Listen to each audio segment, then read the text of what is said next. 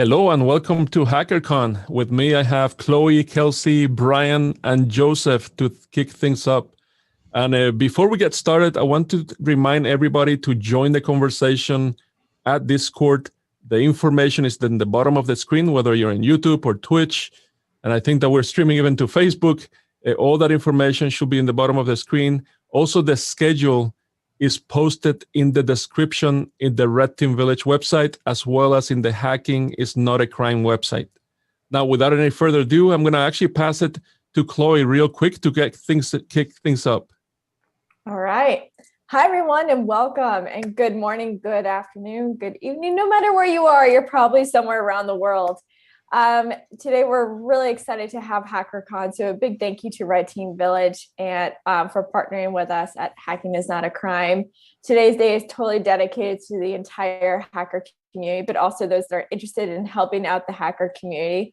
We have talks about how to talk to the press when you find a vulnerability. We have talks on vulnerability disclosure, of course, as well, because it wouldn't be a good hacker rights conference without that, to be honest. But other than that, we also have talks coming from EFF, Disclose.io, I Am the Cavalry, Hacking is Not a Crime. So you guys can learn a little bit more about these organizations and what they're doing, but also how you can get involved if you feel like it as well. But first, I want to talk to you guys about a very special research project. So I'm going to share my screen. So hold on one second. And I'm going to have Kelsey unmute herself.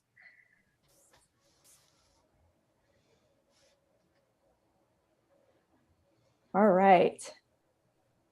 So this research project is actually something extremely important and close to my heart. As you guys are aware of, is that vulnerability discovery or vulnerability disclosure is one of the things that means a lot to our community. We wouldn't exist without it, to be honest, because we're always protecting and serving.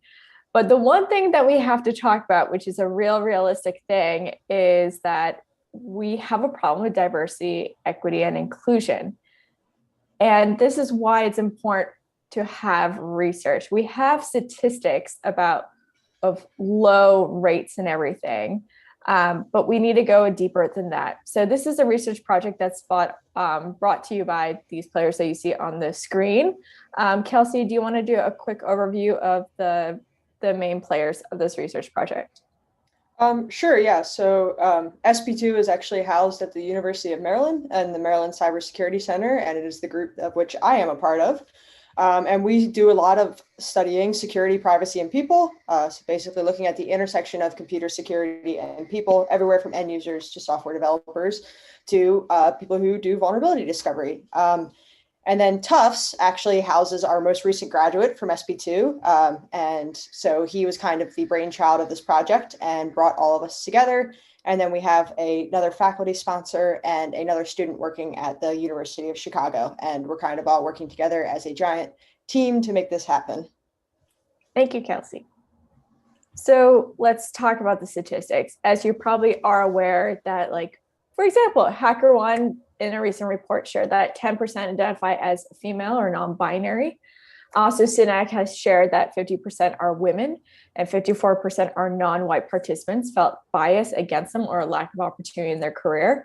And this is very much real. I don't know about you guys, but I know when I went into the bug bounty space, I actually had a different username. I didn't have a quote unquote feminine username. I didn't have a picture that was feminine because the reason of cyber stalking is very prevalent in our community. The other thing is harassment is another thing that we've experienced a lot in the community, but also for us to feel like we could participate without you first seeing our gender and who we are on the outside. And so this is a really, really big problem too, because if we don't have people feeling like they have safe spaces, how are they supposed to be part of our community and feel part of our community? And this is why this research is so important. And what we want to ask from everyone is to really pay attention to this and to share it with their friends, colleagues, tweet it out and everything, because we do need to get more participants. All right, Kelsey, go ahead. Yeah, so as Chloe mentioned, and I'm sure you're all very well aware, this is a very real problem. And statistics are great because they can tell us that there's a problem, but they don't exactly tell us why there's a problem. And so in order to actually fix something like this, we kind of have to understand what's going on and why it's happening. And so that's kind of the whole basis of this research. We're trying to understand why this is actually an issue. And in order to do that, we have to talk to people who have actually experienced these challenges. Researchers are great. We have all the great methods to do this, but we haven't actually been on the ground experiencing these problems. And that's where you guys come in. So if you feel that you are a marginalized person and you happen to maybe want a $30 gift card, we would love to interview you. And so basically the way the interview works is it takes about an hour, and we ask you things about your development path. How did you get to where you are in your career? The community inclusiveness along the way, and as well as the support networks and the resources that you drew on as you were kind of pursuing this path. Go ahead. Yeah. So if I was if you are interested in participating, there's a couple of links here. So there's one that points you to kind of the details of the project and the way things work. And then there's another link that you can click on. It'll take you to a short screener survey. And basically all it's going to ask you is a couple of questions. And then we will reach out with an email to chat with you and set up an interview. So yeah, take a screenshot of this, tweet it out. We need to get more participants. And it's, like I said, it is very vital to have this research. I don't know if anyone really knows, but back in 2018, BugCrowd came out with a report saying that 4% of their hunters on their site basically identify as a woman. And this was one of the reasons that led to creating Women Hackers, was because that statistic is so sad in so many ways. I mean, you have 50%, like 50% women, and yet they can't, it doesn't feel like we're doing enough to welcome them and have an inclusive environment. But it's not just about women, it's also those that are marginalized as well, is that we need to become a safer environment. And the only way we're going to learn how to have safer environments is hearing people's personal stories and experiences. So then we're able to actually understand it in further depth. Then we can make changes within our community to make sure that we incorporate more inclusivity, so that we can be a better community altogether. So please do take a picture of this, share it, tweet it out. It is so important that we get more participants, and it'd be great for our community to know that we're taking the next steps to making more inclusive environment for everyone. Anything else, Kelsey? Nope, that's great. Thank you. I just want to thank everyone for taking the time to listen to our small spiel, and I hope you guys have a great rest of your day. Excellent. Thank you, everyone. Thank you, Kelsey.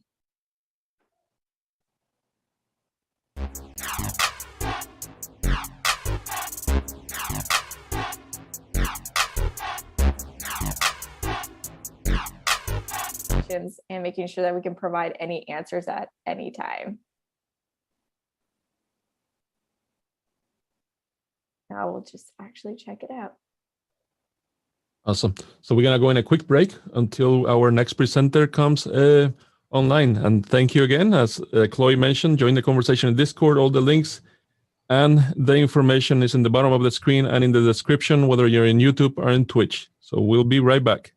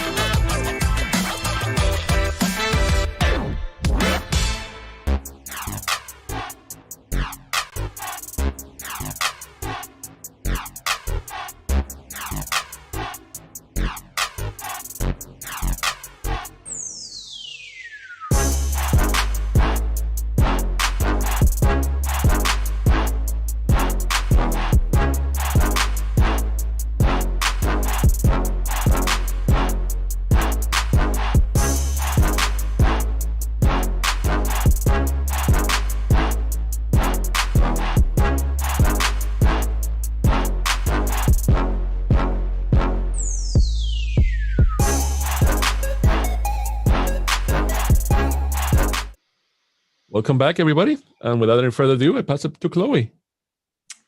Hi, everyone. Thank you for the awesome pass, Omar. All right. So I have two incredible people with you. And I don't know if you've ever catched my hacker rights talk, but I always talk about what happened to these two individuals. They are employees over at Coalfire. And I'm going to introduce you guys to Gary and Justin. Gary and Justin, do you mind saying hello and tell people who you are? Hello, good morning, everyone. I'll go first because we figured out after doing this so many times, Gary has an awesome background and bio. I have to go first. Senior security consultant with Coalfire, doing all the things offensive. So a lot of fun. And then, yeah, we'll get to dive into our story here in a bit. I'm Gary, and my bio is not that awesome. I work at Coalfire too, and I do the exact same stuff Justin does. Well, there we go. So let's first start off with the main thing. What happened to you guys? Do you want to share a little bit about what happened to you of a time where you ended up in, I don't know, in a cell at one point? That'd be fantastic. That one little time, okay. Yeah, that one little time. It had Quick no impact synopsis. at all, Yeah, right? just No no impact at all. repercussions. Okay. Was totally fine. Short stint, hour, and it was over. No big deal.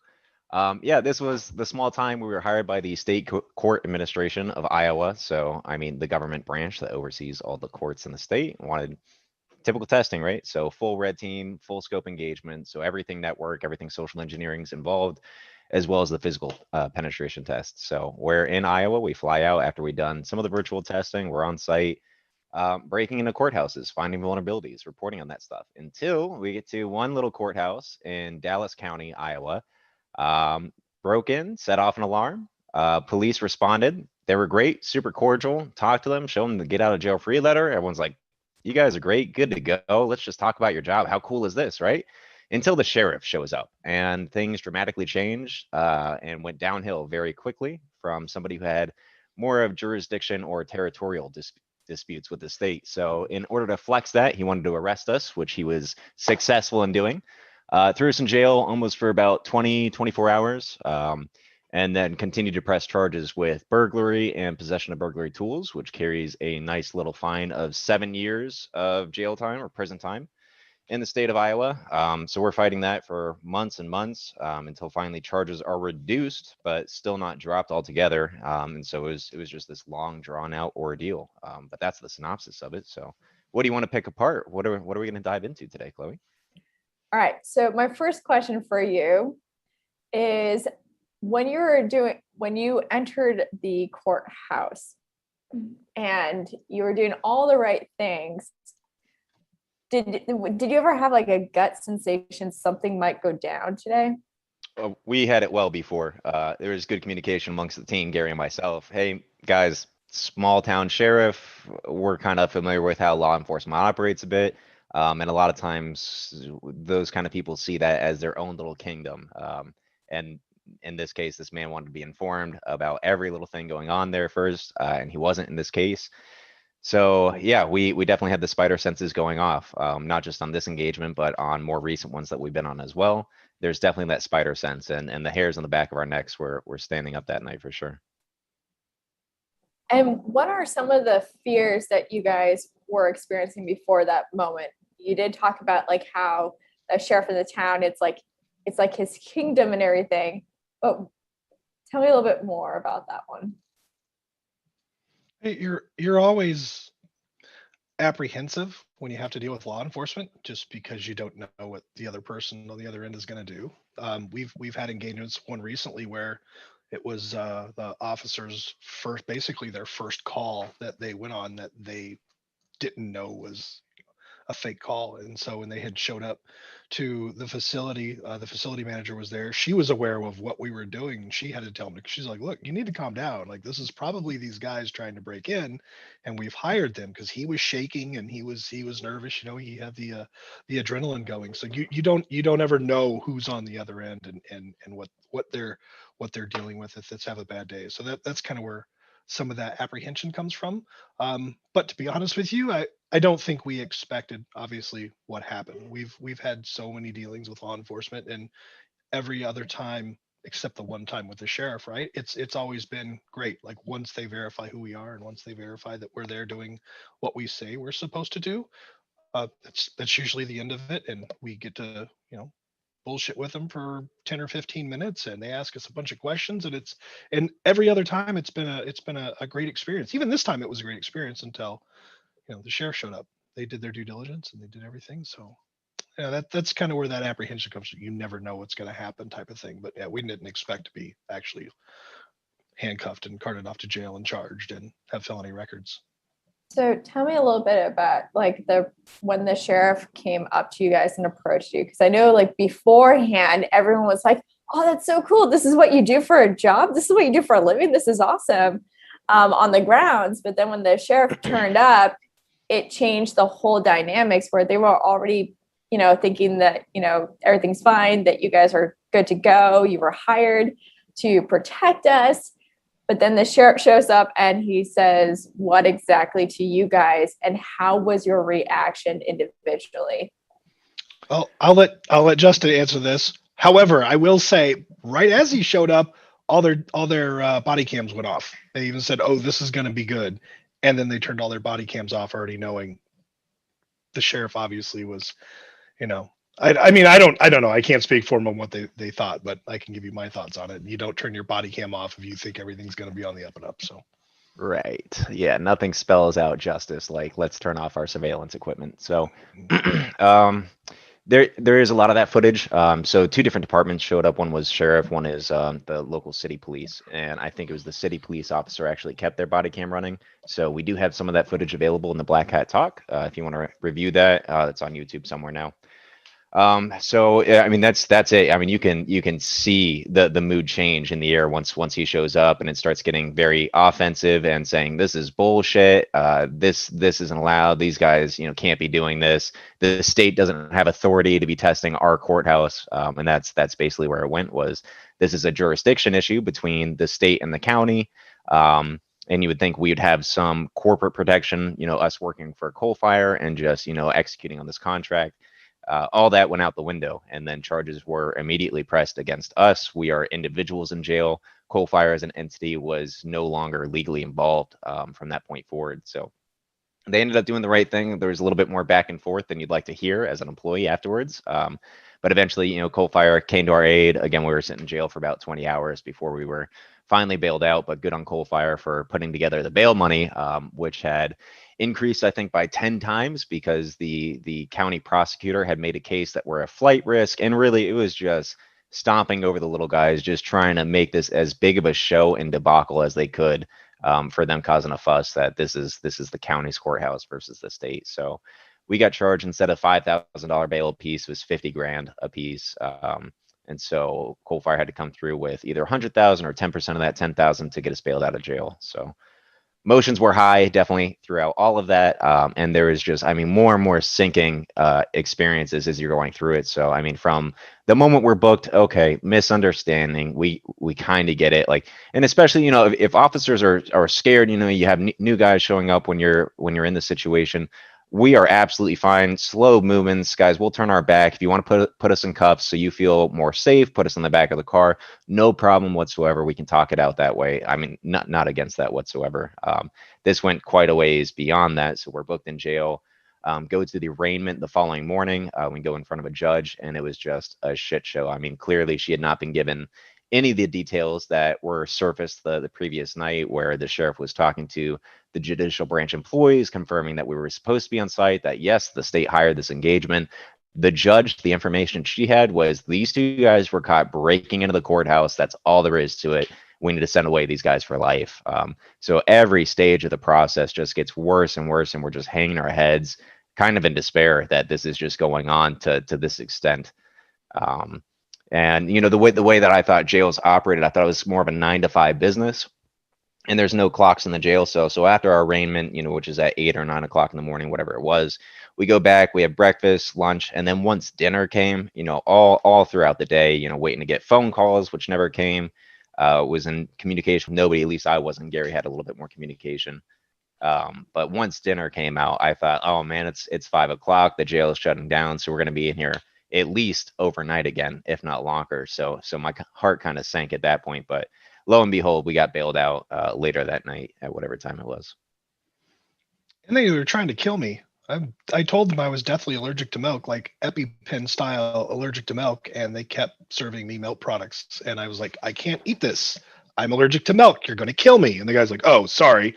Lunchtime rolls around. There's my thing of milk. There's the cheese. There's all the milk products. I was like, what do you want me to do with this? I can't eat any of this.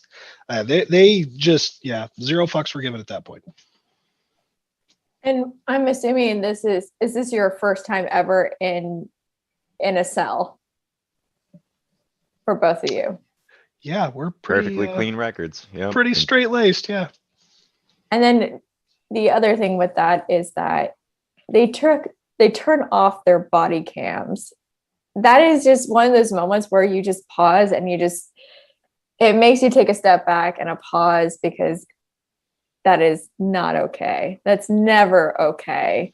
That's usually like the biggest sign. Cover-up's about to happen. We already know what's about to happen to you guys, but we're not gonna. And it's one of those things that you kind of wish that those other people that were around you stood up and said, like, no, we should keep our body cams on. Like, these guys, they have a permit to do this in a sense. They're hired by a company to do this stuff. They're not doing anything that's malicious. They're actually doing their job.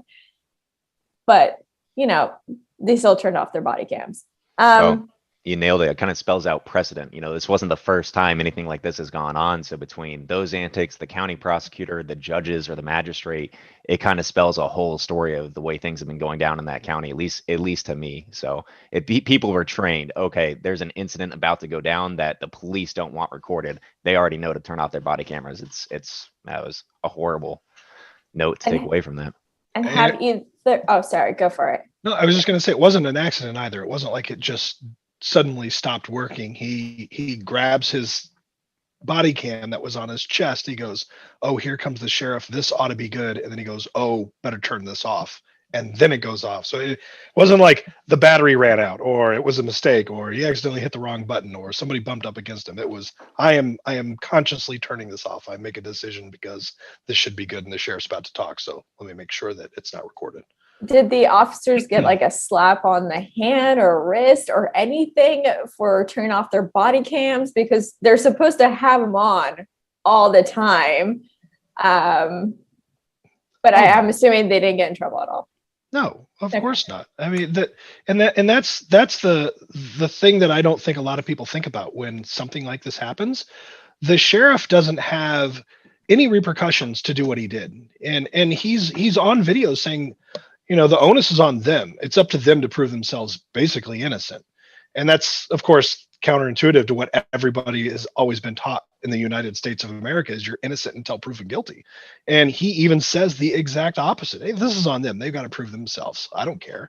And so he just arrests us. It doesn't affect him. He gets to go home. He sleeps in bed. He has breakfast in the morning while we're sitting in jail, because it doesn't affect him at all. And then when all this is over and 6 months later, and we've gone through all this stuff, it never affected him other than possibly politically, but he ran unopposed, so it didn't really affect him in that manner at all. And we have all the fallout and the byproduct that happens from having a felony arrest record. And of course, nothing happens to him at all. He can just arrest and be an asshole and say whatever he wants and do whatever he wants and throw his version of justice around, and there's absolutely no repercussions. And when we started talking to our lawyer about it, we find out that, police officers are immune from X, Y, and Z because they're operating under the pretext that they're doing the right thing or something. That's all. Well, I thought I was doing the right thing, and then all of a sudden they're free and clear of any wrongdoing whatsoever, even though the conversations that he had with us, not once were they like, look guys, you broke the law, you're not allowed to be here. It was, no, this is our building, they don't have jurisdiction. Every conversation he had with us was 100% about jurisdiction and the state not being allowed to do what they did. He never said that we weren't supposed to be there according to the state. He never said that the state didn't allow us or the state didn't tell us we could be there. It was, well, no, this is my courthouse. You're not allowed to be here because of the state. And even if they did hire you, I don't care. I'm still arresting you because this is my courthouse. It was 100% all jurisdictional. And he was mad because somebody didn't let the king know that there was somebody in his kingdom. Yeah, I'll add as far as repercussions, it almost went the opposite manner. The state ended up, after all of this, bending their will to meet the sheriff's demands, which was basically, all right, they're never going to do penetration testing again. They're not doing any offensive engagements like this in manner. And the sheriffs and all 50 courthouses in the state of Iowa are responsible for their own security, their own courthouse, which, I mean, you can imagine how that's going to go. So it was kind of terrible. The repercussions, all the knee-jerk reactions that you'd expect from an entity that has no awareness of security whatsoever. So then my next question for you guys is that, do you think he would have been different and everyone would have been more different if they actually knew about the hacker culture of the community, and know that you guys were security researchers, security consultants that were basically protecting and serving them and their community? Do you think that would have made a difference? Or do you think this is more about, instead of ignorance, it's more of an arrogance and an ego situation at that point? Definitely number two. Even the sheriff, when he was speaking, he was saying, I've got a lot of friends that do this, but this isn't the right way. When Black Hills came in and he was talking to everybody, I've got friends that do this stuff. It's not like I don't understand what's going on, at least is what he said. But yet he's on video going, I've never heard of anything like this. This is the weirdest thing I've ever heard. So yeah, he's a very large hypocrite in my opinion, and he lied a couple of times. And in our Black Hat talk that we did, I point out a lot of that stuff. When the very beginning of the video, when the cruiser is cruising around at about 20-30 miles an hour to come to our call, he's telling everybody that his officers are going 150 miles an hour to the call, and how you would feel bad if one of our officers killed one of your family because they were going so fast on the way to the call. But yet we have body cam footage of somebody going 30 miles an hour, stopping at stop signs, obeying the laws when they're on their way to their courthouse, and him saying that I never said anything. If you looked in the media, I haven't said one word. And then I'm sitting there flashing all of the comments that he gave on articles and interviews that he gave right before he went to that talk. The guy just, he didn't tell the truth about anything after the fact. So I have a very hard time believing that if he actually knew anything about us, which I don't think he did, or he was privy to everything, I don't think things would have changed much outside of the state kissing his ass and asking him to have permission if they could come to his county. That really, to me, was the crux of the issue. Is he was not asked if they could do this. And to be honest with you, I think even if he was asked, I don't think he would have allowed it. I would think he would have said, no, this is my county. We have our security. It's fine. We don't need you, type of thing, is the idea that I get from him. Yeah. And I'll add that awareness and kind of that outreach and the understanding of the work that we do is absolutely critical, and it would make a ton of difference in some situations. With that sheriff, not so much. And even the responding officers who had never heard of this before, they got it. They talked to the point of contacts. They were able to assess in real time and get up to speed. Where it would have helped is you have these politicians, and I don't know how people like this get elected, but calling us bandits in the public spotlight, saying, what is this? You have guys breaking into buildings. How dare they? This is just absolutely asinine. And then them wanting to press non-felonious misconduct charges against the people that hired us to do proactive security testing. So there was a lot of backwardness there, or at least just not understanding modern security practices. So as an industry, we definitely still have a lot of work to do, and Chloe, you're spearheading it, so awesome. But great to have forums like this where we can start discussing how to get this more in front of the eyes of everyday people, or at least the stakeholders who are going to have some influence over this going forward. So for those that just joined us at any point in this conversation, I want you to understand what has just happened. So we have two people that were hired to do security testing. They were hired to protect and serve. And what ended up happening was that a sheriff decided to show up on the scene with his privilege and used it against them, in a sense where he also has a team of people around him that covered up their cameras, their body cameras. And what had happened to Justin and Gary was that they ended up having to be in a cell for about 24 hours, correct? Correct. And charges pressed for 6 months. Yeah. And charges. So at this moment, I think it might be a good conversation to talk about I think for some, they've never been in a cell before. And for some people, when it's their first time in a cell, it's one of those moments where you don't feel like you have control of your life. You are very scared of what ends up happening. You don't know how to feel nor think at the same time because there's no one to talk to about it. And you feel pretty much isolated usually. I was wondering if you guys can share your experience. And I know Gary, giving you dairy products and you have an allergic reaction, that's never okay. Like, I feel like people are always like, they don't take allergies very seriously at all. And I always hope that they have an EpiPen nearby at all times because of how they do this kind of stuff. And you see it a lot also in like Oakland and in our jails and everything is like, they'll give products that people are allergic to and they just don't care. And I'm curious to know, what was your experience being in that cell without knowing what time it is, except for like seeing what time feeding is? But what was this whole experience for each one of you guys individually, like the emotions that came out because of it? For me, being in the cell itself isn't really that big of a deal. The funny thing is, the first thing you start thinking of is how you break out of the cell, especially when you're in physical security, right? You're like, okay, what kind of latch is on this door? I wonder if it's if they've got a button around here. I wonder if we could bypass it. I wonder if it's always open or always closed. The things that you go through your mind is just you try to keep yourself occupied. The part that I had a hard time dealing with is, man, I've never been good at being punished for stuff I didn't do. If I've done something, or even if I think I may have deserved it, or if there's any part of me that's like, okay, I probably shouldn't have done it. Like if I would have gotten a bar fight and I would have been in jail, fine. Like, okay, I shouldn't have punched the guy. I get it. But when you're there and 100% without a doubt that you didn't do anything wrong, that's the part that really, really, really makes it hard because you're mad. You're like, I'm being punished. I'm literally in jail and I didn't do shit. Like I didn't do anything wrong. And so then you just sit there and you just get mad. That's all I did. I just got mad the entire time. And then I got a guy on the right of me that's coming down from heroin, and he's got cold sweats and shaking, and he's got all the mats that they give you to sit on, and he's sweating all over. He's like, "Oh, dude, you need another mat?" And he throws me the mat. I don't want that mat, dude. I'm cool, thanks.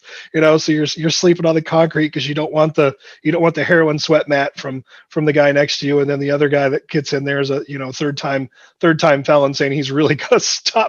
He's like, I got to stop with the felonies, man. This is my third time. I don't know if I'm ever getting out. I'm like, so great. I was just here working. I don't know why I'm here, but that's why I'm here. But yeah, Justin had a little bit different of experience. I actually got to call and collect calls in or collect calls out, but I actually got to talk to my boss at the time.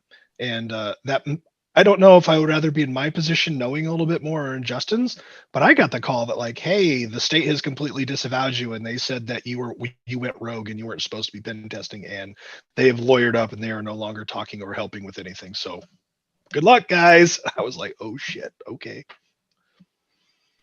Yeah. So yeah, I'll say, I mean, it kind of goes against all your instincts and ideals as a human, as an American, and especially as a hacker. You don't like to be locked up. You kind of reject that authority that's crushing down on you because they want to, because of no valid reason. So definitely, yeah, from the eyes of a physical security perspective, you're learning how to break out. And you have to stay in here. Sorry. It's my dog. It would have been a little bit difficult. They're using 12 lever locks. Everything's mechanical. Didn't look like there was any automatic override. So fire or whatever hazard comes into play, we're just smoked if nobody comes to get us. So I all of my life has been about centering the power underneath me, being able to be very capable in my situation, being able to handle myself regardless of what comes my way. And then when you're locked in a cell like that, kind of goes all out the window. And like Gary's saying, without actual valid cause for it, you feel very slighted. And especially when you're called on site to help improve things for them, to help make things more secure for them or for their constituents. So upsetting experience all around. And then validation that they knew we were supposed to be there. Yeah, we've already talked to the state. Yes, you're under contract. Yeah, we don't care. Yeah, we're still arresting you and pressing charges anyway. That makes it, that just compounds it. Makes it so much worse when they knew we were supposed to be there and they've called and talked to our contacts And our contacts actually got a hold of one of our contacts, and he's like, yeah, we've talked to him. He's not budging. He doesn't really care. You think he'd be more, understanding of your position? I'm like, well, he's obviously not, dude. Why don't you come down here and get us out? Oh, we're working on it. And then of course, they never show up, which doesn't help either, right? When you've got your customer that you're under contract with, that's the state. I mean, it wasn't like this was, Joe off the street that owns a cybersecurity company that asked us to come in and pen test, and now all of a sudden he's in trouble with the law, right? And he's a little nervous. This is the friggin' state we're dealing with. And then the state was like, oh no, we don't want to make the sheriff mad. We're not going to show up. Oh, we're going to lawyer up because we think we may have messed something up. So screw you guys. We don't really care if you're in prison for 7 years, as long as it doesn't look bad on us. And as long as we get to be rehired into our positions. And that really was the part that messed up. There's so many people could have stopped this, like at any point, at any time, but people were more worried about make sure that I still have my job, and let's send 2 innocent people to jail and possibly 7 years of prison time because I don't want to lose my job. And I have such a hard time like accepting that there was so many people involved and nobody was willing to do the actual right thing. Like nobody stepped up and said, these guys, we hired these guys. This is on us. Nobody said that. Not one person said that at all. And they were just, everybody was willing to let us go to prison for 7 years. For what? For a job? I could never, ever, ever, ever do that. If I did something that screwed something up, and none of them would have went to jail. That's the funny thing. They may have lost their job. They may have been in trouble, but none of them would have went to jail. And if I'm sitting there and I do something that makes somebody possibly go to prison, I cannot think of a scenario where I'm like, sorry, dude, don't want to lose my job. Hey, good luck for the next 7 years in Lompoc. I don't know. That's just me. Well, it's that kind of like gang mentality, right? If the leader is like going to go and do one thing, everyone follows it. And this is something that we have seen quite a bit in various cases, even in the States. But I'm curious to know is how you were feeling afterwards. I would imagine slated is still one of the things, but getting out of that, it probably, I don't know if you ever question, like, why am I still doing this type of work if people are going to do this to me when I'm doing my job? Did that ever cross your mind? No. Thinking, yeah. Not me. I don't think so. I mean, I've been protecting and serving in one way or another. I was a deputy sheriff in college for a year, and then I was a Marine for 7 years, and then I was an engineer building helicopters for Marines for another 5 years before any of this stuff. So in some form, fashion or another, I've been trying to serve and or protect somebody or something. At this point, it's what I do. It's my nature. So no, I wasn't going to let some hick in Iowa that had a bad day and was angry at his jurisdictional issues ruin that for me. That's just not going to happen. And I'm much better at my job than he is at his job. So I refuse to let somebody who's bad at their job affect me or what I do. Yep, agreed. It's had some effect. It's changed our approach in the way we deal with some entities, specifically government entities, or situations where we're dealing on public property. But at the end of the day, I mean, we eat, breathe, sleep, live physical security. This is our passion. So no, definitely not going to stop. Yeah. And since then we've actually started, obviously made some changes, right? We've started contacting both the local law enforcement, whether or not that's city or county or whatever it is. And then although sheriff is usually the county, but there's some areas that they only have county law enforcement, so you just contact the sheriff's department. But in all the cases that we've been doing since then, we contact, if they've got city police, we contact the city police, and then we contact the sheriff on top of it, and we make sure that our clients contact both law enforcement agencies as well. And the weird thing is what made this, I don't want to say the perfect storm, but allow it to happen, is if this was a private company, never could have happened like this, because the sheriff couldn't have screamed jurisdictional issues. It would have been like, dude, we're working. This is our property. This is private. Go away. Let us do our job. What the hell do you think you're doing? And any company owner would have said the same, like, hey, we've hired these guys to come in here and do a physical security test. That you arresting them on private property is the same thing as them walking into your office, in the middle of downtown Seattle and arresting you for working on your computer. Just because you think you don't like something doesn't give you the authorization to come in and arrest somebody on private property doing something that's not illegal.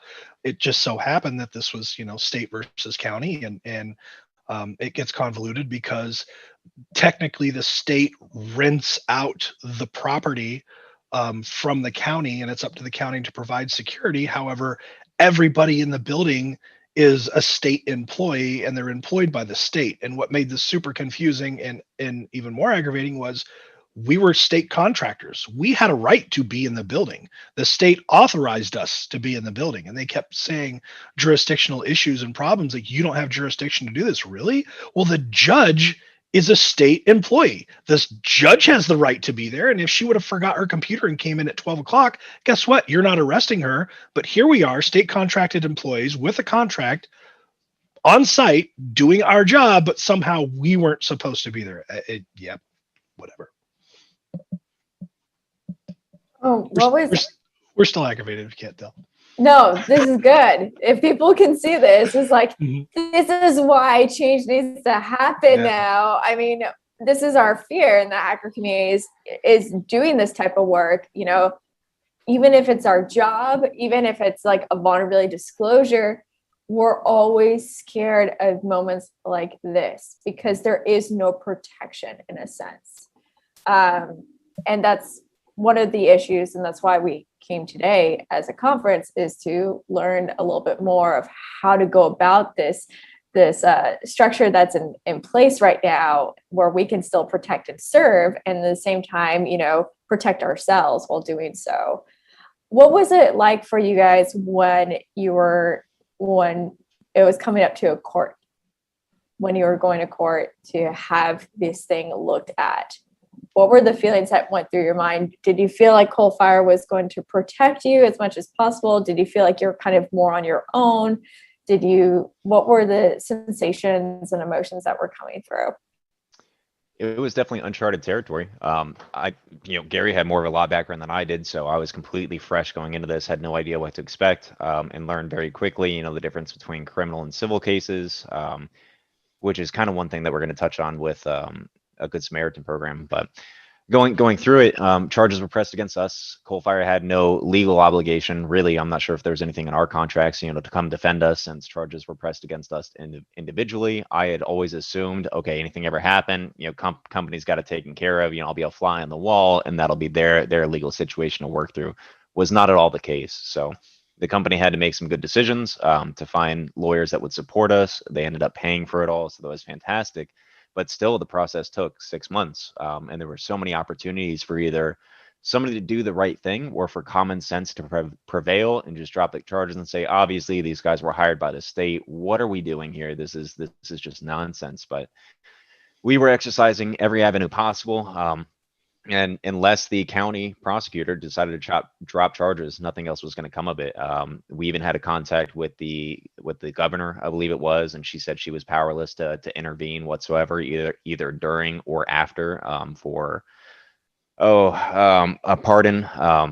And that would only apply if we were convicted. So, I mean, still there's so many repercussions that lasted even after we had charges dropped. So the process was, we were charged with burglary, possession of burglary tools for about the first month. Once they went through to whatever the next step in the court process, the legal process is, they reduced charges to trespassing. And I think they expected us to tap out and just say, well, we'll take it. We'll accept that. That's obviously better than 7 years of prison time. And then it would kind of relieve them of any liability in the situation, which of course we weren't willing to do. And so we said, no, absolutely not. We're going to keep fighting this. And it lasted for about another 5 months afterwards. After we had gone through and we got bailed out after the first 20 hours in jail, we each flew back to our respective states. So it was all a virtual process. We did have some meetings with other county prosecutors for downtown Des Moines. So that was a whole nother avenue. We were looking at getting charges pressed against us from a whole nother entity too. So we're about to have to fight 2 legal battles at once.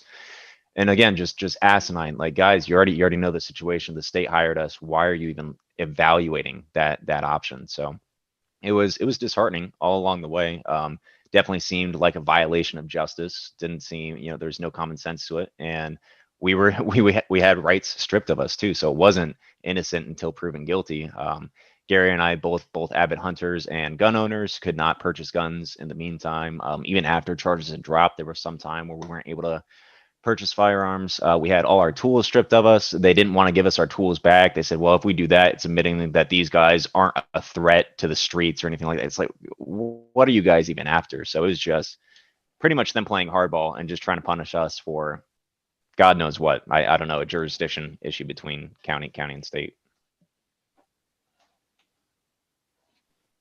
Did you guys ever feel like you were like pawns? Yeah, the whole time. Yeah, the ignorance was stifling, to say the least. The elected officials, how they said and the things they said, you're just, if you there's hours and hours of the video, but if you watch it, you just scratch your head. You're like, how can these people be in charge? Like they're idiots. Like they're literally idiots. They're completely talking out of their backsides. They have no idea what they're talking about, but here they are trying to pass sweeping legislation on something they have no idea about. Like they didn't ask for a third party to come in for security's sake and say, is this the best thing that we should really do? It was, nope, we're never going to do testing any security again because we never want to have something like this happen because it's dangerous. Well, you know what's even more dangerous is if somebody just walks into your open courthouse in the middle of the night because you didn't latch the door and place a bomb somewhere. That's what's dangerous, right? Oh no, let's not do that. Let's not prevent things like that. Let's not, let's not go out there and show people that there's issues. We're just not going to worry about it, and we're going to not talk about it, and then it's really not going to exist. Idiocracy was at a completely different level when you start seeing the state legislation, how they talked about things and the things that they wanted to pass. And as far as being a pawn, there was a comment. There was actually one person in this entire thing that had common sense outside of our lawyer and us, of course, and actually waited and put two and two together. So they had the district attorney for what was the county that the Iowa or not Des Moines was in, Justin? Des Moines County, I don't know. Was it Des Moines County? Yeah, whatever Probably it was. Yeah, the county with the original courthouse that we broke into, not the one in Needle, Iowa, but the original one. That prosecutor for our case wasn't the actual DA. He was an assistant DA that was handed our case to prosecute. He was telling us, he said, look, the DA wants somebody to be at fault. That's all there is to it. Somebody has to be responsible. Someone's head has to roll for this. Yeah, that's exactly what they were saying. Somebody's head has to roll for this. They didn't care who it was. They didn't care if that person was actually guilty. They just wanted to place guilt on someone and make someone guilty. Had nothing to do with actually really being guilty or somebody actually going after justice. It was all political. Well, somebody needs to be in trouble for this. We have to have somebody's head roll for these situations. And this gentleman actually took his time. He actually waited. Regardless of what everybody else said, that's what their comment was. We're currently investigating this. We don't know if we're going to bring charges or not. Let us do our thing. And probably a month later, he came to our lawyer and was just like, you know what? I don't see how these guys are guilty of anything. Like they were doing their job. He's like, maybe on a bad day, they may be guilty of criminal trespass. If you want to say that state employees aren't supposed to be there at a certain time and they were anyway, but that just like any other state employee, he's like, these guys aren't guilty. They didn't do anything wrong. And at some point, the DA is like, you need to charge these guys. And he's like, I can't. They're not guilty. I can't charge somebody legally or morally knowing that, in my mind, they're not guilty. If you want to charge these guys, you're going to have to get a different prosecutor. The only one with any kind of sense of morality whatsoever in that entire rigmarole was, I believe his title was, he was an assistant DA, but he was definitely a prosecutor for Des Moines County or whatever county that Des Moines is in. And he was like the way that it should be. That's the way that it's supposed to be. And he was fighting for us the entire time. So these guys aren't guilty at all. So yeah, political. The whole thing just was it was very interesting. If people out there watching they've read about it, or they watched our Black Hat talk, or they've done Darknet Diaries, like, I encourage you to go out and find all the information. Maybe that's something we should do, Justin, is put it all in one spot, but go watch the videos that of the legislation that they did, or lack of legislation, I should say, whatever you want to call that. I don't even know what that meeting was called, but go watch Judicial Oversight Committee. Yeah, And they may have taken that video down.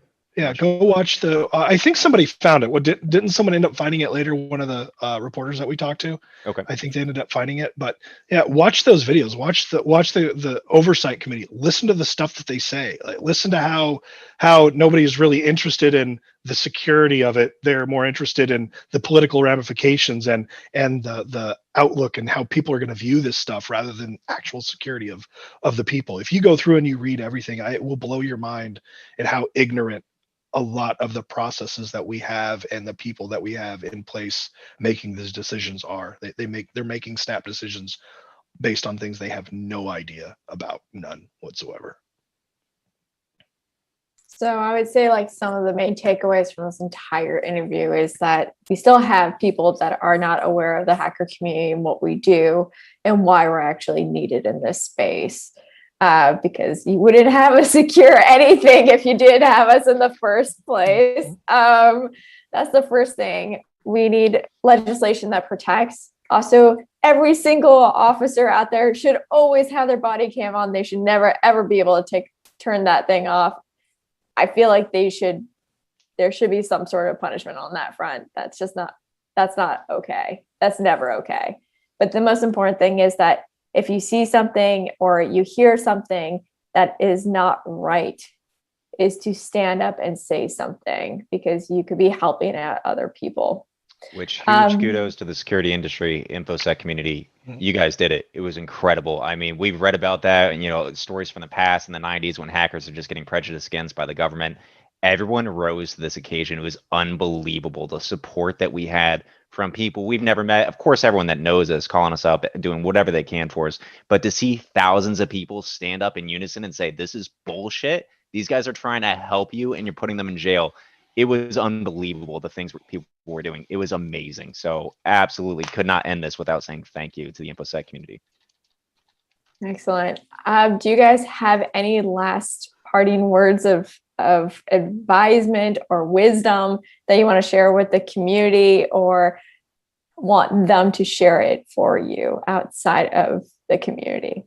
The thing that I would like to say is piggyback on what Justin said is, we as a community are very powerful. The skill sets that we have, the things we're able to do, the backing that we have as far as knowledge and just gumption overall. The support that we had was amazing. Like, we need that support in everything we're trying to do in regards to getting things changed and getting laws passed. And if we collectively worked together as a community, not just when things that shouldn't happen, but in order to get things that should happen to happen, we would be wildly successful. It just, get involved and help. And it sometimes it's just as simple as you had no idea that the person that or the buddy that you have could help out in this situation. And then just a lot of times that networking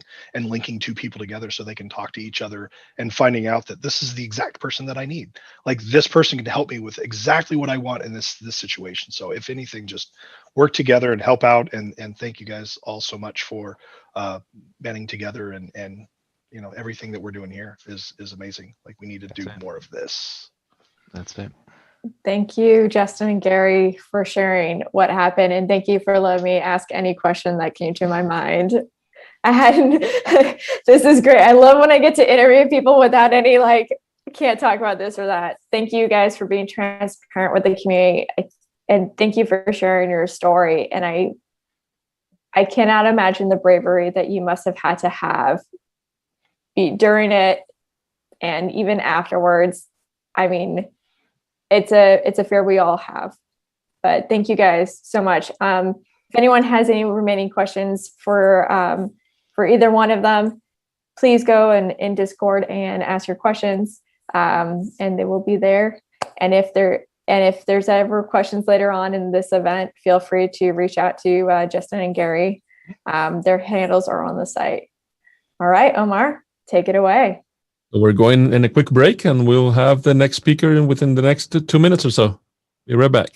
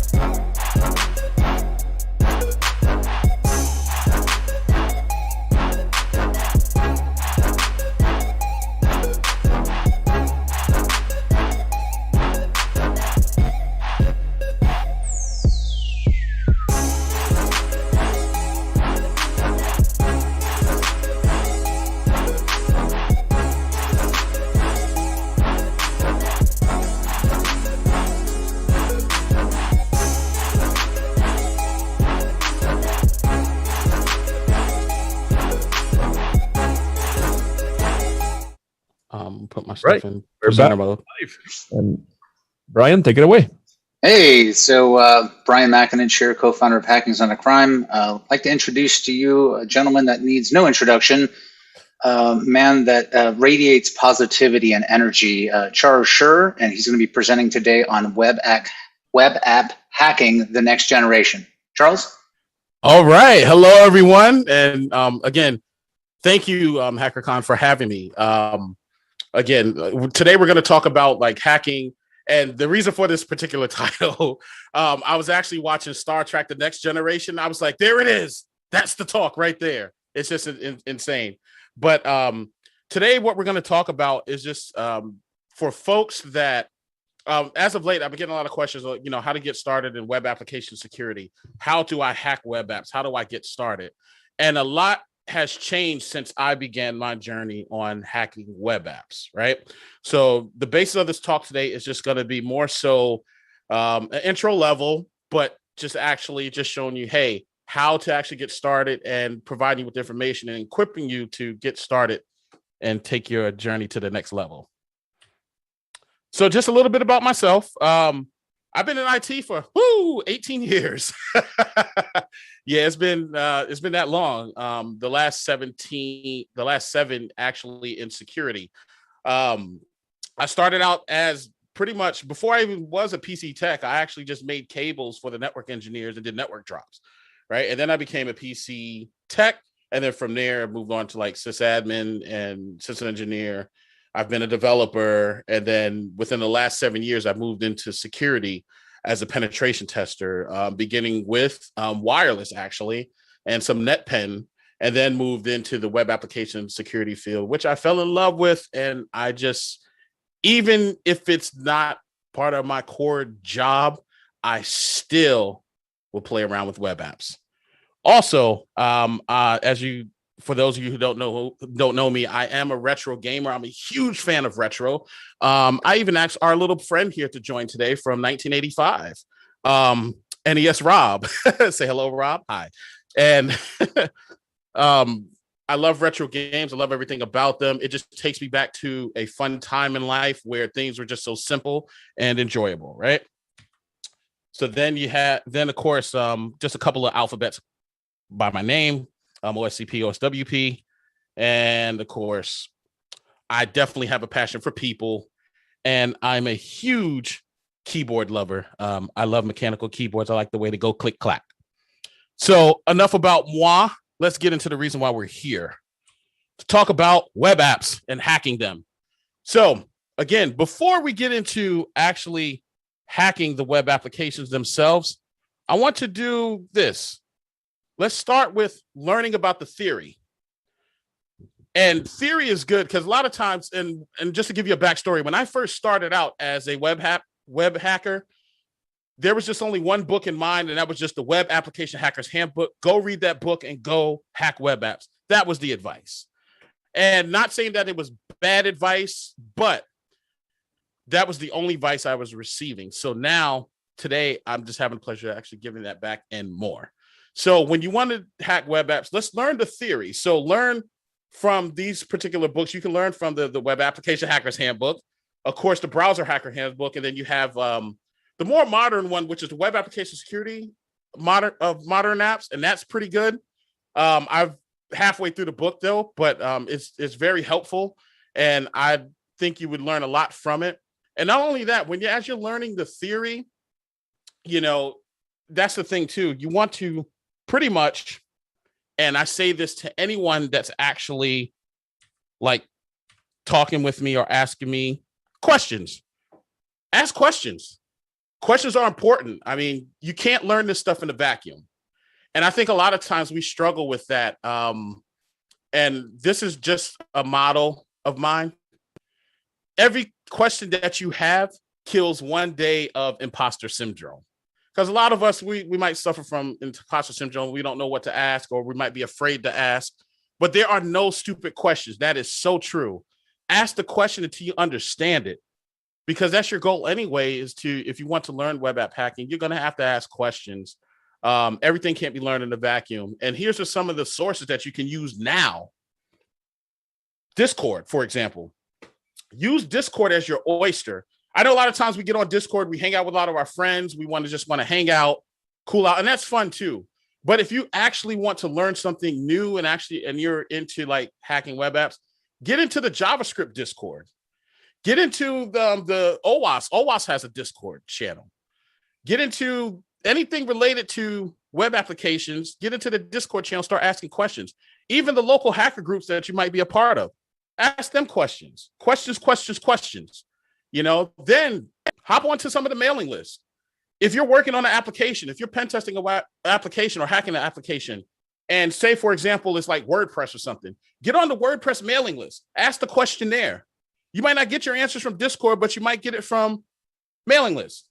And that's perfectly fine. There's nothing wrong with asking questions. That doesn't make you any less of a person, aka hacker. It doesn't. It makes you actually better because you're actually getting the answer to your question and you're moving along in your journey. And even Twitter. And I know Twitter sometimes can be a scary place for folks. But again, ask the question. Eventually, somebody's going to answer the question, give you the answer that you're looking for. And also, too, I want to point out, if whatever area that you're in, look up OWASP groups in your area for web application hacking and anything related to web application security. Also, check out She Hacks Purple. Awesome person. Awesome. Tanya's just so awesome. She does a lot of good information. Check her out on YouTube. These are, and you can ask questions there as well, too, and she can guide you into the right direction as well, too. But definitely, I would recommend ask questions. That's the source of it, a lot of it. So moving on. So now that we've gotten the theory out of the way, we got the basics of the theories down. We're out here asking questions in Discord and Twitter and even on YouTube or whatnot, or even mailing lists. Now it's time to build a lab. Build a lab. Building a lab gives you not only that experience, but that satisfaction like, hey, I built this. You can build it, you can break it, you can tear it down, you can customize it, you can do anything you want because it's your lab. And as you can see here, even though it's cut off, I don't know why, but the OWASP vulnerable projects for web applications directory has a plenty of web apps. It has some that are offline, it has some that are online, and even ISOs as well too, as you can see in the tab there. You can get some VM ISOs as well too. And speaking of ISOs, definitely check out VulnHub and then look up like the web application security. Like I think they have like a category that's just dedicated to like web and reverse engineering. In this case, we're focused on web. So look up anything web application related in VulnHub, and you can actually download that ISO and put it into your lab. And you can actually go through the different examples and actually learn about how this functions. And even if you're struggling, that's okay. There's nothing wrong. Struggle creates better progress. Again, struggle creates better progress. So if you're struggling, that's fine. And that's where we want to go back to asking more questions. Do a little bit, try a little bit, ask a little bit. Do a little bit, try a little bit, ask a little bit. Keep it repetitive. And you'd be surprised how much knowledge you gain at the end of it all. Well, it never really ends, as you know that. So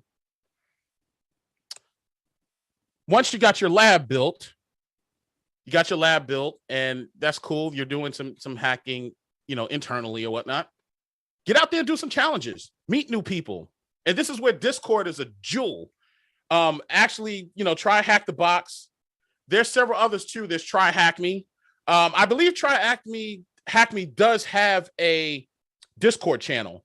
I know Hack the Box does as well, but I think Try Hack Me does. I can't remember, but I think they do. But definitely get out there on Discord and like try these challenges. Well, on Discord, ask the questions again. Questions. Without they're going to answer your question without giving too much away, because there's no fun in somebody just giving you the answer. They can point you in the right direction, but it's never good just to get the answer because you don't learn anything that way. But get out there, try challenges. Even if you don't want to go at it alone, you can join teams. You can join folks. Hey, a lot of folks are doing like Hack the Box challenges. Do you want to get involved with the CTF? And you can be on different teams. And not only are you learning and creating and doing different things and solving many challenges, you're actually making a new friend as well too. So it's a win-win. Knowledge and friends. All right. So now let's get into some of the meat and the potatoes of this all, right? So, and I call this the meat and the potatoes because now that you've built the lab, first of all, you understand the theory. You've built the lab. You're actually asking questions, as you should always. You're doing some challenges, and you're solving some of these challenges. And now you're going back into your lab a little bit, and you're like, okay, maybe I want to do something that's custom. Maybe you've solved all the challenges, and you're bored of like VulnHub, and your lab is just not exciting anymore, and you want to truly customize it and make your own custom applications. Writing code is the way to go. And these are just some of the languages I refer to when learning to write code and hacking web applications, specifically HTML. As you all know, that's the fundamental language of the internet, of the web.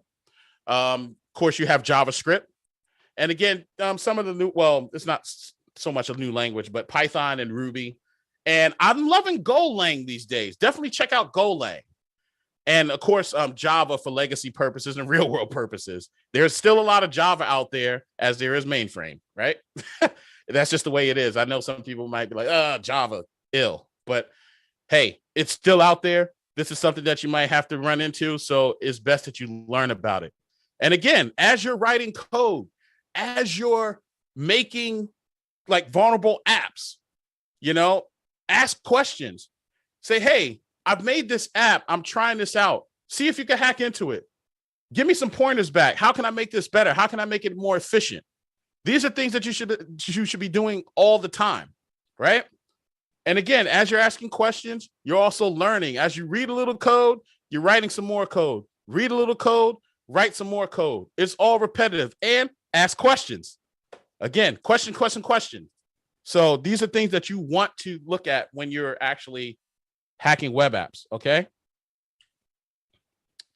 Now, this is the fun part. And I know we've done the lab, and I know that we've done the theory, we've done the challenges, we're creating our own custom labs, and things are awesome, right? But there's still more to go on this journey. You still have to break applications. Now, the reason I said break applications from a black box and a white box approach is because just what it is, right? So each approach will give you something different and add to your portfolio, right? So let's take the black box approach. The black box approach is more so related to like bug bounty programs, right? Such as HackerOne and Bug Crowd, right? And I'm pretty sure there's some other ones out there. Those are the two main ones that a lot of folks actually use. So you want to do that because it gives you, like I said, the black box approach. It sees how well you can maybe look at code and maybe modify it to make it do things that it wasn't designed to do, to be able to get, like, say, a cross-site scripting injection or a NoSQL injection. I'm just naming some of these attacks here. But the black box approach gives you that truly, like, hey, you're an attacker from the outside, you're an adversary, and I'm coming for your application and see what bugs I can actually find without any help from the application owner, okay? Now, with the white box approach, which is more so like in the real world, especially when you're dealing with hacking web APIs, a lot of times you will get some documentation, which is always good. Being able to review the source code and look at it and say, maybe I can exploit something here. Hey, maybe I could do an injection here.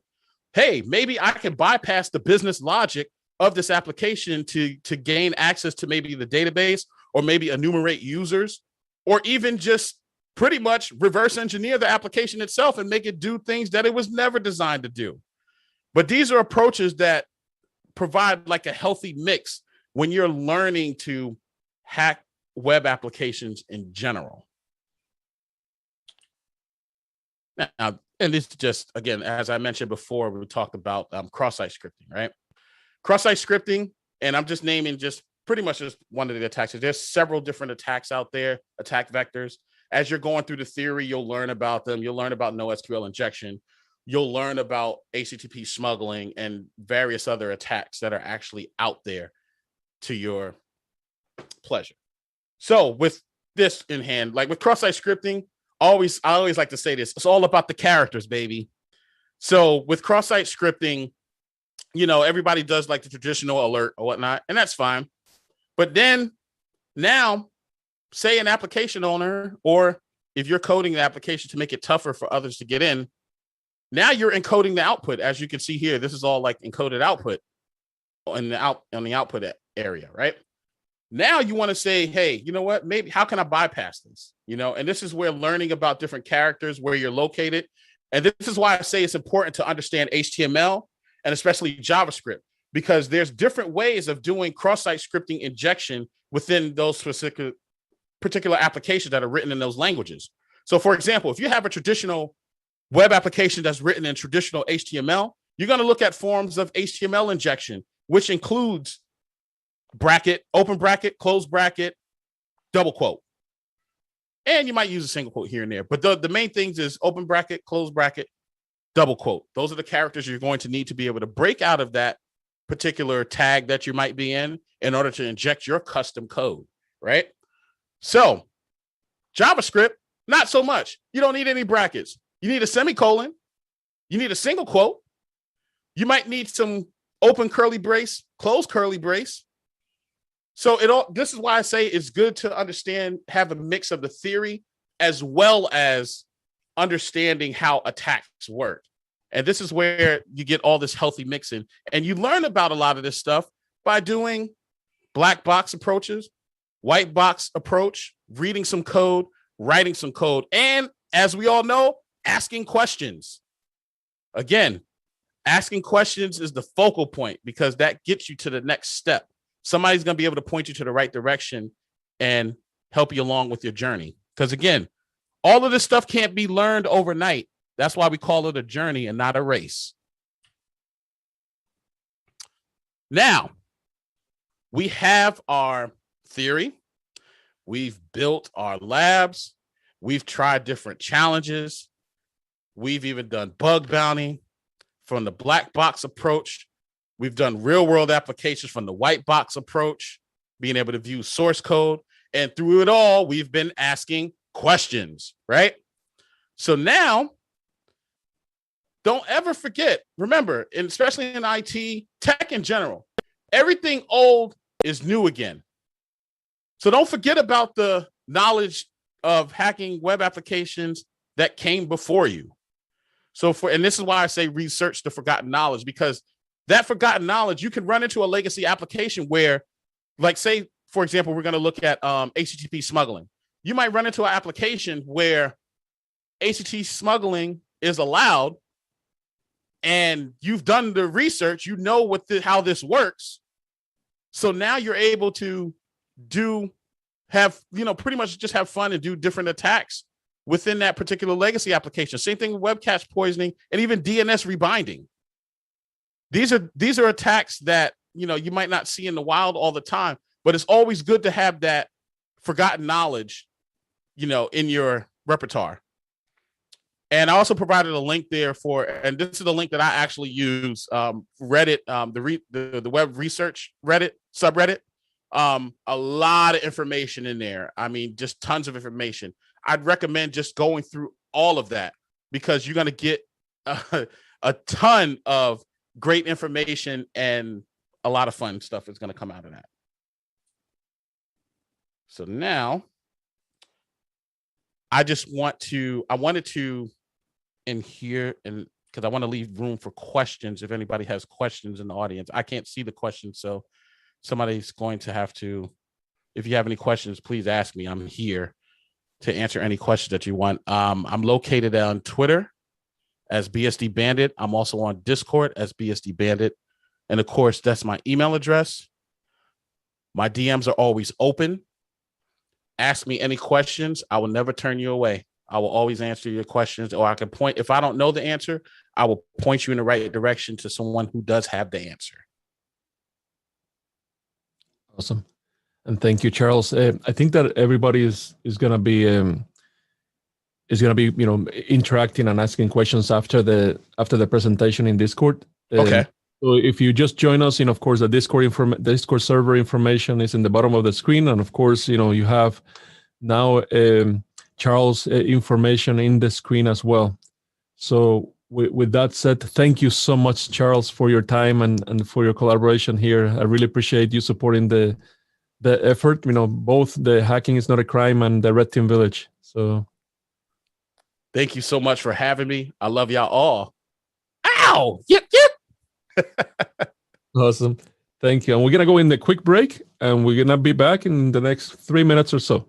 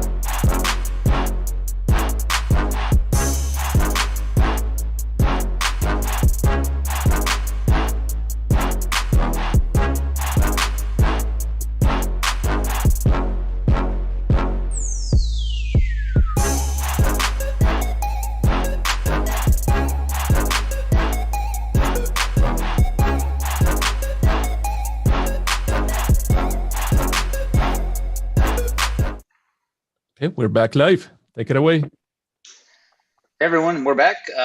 Next up is going to be Harley Geiger from Rapid7, and he's going to be talking about why hacking is not always a crime. Harley?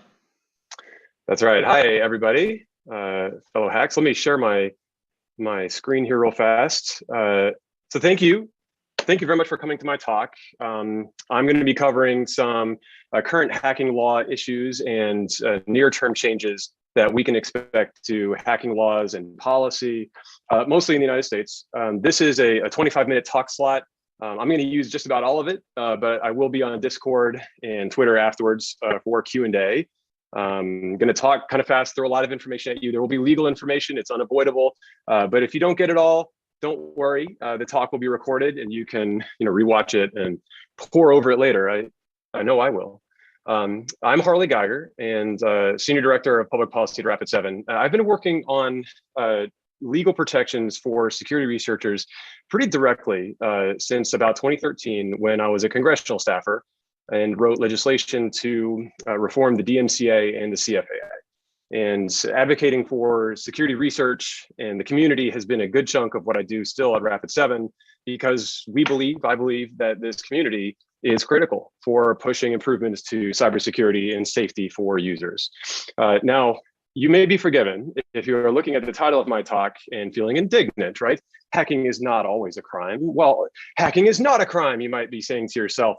But I want you to imagine the government chuckling like Emperor Palpatine and saying, my friends, whether hacking is a crime is up to the government, right? We empower the government to define the laws. So how is that going in 2021 with hacking law? So we're going to check in. Let's check in on the crimes. We're going to look at Section 1201 of the Digital Millennium Copyright Act. We're going to look at the Computer Fraud and Abuse Act, coordinated vulnerability disclosure policies, state computer crime laws, and a bit on privacy laws as well.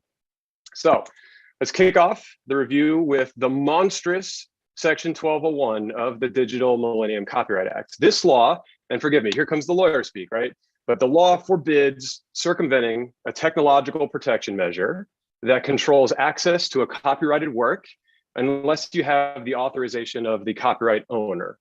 So what does that mean for hacking? Well, software is a copyrighted work, and a lot of security research involves exploiting protections like weak encryption or default passwords on software. So that's the circumventing of the technological protection measures. And that puts good faith hackers at risk of being sued by the software vendor for daring to hack without their permission. So, and that is even for devices that you already own, because you don't own the copyright on the software in that device, you are licensing that software.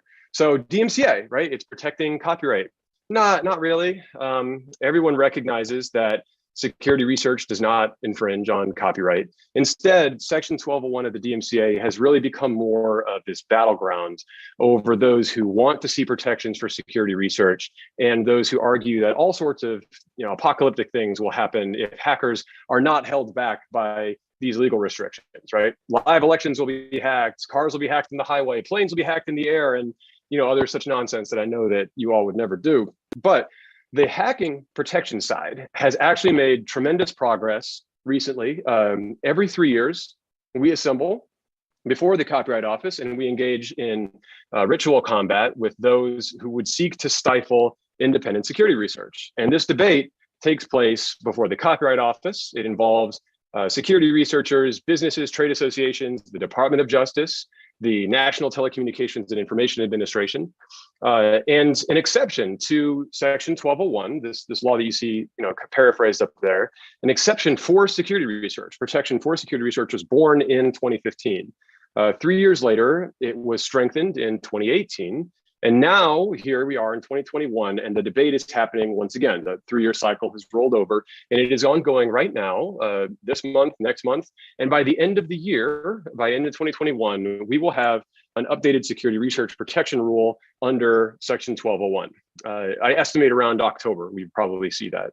Now, the current regulation, I mentioned this protection, the current protection says that hackers don't need permission from software copyright holders if they are conducting their research on something that they have lawfully acquired, right? So it's not stolen, and they're doing it in a way that avoids harm, and they're doing the research just for security purposes. Okay, but also the regulation says that you cannot get your protection under Section 1201 of the DMCA unless you obey every other law and regulation on the entire globe, right? Think about the enormity of that. So that's even obscure ones with no relation at all to security, like the electrical code, broad and vague ones like the CFAA, which we're getting to next, and even non-US laws that apply extraterritorially, like Chinese restrictions on vulnerability disclosure, GDPR, and so forth. And so this phrase does not violate any applicable law, which is ultra broad and really just serves to compound penalties on researchers,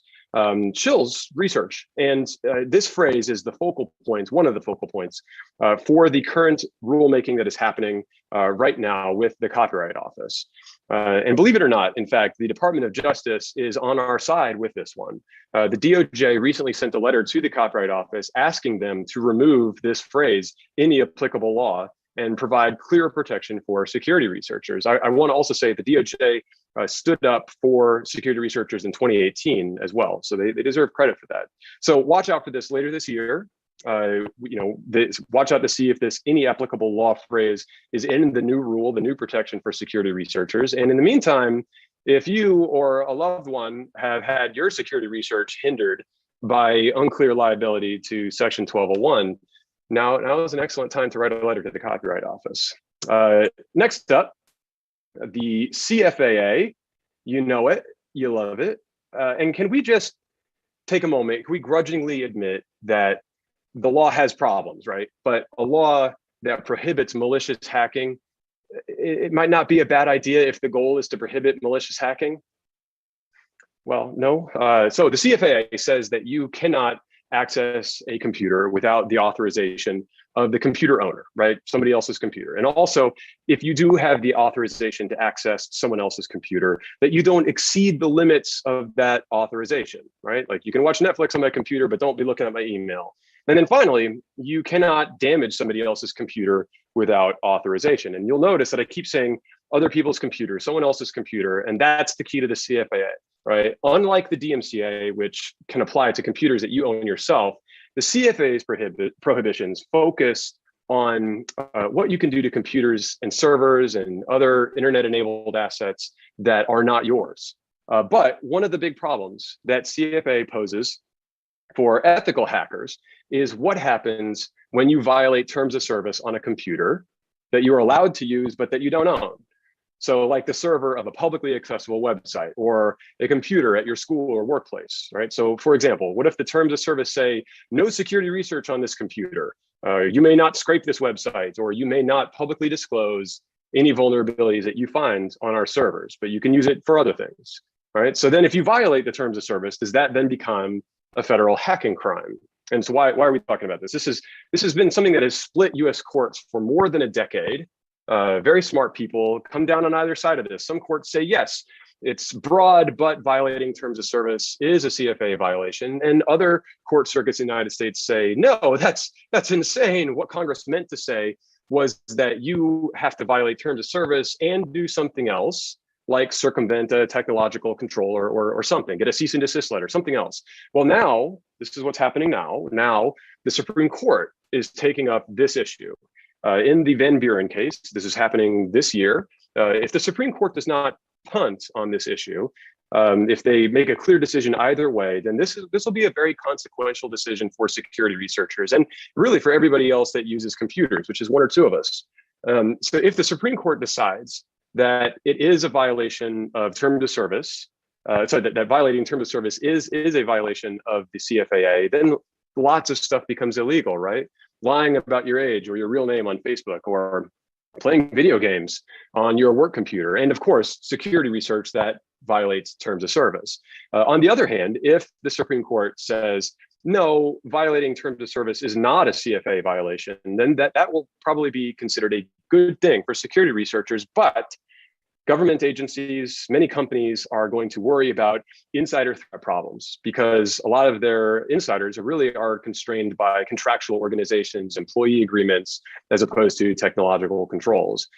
So either way, it's going to cause problems for one community or another. So I predict that if the Supreme Court comes out with this decision, we're going to see a renewed push for legislation in Congress to update the CFAA. I estimate, spitballing, that the Supreme Court's opinion will come out in May or June of 2021. So watch for that decision in the Van Buren case. Now, the CFAA, of course, is a federal law. Well, what about the states?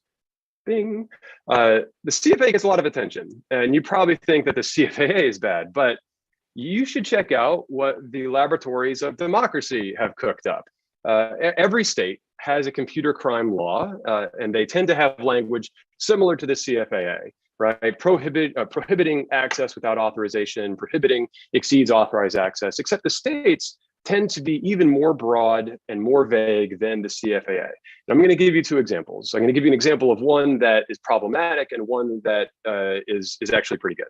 All right, so Maryland and Washington. So here's an example of a possible problem. Maryland, home of the NSA, says that you may not attempt to identify an access code, right? A valid so it doesn't say what you're going to use that access code for. It doesn't say you have to use it maliciously or as part of a crime. But if you identify it or even attempt to identify this access code without permission, really that's a crime in Maryland. So what if you're a security researcher looking for a weak default password on an IoT device that you own, right? Really? So check out the computer crime laws in your state and then weep unless you live in Washington state. So Washington state has a bona fide carve out for security research. Plus, it makes clear that terms of service violations are not crimes. You can see the carve out for security research there and highlight the terms of service stuff in bold. Just look at that for a moment. It's beautiful, but it is very much the exception. Since 2019, at least 7 states have proposed expansions to their computer crime laws. And this is probably undercounting.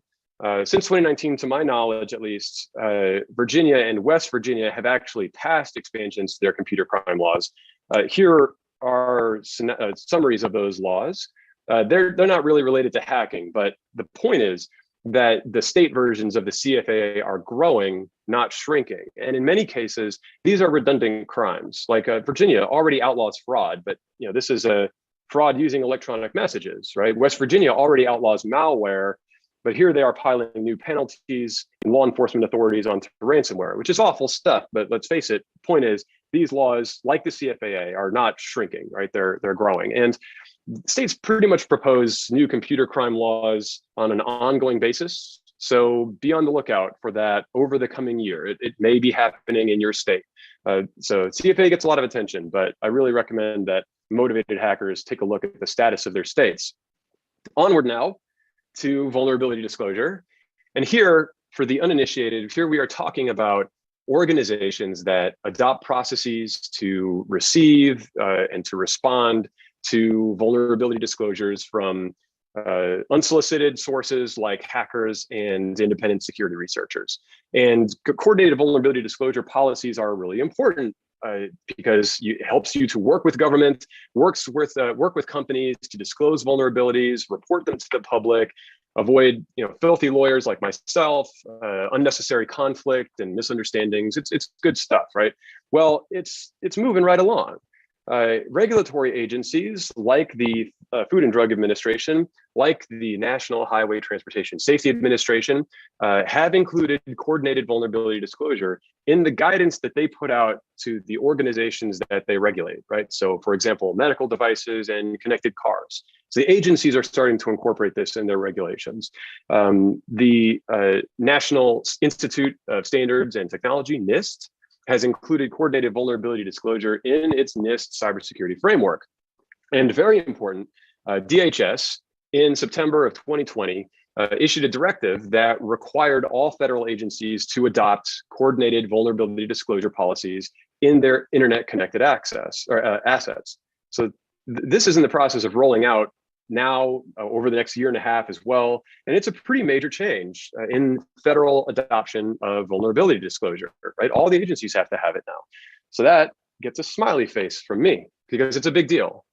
And in addition to that, in December of 2020, Congress passed the IoT Cybersecurity Improvement Act, which puts a requirement for federal agencies and federal contractors to have vulnerability disclosure processes for their information systems. It's built now into law, not just a DHS directive, right? And the next thing that we can see happening there is that NIST is going to issue guidance on it around May or June of this year. And that will be the guidance that agencies and contractors are supposed to be following with regard to their CVD. So that's a big deal too, right? Federal agencies and contractors for their information systems, not just IoT. Don't let the title fool you. It's for their information systems. It's also a big deal, and so that gets a heart. So in my opinion, the federal government has actually done a pretty remarkable job of leading in this area. So we can hope that the private sector follows suit. Now, internationally, this is also moving ahead. Both the EU and the UK are looking at spreading adoption of coordinated vulnerability disclosure. The EU is considering an update to its Network and Information Systems Security Directive called NIS2. And that would, among many other things, establish a framework for coordinated disclosure in every EU member state. And the UK is considering a requirement that all IoT vendors in the UK that are selling in the UK have a vulnerability disclosure policy in place. So these are still under development, but it is likely that we will see some update on them later this year. And so if they pass, then they get a lightning bolt for being awesome. But I'm going to take away the lightning bolt because it hasn't passed yet. It's something for them to work towards. In my opinion, the growing adoption of coordinated vulnerability disclosures has been, along with Section 1201, pardon me, one of the great success stories of hacking policy over the past 5 years. And now, lastly, but not least, privacy, right? So y'all need to keep rapidly evolving privacy laws on your radars. There is good news and bad news when it comes to privacy. So the good news, I think, is that privacy laws usually come with a requirement that personal information be kept secure.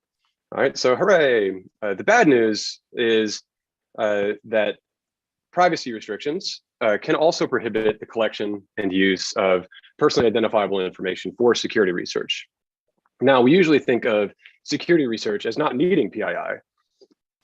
However, the definition of PII in modern privacy laws encompasses things that can be useful for security research, right? Like IP address, domain name, URL, and any other potential identifier of consumers. The California Consumer Privacy Act, GDPR, both cover this sort of information as PII. So let's see, there it is with California. And I know this drives engineers nuts. They say, well, an IP address is public information. And yeah, I get it, but there we are with PII, the PII definition, including IP address. And so the fact remains that if your security research involves, for example, scanning publicly available assets on the internet, potentially sharing IP addresses as part of a vulnerability disclosure, then you need to ensure that your collection and that your sharing of that information is not in violation of privacy restrictions. Now, the good news is also that if you are not sharing that information for profit, you may be okay. These laws also come with partial exceptions for security. But these exceptions for security are usually about defense. They're really not written with security research in mind. So I'm not going to say they don't cover security research, but I will say you have to have an argument about it. Now, the thing to watch in the near term over the coming year is whether more US states adopt privacy legislation and see how they treat security information and personal information that you might need for security research. A lot of states, as you can see here, are considering their own privacy regimes. And I can tell you, I recently looked at Florida's proposal, and it's a mess. Not only are they not adequate on personal data security, they do include IP address as personal information, but their protections for security activity definitely don't easily fit security research or vulnerability disclosure. I don't know whether it'll pass or not, right? All this remains to be seen. But the point is we should really watch what is happening in the States. Now, in the EU, remember earlier I mentioned two things. One, that the GDPR includes IP address in its definition of personal information. It does have a partial exception for security. Well, that NIS2 regulation that I also mentioned earlier is looking to make an update, or at least a clarification to GDPR, saying that vulnerability disclosure, things that are being done for security awareness, should be a legitimate use of PII under GDPR, right? So essentially broadening protections for security research and vulnerability disclosure from GDPR. Again, that is in flux. That is something that's proposed and being discussed right now, and something that we strongly support.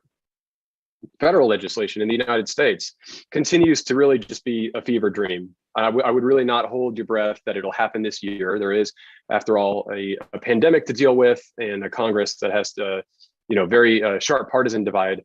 But because a lot of states do seem very serious about passing a confusing jumble of privacy legislation, this may prompt Congress to get over its inertia and take it up next year, or maybe the year after. And now we know what to look for, right? We want to look for how PII encompasses the things we might need for security research and how security research is protected. Now, a quick recap. DMCA section 1201. Right, really looking for any applicable law restriction, whether it stays or goes, in the new protections for security research. We'll see that hopefully in fall of 2021. Under the CFAA, we're looking out for the Supreme Court's Van Buren decision, which will affect whether or not terms of service violations qualify as federal hacking crimes. We're hoping to see that in May or June of 2021. The states, there are computer crime expansions, right? That is ongoing. So there's not really a set deadline for that, but be on the lookout for it in your state. Coordinated vulnerability disclosure. I think the next major thing to happen in the United States is the implementation of the IoT Cybersecurity Improvement Act. We'll see the next phase of that, I believe, in May or June of 2021. So really quite soon. And then privacy law, also ongoing, right? So how IP address, domain name, URL are used for security purposes. And that's going to depend very much on how the states are rolling this forward. So I will now attempt, probably poorly, to look at Discord and see whether or not there are any questions for me. But I really want to thank you all very much for coming to my talk, for fighting for the users, and thank you to HackerCon for having me. Let's see, let's see here. I'm now looking at Discord. So if there's any questions in the forum, please feel free to paste it so I don't have to scroll and fish around for it. Nothing. I'm probably doing it wrong. All right, well, at any rate, it was wonderful being able to speak, and hit me up on Twitter if you have any questions. Thank you very much. Thank you so much. I really appreciate your time, and we are going to go to a brief break, and the next speaker will be here in the next 10 minutes or so. Thank you again.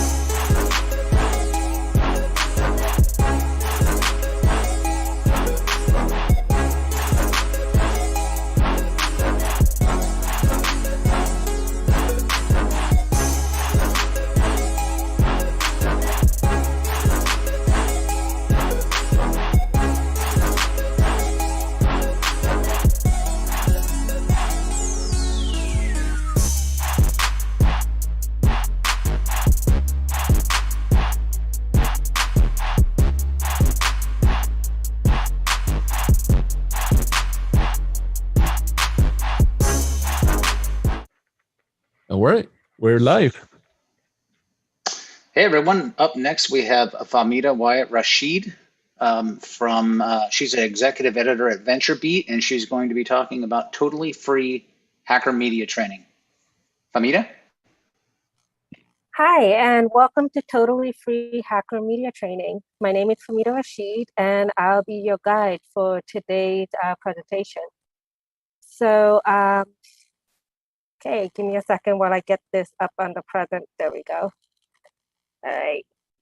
So, we're just going to go through how you're going to talk to the media. So, you're hackers, you want your ideas out, you want to share what you're working on. And the best way to do that is talk with the various types of media we have right now. And sometimes that relationship doesn't quite work as well as you would want it to. And that's why you want to prepare. This is not just sitting down and just spewing out all your words. You are trying to manage what your ideas are so that you get the exact thing that you want to convey come across.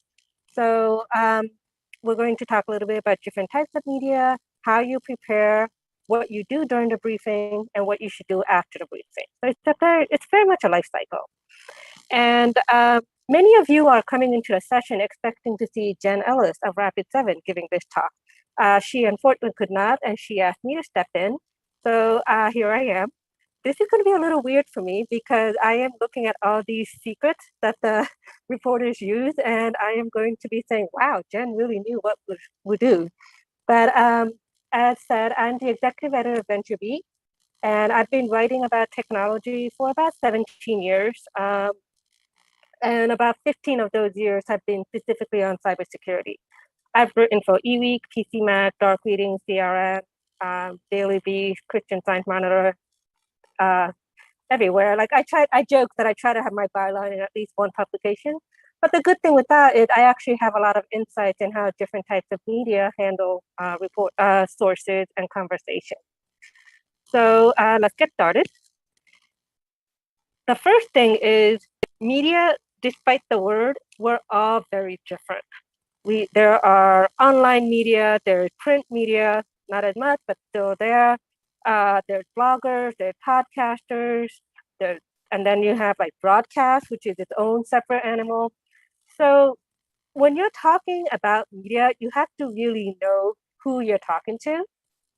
Some journalists tend to be a little bit more about like the technical detail, and some tend to be more about the story, the overall impact. And you can't really treat them all as interchangeably. You kind of need to make sure that you are addressing your points to fit that media person that you're talking to. One thing I do want to point out is, as a whole, we are inundated with emails, direct messages on Twitter, things coming in through LinkedIn. I mean, I would estimate that on a slow day, I get maybe about 200 messages a day. And that's even accounting for the fact that I have a lot of filters, a lot of ways to just kind of parse out. Like if it's a press release, I'm less likely to see it. I'm going to be less likely to see like direct pitches that are a little bit too broad. So there's a little bit of keyword matching. So there's just a lot of information coming to reporters on a daily basis. So it's really hard for us to just be like, oh yeah, we're going to respond to every message. That's just not going to happen. It's just really not realistic. But I do want you to kind of think about what some of these reporters' day look like. They generally tend to sign on. They're looking at sort of what's currently breaking. They're listening to various conversations. They're looking at coverage from like the day before. And they're trying to think about what their day is going to be. Specifically for online media, we tend to write between 3 to 5 stories a week. Some are obviously more, some are obviously less, depending on what their specific organization is like or what their focus is like. But when we're under that kind of a time crunch, we're also thinking about, okay, we need to decide what we're going to write ASAP. We tend to make our decisions in the first half of the day and then try to file something by the middle of the day, and then spend the rest of the day either following up or working on a longer form or even working on the next day's pieces. So when you're thinking about it that way and you have a breaking news item and you're trying to reach them at the end of the day, chances are that's not going to work for you because the reporter probably has already moved on. So I think in a way, when you're thinking about what you're talking about with the reporters, you also want to be thinking about what is it that you want to tell them. If you're responding to a story that you're like, oh, this is really important, I want them to understand my point of view. But if you're trying to just say that, oh yeah, it's important because, and it's just a very generic point that everyone's already been making, then the journalist doesn't understand why it is that you're making a point that's really, that needs to be heard. So when you're thinking about how you're going to talk to the reporter, and I'm going to dig into this a little bit later about whether or not we're talking about a response to a news or original news that you are reporting on because it's something that you did or something you saw, there's a bit of a difference there. But regardless of how you're talking to the journalist, make sure you have in your mind what your message is. What is your story? Why is that story important? What is the impact of what you're trying to talk about? And you need to be able to say all of that in a very straightforward language. Try to avoid jargon, even if it's a publication that tends to go in very technical detail. You also want to make sure that you're not just focused so much on the jargon that you're forgetting that not everybody who's going to be hearing your message understands that jargon. And I actually realized that myself, that I try to think that I'm a lot more straightforward. And then I was throwing out term 2FA until somebody kind of stopped and said, you realize if you are not in security, 2FA doesn't make any sense. And I said, okay, great, multi-factor authentication. They said, yeah, that still doesn't make any sense. So sometimes the things that we sort of assume is normal sometimes require kind of scaling back a little bit more. So just really think about that. So when you're reaching out to journalists, when you're about to prepare for your briefing, think very specific about what your message is and how you're going to say it and what the terms are that you're going to use. Because otherwise, you're always going to find that there's a bit of a lost in translation because the person is going to just fill in what they think you said. And that's the last thing you want. And so we get to the point where I was mentioning that there is a bit of a different way that you deal with media. One is when it's your news. You have a research that you want to do. You saw something. You just did something that you wanted to discuss in greater detail. Maybe you did a presentation. Maybe you had a congressional hearing. Whatever it is, then you're being proactive. You're going to the journalist saying, "This is what's going to happen. This is my news. I want to talk to you about it." So the first thing to do that is try to give the journalist a bit of a heads up about it.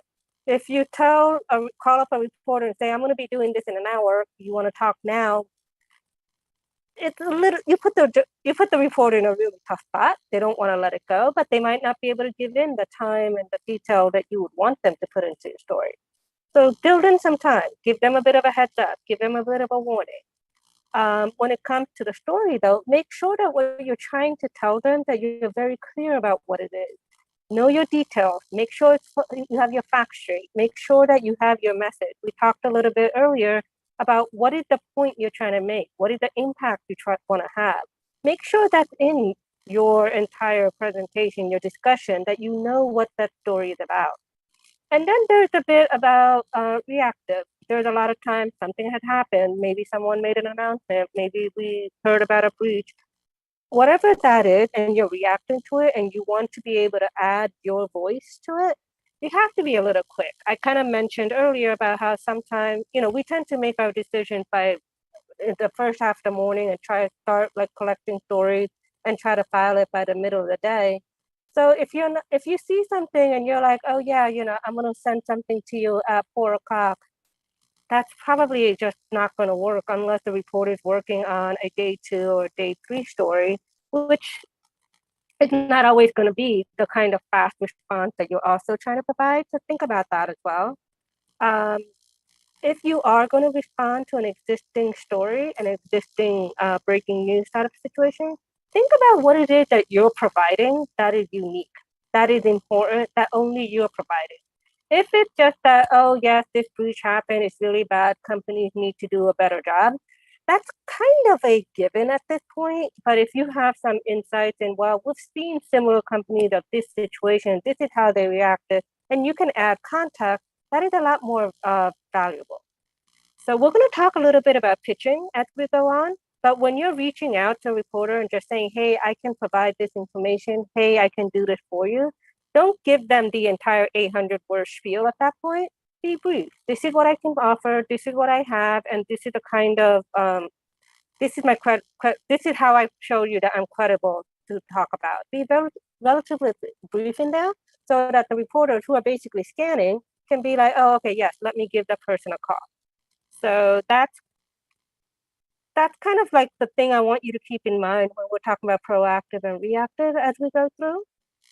And so we're going to talk a little bit about what your messaging is, how to prepare your message. And the first thing you need to think about is, oh, by the way, I love Jen's slides. Like these are all like fun memes that I keep getting distracted by. So this is not mine. That when you're building the story, ask, is what you're trying to say, is it relevant? How is it relevant?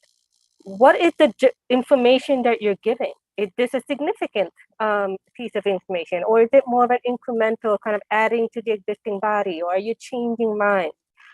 These are the things you need to think about. And I think it's very important when we're talking about research, especially if it's something that you did, because we tend to get really bogged down in, okay, wait, what is the point of all this? Is this the same, are we reviewing all the past research and kind of confirming that, hey, this is actually what's going on and we need to do it differently in here?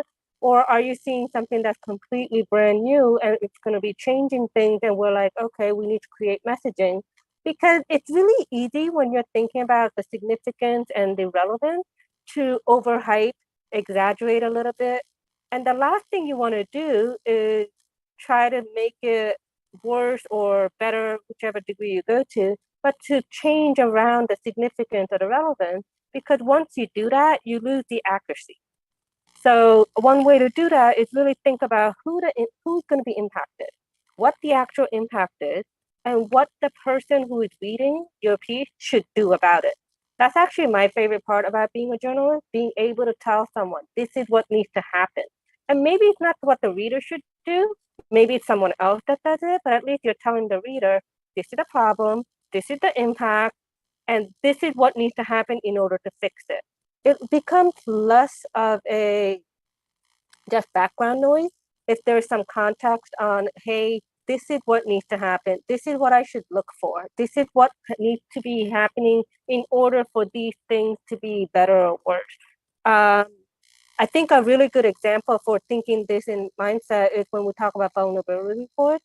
A lot of the times it's like, okay, this is serious vulnerability. You need to patch. All right. But then a lot of the time, the entire question of who is impacted and what the effect is gets lost because we're so busy focusing on, well, this is a theoretical, this is how the vulnerability works, and this is what happened.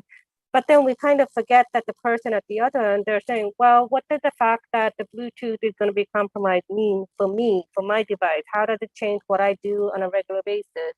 So unless you as the expert can translate what it is that your information is and what the real world, what personal impact, what corporate impact is, if you can't create that narrative, then you are not going to be able to get your message across, and the journalist who is writing about it is not really going to be able to present it. So make sure that when you're thinking about your story, when you're thinking about your narrative, you're thinking about those three things. And if you can do other proof pieces of information like third-party stats, if there's like previous research that you've seen or done, that will help you re-emphasize what's going on. Please provide that to the journalist. We appreciate that information because, again, if we can go back and say, oh, wait, this isn't necessarily new, but it's something that's been building up for the last 15 years. Okay, now we have some context on how to present this story. So try always to remember that whatever you're talking about, whatever your information is, it never exists in a vacuum. It's always part of something else. And if you can provide that larger story, you'll always present your story in a more thorough and comprehensive way.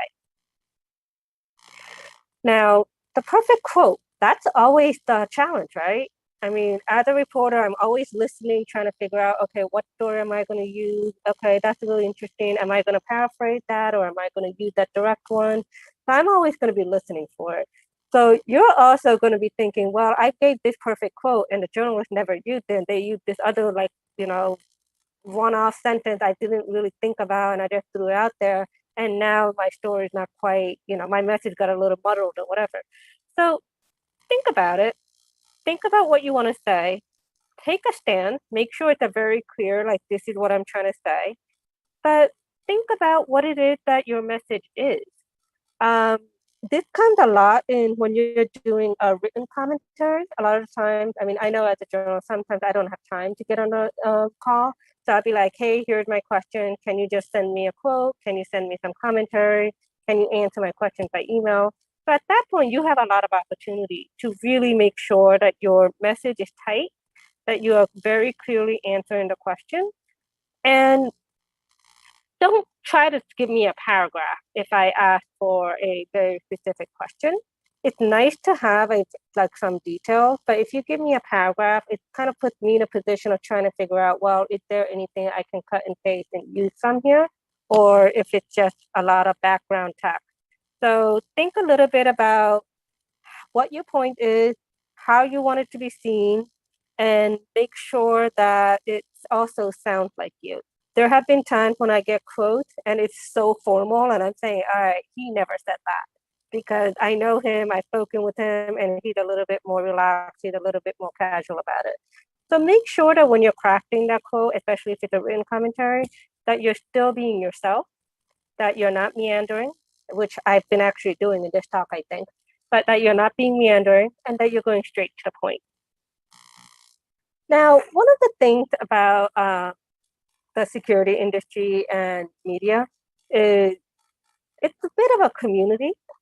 We talk at social events, we talk at other times during the year, and it's a fact. Reporters will come back and talk to you if you give them good information, good insights, good quotes. So reporters come back. So build up a relationship, get to know them, get to know what the reporter writes about typically, get to know what kind of outlet the reporter writes for and what kind of audience that audience is, what kind of audience that outlet has. So if you do a little bit of that homework, then you're able to give that value.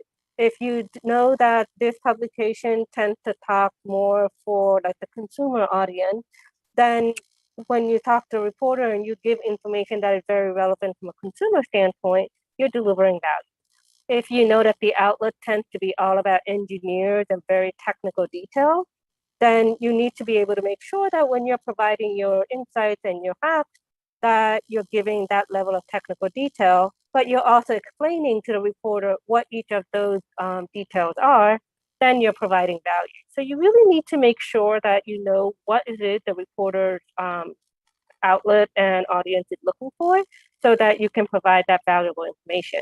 And one way to do that is follow them on social media, interact with them, keep in touch. If you had a conversation at one point and you had a good conversation, you kind of learned a lot about what they're looking for, you can always send them information like, hey, I saw this might be interesting. You can just be like, this is a tip that I got.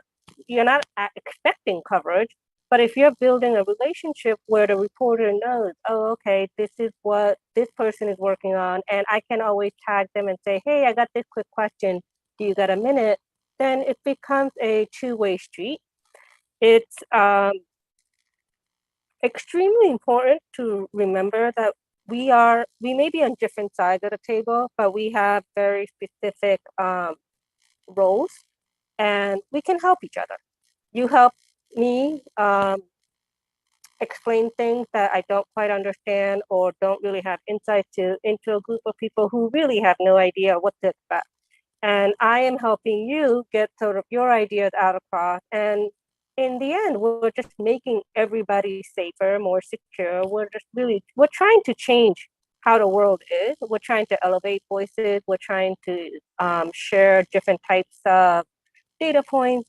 And all of that is possible only if we respect each other, only if we are treating each other with respecting each other's time, respecting each other's like, okay, I understand that we're not an enemy.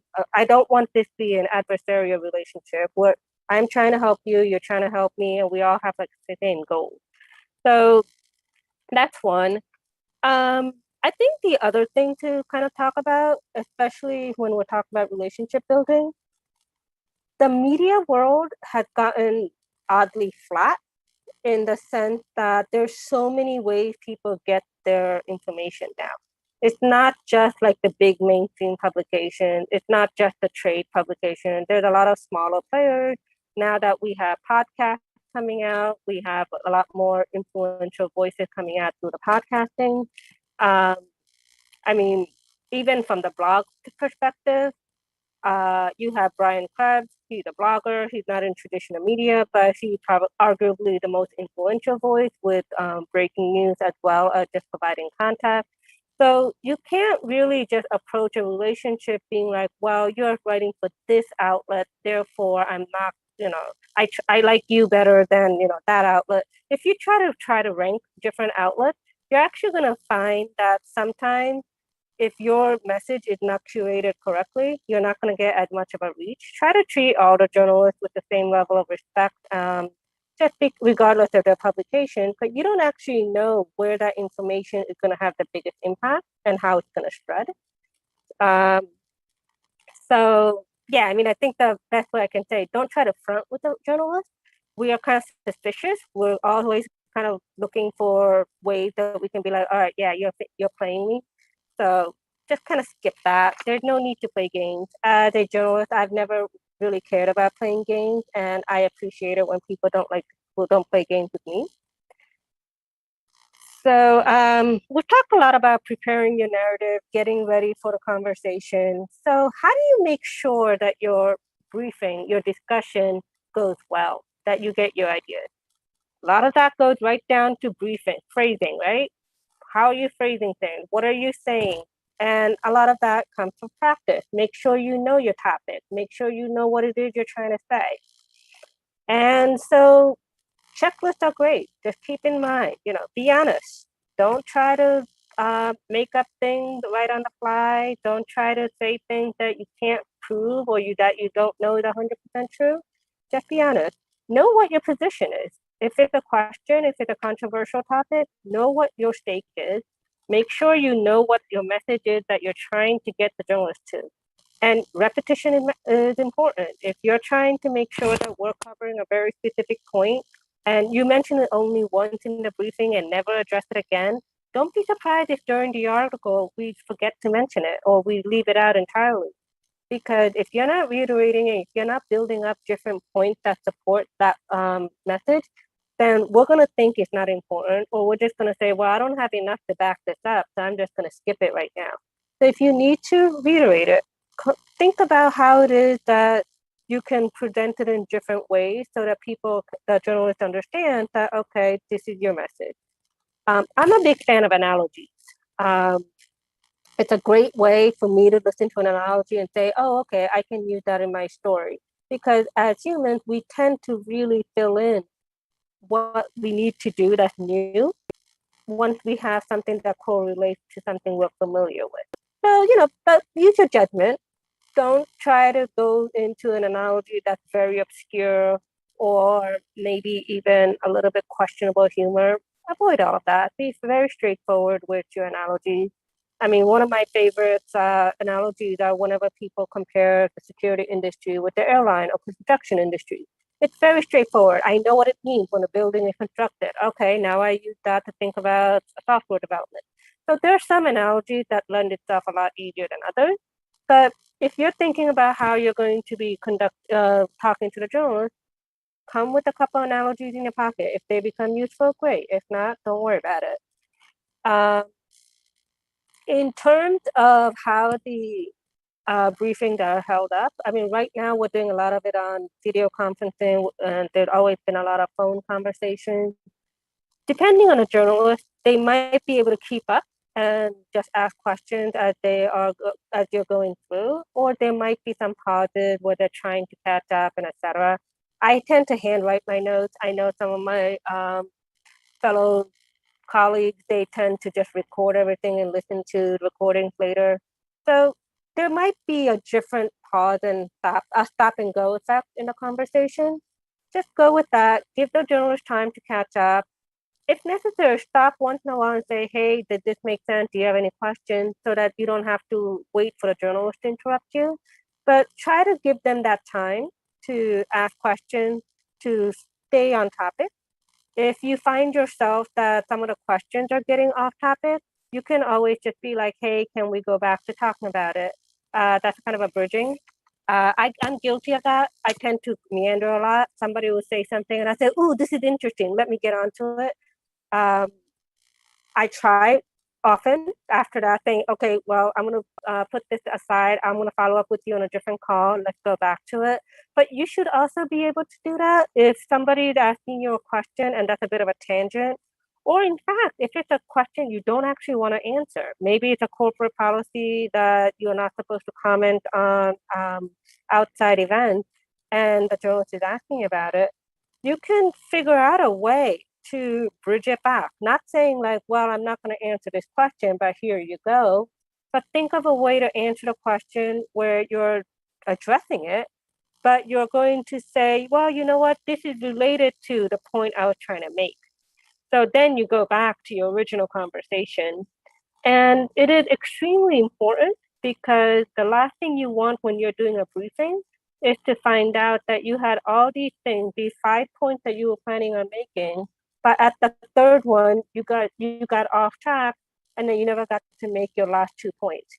So you want to be aware that, hey, if you think that this conversation is going a little off track or is going down a series of questions that you do not want to address, you can just say, well, this is the situation as I see it, but as I was saying, and then you bring back to your original point.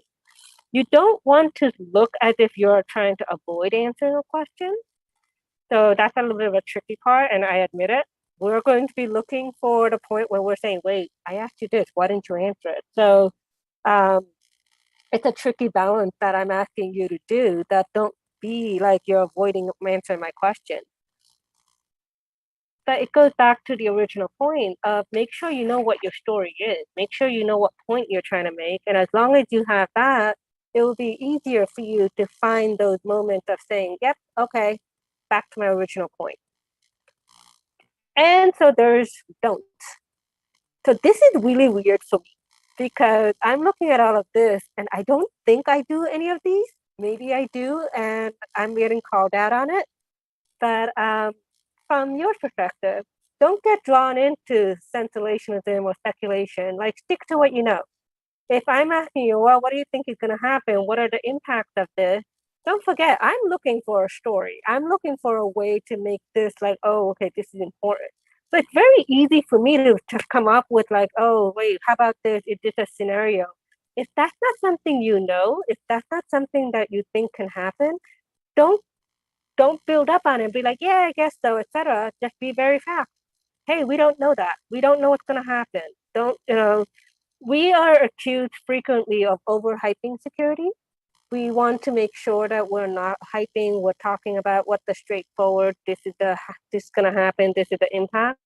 And we can only do that if we have your help. So even if we have the leading questions of, well, do you think this is going to shut down the stock exchange? If you don't know it, don't say it might. Don't be afraid of silence. Most of the time when I'm silent in a conversation, it's because I'm writing and I'm still trying to catch up. But I do know that a lot of times journalists do just kind of stay silent to see what you might fill in the silence with. It's human nature. We don't like silence. We like to make sure there's always something going on. If there is silence, we start thinking, what's going on?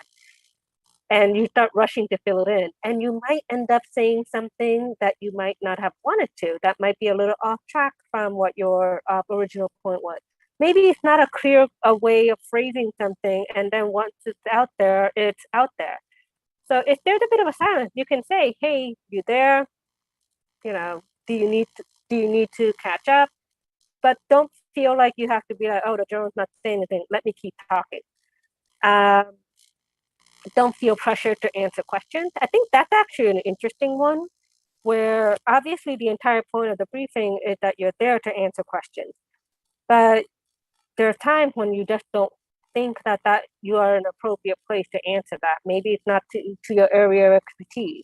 If you're being asked to comment on a policy thing and you're not a policy person, don't feel like just because you're in the call and you owe an answer, you can just say, I don't feel qualified to answer that question. You can say, well, that doesn't seem like what we're discussing about right now.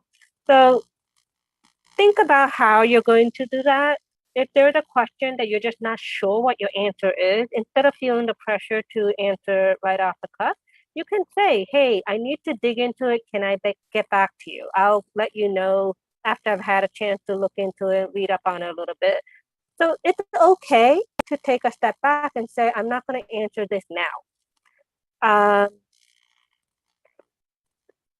It is probably not in your best interest to just be like, well, I'm not going to answer this question on the record, but I'm going to answer it off the record. Because once you start getting off the record, you start kind of creating opportunity for the journal to be like, I'm going to dig into this more. I'm going to do this a little differently.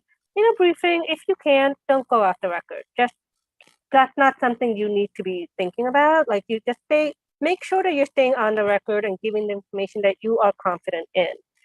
A lot of the time, people would just say no comment. As a journalist, I tend to think of it, no comment is not generally just no comment, that I don't have anything to say, but it often comes off as no comment. There's something there, I should dig into it. I wonder what that means. Is that, yes, I'm guilty, but I don't want to admit it. Like it raises more questions. So just kind of think about how you're providing your answers. And so I mentioned off the record just now. So let's kind of make sure that we know what these three terms mean.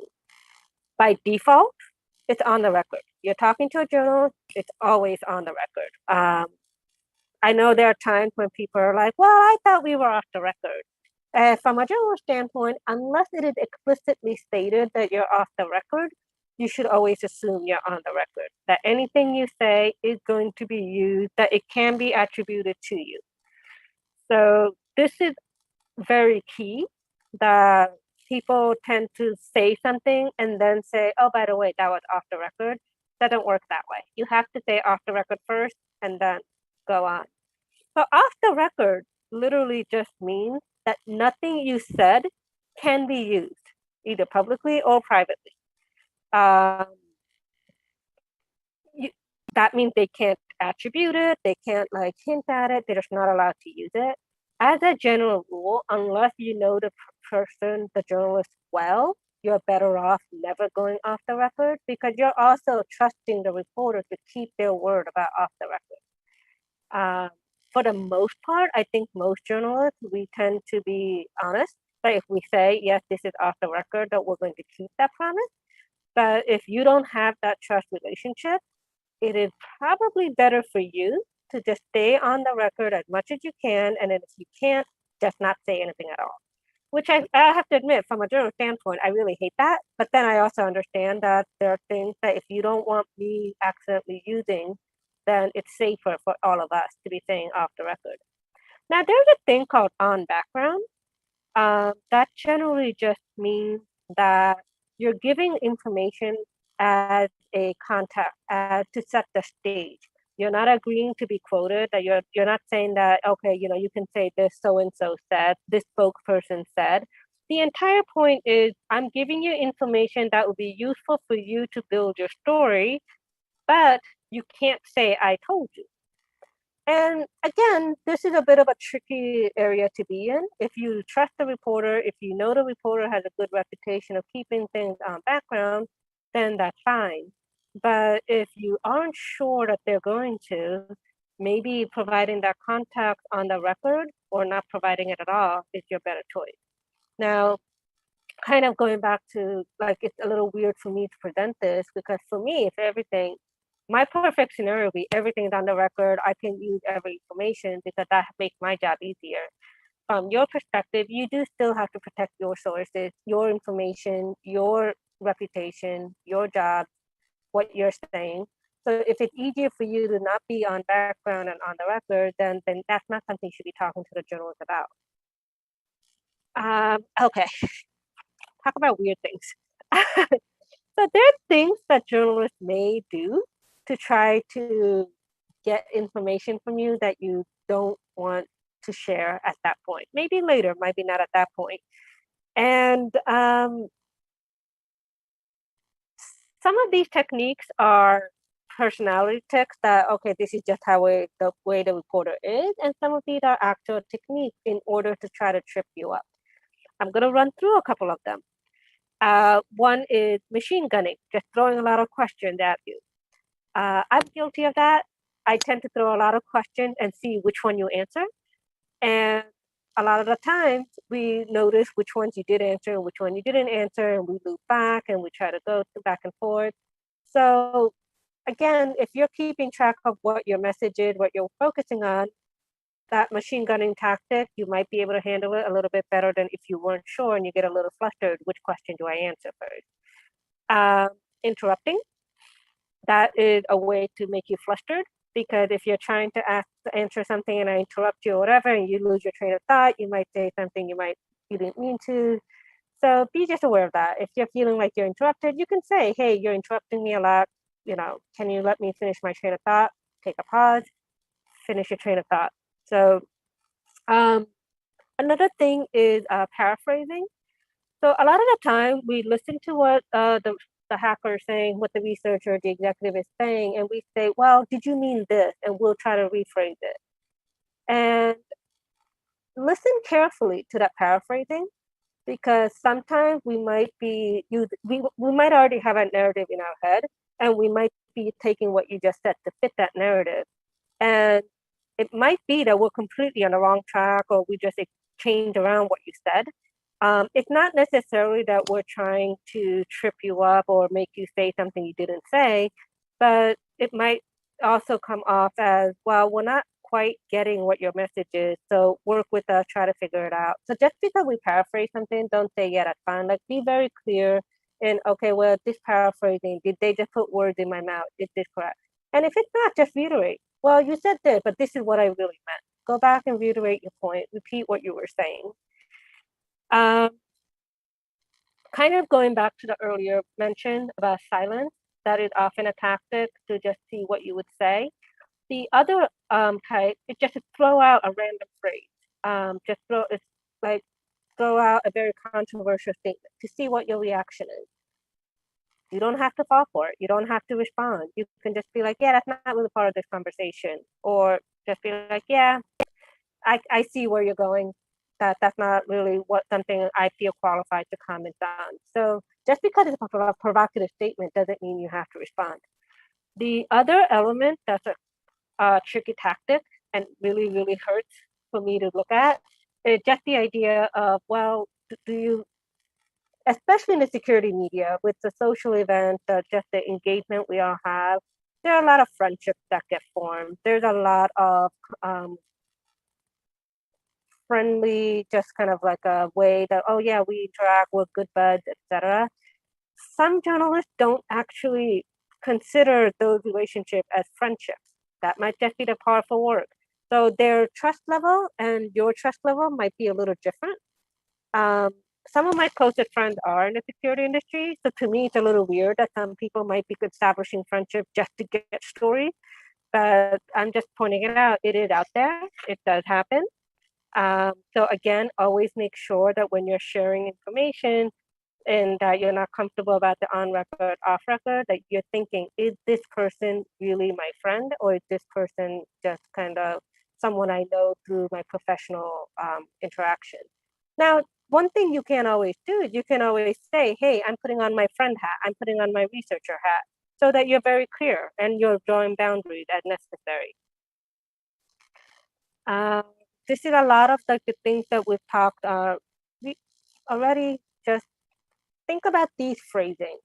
Instead of saying, but this, say, and this. I mean, that's a security thing, right? We're trying to get away from saying no, but we're saying no, and. So just be very straightforward and think about how your message can be perceived. Some of the phrasing here, we take a slightly different approach. Well, I think what you're really asking, these are all ways that you can always make sure that instead of coming off at, oh, I'm hiding, I am taking your question seriously, and this is how I'm going to do it. I mean, like the last bit, I'll look into that and come back to you, is super, super useful. don't fall in the trap of saying that and then not following up, because then that trick becomes no longer useful for you. Now, the one thing I want you to think about is at the end of a conversation, many journalists, myself included, would say, hey, is there anything that you feel like we should have covered that we didn't get to? It's really easy to just be like, no, we covered everything, you did fine. But no, this is literally your freebie. The journalist is giving you that free moment to talk about what it is you want. So go back, hammer home that message. Like, hey, this is my call to action. This is what needs to happen. Add something, if there was like an analogy that you didn't get to use or a point that you don't think that you hammered home enough, do that. Like, take this moment that the journalist is saying, hey, is there anything else you want to add? Make sure that you don't let that go, because that is your opportunity to really give that last word.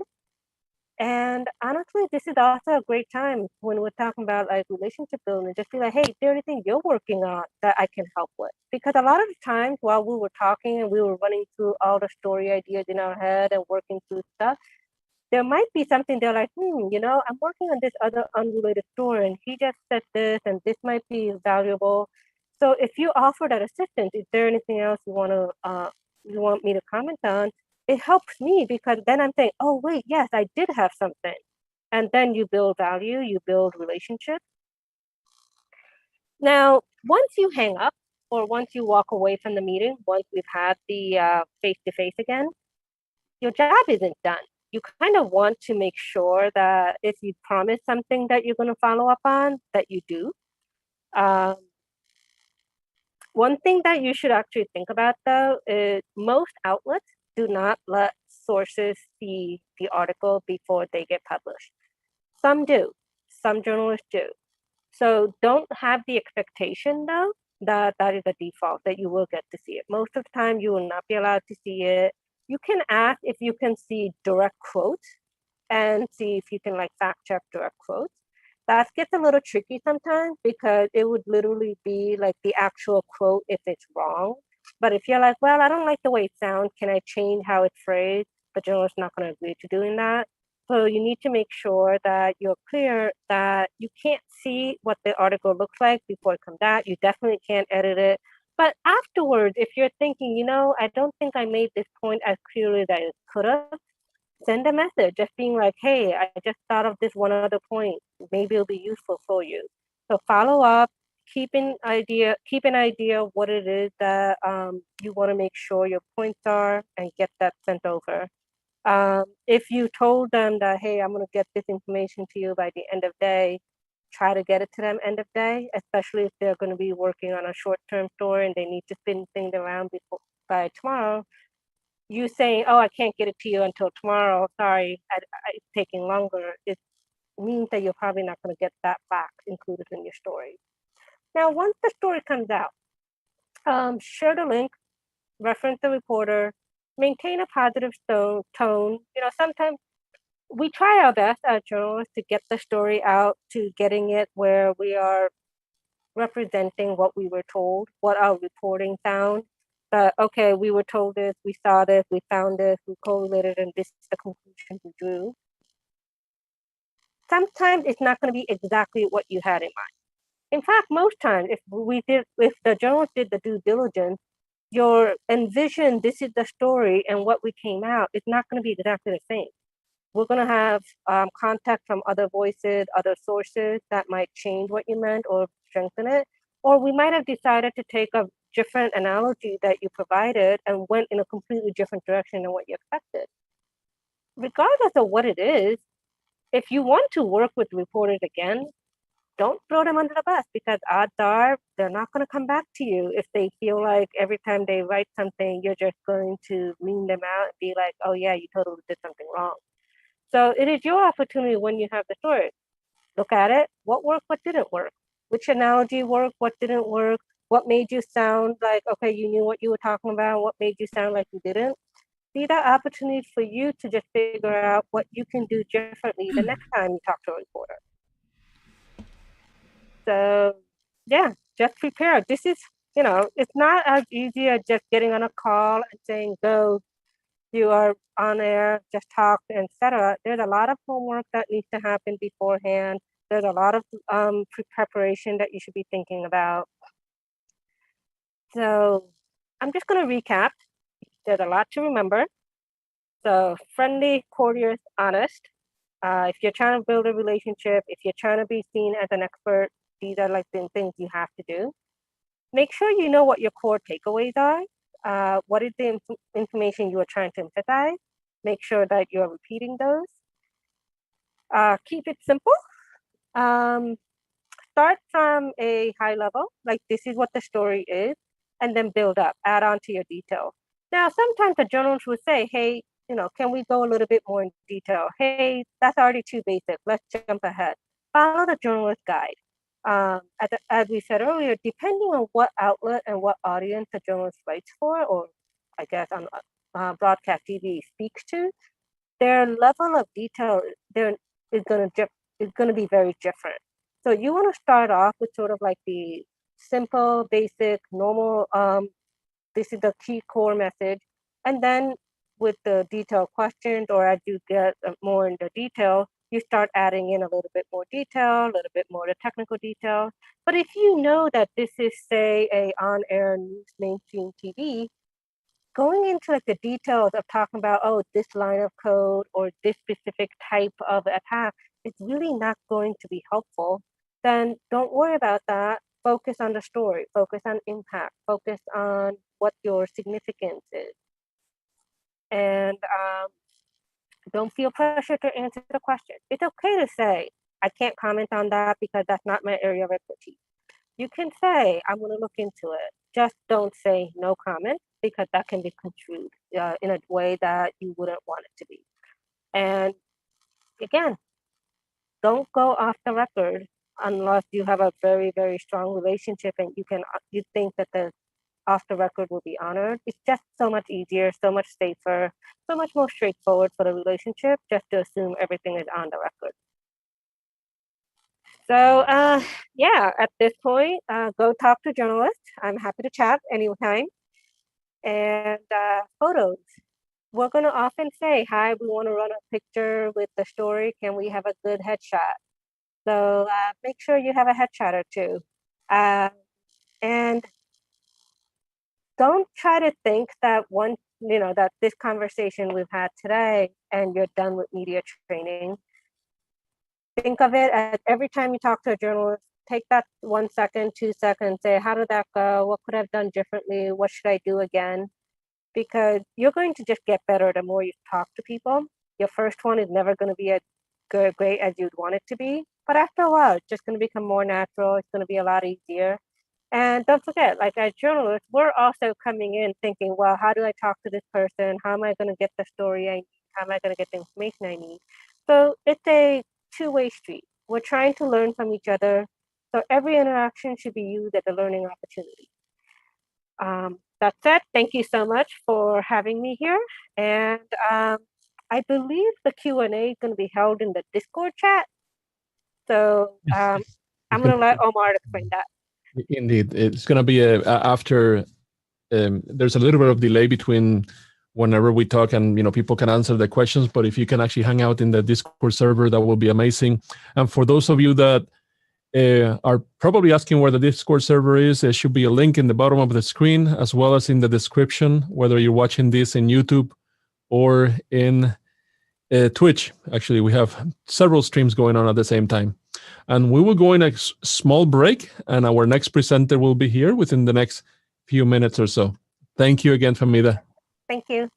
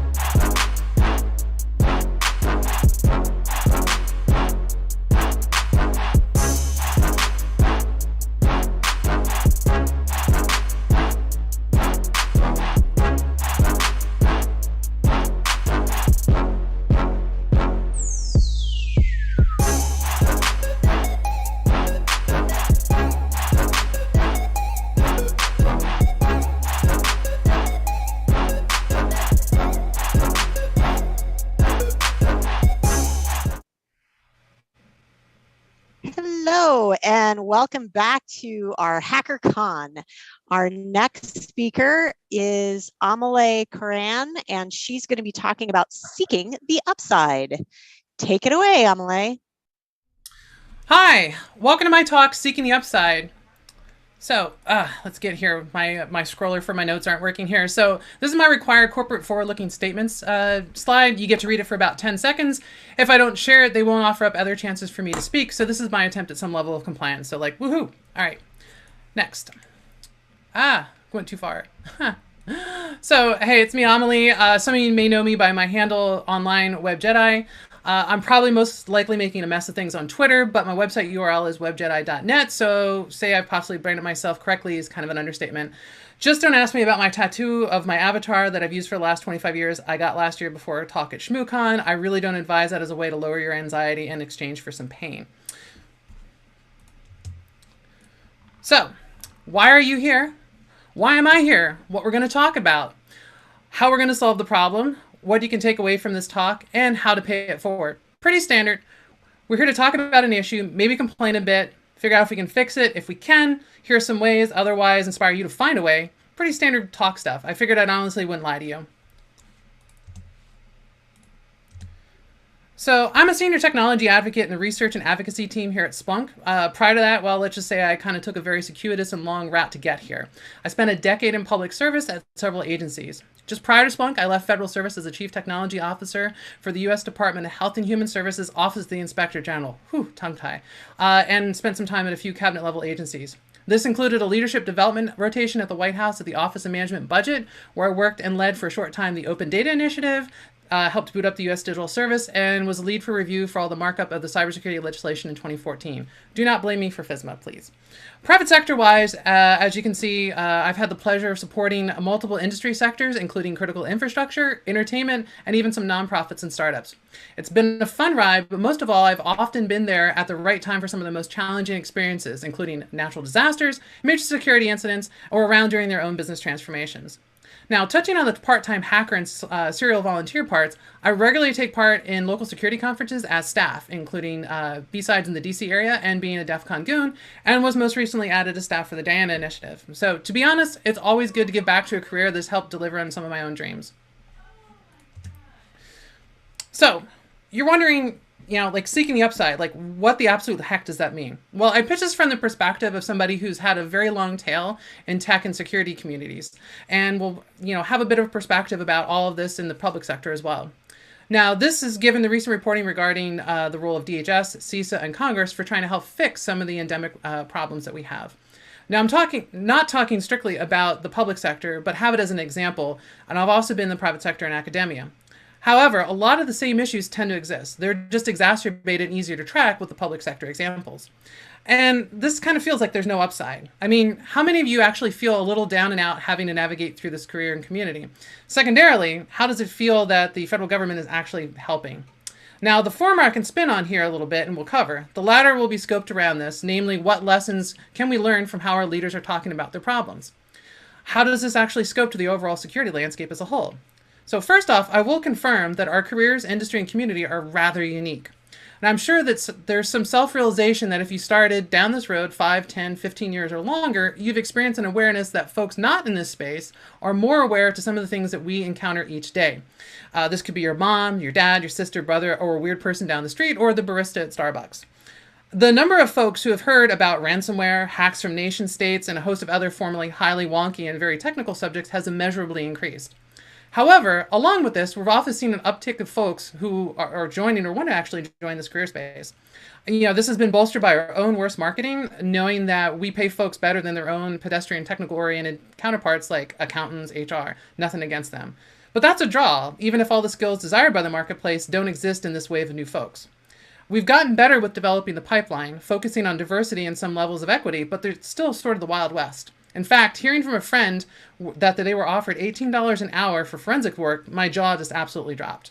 We have a far and wide chasm to cross with understanding the needs versus the supply of certain talents.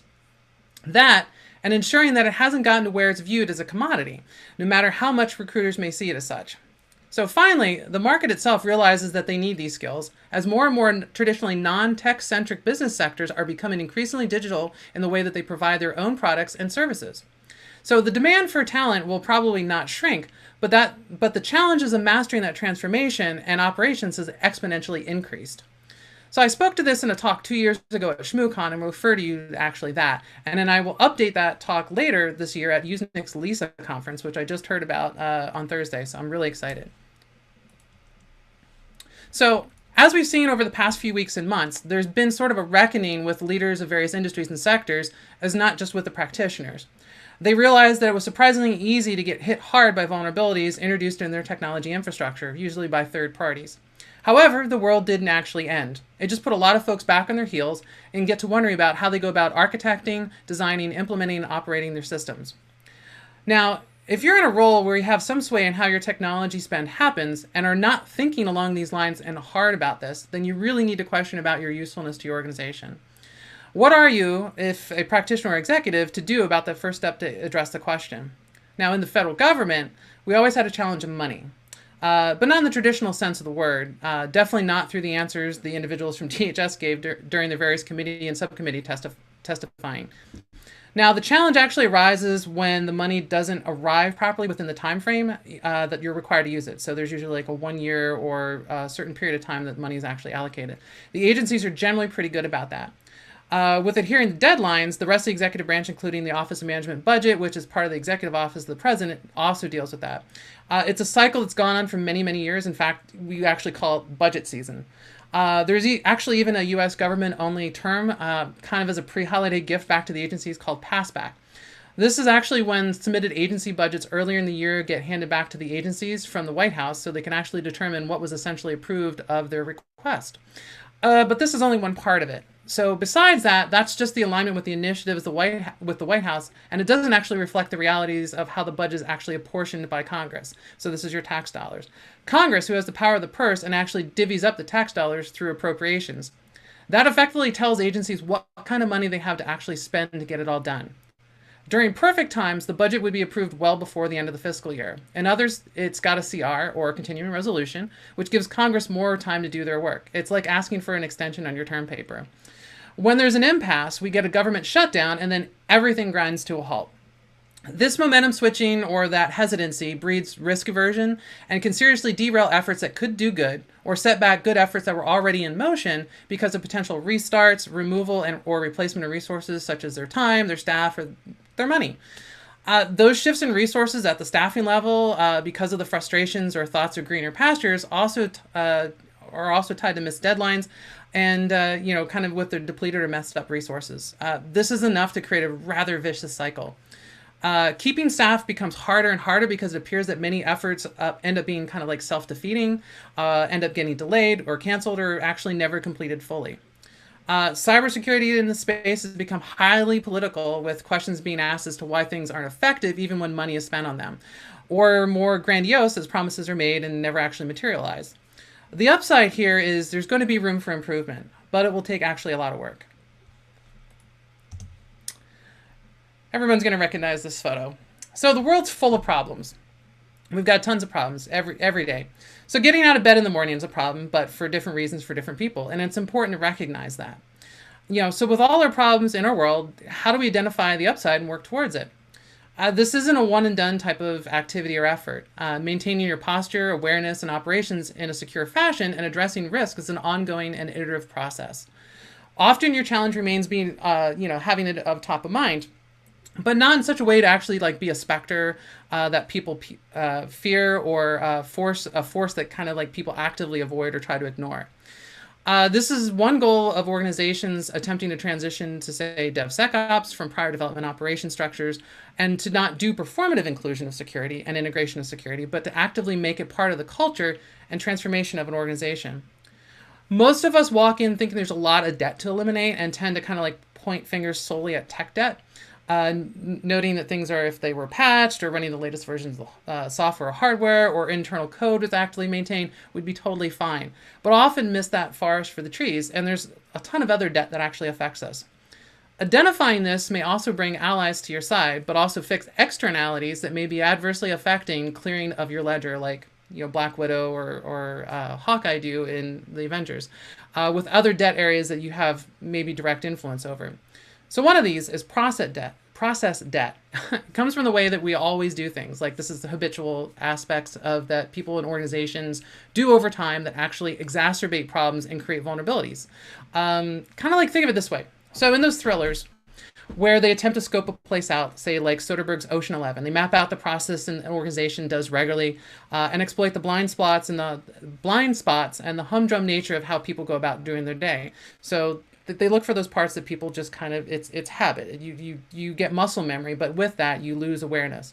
Sometimes there's just cruft that builds up over time and is never removed. If it was kind of like an ad hoc addition, like a process patch to a daily process, or somebody never spent the time to optimize how people do their work. But they just kind of keep adding and piling things onto it, not realizing it actually made it possibly more complex and thus more vulnerable. So, as a security person, you can sit with your business line partners in your organization to look at how they actually do their work and stop having them try to kind of like patch everything by throwing another piece of technology at it. So, like, break it down on what their source material is and what their desired outcome, and remove the discussion of like such and such a tool or technology and scope it to those desired outcomes. So like, tell them to stop talking about SharePoint. This is not only personalized the security role to the business and to your other peers, but also aligns better with DevOps teams and moves you closer to that DevSecOps model through that culture change and the integration of security thinking and mindset into your organization. So like, stop thinking like a checkbook is going to solve your systemic problems. In short, there's not enough shiny stuff or any shiny stuff that is an easy button to protect you or your organization from a well-motivated attacker or threat. Especially if you don't look at the problem, kind of holistically or completely. It's no one person or one group's problem to solve in your organization. It's everybody's problem. You get over that and less of what you can go and, basically go and buy, and what outstanding talent and thinking you can use to collaborate to solve problems and work towards that defense, detection, and reaction. That's your strength. Your superpower is using your brain and other people's brains to solve these problems. This is kind of like not groupthink, but just like the big brain. It's also making sure that the right people are using their brains in the right way, focus on the areas of their expertise and communicating what they find and informing decisions and actions. But this is also apt for both attackers and defenders. Adopt that joint mindset. Hence, this is kind of where we get like that purple teaming.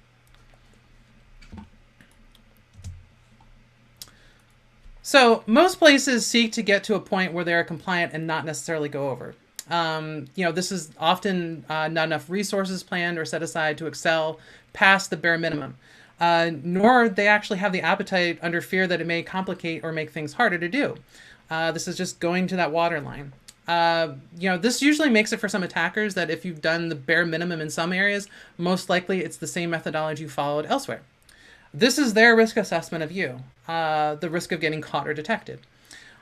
Your processes and policy debt end up contributing to your technology debt there, often through the lack of emphasis on configuration management, documentation, knowledge management, training, and other block and tackle non-technical basics being performed. Consider focusing on completing the basics of security before pushing for or allowing for the whiz-bang new stuff. And don't get distracted by the shiny new stuff and promises. This is probably more very likely for what vendors promise. Building a structure on a shaky foundation is eventually going to cause it to tumble. It may be boring, but it's easier to rely on making sure that it's done, and the rest should just come easier.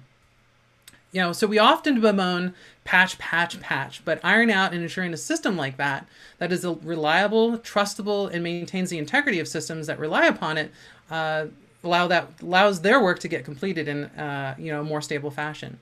You don't need a gazillion-dollar budget to do all of this. You don't actually have to be the best at everything. You don't need a platinum-plated level of protection or gold-plated tools, but you do need to know how to operate what you have, ensure that it actually works in a way that's advertised, predictable, or how you need it to work, and understandable for those that your team and those that are consuming the data can actually use. Finding this as an upside is actually really important, because you'll feel less underwater when something actually bad happens, because you've done your best with what you have, but also know what gaps you eventually need to fill. So, it's taking a punch, but it's not going to hurt as much.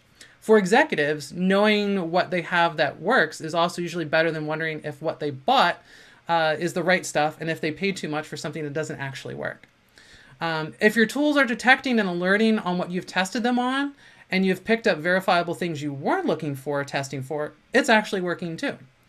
But it's always a trust but verify model. And this is why, if you're doing vulnerability detection and stuff like that, so why use a couple different tools.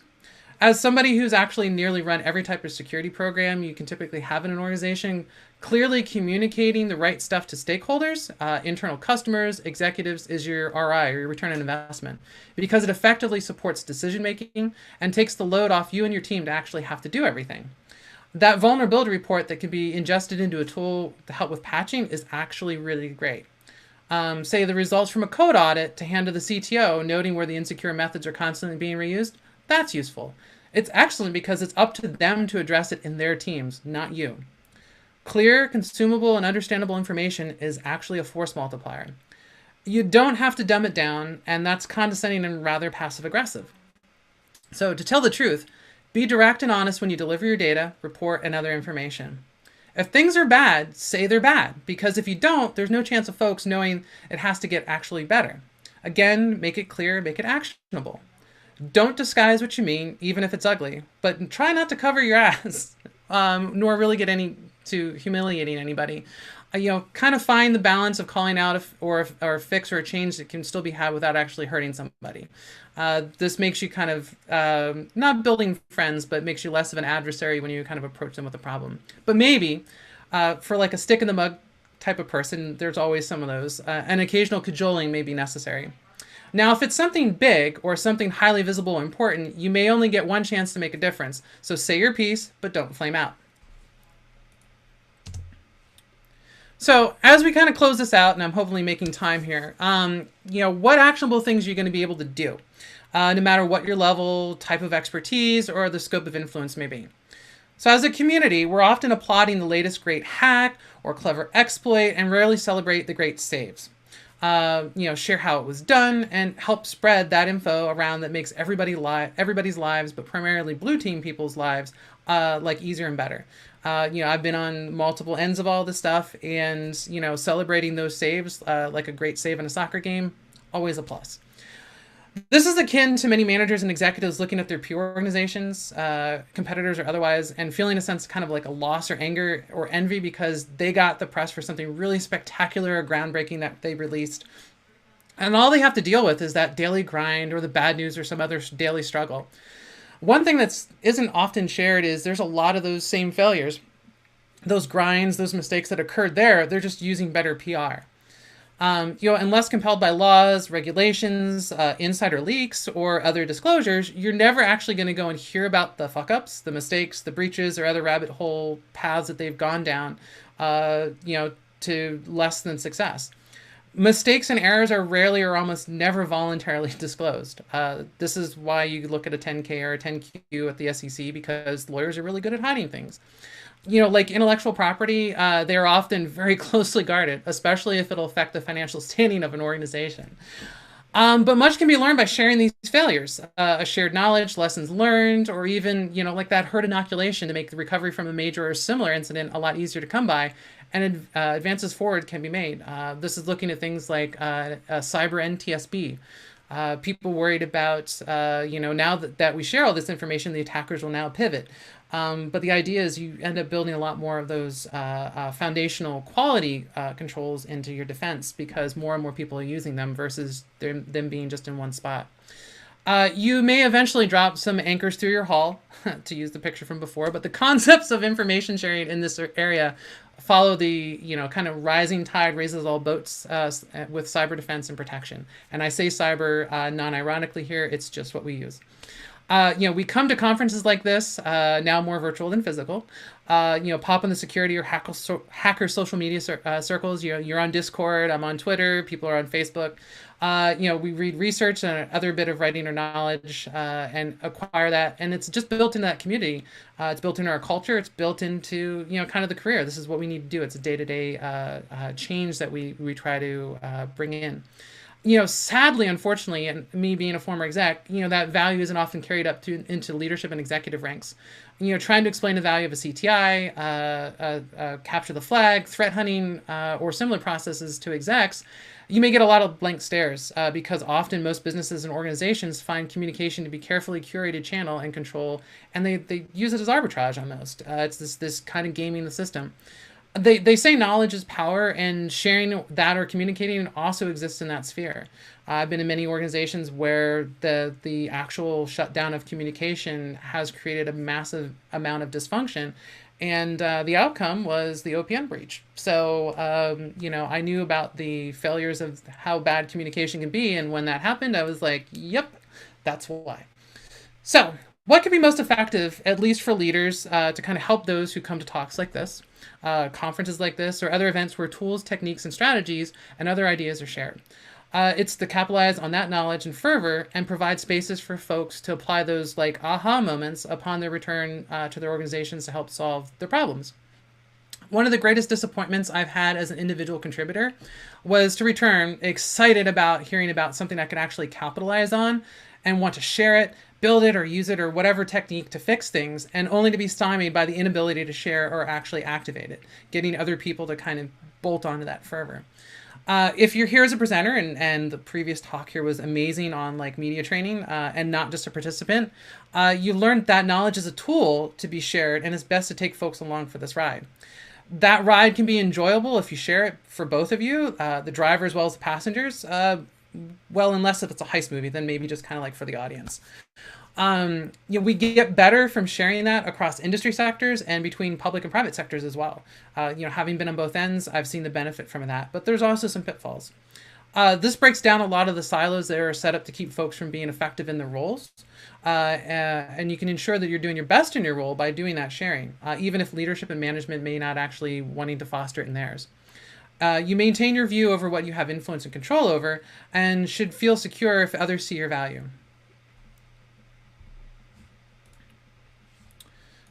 So I started saying that we had to find the upside, which is great and laudable, but for those who spend really, really long days doing incident response, forensics, and so forth, there feels like there's very little progress to be made, or decisions from which they have little to no control, running counter to their needs that are actually being made.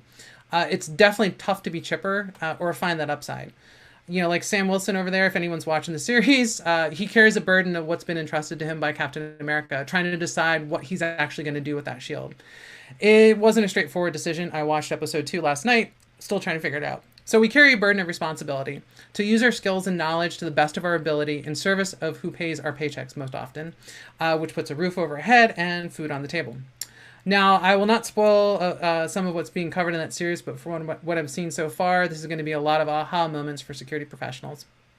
So I actually used to work for Stan Lee, and he famously written the words for Spider-Man, another superhero, "With great power comes great responsibility."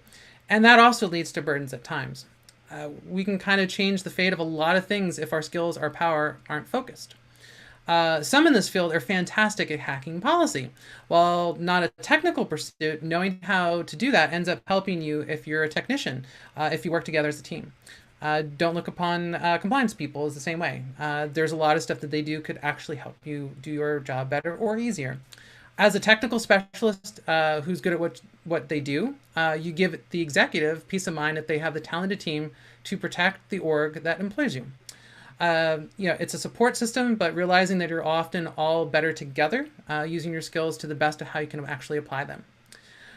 Now, you'll have to probably pace yourself as burnout will strike. I know I've had it happen to me more than a few times, and that's using your power responsibly as well.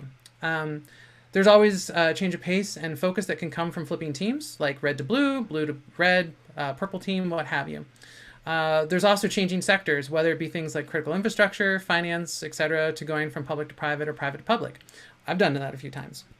A good organization knows the value of having diversity of experience on their team to help solve their problems. Secondarily, while this is kind of often horizontal, consider how leveling up to leadership, deciding, hiring the good people can actually make your job and your team better. It may kind of come with some non-perks like handling budgets, more planning, and less meetings, but even getting a taste of it kind of helps understand the value of what an outstanding leader may have done for you in the past. So, of course, it's also okay to stay on your path. If you want to stay technical or an individual contributor and you don't want to lead, that's totally fine. I've shifted that. It's worked. It's just a matter of what you want to do. I've done that. I did a talk on it. I enjoyed talking about it, but I do feel the tug of leadership again. I may go back at some point. I know it's strange, but it's a matter of finding your niche. But I would be remiss, at least finally, in not touching on the subject of hacktivism. I've seen a lot of higher profile items in the last year, things like the election, protest over social justice, some of the direct action there, mis and disinformation campaigns, and kind of like general issues with society, such as unbridled capitalism and corporate malfeasance. It was covered in a Reuters article yesterday by Joseph Menn. While I don't condone all the stuff we've seen, what some of the outcomes have actually brought to light are some of the ugly underbellies of what goes on, that really makes the world kind of seem wretched at times. Here, sometimes sunshine proves to be a good disinfectant and brings the discussion of what we've let pass to light. This then has people who wouldn't normally kind of like tackle the issue, start talking about it, and maybe try to do something good about it.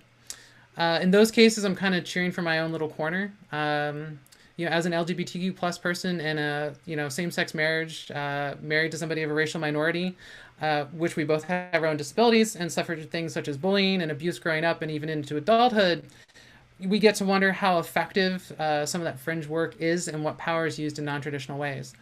One of the things I always kind of think about when I try to inspire somebody is a quote from Silverado. The world's what you make of it. If it doesn't fit, you make alterations. This is a chance for you to kind of help focus your skills, your talents, your interests to try to make the world better.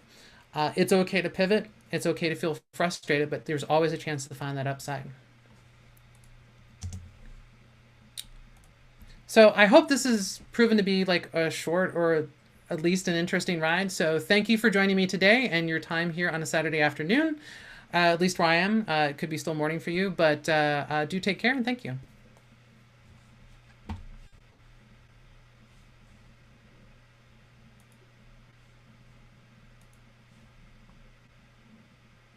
Everybody back?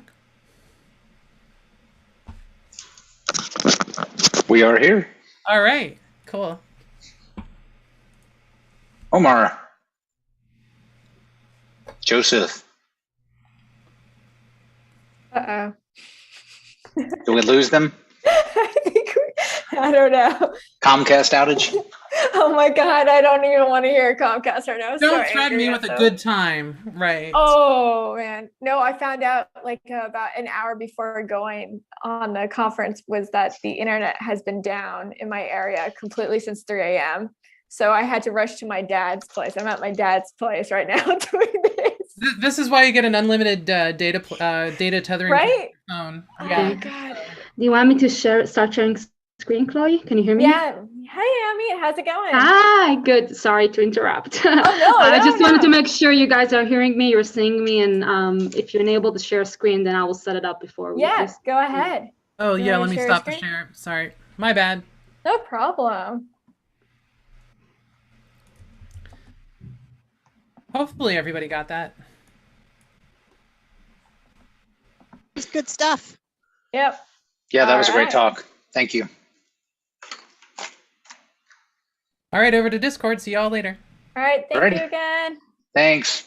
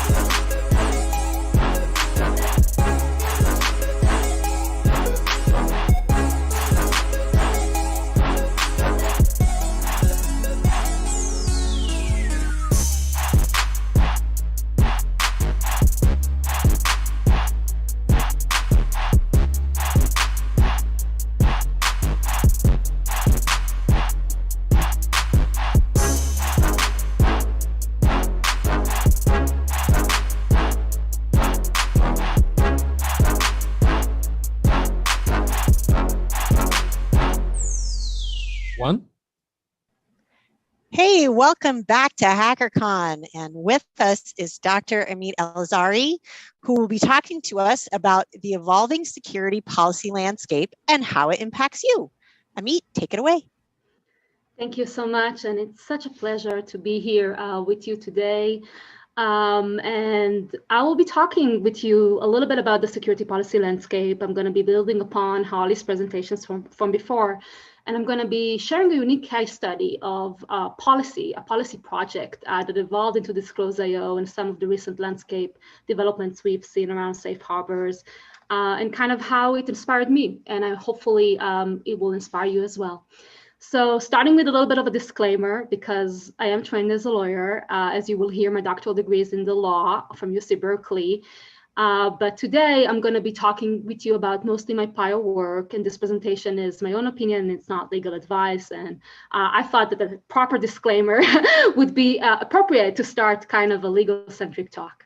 So a little bit about my story. And I would just add another quick disclaimer. I actually looked at Harley's talk today, which was brilliant.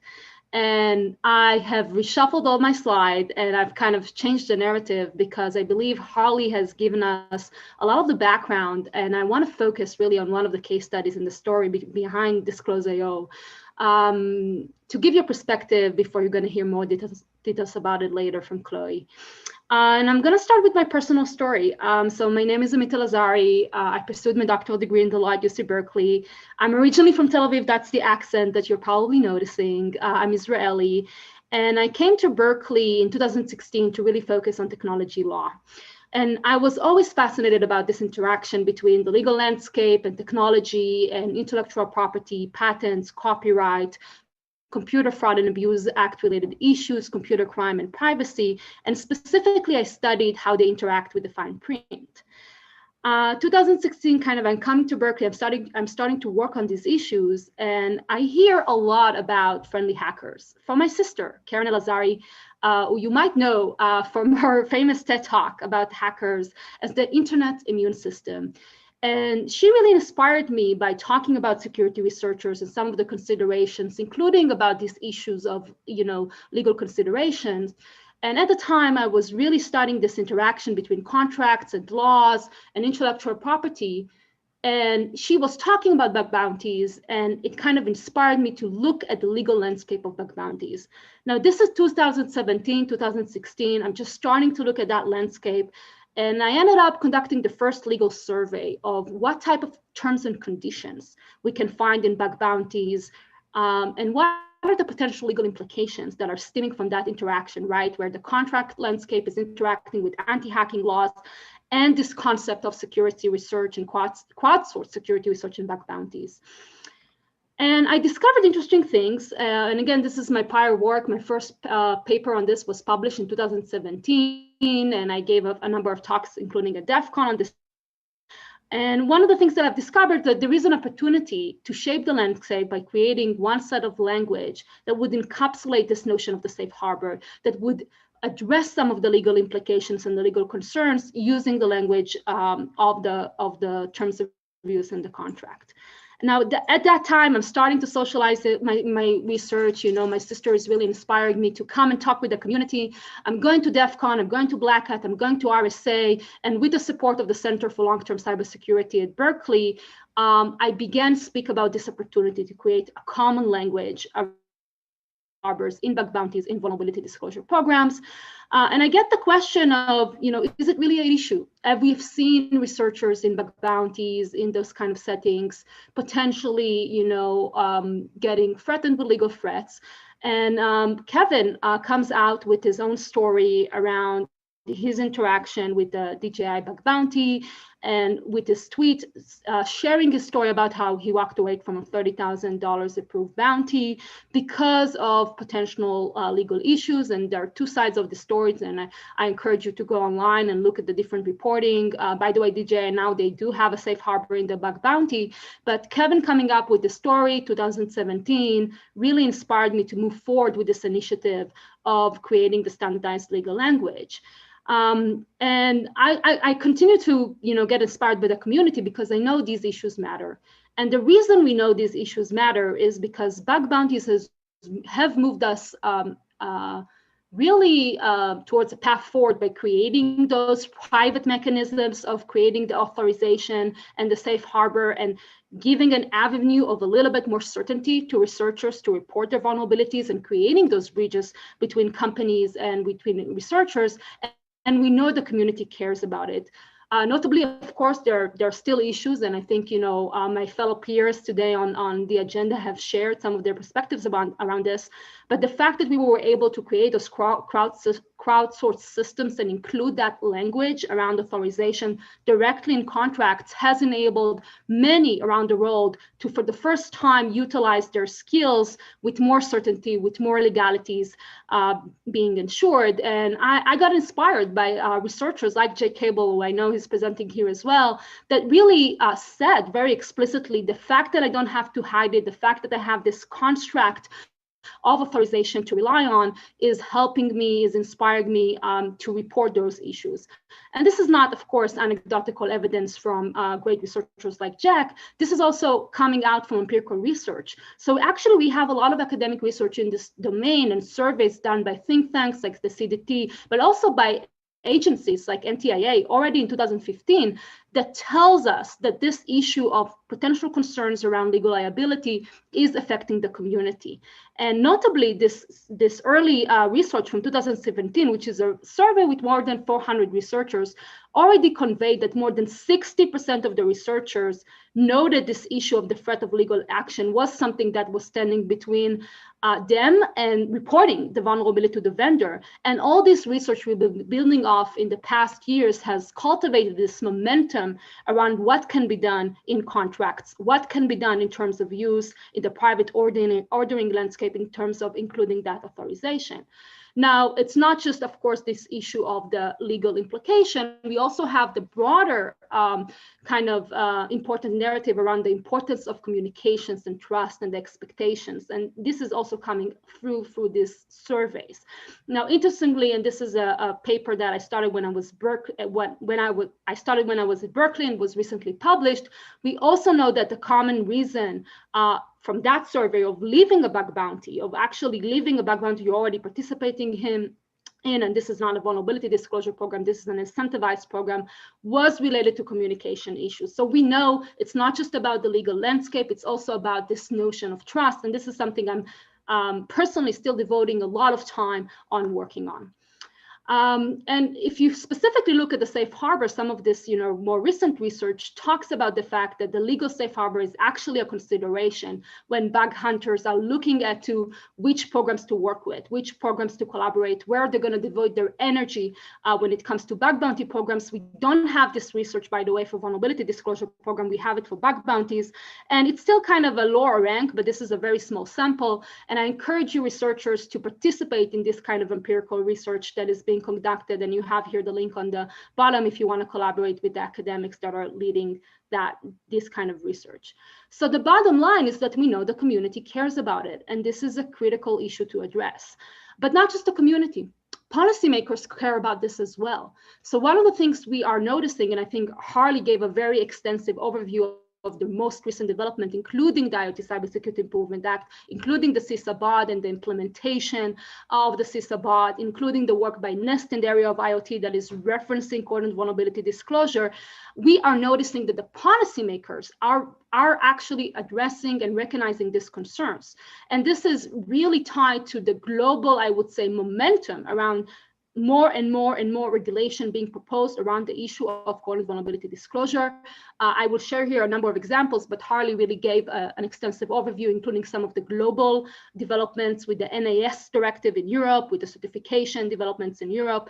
But what's interesting is that we are starting to see with this collaboration around this issue of the safe harbor and with the growing attention to the concern, policymakers including in their commentation this concern. So for example, the CISA-BOD, the BOD from November 2020, that talks about this issue of how federal agencies should go about on creating vulnerability disclosure program, specifically calls out the potential legal concerns of the community and includes that language around addressing legal implication.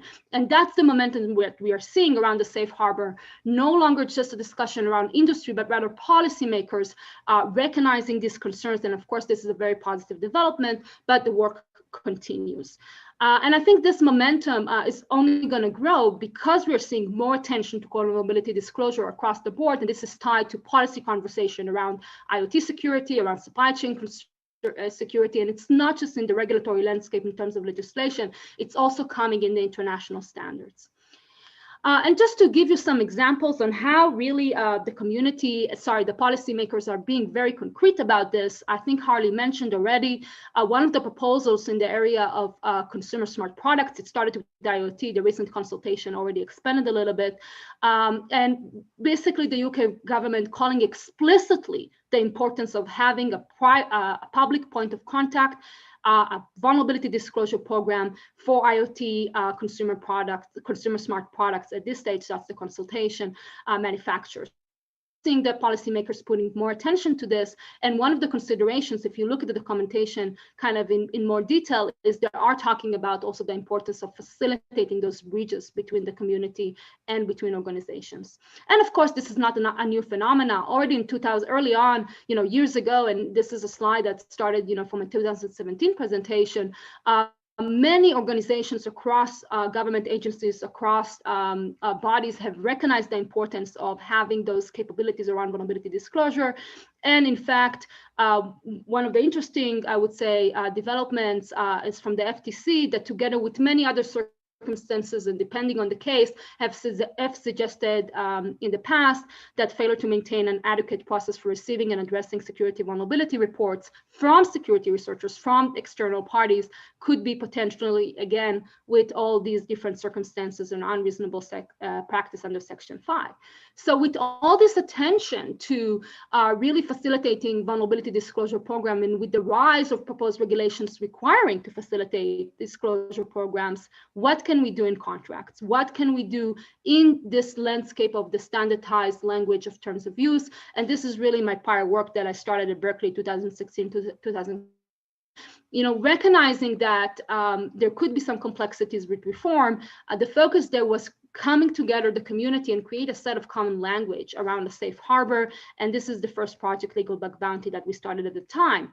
But the DOJ, and Harley mentioned that as well, the DOJ have actually they have come forth with a number of key documentation supporting security researchers and supporting the community. Harley spoke about their comments on the DMCA proceedings for the good faith security research exemption. But another very important development was the fact that in 2017, they actually published a framework that includes considerations on how you go about design a vulnerability disclosure program. This was non-binding and really a set of considerations, but they explicitly called out this issue of addressing in the language what are potential implications in terms of the legal landscape of reporting, what we call quote unquote the safe harbor. That was again 2017, the same time I'm talking at DEF CON and sharing my research, but this development has really cultivated the industry momentum around the growing recognition of the importance of the safe harbor provisions and the standardized landscape.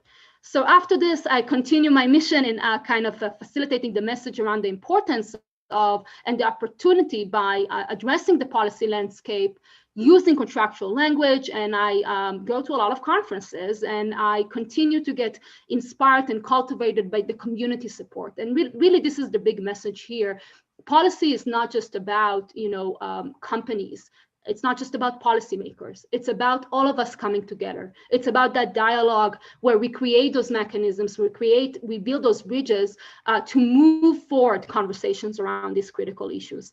And this is around 2018, we have the Legal Bug Bounty proposed language kind of floating out there. I start talking with a lot of companies, and really Dropbox among the first to adopt a safe harbor in 2019, cultivating this momentum. And they specifically get acknowledged by prominent researchers saying, this safe harbor movement is a good thing. I will be hacking on your program code because of it. So the community comes together and supports this momentum, and more companies joins us. And this is the example from Tesla. In fact, it's an interesting story. It's how I got my first challenge coin from Elon Musk, which I believe there are only 20 or 30 there, not because I hacked a Tesla, but mostly because they figure out that this idea of having a safe harbor in their bug bounty language is a good one. And they actually added even language about the fact that potential, if you're a good faith security researcher that is approved under the bug bounty program, and something happens to your Tesla and you've been operating under the policy, they actually waive the warranty limitations. There is a lot of nuance there. I encourage you go test that and look at that language out. But this was a real novelty when it comes to the bug bounty language landscape. And it's no longer just about the safe harbor. It's actually about potential warranty issues, because Teslas are a very expensive device, right? And that cultivated another effort, which you're going to hear a lot more about today, which is Disclose.io. And Disclose.io came about again from great collaboration of the platform stepping in, and here specifically Casey and Backroute stepping in, but also HackerOne. At the time, they changed their default language, and that created a lot of adoption of safe harbors throughout hundreds and thousands of programs. So with this support coming from the major bug bounty companies, with the supports of the platforms, we were able to create this effort, Disclose.io, that talks about standardized language. It's not legal advice. People are encouraged to, go about and seek their own advice and think about the unique considerations of the organization, but it's a starting point. And the safe harbor notion and the concept of how do we address and bring more clarity around the legal issues was the motivation behind it. And you're going to hear more about it today from Casey and from Chloe and others. But that enabled us to take, something that I started and was pretty small at the time, that had the support of a number of prominent programs, and really create a big momentum around it. And that's the story of Disclose.io. And for me, really my personal stories to share here is that collaboration is really the key for all of this. If you would tell me, years ago, that what started as a paper from 2017 and an idea of a doctoral student would be informed from so many lenses, from so many contributions, would be cultivated by this momentum, and we would reach to the point that we have today hundreds and thousands of safe harbors deployed out there, including by the big companies. I would be, I might have been skeptical, but it is because of the collaboration. It is because of the community coming together. We were able to effect this change. We were able to move it along. And a lot of the people involved are people speaking today. And, Chloe has moved this effort along. Casey has moved this effort along, and many, many, many others that have contributed along the way. And this is really the call to action. As we are thinking about these issues, as we are thinking about building those bridges between the security research community, addressing the evolving policy landscape as it changes, we will need to continue and work on this collaboration. And, in fact, this is part of my work at Intel. I haven't spoken about Intel a lot today, but one of the reasons that I'm really passionate about my work and I'm really inspired about my work, because I am focusing on building those bridges. And we do have a bug bounty. It does have language about addressing potential legal implications. And I invite you to hack our systems according to the policy, according to the bug bounty and the vulnerability disclosure program, and report issues to us. But above all, I invite you to continue this collaboration and participate in the conversation and share from your perspective, because I think it was only because of that collaboration, that cultivation that we have received, that energy that we have received from security research, from companies, from everybody coming together, we were able to create that momentum around safe harbor. And the safe harbor is not, it's not the perfect solutions. There are still issues out there, and we recognize that. But the main point is that we will need to continue and work on that collaboration. So with that, I would like to wrap it up. I'm going to be around for questions. And I think, the entire set of perspectives that was brought today by many others can really also inform, what we should be doing next. So thank you so much. Feel free to ping me on Twitter, and I will try to hang around on Discord. And thanks for supporting this. Thank you so much, Amit, and thank you everybody for joining. And as usual, please join the conversation in Discord, as Amit mentioned. The information is in the bottom of the screen, in the description, whether you're in YouTube or on Twitch. And thank you again for supporting us again, Amit, and really good to see you. We're going to go in a break right now.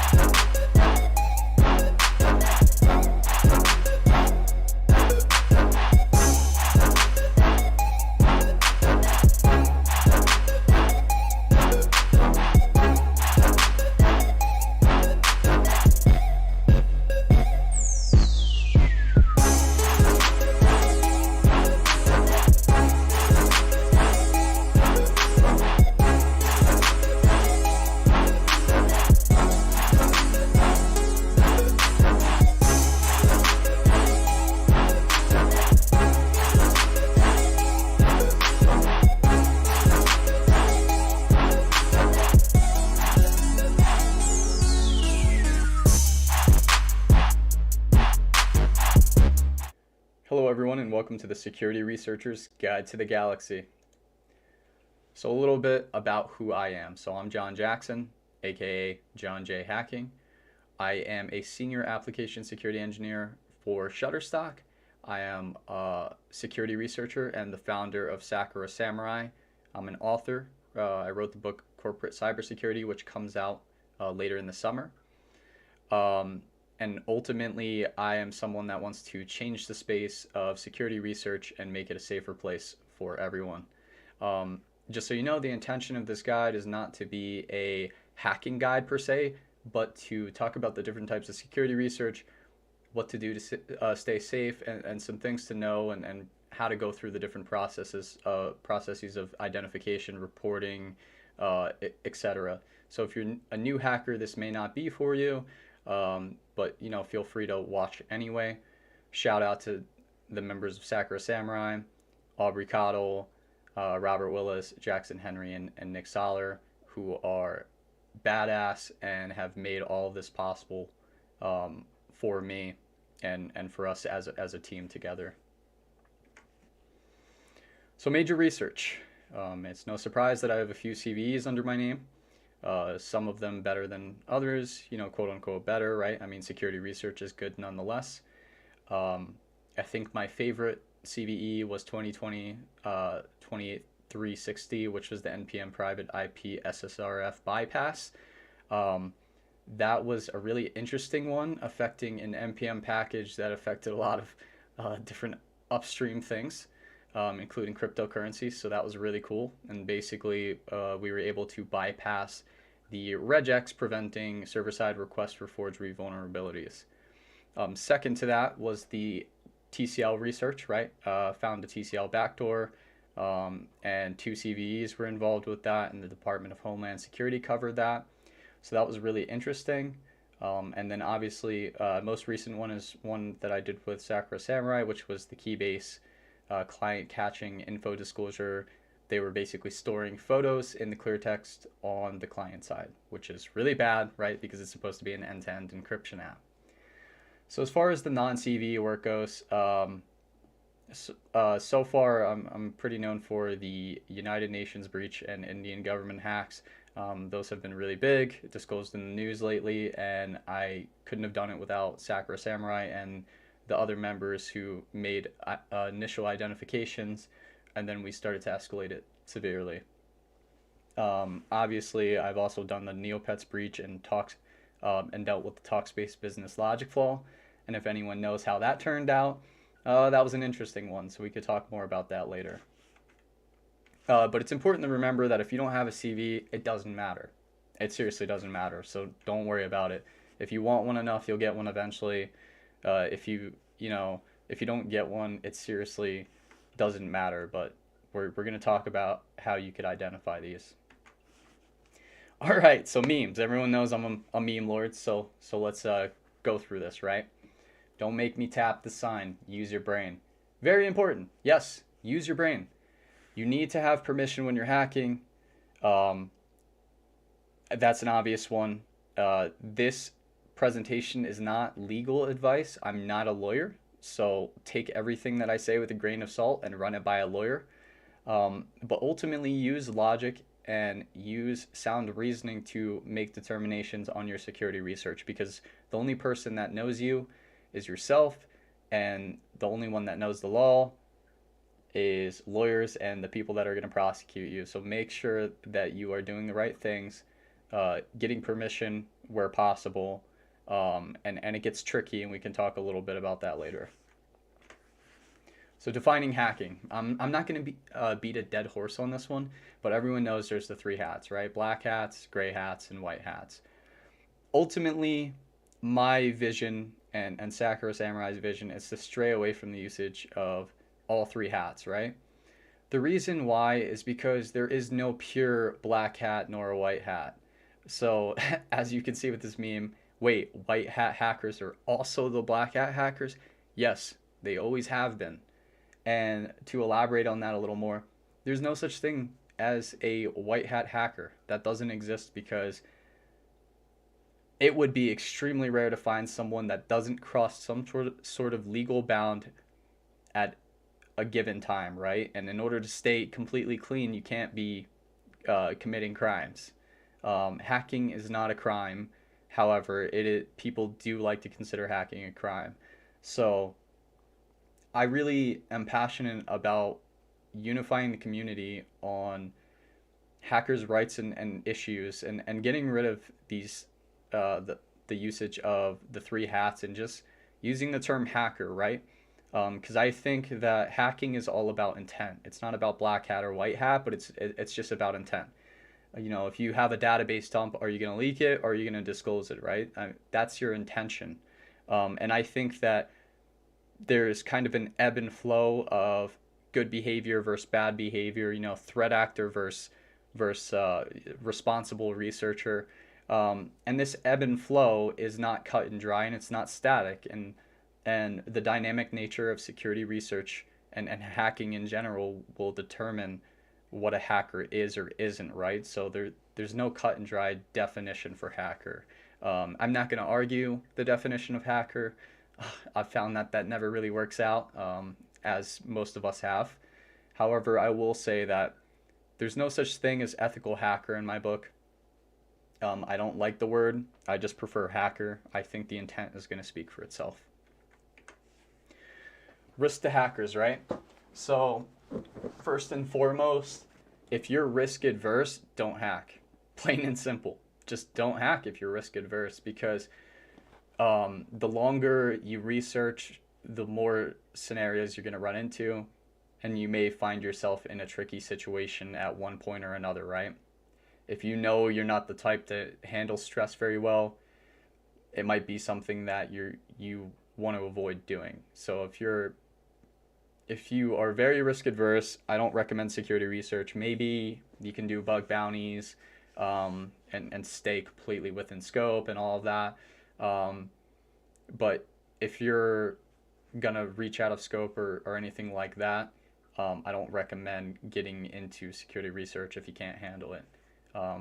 Don't take that the wrong way. It's just what I've seen and what I've experienced personally.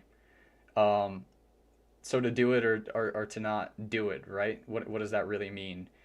It means, should you hack it or should you not, right? Hackers are curious people. We're going to come across a wide variety of scenarios when we're doing security research, and you have to determine what's smart. So have a lawyer, retain a lawyer, always have a lawyer. If anyone ever comes into your house, if you ever get questioned, and law enforcement gets involved at any point, shut up and just lawyer up and let your lawyer do the talking. Do not talk to law enforcement. They are not your friends in that sense. Especially, if you think that just by having good intention, it's going to keep you safe. That may not be the case. So make sure you have a lawyer on hand, and just do the right thing and know what you're doing before you get into conducting this research. Because if you don't, it can backfire on you. I don't want to see that happen. I've seen it happen before. I've almost had it's almost ended bad for me when I first started doing security research. So just retain that lawyer. All right, the types of research. So there's 3 different types of research. Well, at least I break it into 3 different categories. So you've got for profit, for fun, and accidental, right? So what does that really mean? For profit is bug bounty programs, right? So you could get on a program, you could hack, you could make money. For fun is vulnerability disclosure programs and open source research, right? Looking for 0 days, that kind of thing on open source projects. And then accidental, that's basically just the whoops moment, right? Like, I just found this thing, right? So there's these 3 categories of research. Depending on what you're interested in is obviously going to be the determinant in what you end up going for. Like if you end up going for money, it doesn't really make sense to go do a VDP, right? You don't want to do beg bounties, as Casey Ellis calls them, because it's just embarrassing and it's not a good look for researchers. And I guess we could talk a little bit about that later. Yeah.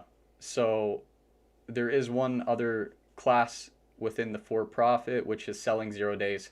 People don't like to talk about it. It's a very shady subject. I'm not going to talk about it too much. All I'm going to say is be smart and use your brain. You don't know who it's going to. It could be used by the government to exploit people. You really don't know who these 0 days are going to. So just be careful. All right, for profit. So bug bounty programs. What is a bug bounty program? Simple. You hack, you get paid. That's as simple as it gets, right? Obviously, there's a lot to it. Bug bounty platforms exist to support hackers. So BugCrowd, HackerOne, Integrity, Synac. I will say that Synac is application only. You have to go through the process, yada yada. If I had to recommend one of these platforms, I would say I like BugCrowd personally. They've treated me very well. I've always had good resolve on bugs and adequate attention paid to my vulnerabilities. And if I've had any issues, I've been able to have them resolved very easily. So that's why I recommend BugCrowd, but you can do whatever you want. I won't say anything for or against any other platform. However, I would say that the more important part is how you pick your target, right? That's one of the things I'm asked all the time. Well, John, how do you pick a target? Well, that's a good question, right? It's a loaded question. For one, private programs are great. One of the things people say all the time is, "Oh, I only do private programs because of X," right? Well, private programs can be good and bad. They can be good because you're dealing with a much smaller pool of participants. However, that might also mean that there's a much smaller scope, and that you might be dealing with program managers that are far new than someone in the public space, right? That has dealt with everything under the sun. So it's really going to depend. Obviously, when you find a good program, stick to it, because if you stick to the program and you learn their assets inside and out, you'll find that you're popping bugs more. Now, I don't do bug bounty a ton. I honestly like to do other types of research, as everyone has seen. However, I would say that don't just pick a target because it's got a big scope or a small, a small refined scope on a private program. Pick a program based on your skill set, right? If the enterprise is very e-commerce heavy, and you find that you're really good at doing something like indirect object references, it might be a good program for you, right? Because you might be able to tamper with the cart, tamper with user data, all that kind of stuff, right? Bridge your vulnerability exploitation skills to the program type, and you'll find that you do a lot better. If you're someone that wants to intimately know the tech stack and exploit it in that sense, then I would recommend a small private program.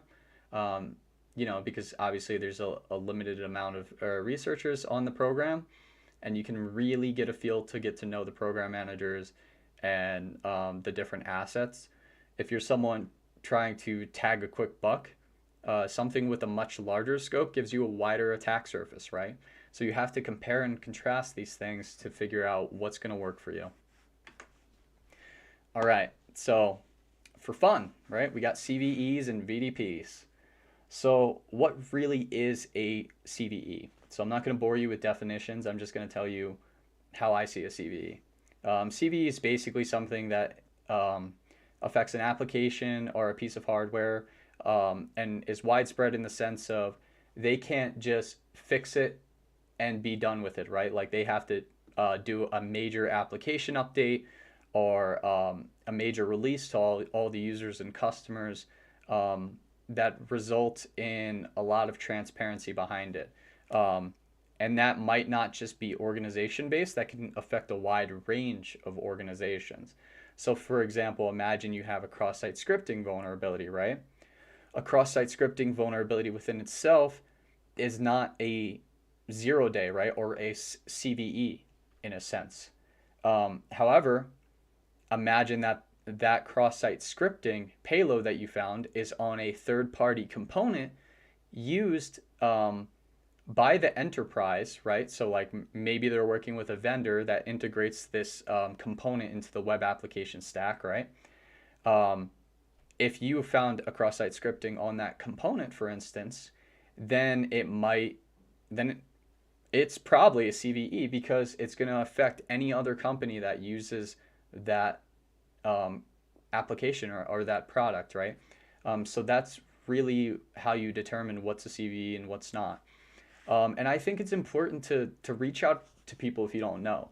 If you don't know if something's a CVE or not, there's plenty of security researchers that are willing to help you, and they're not gonna ask for anything from you, right? They're just gonna say, yeah, let me check it out. Let me help you figure it out, right?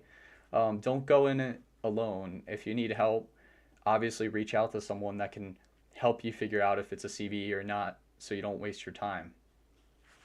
In addition, with CVEs comes a lot of responsibility and media attention too. So I think people need to realize that when they're researching. It could be a dangerous game depending on what it is. If you're a media adverse, stay away from CVEs because you may or may not get media depending on what type of CVE it is, even if you want it.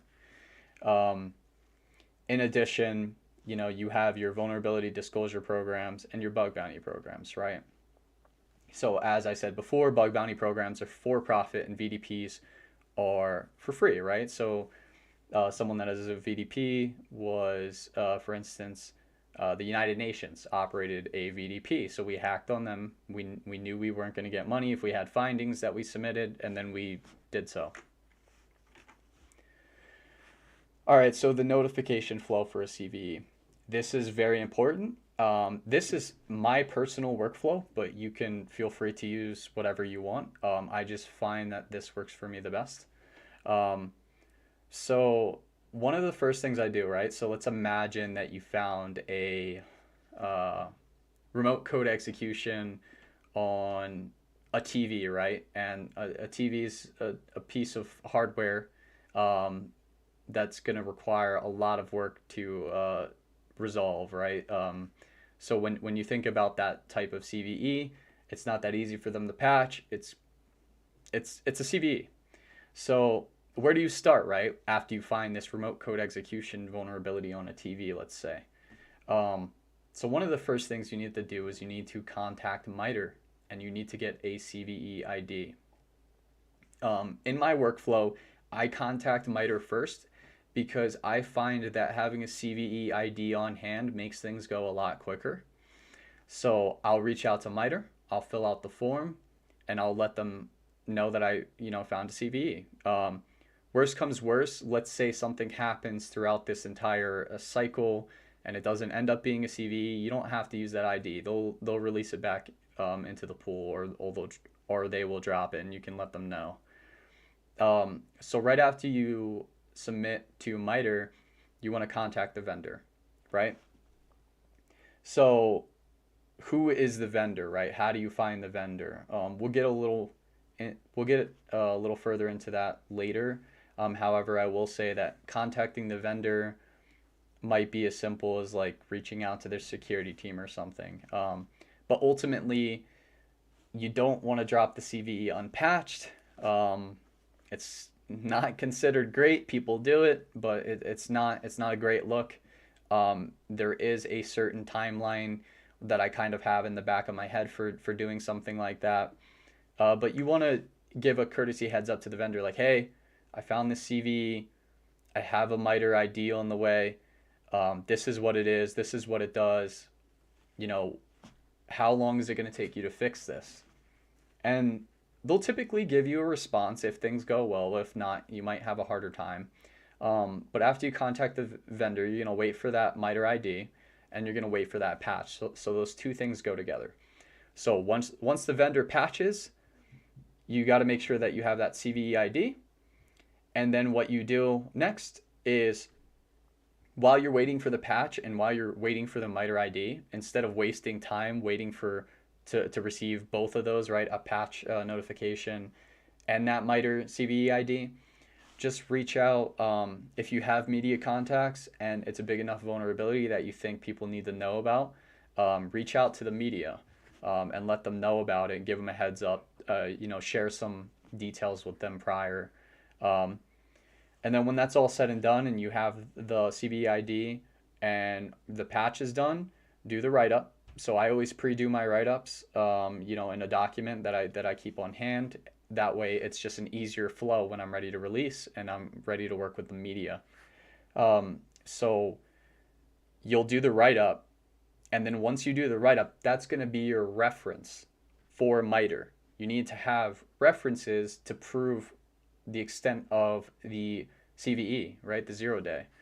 So you're going to submit that reference to MITRE after you do the write-up. So I like to use my website because it brings traffic to my website and people can get to know me, follow me, all that kind of stuff, right?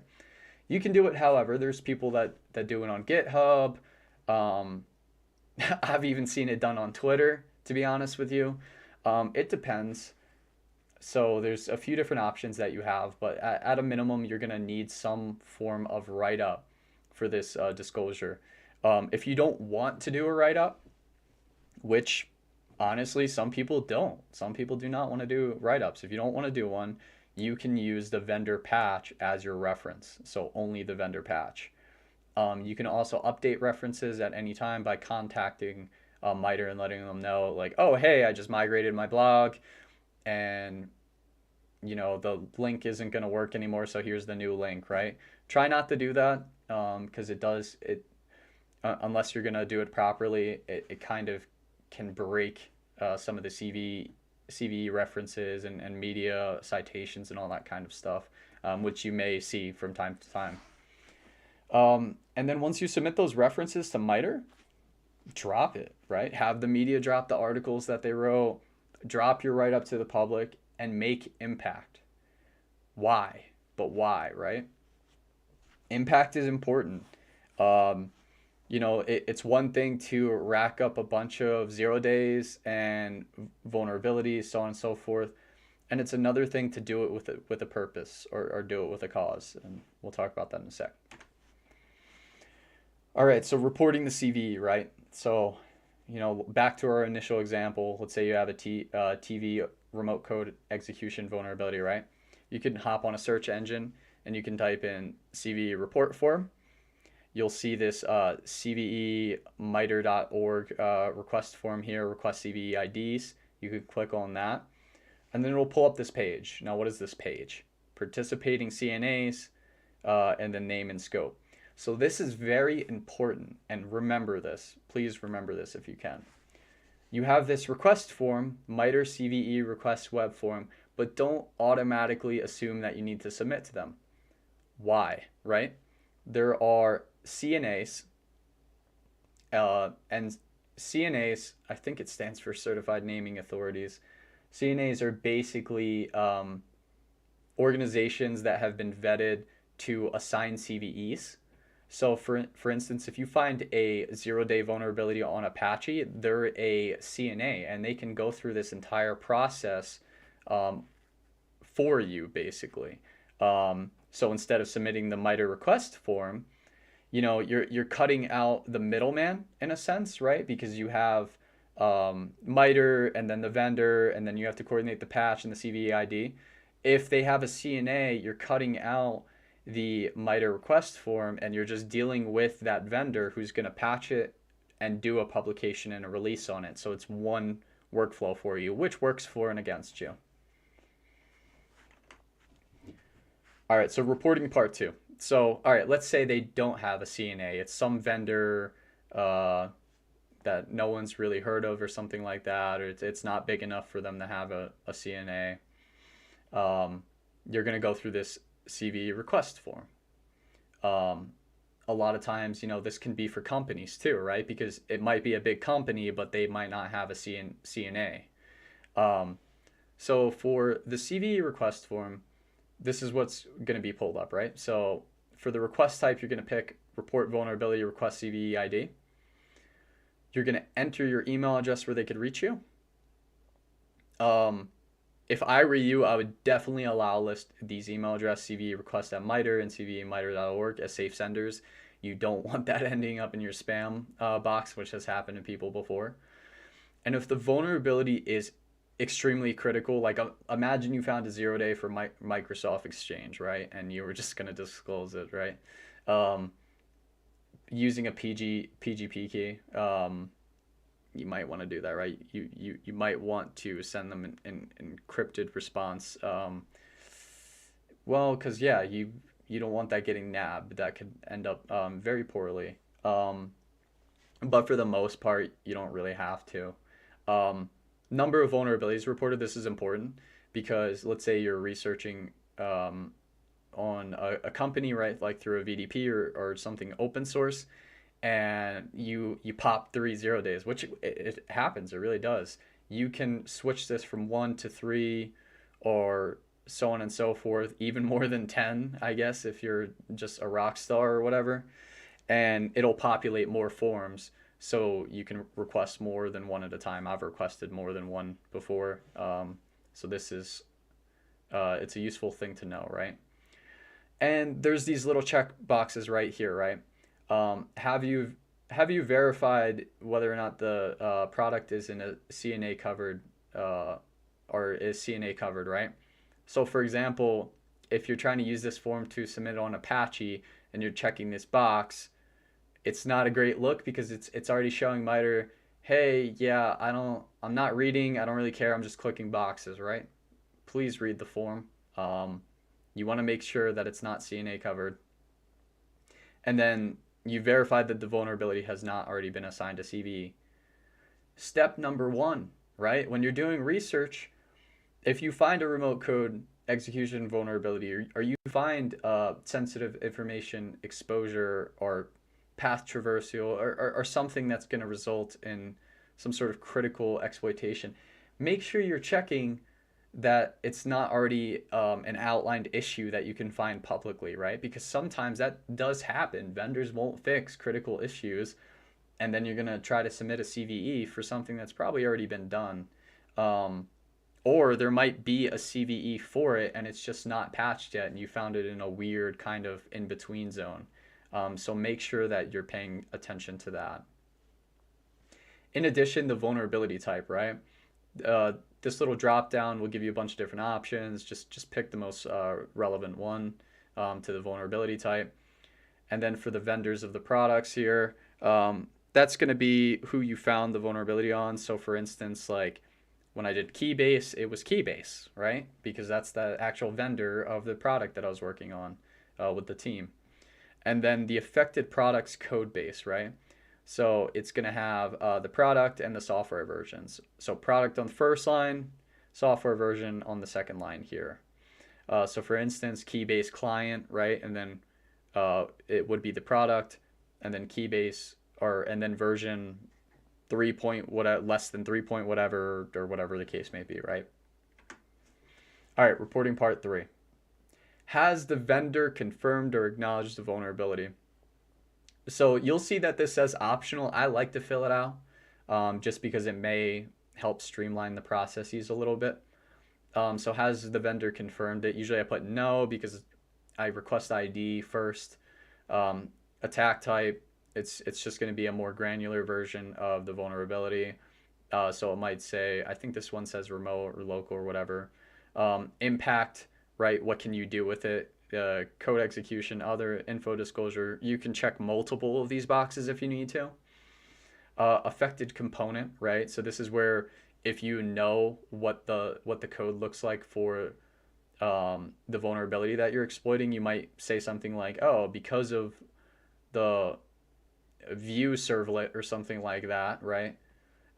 You might want to throw that in here because that could help MITRE understand the impact. And then the attack vectors, right?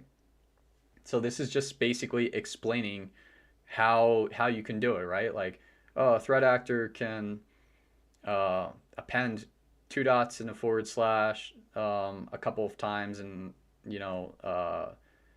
start reading files, right? Or something like that. And then suggested description of the vulnerability. So you'll see there's a little I here. This will take you to a guide that teaches you how to do the naming mechanism for different CVEs. I highly recommend reading this because it's great. Obviously, if you've seen CVEs before, you know kind of how they're structured. And once you start doing this, it just kind of rolls off the tip of your tongue, just like so easy. Just you'll get it done in like 30 seconds. But if you're new to it, I definitely recommend reading this little guide, so you can go through how MITRE likes their naming mechanisms, and descriptions of their vulnerabilities, and then discovers credits. So I honestly don't really even know what they do with this, because you don't necessarily get your credits on the CVE itself. That's why I like to use my blog as my reference, because people will know it's me, and then I can put the credits in the write-up or whatever, right? Whereas if you just throw it on something like, or if you just use the vendor's description, they might not credit you or something like that. You can ask them to, but everyone's kind of different in how they operate. So that field doesn't really mean much. And then for the references here, obviously, like I was saying, this is going to be using that article or that link, that vulnerability patch release, so on and so forth. All right, reporting part 4. So once you submit that, you get this email that just says, thanks, we're going to review it, plain and simple. And then over here, you're going to get, so once this is all said and done and they verify it, and this is my favorite part, because when I first did this, I was so confused. I was like, huh? It says UCV 2021 23827. And I'm like, what does that mean? Like, do I have it? I don't even know. Yes, this is your ID, and they're very blunt about it. So once you get this ID, to submit the reference, you're just going to reply to them, and you're going to say, hey, here's my reference for this CVE. So you reply to this email and you say, here's the reference for that CVE. And then they'll look through it. If anything looks weird to them, they'll clarify with you. And yeah, it'll be good. And then they'll drop it, right? It'll hit Twitter, it'll hit everywhere. All right, CNAs. So let's talk a little bit about CNAs, right? They're going to handle everything, the entire patch to release cycle. But I like to think of the CNA as that tsunami barrier, if done right only. And what I mean by that is, a CNA is either going to be your best friend or your worst nightmare. And I definitely have stories of both.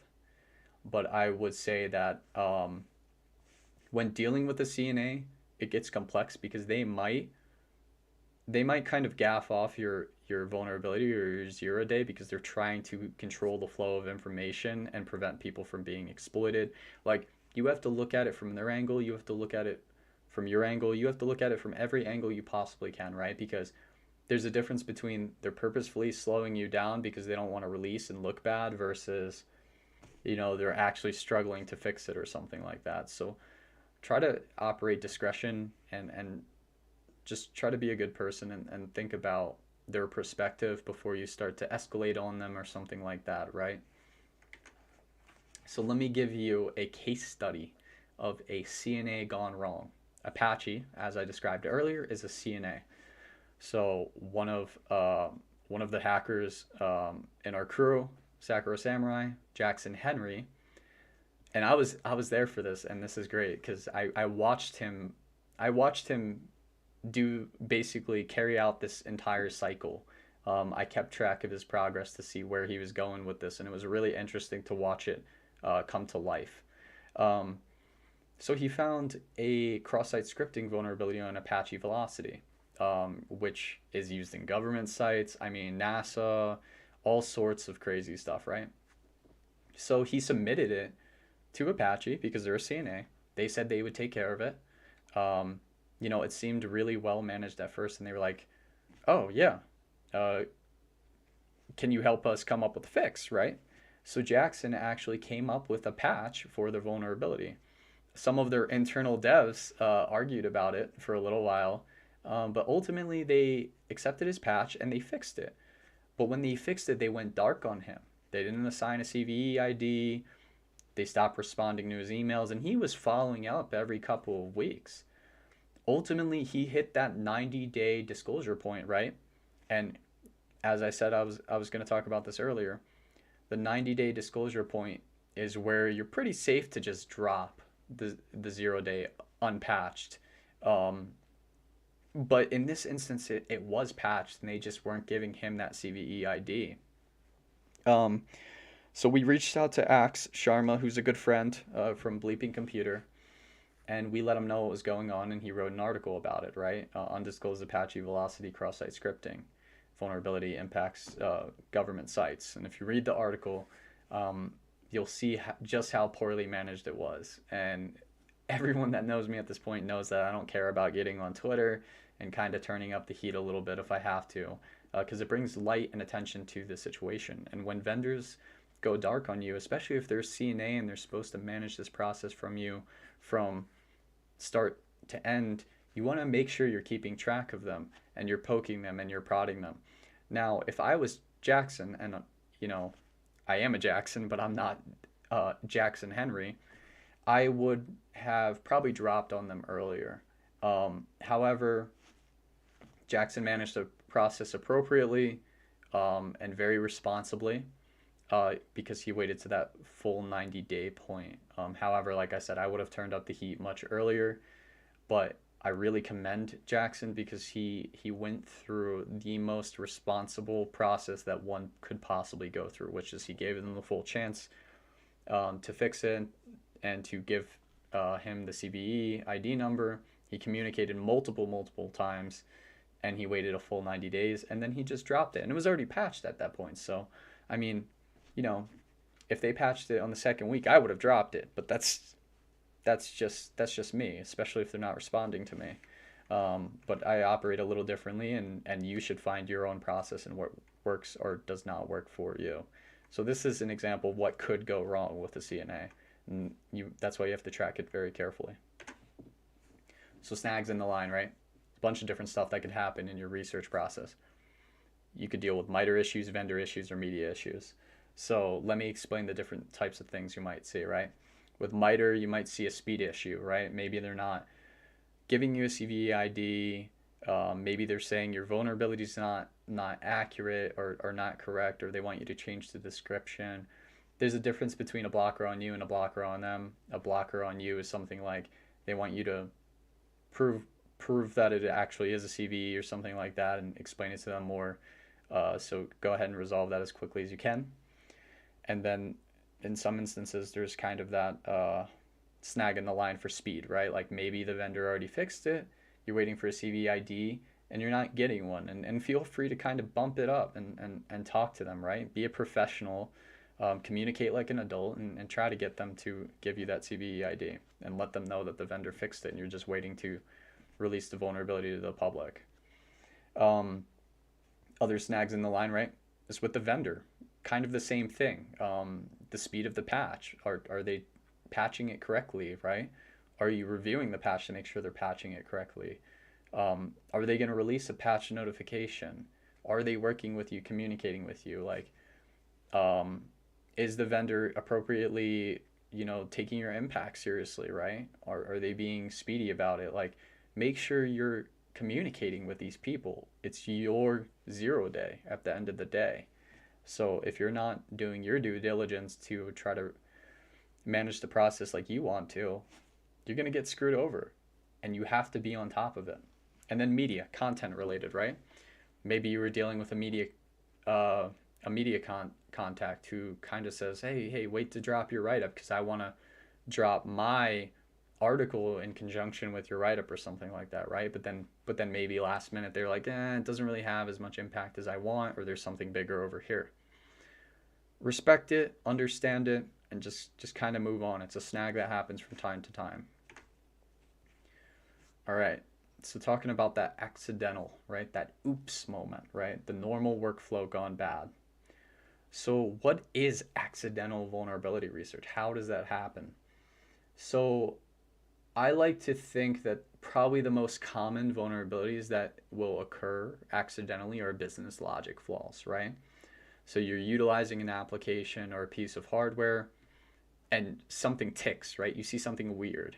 For me, it was with Talkspace. I saw that, there wasn't that user validation. So to me, it was weird. That was kind of my tick right there. It's a business logic flaw because they've implemented this into their flow. And I find that from time to time that will happen. It's a normal workflow just gone bad, and that's where you run into an accidental kind of situation. Other situations are you're bored and you're poking around at a company, right? Maybe you shouldn't be, but you are. Take it with a grain of salt. Do what you can, right? I mean, like I said, I'm not a lawyer, so I can't advise you on this, but I would say that do what's right, do what you can legally, okay? So yeah, that oops moment is something that might happen. And then what do you do? All right. So you just stumbled across a business logic flaw, right? Maybe it's business logic, maybe it's part of the OWASP top 10, maybe it's a network kind of thing, Accidents happen, or hackcidents, as KDM calls them, and I really love that. A hackcident. That's funny. Hackcidents can happen, and especially as you start to research more, your brain will just start to click and you'll start to see like patterns and applications. So if you find a vulnerability, there's a lot of different things you can do, right? So for one, you're going to want to look to see if they have a security.txt on the root of the domain, because a lot of times they put security contact info in a security.txt and it'll tell you who you should be contacting. Now, if they don't have that, check disclose.io, DODB, because you can search through and see if someone has a bug bounty program or a VDP. I'm not going to talk too much about Disclose because Casey is actually giving a presentation on that today. And then the other thing too is check the web application, check their support page, check to see if they have a security contact. Go on their Twitter, see if they have a contact. Like, there's multiple things you can do. Try to stay calm. Don't get frustrated. Definitely stay calm, because remember, you're researching potentially what's out of scope, especially if you don't know if they have a private program or something like that. So you have to be careful. If all else fails, always evaluate the impact, right? Like, if you're talking about a cross-site scripting vulnerability, are you going to go disclose it to CERT, Certified Emergency Response Team, or the local entity for your country? Probably not. I mean, I'm just going to be honest with you. Probably not. CERT's not going to take you seriously. If you accidentally stumbled upon a vulnerability that allows you to access 8 million user records, you might want to get CERT involved, especially if you don't have permission, because you can be looking at legal ramifications beyond your control, and this is where you have to manage very carefully, and you need to reach out to experts in the field that do security research and say, hey, look, I'm worried, I need some help, right? And that's where community.disclose.io comes in. Pop by, hop on the community board and say, hey, I need a security contact for this company, right? Or this organization, and we'll do our best to help you out. I help volunteer for that. Sick Codes helps do that, and there's a few of us that are more than willing to help you out if you're in a pickle there. So make sure that you're doing your due diligence, and then obviously hop on Google, look for bug bounty programs, VDPs, reach out direct to the company via email support. Hey, do you have a security team? Reach out on Twitter via DM. Hey, do you have a security team? LinkedIn, Instagram, Facebook, wherever. Once you go through all of those steps and all of those means, take it to social media. That's what I always do. It always works for me. Take it to social media, or take it to community.disclose. Take it to both and say, hey, does anyone have a security contact for this company? 9 out of 10 times someone does, or someone knows someone, or friend of a friend, or whatever, and you'll find that you have a much cleaner process going through that. That's what we had to do for India, because even though they had a VDP, it was so sketchy that I wanted to talk to a federal entity to help us disclose it, because it was huge. All right, So here is a gone wrong situation, right, of researching out of scope. I found a business logic flaw. It was poorly managed, right? They had no security. I contacted their team. Their team told me it wasn't a vulnerability, even though I could get therapy for free, and just bypass paying for it at all, get their premium program. They said it wasn't a vuln. I said, well, if it's not a vuln, I'm going to publish about it. I published about it. They send me a cease and desist letter, right? I got lucky. I got lucky because I had reporters on my side. Zach Whitaker was there to help me out, and I sent him the C&D, and he wrote about it, and they kind of backed off. But I also took my blog post down, right? Now this was my first kind of research. I might not have taken it down if I knew what I was doing more. However, that could have easily ended with a lawsuit and not with a C&D, right? They could have just taken me straight to court and said, hey, he's hacking us out of scope. You know, he's a criminal, right? And they could have painted that scenario, and I could have ended up going to jail. So you have to think about this kind of thing before you start disclosing, before you start telling people about the vulnerabilities, before you reach out to the companies. Like, know your target audience. And then media contacts, right? So let's talk a little bit about this, right? The meme. I love this meme. I made this meme for this presentation, but yeah, like I've done this before, right? Where you talk to a journalist. I'm like, hey, I know you're really busy, but I have this breach-worthy kind of thing over here, right? And they're like, tell me, I want to know. How do you make friends in the media, right? You should have friends or good media contacts. If you're a security researcher, they can't necessarily protect you, but they can give you a lot of visibility, which in turn can protect you in some instances. Obviously, once again, not a lawyer, be careful. But to make media contacts as friends, right? Like journalists as friends, interact with them on various platforms, give them feedback on their articles, follow them, comment on their work, right? Be a subject matter expert. Reach out and say, hey, if you ever need someone to talk about AppSec, that's my expertise. Let me know. I see you write about AppSec a lot, right? So hit me up if you want some comments. And they will from time to time when they need comments, which is kind of how I got my start with meeting different media contacts. And then, you know, if you want to really make impact and have lifelong friends that are journalists, make sure you're giving them valuable research. Readers want a story. So refine your methods to something that's valuable to that type of journalist, right? Because, you know, a journalist that covers cybersecurity politics, they don't care about your Neopets breach, you know what I mean? So you have to know your audience and know what type of journalism that journalist covers. Serious issues in media, right? So when do you go to the media outside of a 0 day? It depends. Think about the impact of the vuln, right? High value business logic flaws can result in good media.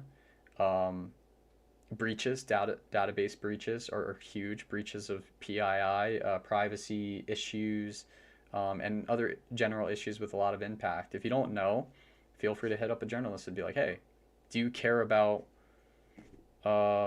this privacy issue with this app, right? If it's a big enough app, they might, even though a privacy issue might be smaller. So just, it scales up and down. And then the other thing is no one's going to do it for you, right? The company's not going to help you disclose to the media for the most part. So just cut that out of the question and just have some media contacts on hand. Media when media, right? So the media, you know, like journalists are bogged down with vulnerabilities. So try to understand that target audience and understand what you're giving them, because they don't want to have to take a look at your cross-site scripting vulnerability, right? That's not really going to be a story for them, right? You know, an Apache server status page is not going to be a story to a journalist, unless something crazy happened with it that we don't know about, right? Or something like that.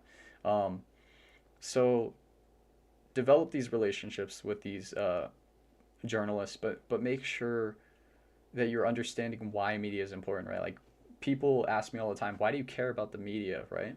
I care about the media because doing responsible research, disclosing 0 days, it's important to protect users. If you're finding, instances of database breaches, like if you're able to breach information and acquire PII, you want the users to be protected. You want them to know about this. That's number one, is to protect society, to protect people. Number two is to change the way hacking is perceived, right? We're perceived as criminals by a lot of people that don't know us. We're not criminals. We're curious, like-minded individuals that like to poke around, right? That have something in our head that just ticks, when we do research, when we hack, when we break in the systems and we break things, right? So redefining our perception in the media is very important, and I think we can do this by reaching out to the media and giving them good stories of good, responsible, and otherwise ethical work, right? All right, so riding the line between black and white, right? Black hat and white hat.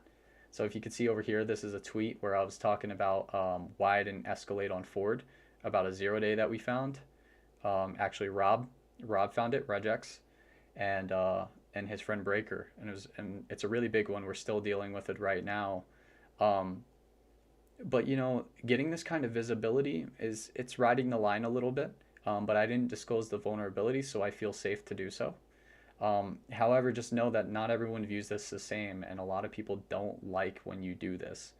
It can get you banned from bug bounty programs. It can get you kind of shamed in the industry. However, I think transparency, especially when it involves user data, is important. I don't care. I will die on this hill. I will ride that to the grave 100%, because protecting users is a priority. I'm not going to drop the vulnerability unpatched, but I'm also not going to let it slide either. So remember that the line between black and white is that intent, right? Having good intent versus bad intent, and being reasonable about the type of vulnerability and what you're doing, right? And then you have to know when to push, right? Sometimes you might have to hop on Twitter and say, my 0-day is not being taken seriously by Google, right? They don't seem to care, right? So maybe I'll tell you what we're starting to find. PII, blah, blah, blah, right? Because that kind of gets traction, gets it picking up. And then they go, oh shit, we don't want this to explode in our face. We should probably communicate with this researcher better. And I've found great success in doing that. And I don't care what anyone says, I'm gonna keep doing that as long as I can stay safe and stay legal. And that's why I say redacted is your best friend. Do not drop the vulnerability publicly, especially if it's going to result in threat actor exploitation or acquisition of user data. Your goal is to protect the users, not to let them get exploited. Do not drop the 0-day if it's going to result in user data being exploited. At the end of the day, you can do whatever you want, but that's how I operate. In addition, trust no one, right? Don't even trust employees outside of a program if they have one, or outside of the security team. They might burn you. Do not trust random people that want to know more about your vulnerability. They might drop it to the public. You have to be the responsible party for this vuln. Don't give the details to people that don't need to know, because they might drop it or exploit it, and it could backfire on you. Individual versus team, right? Paid lone wolves, group impact. Why not both, right? What's the difference? A lot of bug bounty hunters ride lone wolf because they make more money off of it. But I've found that a lot of impact can be done by rolling with a hacking group, right? Like Sakura, Samurai, we all have different skill sets, and we escalate each other's vulnerabilities, and we work together to work within skill sets that one might operate better than the other. And I think that having friends that you can kind of bounce ideas off of will help you as a hacker. It will help you. And that's the thing, right? Why are black hats so successful?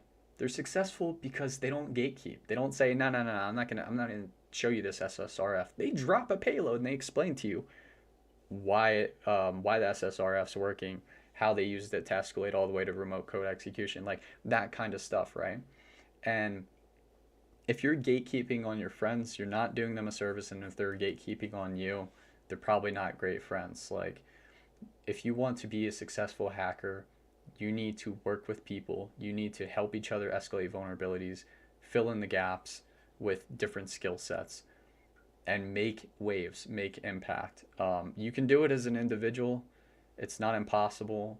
However, just know that a lot of the reason the white hat, quote unquote, right, there's no such thing, community is successful is because they go through the process of or isn't successful, sorry, is because they go through the process of gatekeeping on each other, their own peers, and saying, no, I'll manage this. I don't want anyone looking at my stuff, right? Whereas black hats just share information because their intent is different. If you can have a mentality of having a group of friends that you trust, you can take a $200 bug and make it a $5,000 bug, right? You can take a minimal impact, low 0 day and turn it into a crit. Like, I need you guys to understand that.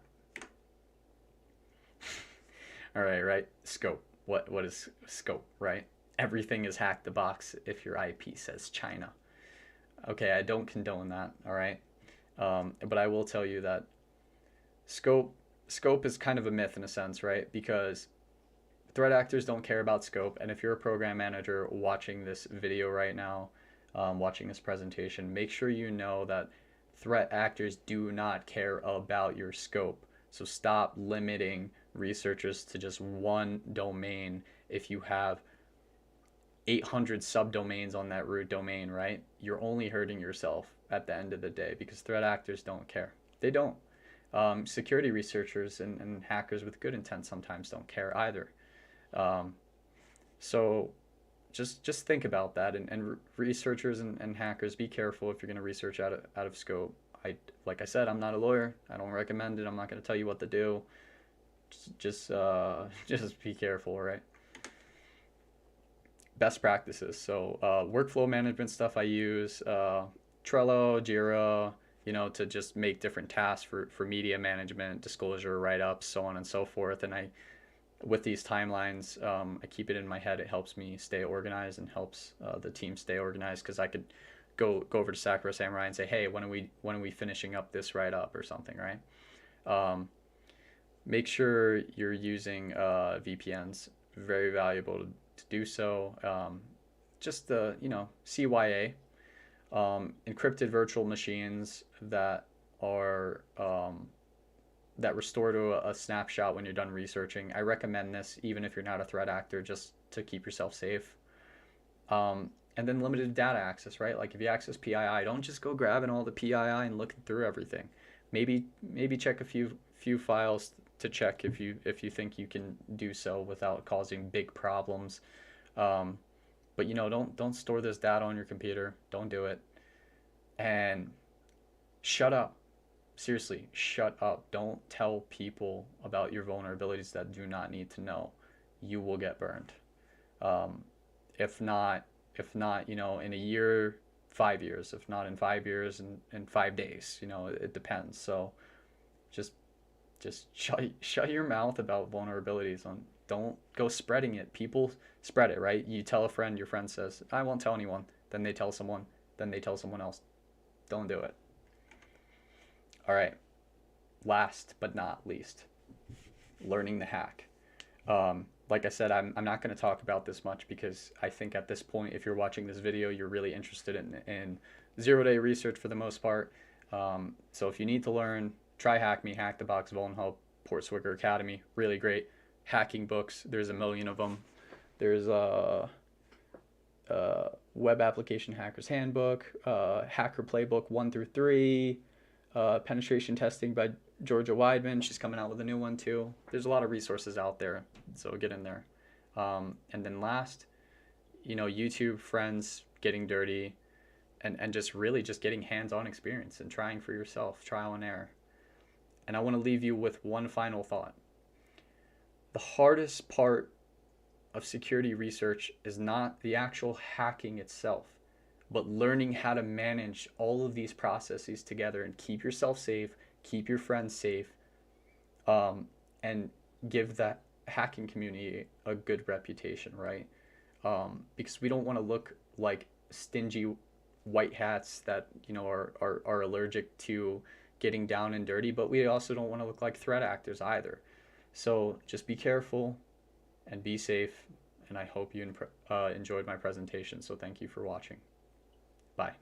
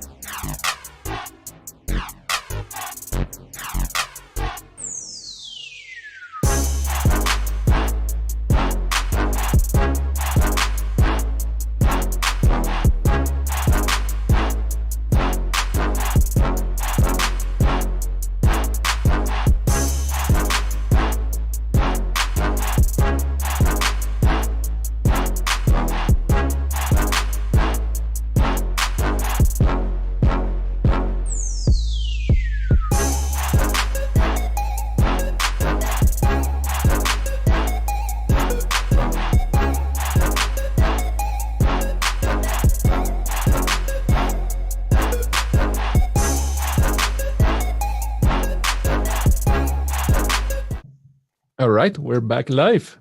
Brian, take it away.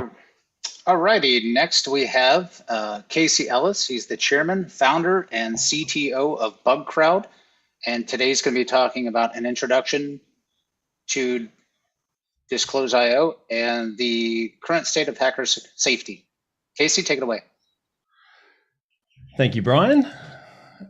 Good afternoon, good morning, good evening, good day, good whatever it might be for you. I'm coming to you from Sydney, Australia. It's about 7 a.m. right now, so it's definitely good morning on my side, but great to be chatting with you all. And huge thanks to the Red Team Village and to the HackingisNOTaCrime crew for putting this on.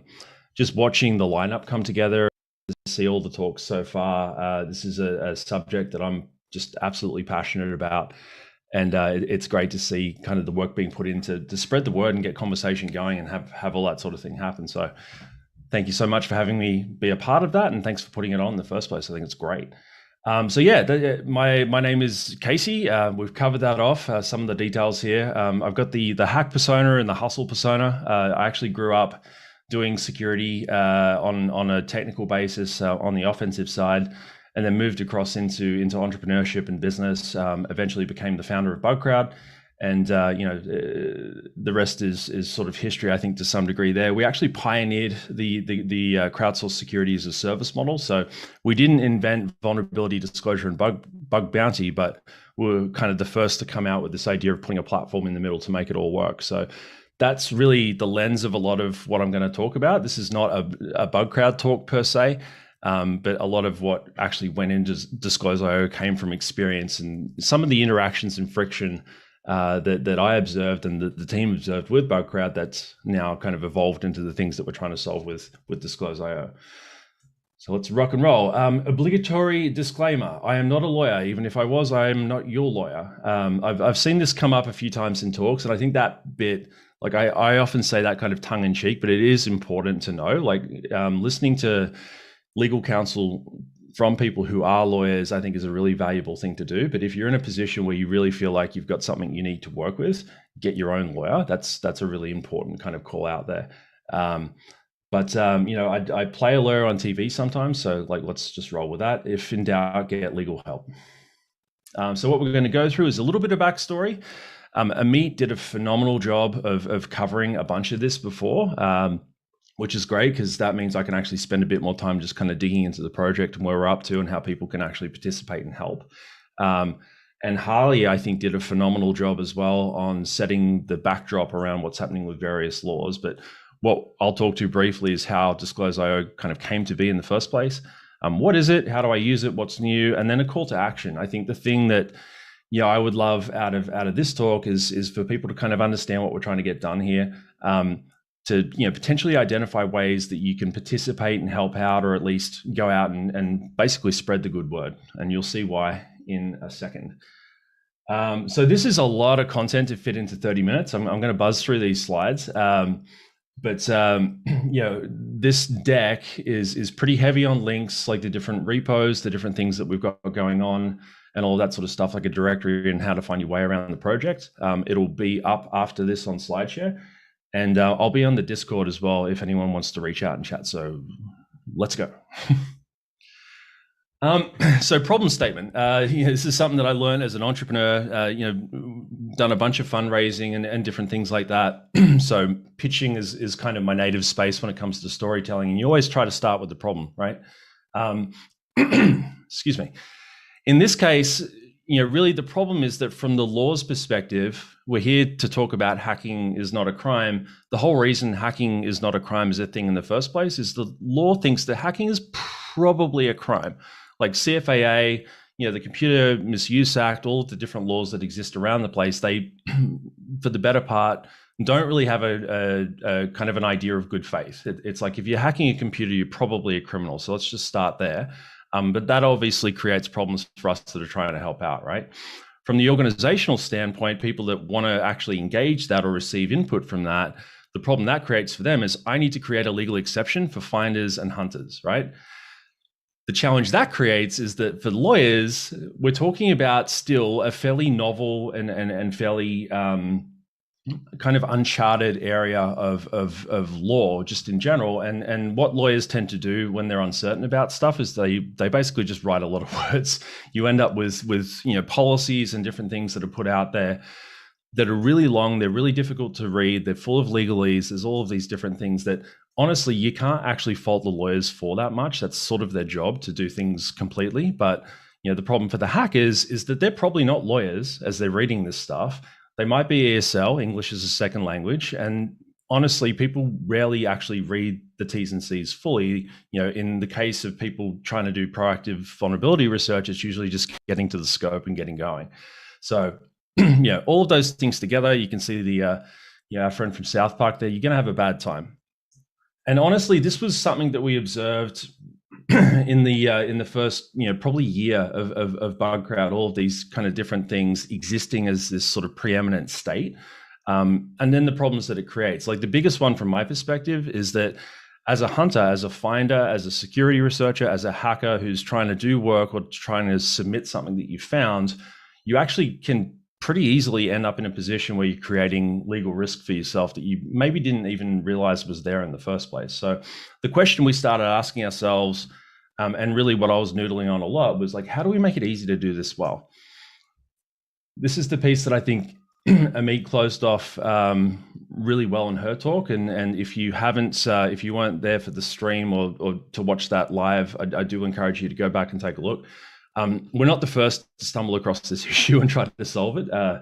Rainforest Puppy as kind of the OG with the RF policy back in 2001, basically trying to codify like what should people do? How should we approach this? How do we make language that people can just pick up and use to be able to set expectation and communicate how to interact? In this conversation between hunters and organizations that are trying to receive their help. BugCrowd and CypherLaw partnered together to create the open source vulnerability disclosure framework in 2014. ISO came out, the DOJ came out with stuff. Amit, as she mentioned before, did a ton of really excellent work, not just zoning in on this issue of safe harbor and legal safety, but also I think actually kind of surfacing the problem, frankly. Like a lot of people have been working on a similar sort of space up to that point, but not a lot of people really cared. And I think Amit was a linchpin in actually driving awareness around this as well. So really what happened is in 2018, I had the idea to basically grab a domain, create a brand around it and start to focus these efforts, create a focal point for people to be able to contribute towards, but then also to be able to use the idea of Disclose.io as a thing that, ultimately becomes a net benefit to companies that implement this type of stuff beyond just, making it easy for them to start a VDP. Which is kind of what this slide's talking about. The idea is, all right, we've put all this work into making language and implementation of this sort of thing as frictionless as we can.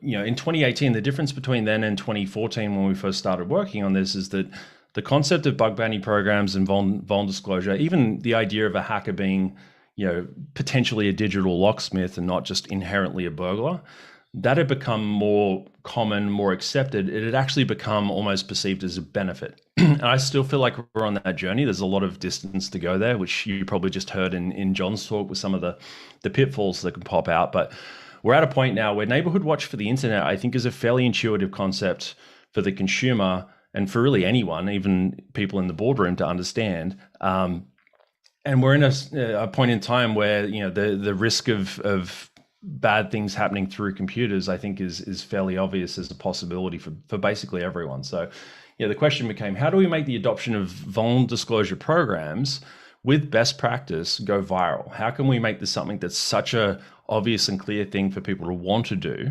that takes over some of the momentum of organizations like BugCrowd and others that are trying to promote this stuff, but even the hacker community itself trying to get organizations to hear about what we've found.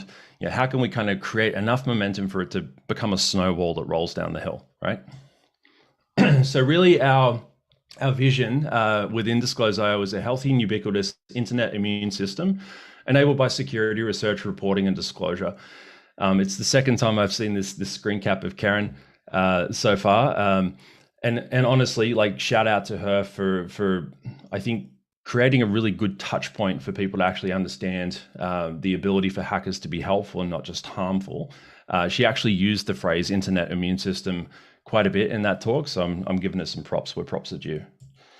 So our mission really is to standardize and promote Neighborhood Watch for the internet. The standardization part is important in terms of setting precedent and reducing friction. The promotion part is important for people to actually become aware of the fact that this is a thing they should do in the first place. But then, as I said before, to make it desirable, make it something that the market actually wants to do. Ultimately, if they step into it and say, this is a thing that is just, you know, probably going to be a part of how we do business on the internet in the future anyway, we might as well get ahead of it, right? That's my firm belief around VDP. You know, this idea that, you know, between now and the heat death of the universe, anyone who runs, you know, any kind of IT infrastructure whatsoever is going to have to deal with someone like John or someone else in the researcher community who's found a problem with their stuff. That's a physics issue. It's not really as much an issue of choice, I think, for vendors and people running organizations anymore. And that's becoming more clearly true as more of this type of thing happens. So how do we make that easier? How do we, you know, get ahead of that, like snowball the thing down the hill? But then from the standardization perspective, like, help people do it well, help people actually, you know, put legal protections in place and all of the different things that are needed to make this successful. So really the end game is a virtuous cycle. Like, what I'd love to see is for the you know, the Disclose.io seal to become almost like the green padlock. And I use that analogy deliberately because the green padlock is in the process now of going away. I would love to see that happen, for it to get to the point where, you know, we go through this phase where, you know, folks are looking for this type of thing to feel safe on the internet, but then all of a sudden it becomes so standard and so normalized that we don't really need it anymore. We're a long way from that right now, which is a part of the reason for the initiative in the first place. But that's kind of where I'd see it heading, and where I'd like to get it to. And I think it's a pretty easy kind of vision to kind of glom onto. You know, for folks that ask me the question, like, what is this all about? What are you doing? Which part of this is most important? Like, this is what I try to bring them back to, because it really, I think, captures the essence of what we're trying to get done. So what is Disclose.io? Really, it's you know, a collection of it started off kind of, as that timeline suggested before, as this collection of open source projects, which consolidated into this initiative, this movement. We're now in the process of filing for a 501c3. Like, there's literally, you know, lawyers talking to each other and paperwork flying back and forth as I'm you know, speaking to y'all right now, which is great. I think having it contained and having it be something that can be in a position to get some funding in to you know, get project management happening and all those different things is going to be a really useful tool. But also establishing it as its own thing. Like, I think the policy side of this mission is one that we've worked pretty hard. You know, BugCrowd's been a significant contributor to this project, but so have many others. And, you know, part of the goal there is to make sure that it's actually seen from the outside as a standalone thing in the way that it actually is. So it's 100% community powered and maintained. It's coordinated via Slack and GitHub. There's about 50 core members in the Slack, 200 contributors or so, and there's 2,300 organizations in the database. The screen cap here is a bunch of people that have contributed. Some of the faces and names you'd recognize from this conference. You know, we get to hang out. You know, what I love almost the most, frankly, about this project is that it just brings me around some of the most intelligent, thoughtful, you know, passionate people in this space, because this is really an enabler and a precursor to a lot of the other stuff that goes on in security research and cybersecurity. So that's who we are. What is it? What do we do, or what have we put together? Really, there's kind of 5 core pillars to it. 3 of them I'm going to speak to today. The other 2 we can talk about offline, or you can follow some links and check it out for yourself. It's the terms, it's the list, it's the seal, it's the community, and there's basically this kind of almost magnet for innovation, I think, in a sense, around how to improve vulnerability disclosure that the project's created. So there's this sort of list of other useful stuff that we're putting together that doesn't necessarily fit into those first 4 categories. I told you I was going to power through this. There's a lot of slides, but hopefully y'all are tracking. So to begin with the terms, after I have a sip of water here, the whole thing, as I said before, is up on GitHub, and people can contribute and consume it in that sort of way. The idea behind the terms, this is really kind of where it all started. It's the boilerplate vulnerability disclosure policy templates. They're created and contributed to by lawyers, program owners, and policymakers. And the thing I think that's most important, which goes to my whole lawyers get verbose when they're nervous comment earlier, is that it's structured to balance legal completeness, brevity, and readability. So the idea is, like, how can someone, as a hunter who doesn't actually, necessarily even understand security reporting, let alone law or potentially English, how can they have a reasonable chance of being able to read through this stuff and get what's going on? Like, how do we solve that problem? It's been pretty amazing with this. I think Jack's going to speak about this in a little bit, where we've seen things like the safe harbor clauses that kind of got focused up into disclosure, picked up by the voting machine manufacturers, by some of the states, in order to get ahead of some of the things that ended up happening in the 2020 election from a cybersecurity vulnerability, but also like a cybersecurity uncertainty standpoint. That was one of the reasons that we were pushing pretty hard on that one. And it was a part of it didn't necessarily solve the problem, but I like to think it helped. And that actually drove adoption of those sorts of clauses into that solution. It's come up in a whole bunch of other places as well. Check the list out. You'll see the programs that are up there with full safe harbor, more often than not, actually have disclose.io language in their briefs, which is pretty neat. And you can see some of the organizations that people work for that have actually contributed to this project. So another little disclaimer there: these aren't endorsements by those organizations of the project. I want to be clear about that. But this is the kind of the kind of individual, the kind of contributor that we're in a position at this point to see actually contributing to this stuff. They've got that kind of context that you would get from organizations like these ones. So how do you use it? For finders, what the terms do is they provide an easy reference, an easy kind of thing to point to encourage organizations to start a VDP or to adopt safe harbor if they don't already have it. So if you're talking to an organization, some of the stuff that John just talked about around difficulties when you found something, but there isn't a proactive thing established within an organization to receive that information or to even set a policy around where expectations should sit. If that's not there, you can point them to this, and it gives them a really easy starting point. So I think that's a pretty useful tool for finders and hackers. It's recognizable and clearly, I'm kind of laboring this point now, but it can be understood. That's the goal. And safe harbor honestly amounts to less chilling effect. The whole idea of the potential threat of legal repercussions stymieing security research, or even if something's found incidentally, security reporting, like that's something that we want to just eliminate, and I think that's a good thing. For organizations, it's simple. It makes it easy. This is an otherwise foreign piece of policy creation. So what we're trying to do is to make it more familiar and get people moving, right? It's de-risked by the fact that it's open source, and there's consensus around the output. You can actually see that in the repo, the folk that have come in and contributed to it. That makes people that are creating this policy more comfortable with adopting what we've said, because it's not just Casey the Bush lawyer or other people working on their own variations of this. It's actually a team effort. It's useful for copy pasting or as a foundation, right? So let's move on. The list is another piece. So really what this is a community powered vendor agnostic directory of all known VDPs and bug bounty programs, right? the goal of this is to be able to, basically create a focus point where people can update stuff. They can, as a finder, you can do a pull request and basically, add information that you've discovered around a particular program. Or if you're a vendor and you feel like your information's out of date or people don't know, you can go and update that as well, right?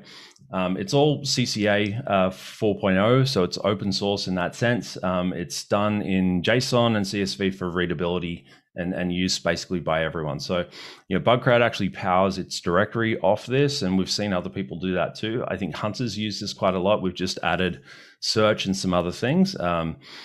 And yeah, that's really the goal. Like, how do we create, this idea of, for finders, the ability for them to find the right contacts for an organization. The search that we've just added, thank you to Andrew who put that together and contributed it, has made that a lot more accessible for users of that particular data set. And we've seen usage increase as a byproduct of that. What it does for finders as well is it helps them feel, it helps them make safe decisions. It's not so much about feeling safe. How do you decide whether the security research that you want to do is safe or not? And again, going back to the disclaimer, like, understand the legal concepts around this, consult a lawyer if you feel like you should. But this is this kind of filter for, who is friendly for me to go off and do some work on, and who's, potentially going to be unfriendly. That's really the goal here. The other thing for finders is it encourages them to think about what's happening on the other side. I think empathy in security research, this is another subject that John touched on a lot, is underrated. We're having fundamentally challenging conversations with organizations when we tell them that there's a broken thing, right? So the whole idea of, fostering that empathy, like seeing people missing from that list or various stages of maturity on that list, actually, I think helps people like look at the overall landscape and not just the vulnerability they might be working with at the time. So for organizations, it's a central point, and I mentioned that before. It's a tool for internal conversation, which I think is really powerful. This idea of, hey, like, here are all these other people that are doing this. Maybe we should too. That's a handy thing to have. And really, it does, serve as a single source of truth for vendors to be able to go out and actually establish what their status is when it comes to safe harbor and best practices like CBD. And I'll come back to that in a second because we've just made some improvements there. All right, so now there's the seal. So Amit covered some of this off, so I'll just glance across this. But basically, the core concepts within the Disclosure Safe Harbor language is this idea of permission to hack, which we refer to as full safe harbor, and then permission to, or not permission, more a sense of safety around reporting in the first place, which we refer to as partial. So for an organization to go out and say, okay, we're not going to pursue legal action if you stay within these definitions that we have of what constitutes good faith versus bad faith, you can report to us and feel like you're not going to, get a call from lawyers or get your door kicked in or any of that other stuff. That's the starting point. What's even, I think, more powerful for an organization to do is to actually engage what we call full safe harbor, which is the idea of basically going out and declaring that, again, under those same definitions of good faith, you now, as a security researcher, are authorized in light of things like the CFAA, like anti-hacking laws, and there's lots of other ones around the world, but that's the kind of the granddaddy of them that folk talk about. And probably most relevant to this audience as well. You're exempt under any circumvention laws like DMCA. You're exempt from any violations that you might commit against the acceptable usage policy or terms of service. And there's, in there a general acknowledgement of good faith. So the fact that you're kind of saying that, yeah, we get what you're doing. We think it's good.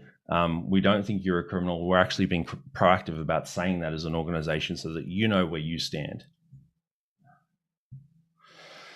So the seal for finders, it's recognizable. I think if it's not there, finders are going to want to talk to an organization and say, hey, you should do this. This is a thing that's going to help us. It's going to help, your customers, your peers, like the general internet, understand where you stand when it comes to security. Like, you recognize the fact that it's a team sport and that, transparency is a leading indicator of maturity at this point in the markets. That's a good thing for you to do. Plus, as a finder, it's going to help me feel safe which means I'm going to help you more, right?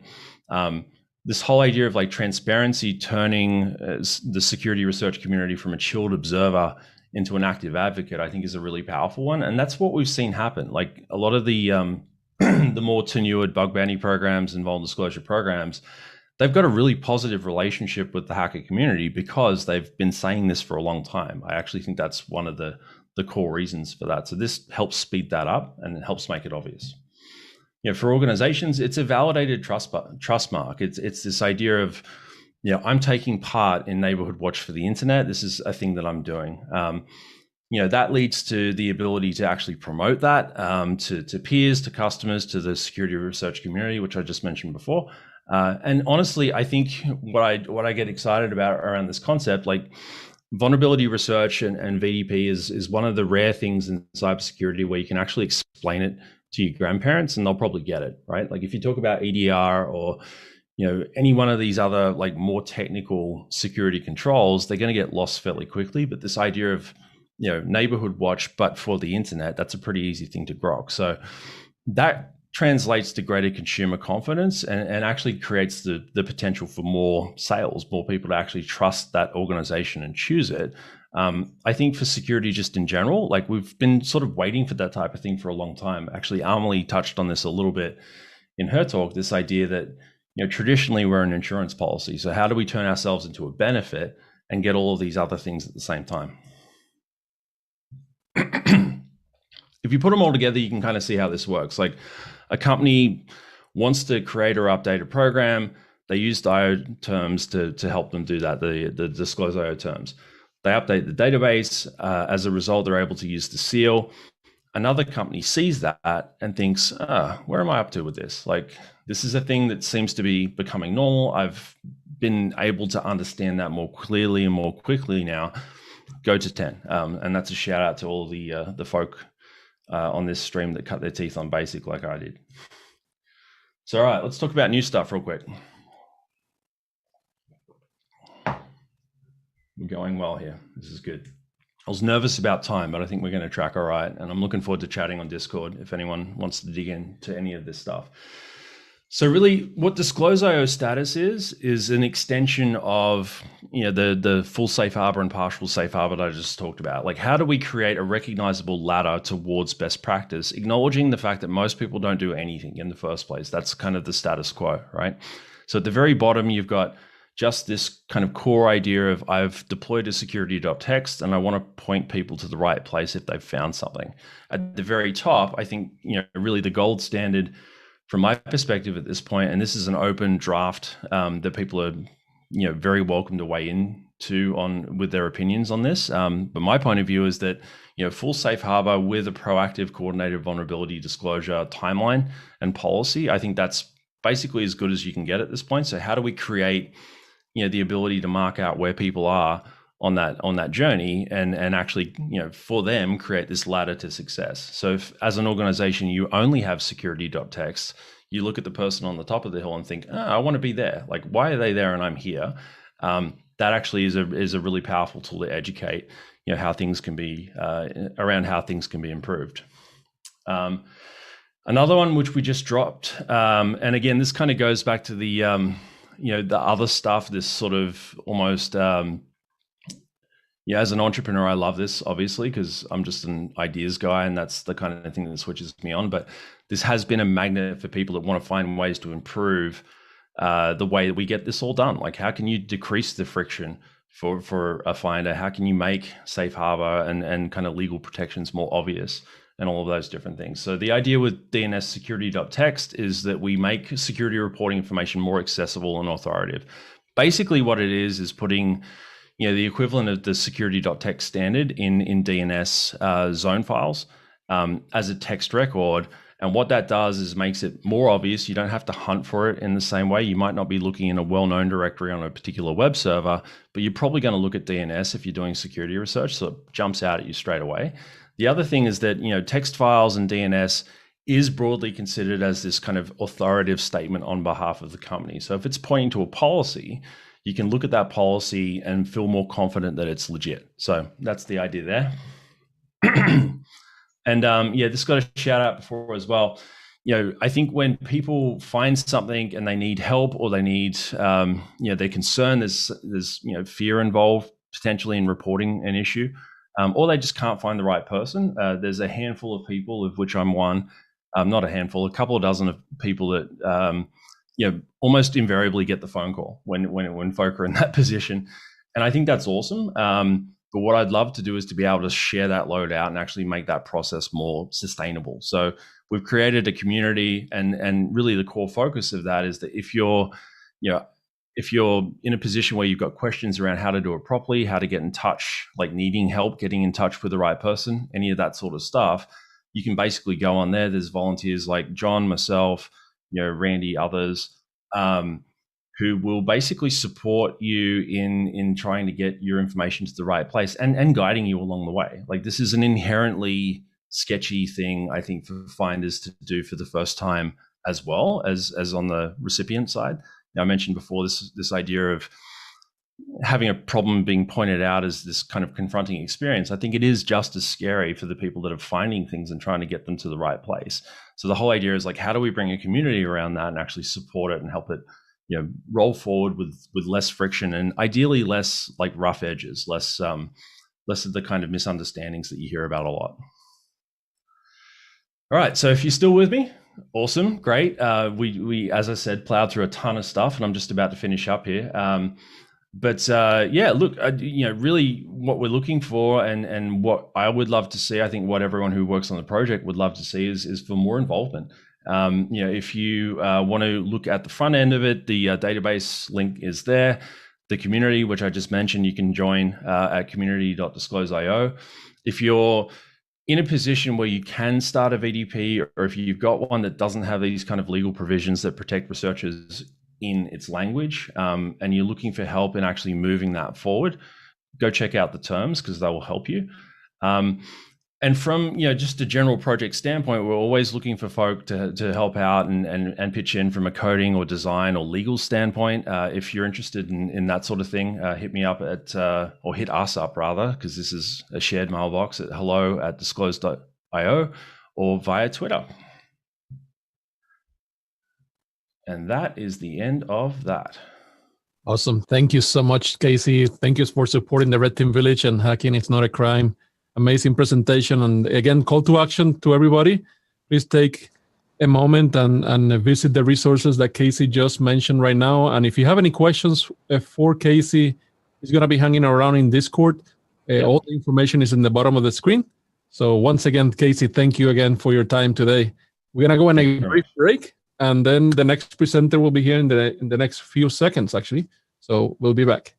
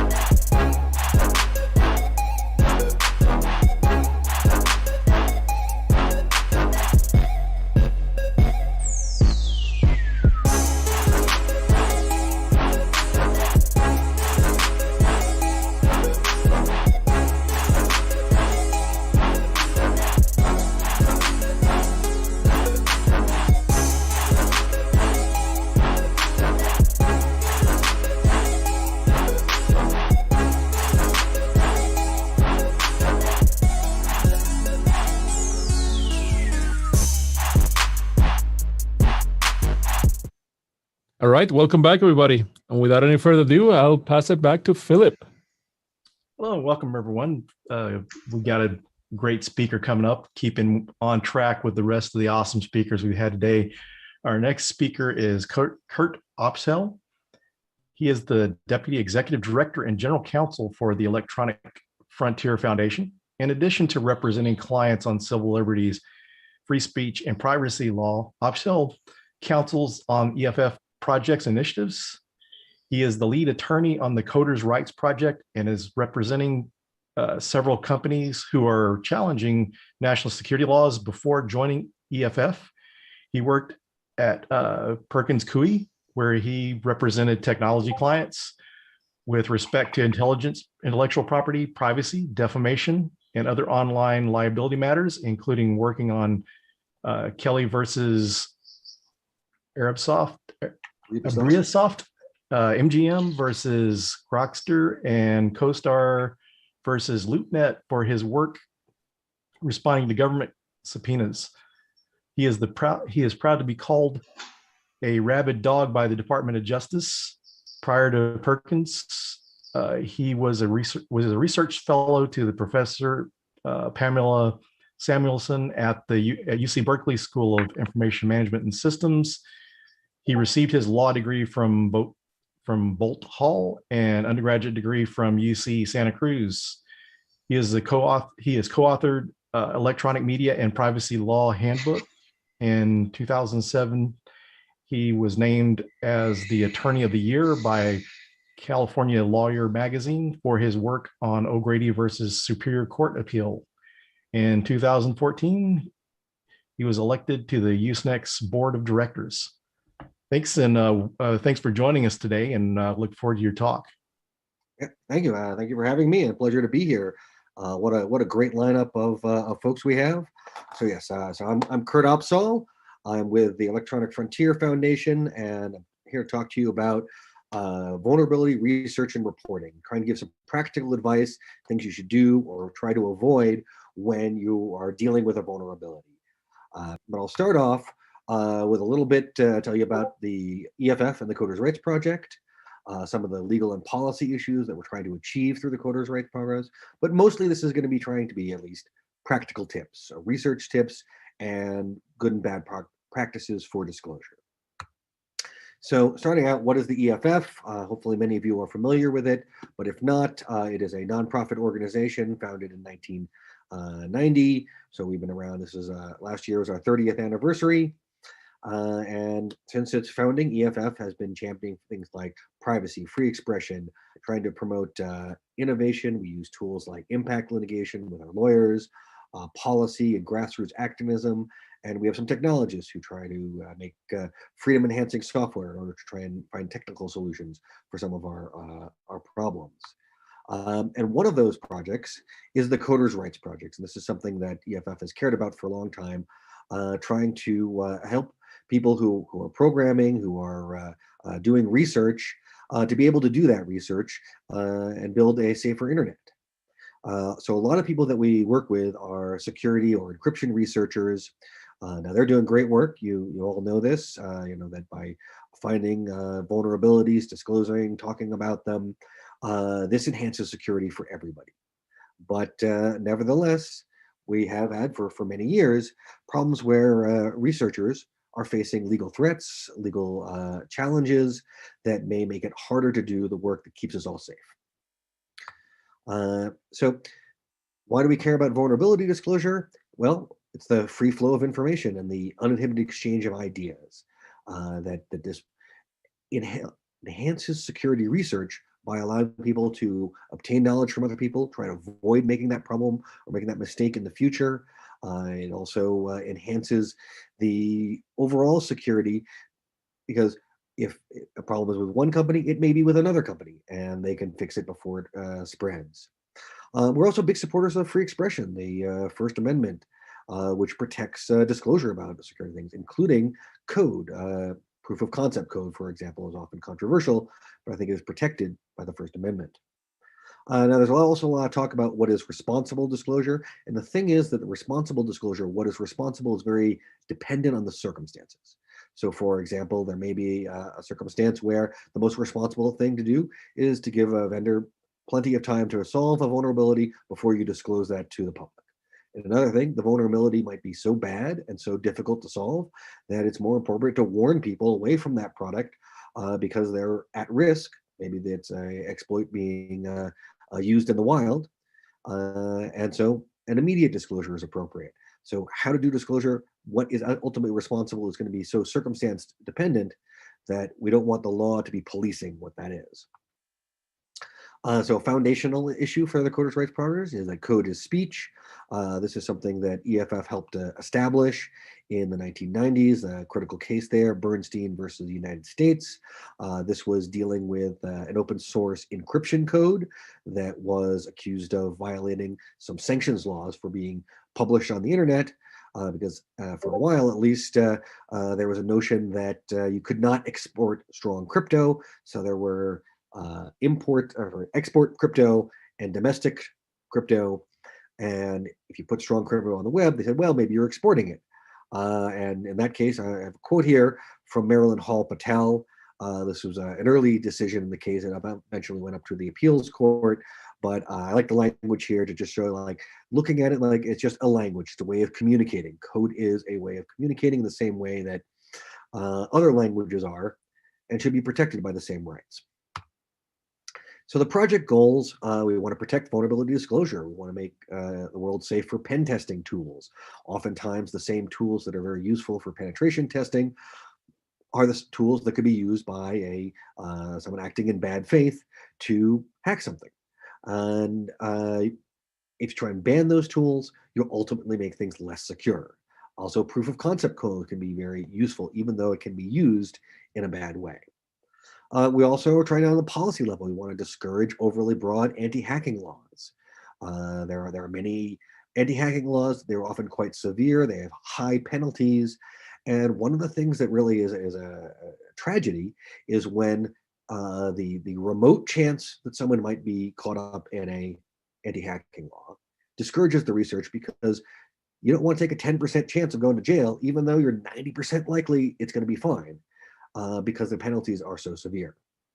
Also, there should be a distinction between what is a civil violation and a criminal violation. One of the key issues in this area, currently up before the Supreme Court in a case called Van Buren, is whether or not that violations of, well, in that case, some use policies, another common case is terms of use in EULAs. If you violate them, are you doing unauthorized access and therefore illegally hacking for violating someone's terms, which ordinarily violating a contract is a civil matter. So yeah, you should have criminal intent. You should, before you can be criminally prosecuted, if someone is doing good faith research, that shouldn't be a crime. And the other thing is that many of these penalties are completely out of whack with what is a penalty for something does a similar amount of harm in real life. That, you know, computer trespass versus physical trespass, widely disparate forms of harm. So there's a lot of things in real life where there may be a law that prevents it and you're criminal for doing it, but you're talking about 30 days and, you know, small fine, mostly first offenders won't get jail time. And then if you do something which sort of creates a similar amount of harm, but you're using a computer and you're doing it online, you're looking at 5 years, and it's just a way out of whack. And we're trying to keep those things for not over criminalizing hacking laws. So some practical protections to think about if you're doing vulnerability research. One is you don't want to be a test case. So this is where if there's some uncertainty around the law, you should know it, be cautious about being the one to establish a test case.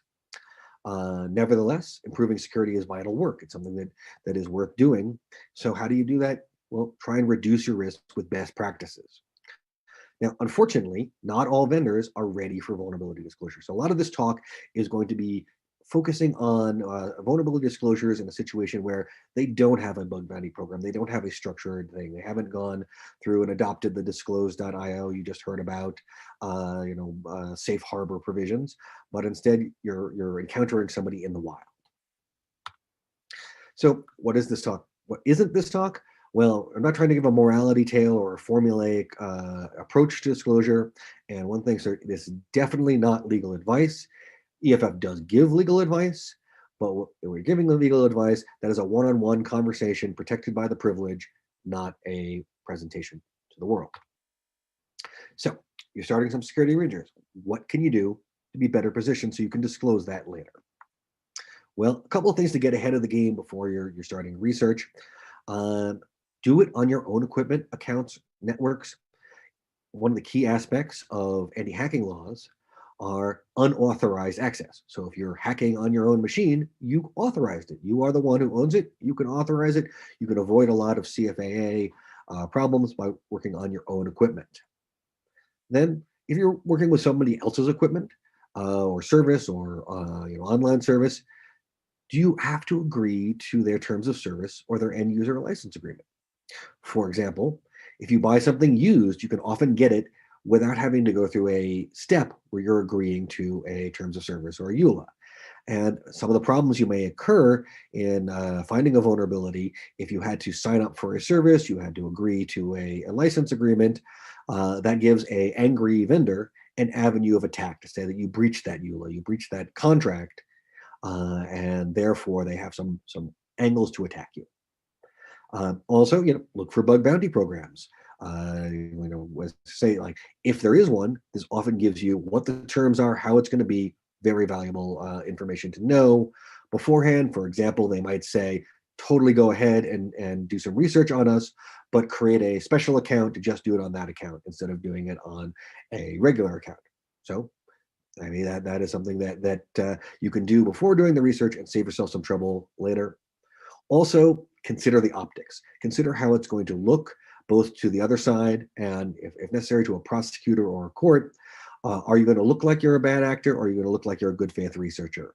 And while there is a lot of room in the law for things where you might say that, well, technically, this may be a problem, but don't worry about it. That's prosecutorial discretion is going to determine whether they don't worry about it. And so if the prosecutors think you're acting in good faith, they may use that discretion to not prosecute. And if they think you're acting in bad faith, they may use that discretion to start prosecuting. So you find a vulnerability in someone's project. What do you do? Well, first of all, think about what your goals are. What are you trying to do? Are you trying to just fix all the things? You want to find vulnerabilities and get them to be fixed? Do you want to publish and present about it? Do you want to have a talk at a hacker conference like this one, at DEF CON, at Black Hat, maybe get famous, enhance your career because you're known to have successfully done a great hack? Do you want to get paid? Through a bug bounty program, through other means, you want to be able to make this a career. After you figured out your goals, think about a couple of things. So I think Casey actually just hit it upon in the last talk. So I think they're actually good. We have these back to back, but remember that the developers you're talking to are people too. So the computers are machines, software runs on those machines, but the people you're talking to are people. And you're telling them that they made a mistake. They screwed something up. There's a vulnerability in the code that they have made that they need to fix.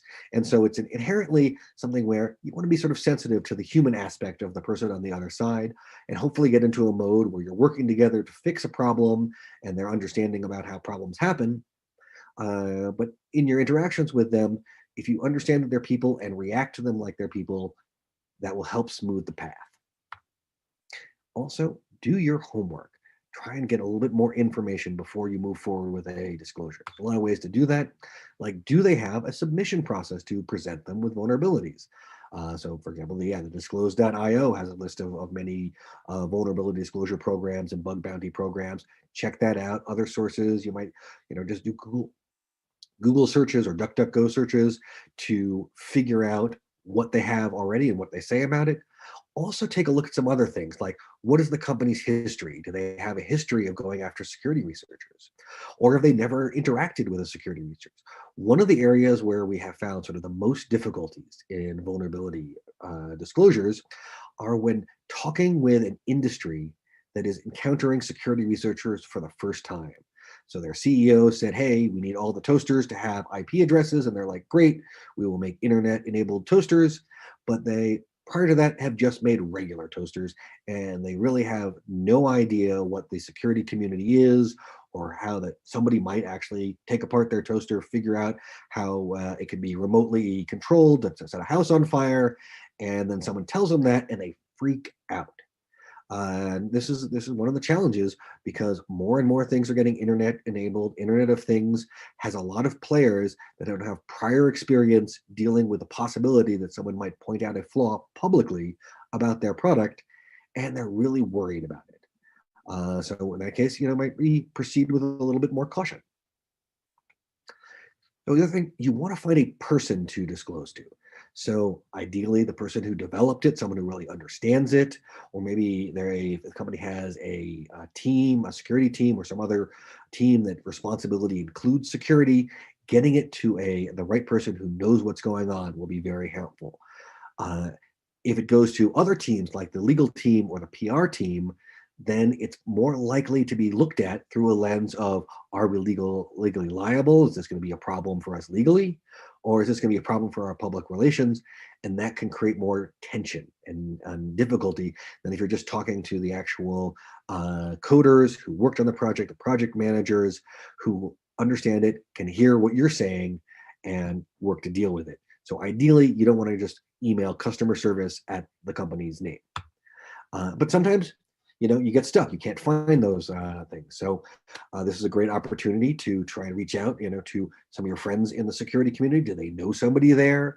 A friend of a friend can pass along a message, can try and set up a conversation. And if someone, don't know them directly, or you don't know who might know them, LinkedIn can actually be a very useful thing. Search for the company's name on LinkedIn, try and scan through that or search through that to find people with security in their title. And maybe LinkedIn has a feature where you can sort of find out if you have connections. So that may be a way of reaching, or you can just reach out directly through LinkedIn. So only as a last resort do you want to use sort of generic contact points, like filling out a customer service online form, or emailing to a generic email address. It is a way of contacting them, but it's not a highly effective way of contacting. So once you contact them, you want to make a good first impression. The first that you're hearing from you is setting the stage for how they will be thinking about you for the rest of the interaction. And so you want to come across in a way that is friendly, that is helpful, that is going to not exacerbate tensions, but reduce tensions. So how important is the issue you discovered? If you discovered something that is it like a minor issue, or does it have incredible public safety effects? Is it going to be a big deal or a small deal? Like, so for example, you found a vulnerability in a heart implant. Somebody could die as a result of this. That sounds like it's more of a big deal. Or maybe you found a vulnerability in a game console that would allow someone to cheat in a game. Okay, a medium deal. Some people would care about that, but not quite at the level of somebody dying. And don't oversell it or undersell it. So if you oversell it, that may cause people to freak out. And then if they later found out that it's not as bad as you had said, it creates some mistrust. If you undersell it, maybe they won't take it seriously and they won't try to fix it. So try and be just as straightforward as possible about what it is and what some of the ramifications are. Now, you still may get some resistance. So somebody who has made a heart implant that has a security vulnerability, it's very hard to fix that. Maybe their firmware is requires surgery to change. So they might be in denial and not want to hear there's a problem. But still, you're identifying it, you're being straightforward about it. Don't threaten. So be careful not to have it come across that like the disclosure is a threat. If you don't fix this, I'm going to do this bad thing that's going to harm you by disclosing it to the world and give you bad PR. That sets a bad tone. It's more about, you want to do good for the world. You want to disclose it to make the world a better place.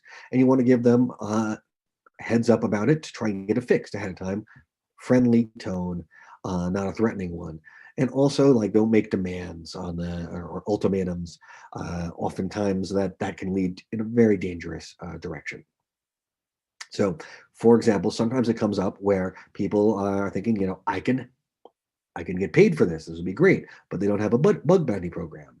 Well, that can be dangerous, because if you say, I'm going to disclose this to you, but you first have to pay me, or bad things are going to happen, or people are exploiting it, some people might interpret that as extortion. They might think that they're being shaken down, and then route this, instead of through a security team trying to fix the problem, to a legal team. They may reach out to prosecutors. That can go in a bad direction. Now, the other thing some people want to do is they can help, right? You understand the problem, you identify the problem, maybe you could help fix it. And of course, you value your time. It's fair to get paid for that work. But if you make it so that like it's contingent on you getting paid, that raises some of these same kind of like, is that a threat? Is that an extortion issues? Another thing is offering to keep quiet in exchange for something, for the money or otherwise.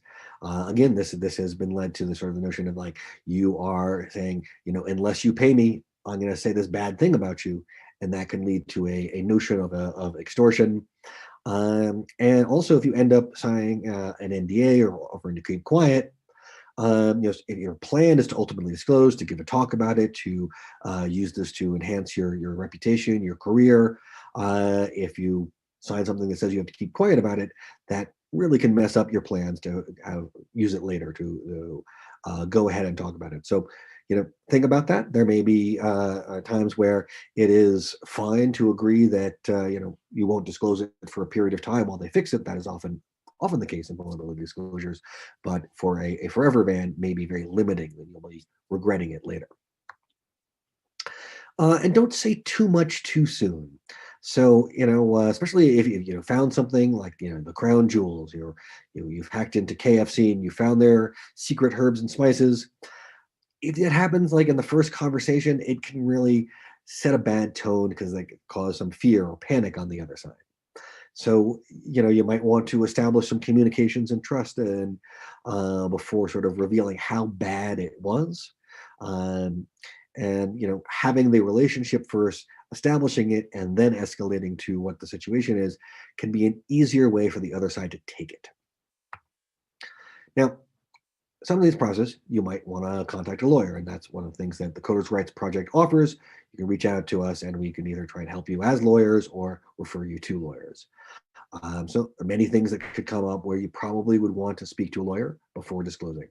So if you broke a DRM, then the Section 1201 of the Digital Millennium Copyright Act has some rules that say basically if you break something that protects the copyrighted works, then that can be a violation of the DMCA. You can be held liable, potentially criminally in some cases. There's a lot of noise around that in terms of when some exceptions apply. But that's something that you'd want to talk through with a lawyer. Or if you violated an NDA, so if you at some point had agreed to an NDA and discovered the vulnerability in that process, well, then that may be something you want to talk to a lawyer about before going out with disclosure. If you click through a license, if you signed a EULA or a TOS, again, that's something that you might want to think about while talking through a lawyer. And you may also want to think of, what is your sources? If you got something through a source that may be suspicious or a little weird or shady, you want to think about talking to a lawyer under those circumstances.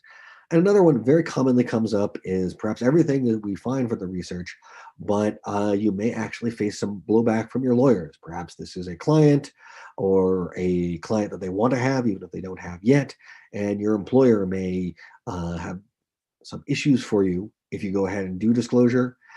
It may be, did you learn some of the things on the job? How do you show that it was separate from your employment work? So these are circumstances that you might want to check it out with a lawyer. So for all of this, we're giving some broad overviews here, but keep in mind that it's not a formula. It's not that one way of disclosure is always the best. And there are many legal issues that can get in trouble, but I think for a lot of the cases, these can be dealt with. And this is also one of the reasons why it is so important and hopefully a very growing phenomenon for companies to try and avoid some of these legal issues by helping out the security researchers and having a good program for vulnerability disclosures that addresses it on the front end. So on getting paid, well, the easiest way is if they already have a bug bounty program. Then you can just submit pursuant to the program, check out if the terms fit with what you're doing and work through it. If they don't have one, probably it's not going to happen, and trying to ask to get one raises some of those extortion issues, but if they go ahead and do that, great, but don't get your hopes up. So don't demand the money if they don't offer it. Another ways of disclosures. So this is an example of somebody who found a vulnerability that would allow someone to post on Mark Zuckerberg's page, or anybody's page really, and disclosed it by posting on the page. So like sort of demonstrating your flaw in a sort of flamboyant manner can create some difficulties with the follow-on conversations. Okay, so you've done your thing, trying to disclose it. Now what do you do when you want to do a talk? And you have to figure out for that, do you want to disclose privately first? We talked a lot about disclosing privately, but it's actually a decision if you're going to be presenting about it. In some cases, in most cases, perhaps, you want to disclose it privately to the company to give them a chance to fix it first. But that is a decision to make depending on the severity of it, the fixability of it, something you have to think about. So what's the advantage of disclosing first? Well, they can fix it. It can make the world a better place. But the flip side of that is they know that you're about to do the presentation. It gives them an opportunity to try to stop that presentation, to threaten you with a lawsuit, to file a lawsuit, to muddy the waters to make it more difficult to present. And then there's issues about timing. If your presentation has a fixed time period, the conference that you want to present at is in 90 days, and they say, well, we need 120 days to fix this, then that may be a tension between you and the vendor for the timing. So consider whether you want to do that. And oftentimes you can work that out with them, especially for companies who have some familiarity with security research, understand about hacker conferences and presentations, and it gives them an incentive to do it. Because ultimately, people win the most on these presentations if you can do the presentations, talk about how the problem has been fixed, maybe even have a representative from the company at the conference to talk about what they fixed, and show how security researchers and vendors can work together to solve problems. That can be a win for everybody. So when you're doing a presentation, you may want to promote it, and many people do. It's important to how you present it, how much attention you're bringing to it before the talk. So if you're promoting the talk, but you haven't talked to somebody first, that may be how they first hear about it. And there's sometimes a communication issue that can occur between vendors and the security research community, because vendors, they're worried about bad press. They're worried their product won't sell as much. Can be very tense about this. And in many cases, to bring attention to a talk, there are some provocative or snarky titles or abstracts, pointing out how this vulnerability could lead to all sorts of problems. An example of this was a talk that we helped out people with a long time ago. It was entitled "Free Subway Rides for Life." And it was about some flaws in the Massachusetts Transit Authority's fare payment system. And it's a very provocative title. And people, presumably go to this talk and learn how to get free subway rides for time. Now, the truth was that it was an important vulnerability, but it wasn't an instruction manual. It was just a way of saying, in the language of the security research community, that this is a serious problem that needs to be addressed because you don't want to give people free subway rides for life. Not, we want to show this, but rather we want to prevent this. But it was interpreted, at least initially, by the Transit Authority as this is a how-to session to get people to be riding their transit system for free. And so that communication failure ended up causing some problems that ultimately were resolved, but it was very difficult for a period of time, and ultimately the talk had to be taken off the schedule. So think about that when you're trying to bring attention to it. Bringing attention in a way that is going to be most productive to bring attention to the important issue, but think about also how the person on the other side, the coder, the developer who's made it, is going to react to that attention. Yeah, there we go. I should have had that slide up, but that's the thing. What are you doing with the talk? How provocative it should be? So, proof of concept, very useful things to show how it's not just a theoretical vulnerability, but it actually is a working vulnerability. And that is something, to show someone with good technical ability to understand what it is. So proof of concept, very, very valuable things. But they're dual use.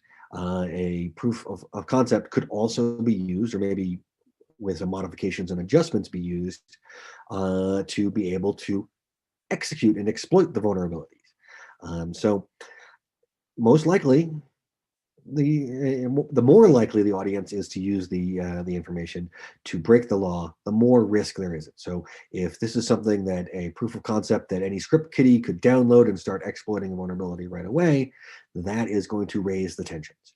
If you're putting out a proof of concept that is mostly going to be used by high-level people who are in the field to understand the problem, but would be hard to use to actually exploit, or maybe it's a proof of concept for a problem that has since been fixed, great, that's not going to have the same kind of tensions and problems. So don't do it so that the script kiddies can just sort of run away with it. There are better ways of advancing the art. You can also do live demos. An example, of course, live demos often can be troublesome when you're in a presentation, so you might actually want to make a recording of a demo, but you can show how an exploit works without giving away all the secret sauce of how it works. So to sort of start to wrap it up, I want to point to a couple of resources that people can use. So one is the Coders Rights Project itself, EFF.org/coders. And you can go there, you can get some overviews of some of the legal issues that may face, contact points for us. For a more in-depth guide about some of the legal risks that you may face, we worked with the clinic, the Cyber Clinic at Harvard, to produce a guide for legal issues for security researchers. So there's a link to this at the clinic.cyberharvard.edu. And then if you find yourself in a situation where you might be needing some legal advice on this, you want to talk to a lawyer, reach out at info@eff.org. And then we try to help as many people as we can, but if we can't help you directly, try and provide a referral. EFF's legal services are free, so don't worry about the cost of it. And sometimes we're able to refer to people to other pro bono attorneys, other times low-cost attorneys, but we'll try and find a situation where people can get some advice. And earlier on in the process, we can advise both on the research stage and the disclosure stage, can often be just a way to avoid a lot of future problems. But also, we've talked to people the day before their talk was about to be given. So, don't ever think that it's too late to reach out if you have a legal question or you're worried about how this will go. So with that, I want to say thank you to everybody for having me on here. And I'm ready to take questions, which I understand will be on the Discord server. Yes, sir. And thank you again, Kurt. I really appreciate your time and supporting the community, supporting actually not only here, but through the EFF, for many, many years. So thank you so much. And as Kurt mentioned, we're going to be actually handling some of the questions through the Discord server. The information is in the bottom of the screen. We're going to go in a quick break until the next presenter comes in. And once again, Kurt, I really appreciate it. Thank you. Thank you for having me.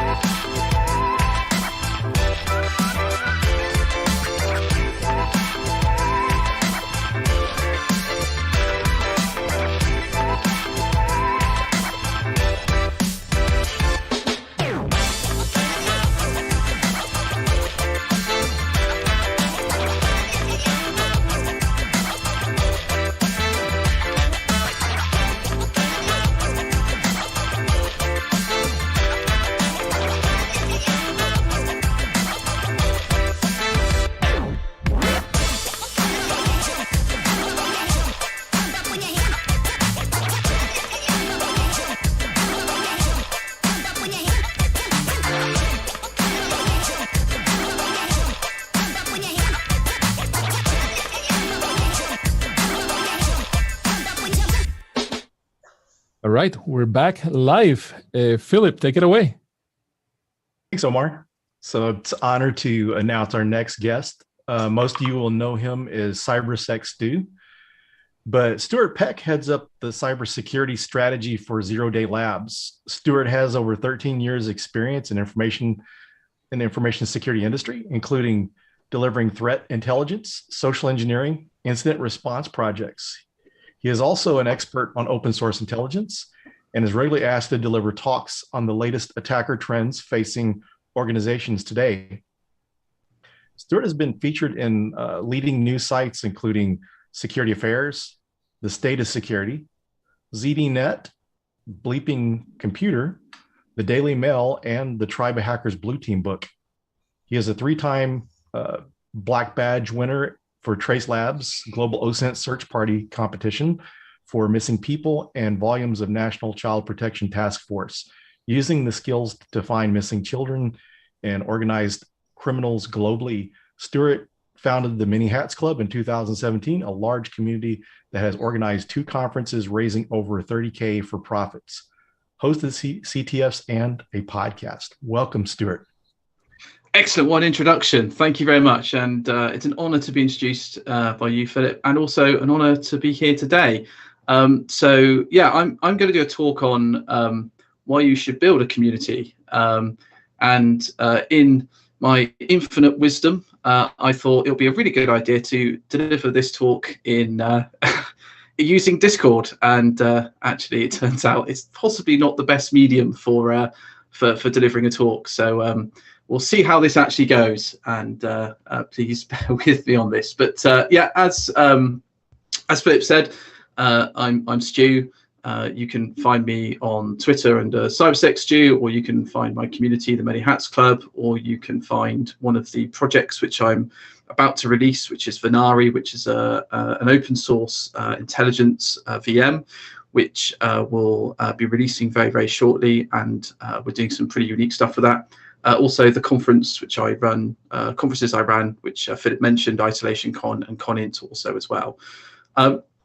So yeah, I do a lot of work in the community, and have been for over about 3 years. I've built quite a sizable community and have had quite a lot of experience in kind of running that, and kind of want to impart some of the knowledge on why you probably should run a community, and the many lessons you can learn from the many mistakes that I have made over the years, in hopes that you can actually build your own really good community and all that kind of stuff. And of course, there's obligatory memes of me, and of course there are many of those in this presentation. But what I will say is why we should build a community, and what things should we be trying to do. And I want to talk about, you know, some of the things which have happened over the last sort of 3 years, and why a community is quite important and can actually do lots of really kind of good things. And on some of those things that we decided, you know, when we started out 3 years ago, the bit of background about the Many Hats Club is that we've got about, I think we had about 10,000 people, and then one day I kicked 2,500 people from the community. So we're about sort of just under 8,000 at the moment. But, you know, we decided as to start this community, and it was really because Twitter wasn't a really good place to have kind of deep and meaningful conversations. So we kind of went out to, you know, Twitter to ask, you know, what platform should we use? And ultimately we found Discord as our kind of home. And it's not strictly our home, it's just one of the places where we kind of operate as a community, because as we've kind of grown, we've branched out to other areas, and we do lots of other things, and collaborated on many projects. So the one thing that really kind of drove the community is the podcast, and you know, we've had about 103 episodes, guests from everyone from Dave Kennedy, actually Brian and Chloe actually from HackingisNOTaCrime have been on it as well. You know, a whole range of people, Troy Hunt, and that really helped us kind of form and build the community out a little bit by bringing people into it, and having an opportunity for people to ask questions, those people that may not get an opportunity to speak to on, say, Twitter or whatever it may be, and ask questions and get involved in the podcast. So it was one of the really good building blocks for us.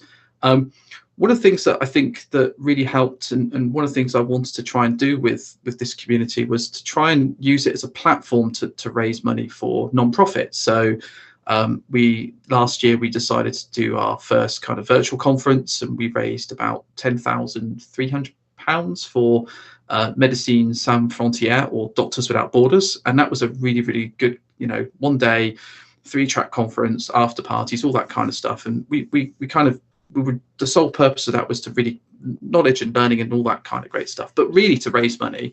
And then we formed up CONINT, which was an intelligence focused conference, which again raised about roughly about $19,000, I think it was, for both Trace Labs and the National Child Protection Task Force, which I now volunteer for. We've done things like hosting like multiple CTFs and things like this, and try and build something and try to give something back to the community. We built our own CTF team. We had a sort of hacking CTF team and an OSINT CTF team, and those have been really quite successful. We've actually did quite a lot of when you could go outside and meet people and all that kind of stuff. We hosted like meetups, and we had meetups pretty much all over the world actually. So we had meetups happening in Europe, and we had a few meetups happening in the US and the UK and things like this. So the community was really quite global, and it was quite impressive to see people meeting up at conferences and kind of networking and building their own kind of little communities within communities. And then things like collaborating on tools and releasing a number of tools. But ultimately, it was we kind of started within ourselves, and then we realized that lots of other communities spun off out of our community, which is brilliant. And then we created what we called like a cross community collaboration server, where we brought other communities together so we could share ideas and bounce ideas off each other, and that still exists today. So we kind of brought other communities together and created like a network of communities where we can actually share ideas, and we actually worked on a few projects together and things like this, and actually sort of shared ban lists and things like this, so we could work out people that were particularly trying to disrupt communities. People could be aware of those kind of individuals and stuff like this. So and of course, like being slightly odd, one of the meetups that we had, which was at 44Con, I turned up to the meetup and everyone was wearing a mask of me, which was slightly disturbing. So I guess that's one of those things. But I guess we start the importance of communities, but I guess the point I want to try and think about is why should you build a community, and why should your community exist? And I had a little think about this, because there are lots of communities out there. So there's obviously Hacking is Not a Crime, there's got the Red Team Village, you've got you've got Trusted Sec community, you've got Dead Pixel Sec, you've got so many communities out there that are doing great things. But you should probably still think about building your own, because there's always a need for a community. There's always a need for you to build something with your people that maybe you start close and you expand it out, but there's always a need to do that. So you just think about why you're building community, and why does that need to exist, and what function is it going to serve? So if you've got your own brand and you've already got a brand, then of course it's quite easy to leverage that. So for example, the Hack the Box community, obviously Hack the Box community is massive, and their Discord community is absolutely huge. But if you're kind of looking at building out your own, you're starting from scratch, you might want to think about some of these questions, like what is your community going to be, and who's it going to be for? It's quite important.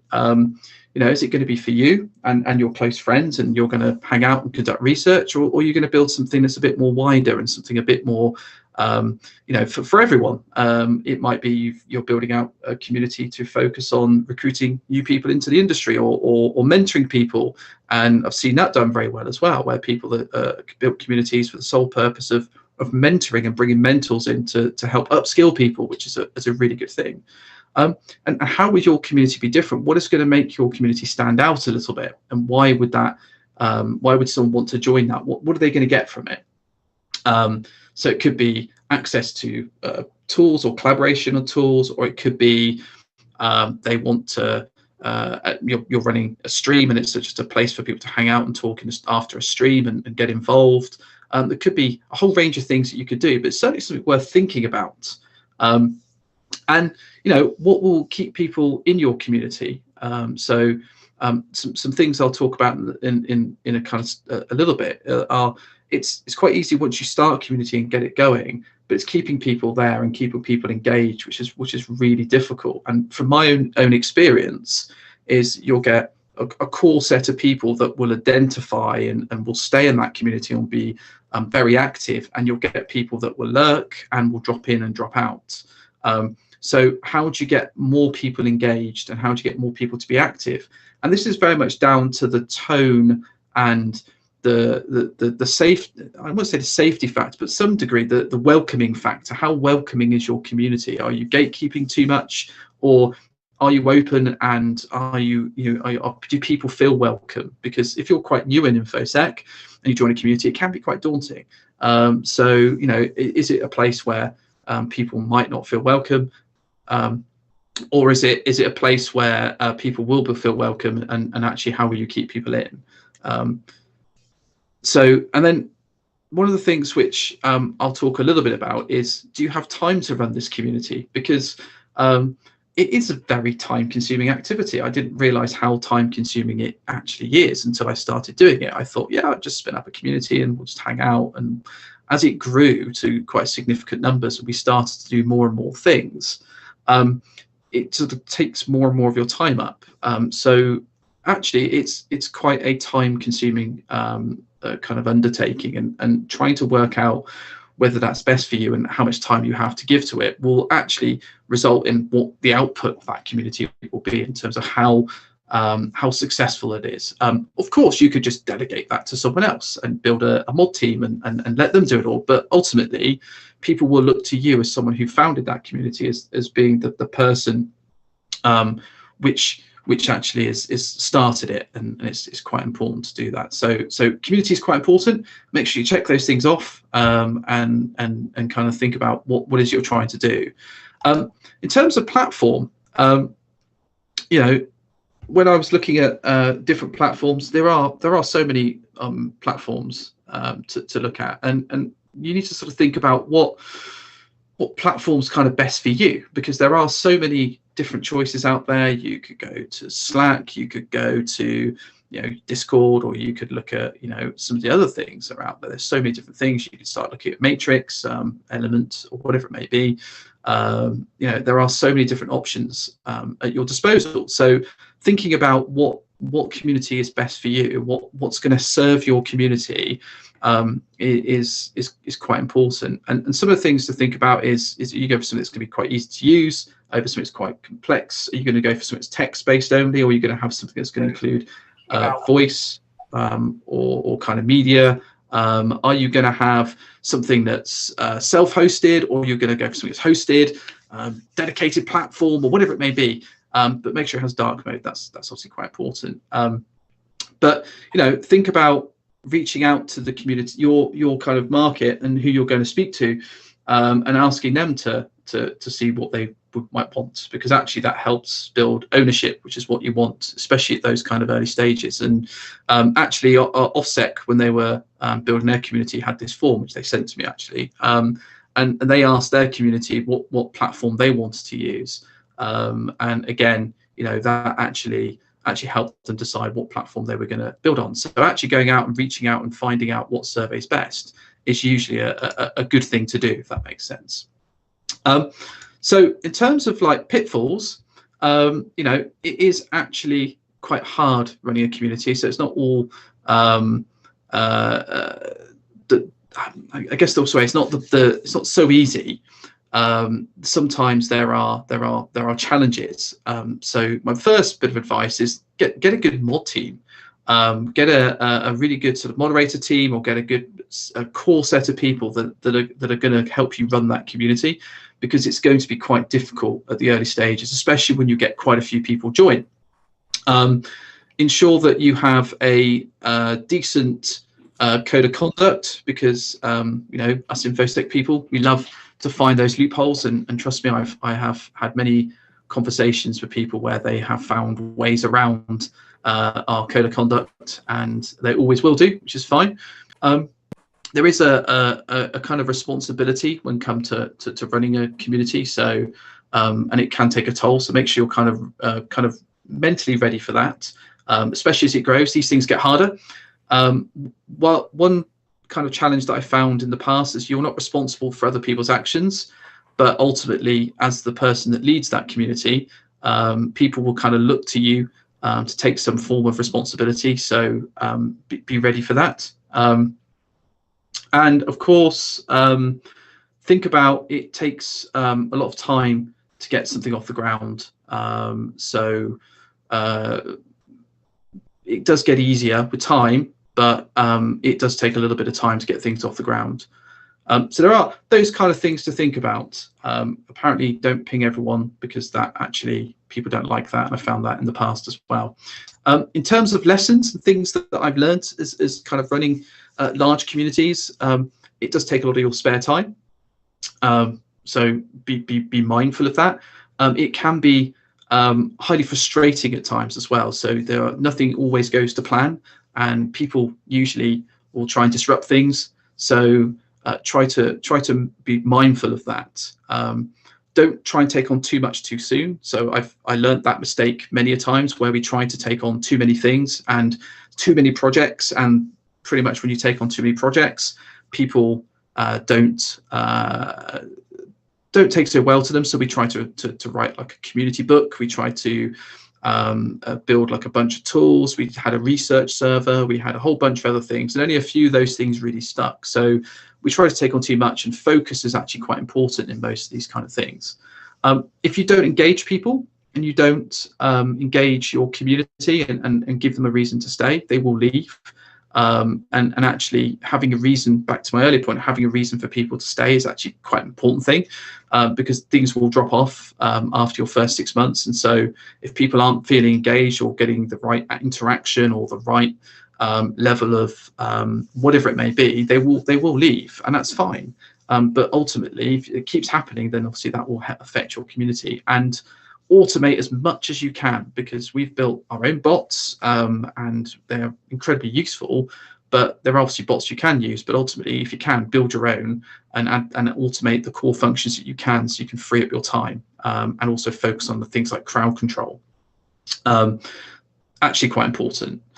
So I'm going to actually do quite well for time here, but as the kind of someone who's founded that community, you kind of set the tone for how that community is kind of run, and people will kind of look for you to how the rest of the community is set out. But there are some kind of benefits, and I'm going to talk about a couple of these before I kind of wrap up.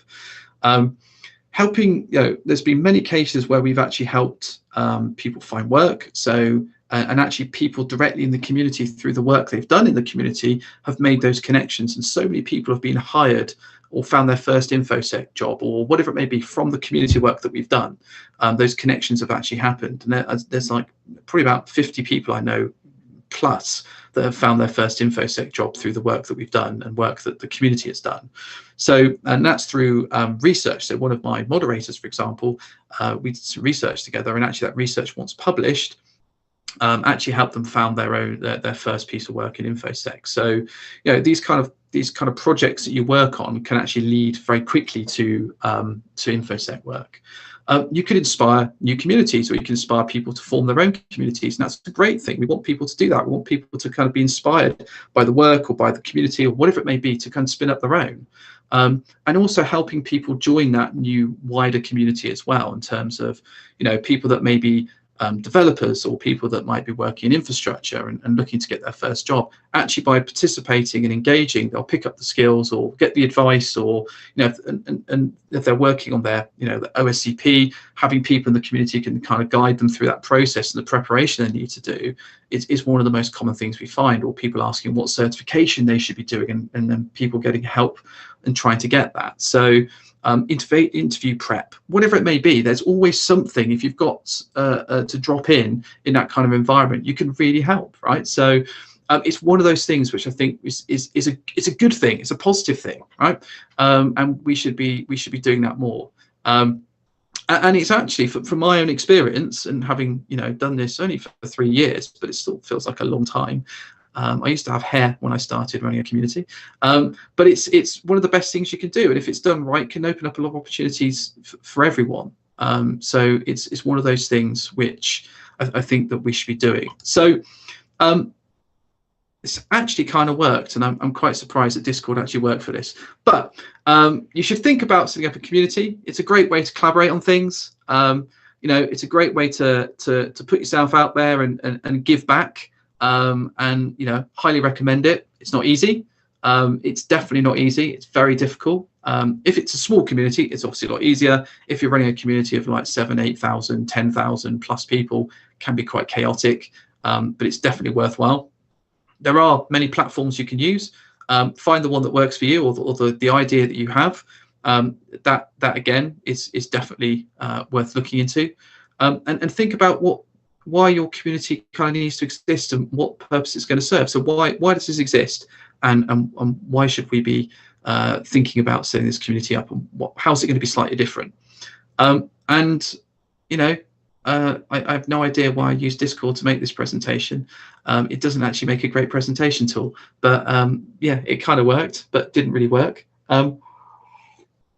So think about the right medium for you, and think about why your community is going to exist. I guess I'd add to that as well that that this is one of those things where I've seen many communities spin up and kind of disappear because they haven't put the right things in place at the early stages. So learn from my many mistakes about not finding, find the right people quite quickly, make sure you've got the right code of conduct in place, make sure you know what you're trying to do, keep people engaged, and you'll be successful.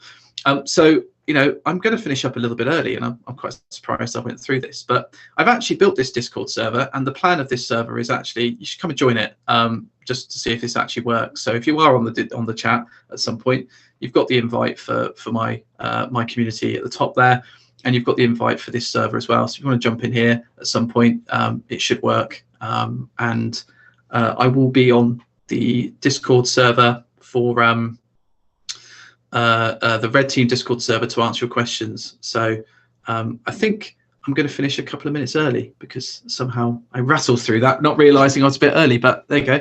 It gives my the speaker following me a lot more time to kind of prep and stuff and come into the call. So anyway, so that's me. It's been an honor and a privilege sharing my brief overview of why you should build a community and my experience and my lessons. And I'd just like to thank you all.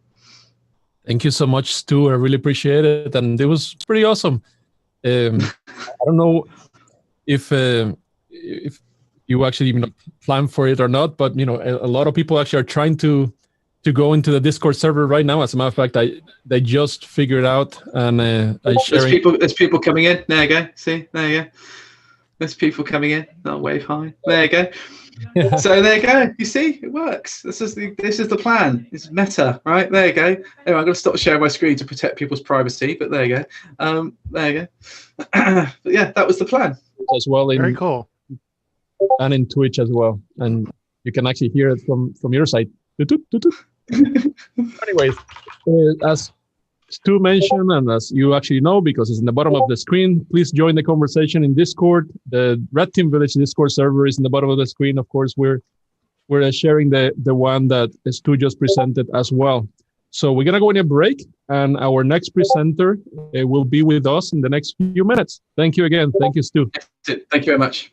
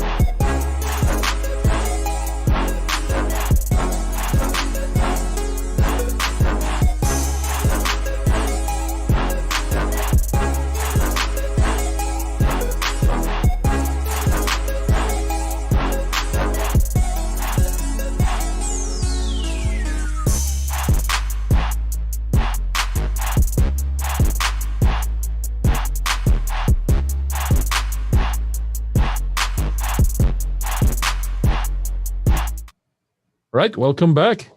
Joseph, take it away. Hey, everybody, and thanks for joining the Red Team Village and Hacking is Not a Crime HackerCon. And with us today, or right now, the next speaker is Joseph Min. It's my honor and privilege to be able to introduce another Joseph, and specifically Joseph Min. He's been an amazing contributor to the industry. Joseph is an investigative reporter for Reuters. He is the longest serving and most respected mainstream journalist on cybersecurity. He has won 3 Best in Business awards from the Society of American Business Editors and Writers, and has been a finalist for 3 Gerald Loeb Awards. Among some of the books that he has written, and you probably are aware of, are Fatal System Error and Cult of the Dead Cow, which we're showing right now. So without further ado, gives me great privilege to introduce Joseph Min. Thanks. Thanks very much, Joseph. I appreciate it. I really appreciate the chance to be here. I'd like to thank the organizers. I find cons like this to be super inspiring and really vital for the community and for growth. And I appreciate everybody who is spending some of this, where I am, beautiful spring day after a year already cooped up inside again for this. So thank you. I want to talk about, well, I'd say like I'm here because I've covered this stuff for 20 years, but probably most importantly because of the Cult of the Dead Cow book, which came out almost 2 years ago now, before the collapse of civilization. And that had a lot of mainstream attention, I think largely because with their blessing, I outed all of the core members of CDC. And that happened to include a guy from Texas named Beto O'Rourke, who had just declared for president of the United States. So suddenly we had not only the first credible presidential candidate who'd been a hacker, but somebody who happens to have been an early member of the most influential hacking group in US history. And for that matter, gender integrated it. So that got a lot of mainstream attention.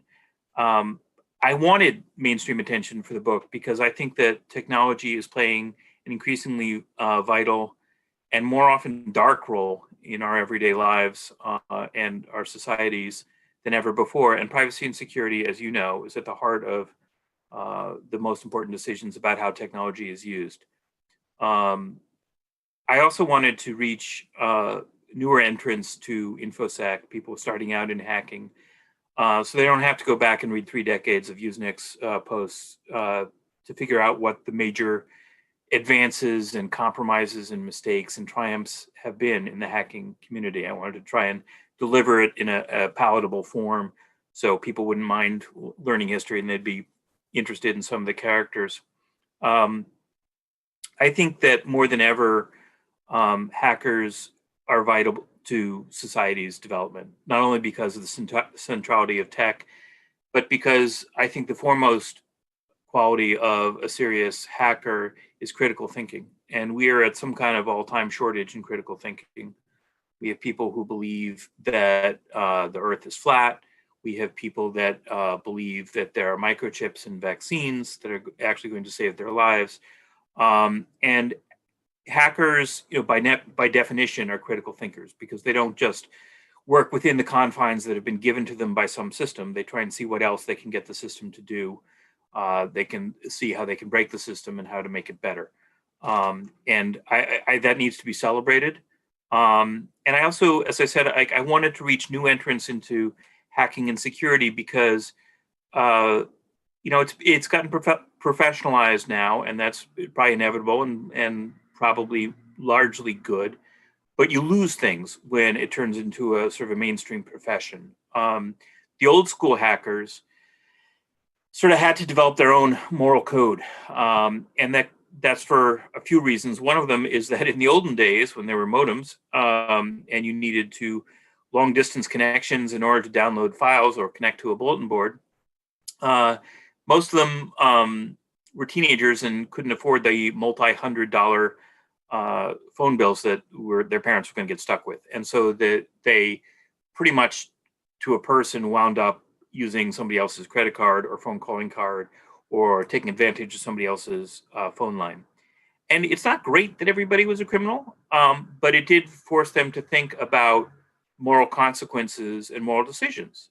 Is it better to steal a little bit from a lot of people? Is it better to steal a lot from a big uncaring corporation? Everybody had to think about this. And you might not be comfortable with where most of them wound up, but they actually put in the work. And I think that turns out to be really important in hacking and security work. Because if you go to like a nice college and work at a nice big company doing nice cybery things, you can wind up sleepwalking into doing things that don't do people any good and that actually harm people. And I think the old school folks and people who paid attention to them or pay attention to them now can save themselves and others a lot of grief by thinking about what the morally right thing to do is for them. Cult of the Dead Cow, I picked them as the core narrative of my book because they go all the way back to those olden days in the mid 80s. Sort of this mini golden era after the movie War Games came out and taught people what they could do with a modem, and before the Computer Fraud and Abuse Act 3 years later took it all away, or at least made it illegal to do what they'd been doing. So that sort of set them up in natural opposition to government, or at least made them think critically about the role of law and government in what they were doing. One way or another, the CDC has hit all the major inflection points of info security in the decades since then, and they led the way in a lot of them. If you've heard of them, or if you'd heard of them before my book, it sort of depends when you came of age, how you heard of them. If you're the same age as they are, you might know them in their sort of initial incarnation of these sort of funny, irreverent, frequently profane text files, which is, the Beto O'Rourke era of the group.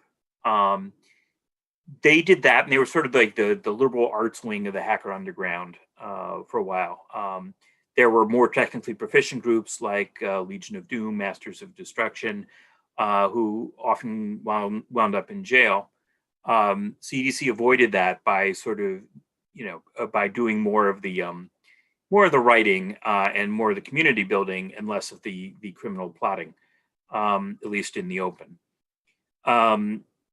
But because they sort of had this sort of cultural presence, they attracted people who were technically proficient, including members of the Loft, the famed Boston hackerspace group that wound up testifying before Congress in 1998 that any one of them could take down the internet in half an hour.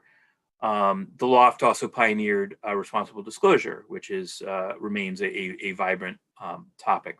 So if you discovered the CDC a little later, in the late 90s, it was probably because they had introduced back orifice and then BO2K, which were Trojans for taking control of a Windows box with remarkable ease. I think it's important to note that was not a unanimous back orifice. The release of back orifice was not an easy call for the Cult of the Dead Cow.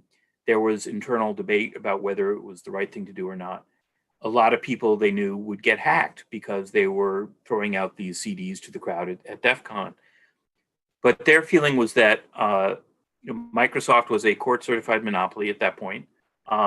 They had suddenly made security a vital interest to tens of millions of people, as opposed to just the enterprise security buyers that Loft was busy advising people about.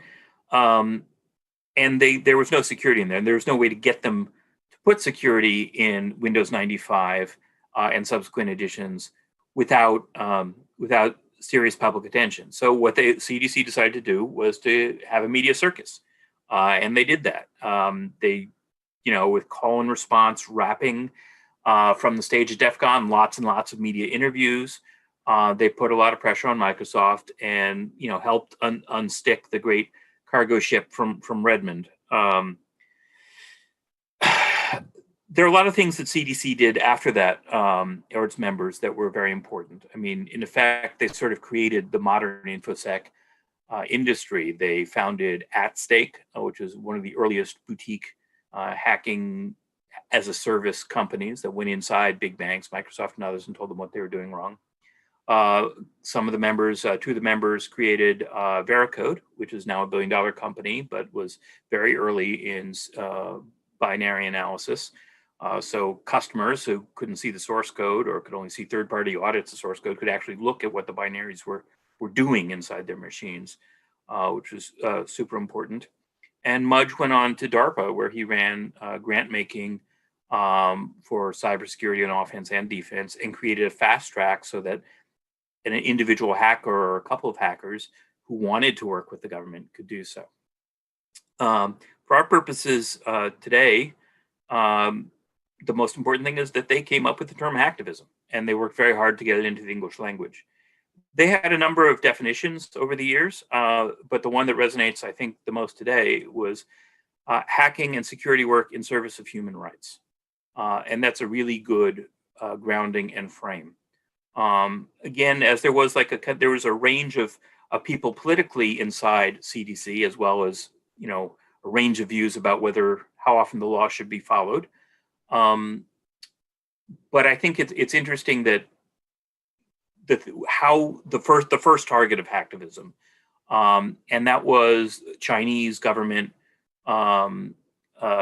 censorship through the Great Firewall and later surveillance, and that really united the CDC because you know, there were people within the CDC who were hippies who hate the U.S. government, and there were people in the CDC that were working for U.S. government intelligence, but nobody liked what the Chinese government was doing to internet users.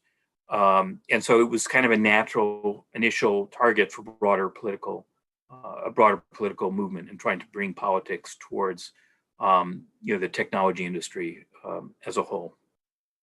So one of the things they did was they worked on a privacy protecting browser, and that prodded Tor to adopt something similar, which is now how most people use Tor. Oxblood Ruffin, who is sort of the leading proponent of hacktivism within CDC, also had early talks with a guy at the University of Toronto named Ron Diebert, as Ron was forming Citizen Lab. And Citizen Lab has gone on to be, you know, the top watchdog that tracks how governments are misusing technology against their own populations. So they had a very serious impact there. Later, Oxblood's work with Tibetans, protecting them from Chinese malware, would help the Citizen Lab produce the first comprehensive account of an APT, in this case, broad Chinese surveillance of embassies, universities, and dissidents around the world. The next great wave, I guess, of hacktivism was 10 years later, and that was Anonymous. Like the CDC, Anonymous started out as sort of teenage prankster types, and then they had their own sort of development on the fly. For them, like, it was sort of an easy transition from 4chan and, you know, crap posting to well, what really got them mad was Scientology, which had gotten the CDC mad as well. And, you know, Scientology was devoted to censoring sacred texts, and like the CDC, Anonymous doesn't like censorship, and so they did a number of things against the Scientology, a number of real-world protests, and and then I wrote a story in the Financial Times when I was working there that said that a security researcher was going to give a talk at B-Sides, San Francisco, and reveal the people that he said were leaders of Anonymous. And this prompted some of the more proficient hackers within Anonymous to hack the hell out of that guy, out of that guy's company, dump all his files and his emails, and put his social security number on Twitter, which wasn't very nice. And then they went on this amazing spree as LulzSec, where they took requests, and it was like performance art hacking. I remember in particular them getting inside one of Rupert Murdoch's publications websites and posting a false obit of Murdoch himself. This ended with some FBI and UK equivalent investigations, in particular the arrest of one of the core members, and who they then turned against the others. And then things went quiet for a few years. And then there was this third wave, I would say, where two, in particular, Hacking Team and Gamma Group, which both provided surveillance tech, were hacked by an entity calling itself Phineas Fisher, after Fin Fisher spyware that was sold by Gamma Group, supposedly only to, fine upstanding governments, but in fact, to lots of people who are not very nice. Phineas Fisher held themselves out as a public-spirited anarchist, and he, she, they, it dumped files online, and a pretty instructive how-to guide explaining what their process was in getting into both of these companies. What software was they found that was an error, and sort of calling on others to do this themselves. Unlike the leaders of LulzSec, Phineas Fisher has never been identified or arrested, to our knowledge, and it's unclear who or what Phineas Fisher actually is. I go through some of this in my book. It is possible that Phineas Fisher is the lone hacker with amazing skills that they make themselves out to be. It is also possible that Phineas Fisher is a Russian operation. And one of the reasons I say that, Russian intelligence, one of the reasons I say that is that at the same time that Phineas was dumping Hacking Team and Gamma Group tools, which were used primarily by Western authorities, known Russian intelligence was dumping tools from the NSA and CIA, burning them in the middle of this sort of big Cold War going on in cyber espionage. So we don't know. You can have whatever opinion you want. It's worth reading up on, but it points to the murkiness in hacktivism going forward, where there's always going to be the possibility of nation states in hacktivism clothing. Since then, there have been Russian groups that have purported to be hacktivists dumping Ukrainian government files. That's actually Russian intelligence. And in the meantime, more recently, in the last couple of years, there was a hack of a Russian intelligence contractor in Moscow, and those files are dumped by some hacktivist group that had never been heard of before, that I would be surprised if they are unaffiliated with Western intelligence. So it's going to be murky, and that's just part of the way it's going to be going forward. All of which brings us to now, and the biggest run of hacktivism in at least 10 years since the heyday of LulzSec, maybe since the CDC 20 years ago. And in part of it, it's interesting that it builds on sort of certain qualities, lessons from each of the past movements. So in the case of Anonymous itself, there's a gentleman named Aubrey Cottle, who was an early member of Anonymous and an active participant in kind of the online raiding culture, which wasn't particularly political. It had some political parts, but it wasn't the big political stuff that we saw come later, where it was against oppressive regimes and that sort of thing. So Aubrey got mad about QAnon, in particular, not only just spreading lies, but usurping some of the terminology, the methods, and the style of the original Anonymous. So Aubrey didn't like that. And he did support the Black Lives Matter protests of a year ago. So he and other old school nons came back on Twitter, made themselves a much more visible presence, and helped coordinate things like flooding of a Dallas police app that was asking for snitching on protesters. Those apps wound up getting flooded with things like K-pop fan cams, and it was just highly entertaining. More recently, there has been this incredible run. There is an anonymous ally who uses the name Donk Envy. Donk scraped videos from Parler that were shot by the people inside the US Capitol on January 6th. Some of those protesters thought they had deleted those videos, and they hadn't actually been deleted.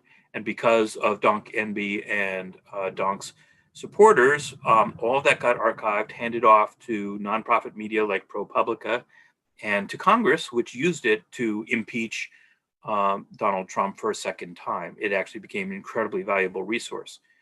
Somebody else, people unknown, hacked Gab repeatedly, another right-wing network, and archived and preserved private messages and group messages, which are being shared selectively with researchers and the media via distributed denial of secrets, which is kind of a WikiLeaks done better.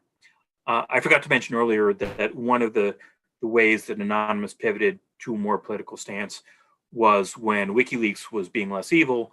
PayPal and some of the other credit card processors stopped taking donations to WikiLeaks, and that struck Anonymous as censorship, et cetera. So they launched denial of service attacks on PayPal and others. So that was, again, sort of censorship, core internet values, freedom of information, helped provoke people who were more interested in hacking and pranking to a greater political stance. Most recently, a hacker in Switzerland, 21-year-old named Tilly Kottmann, hacked or took credit for breaking into a Silicon Valley surveillance tech company called Verkada. Tilly posted videos from inside Verkada, which included jails, medical facilities, big corporations, stuff that not everybody at Verkada should have been looking at, let alone the open internet, and this was exposed. That was pretty dramatic. A lot of companies either cut ties with Verkada or said they would look again. In the meantime, US legal proceedings that were already underway sped up in a big way. Tilly got raided in Switzerland and indicted just a week ago now for previous liberating of proprietary code, allegedly from various big corporations. There wasn't much of a profit motive. In fact, all the US prosecutors could point to were some t-shirts that said things like Cat Girl Hacker and Venture Anti-Capitalist. I believe those are still for sale online. I wrote about this just a couple days ago for Reuters, so you could read up on that. Tilly and allies believe that the indictment was largely about intimidating other hacktivists.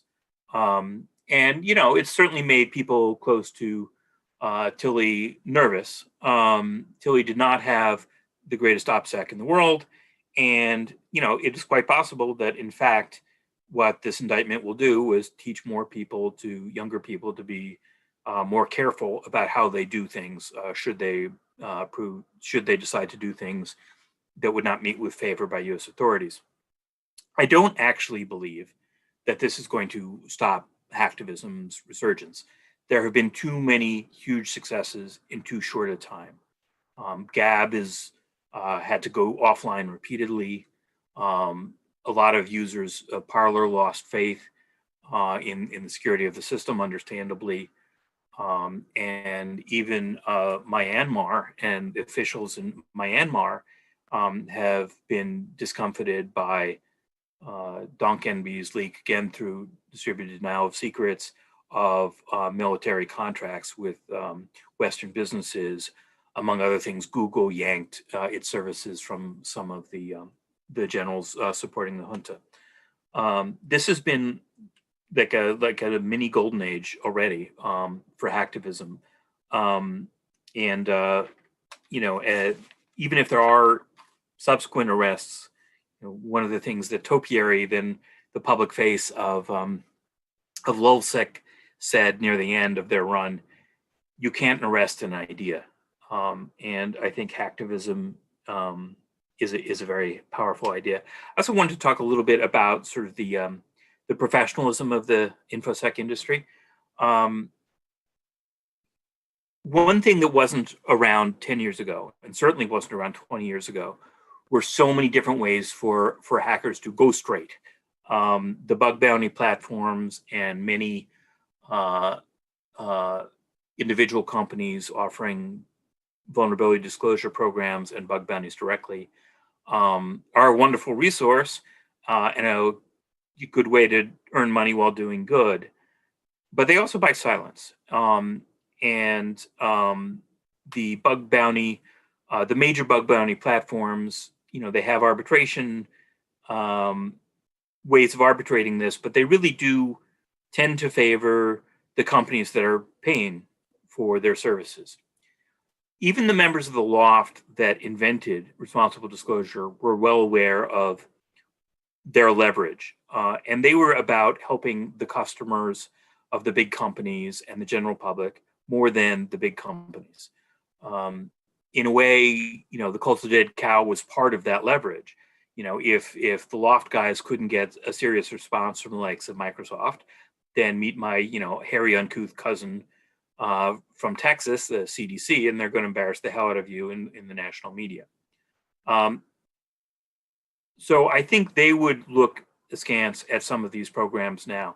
I think it's interesting that Aubrey Caudill, in addition, the returnee from Anonymous, in addition to continuing to be an activist and use the media and use Twitter and other platforms to agitate for better security policies or what he considers to be more ethical policies, works with my fellow speaker today, John Jackson, and others in following bug bounty platforms. So he's doing both. And I think that's really interesting. It is a legitimate means, but it should not be considered the only means by any stretch to try to affect change. And that's why it's important to try and chart out for yourself what you think is the most ethical thing to do to help the most people. That's all I had to say. I'm going to check the Discord now and see if there are any questions I could briefly answer, and then I will stick around and answer more online while during the next couple of talks. Certainly appreciate everybody who has who's been watching. Oh, thanks for posting the book cover. Let's see. Any questions on the Discord here? We don't have any questions in Discord, and also I'm monitoring a few YouTube channels and Twitch channels as well. A lot of kudos, and as a matter of fact, a lot of people actually commenting that the cult of the death cow is still alive. That's true. But not a specific question for the. Okay, so Ray Redacted, actually, I just asked a question, and there's a little bit of delay, right? About 40 seconds delay whenever we actually talk, and they can actually ask the questions. But the question is, so what is next from now on? Well, I mean, I think, even within the CDC, there are lots of differences of opinion about what was good, what was appropriate for hacktivism. They are certainly paying attention to what's happening now. And, for large part are pretty excited about it. I think the overtly political hacktivism against Gab and Parler is super interesting. I will say that I think one thing that has also, CDC was very good at using and sometimes abusing the media. I think that's a key component that, that Anonymous picked up on. I think we're going to see more of that going forward. And, there's some argument these days, some people think that Facebook and Google and the other big tech powers are so obnoxious that good security, ethical security work can't be done within it. If you happen to believe that, I don't think that's true, because people have been able to do things within it by working back channel with media, with activists, with groups like Amnesty International, with members of Congress. I think that even individuals can make great contributions to, using technology as a moral force for human rights, wherever they are, on their own, inside smart startups, nonprofits, big companies, government. There are many more ways to get the job done now than there were in the times of CDC, and CDC and others have paved the way to make that more doable. And I think people will be taking advantage of all those different channels, legal and extra. And there's another question that came in from Johnny C. That you always say that that there are a little bit of differences of opinion inside of the CDC. Will that go for political positions as well, or how far does that go? So I think the majority were left leaning, but not everybody was, and within left, there's a pretty big range from mildly liberal to march in the streets every day. So I think that was the range realistically. Like I said, there are people that were working for defense contractors. I think one of the things that's interesting is when the CDC, most of them started to go straight. It was rough for the people before them, people who were in Legion of Doom, who started their own security companies. They tended to work with the FBI, and that got them shunned. And so the compromise that Mudge and some others in CDC took was that they would work with U.S. intelligence, but not law enforcement. They would talk about capabilities and methods, but not individuals. They wouldn't name any names. And I think that's actually sort of gotten mainstream now. I think that's, it's a much bigger universe now and a lot bigger range of opinions. But I think that certainly for the time, that was a pretty reasonable compromise. Thank you. And I think that, so the last question was, where can we buy the book and where can we find it? We also pasted the link in the Discord server. And by the way, if you don't know what we're talking about, there's a link in the bottom of the screen to join the Discord server, and all the speakers are actually hanging in there. And please feel free to join the conversation. What we're going to be doing is actually we're going to go in a quick break, and then the next speaker will be with us within the next minute or so. Thank you again so much, Joe, for supporting the community, for supporting us, and specifically this event. Thank you again. Thanks very much. Really appreciate it. Have Thank fun, you, everyone. Joe.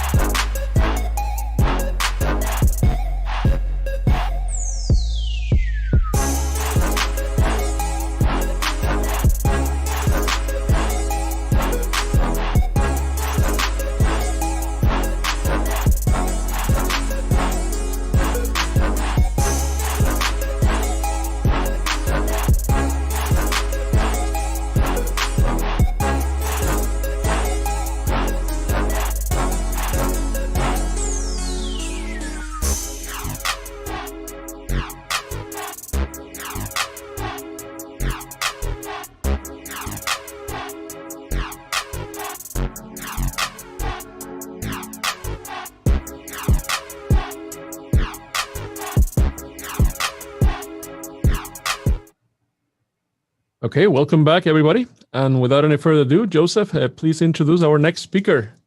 Hi, everybody. I'm Joseph Milajanowski. I'm with the Red Team Village, and it is my honor and privilege to announce Bo Woods, our next speaker. Here at the Hacking is Not a Crime and Red Team Village Joint Conference, the HackerCon. Bo Woods, what can I say about him? He's a senior advisor with CISA, a cybersecurity innovative fellow with the Atlantic Council, a leader with I Am the Cavalry, which is a grassroots initiative, founder and CEO of Strategos Security, and sits on the board of several nonprofits. His work bridges the gap between the security research and the public policy communities to ensure connected technology that can impact life and safety is worthy of our trust. He formerly served as interpreter in residence with the US FDA and managing principal consultant at Dell SecureWorks. Over the past several years in his capacity, he has consulted with the energy, healthcare, automotive, aviation, rail, and IoT industries, as well as cybersecurity researchers, U.S. and international policymakers, and the White House. Bo is a published author, frequent public speaker, often quoted in media, and is often engaged in public or private speaking venues. He's also integral to a lot of stuff that goes on at DEF CON. So I added that ad hoc. But without further ado, I give you Bo Woods. Thank you very much. I'm really excited to be here today. I've been looking forward to this conference for a while. Although I got to say, it's kind of intimidating to follow Joe Min and all his talking about the cult of the dead cow. I grew up watching their exploits, and so it's exciting, but also intimidating to be going after him. So I'm gonna, if Joe was talking about some of the ghost of hackers past or hacktivism past or some of our past in this community, I want to talk about some things that are going on right now and kind of bridge the gap to what will happen in the future, I hope, if security researchers can come together and can really help become a more positive, proactive force. So this is Representative Will Hurd and Jim Langevin, and this is me. And I'll bet you're wondering, how did you get here? Well, it's a good question. It's a long story. We'll come back to that. So my first job in security was working at a hospital. And this is usually the part of the presentation where I ask people to spot all the computers they can see in this picture. And, people point out a handful of them. But then, if you look here, there are, 5 to 8 computers just in this one photo taking care of this patient. And then I ask, what's the most important asset that's being protected here? Some people say, patient health records, or some people say the parents' insurance or credit card information that they're using to pay. But really, the asset we're trying to protect here is the patient, this very vulnerable person. And this happens to be a natal intensive care unit. One of my first experiences with hacking was actually a fetal heart monitor. So one of the computers that you see here is connected up to some other systems. And this is how doctors and nurses make sure that they monitor the vital signs of the patient, make sure that they're able to catch any potential issues with the patient that might cause them to have to run in and do some type of life-saving treatment or therapy.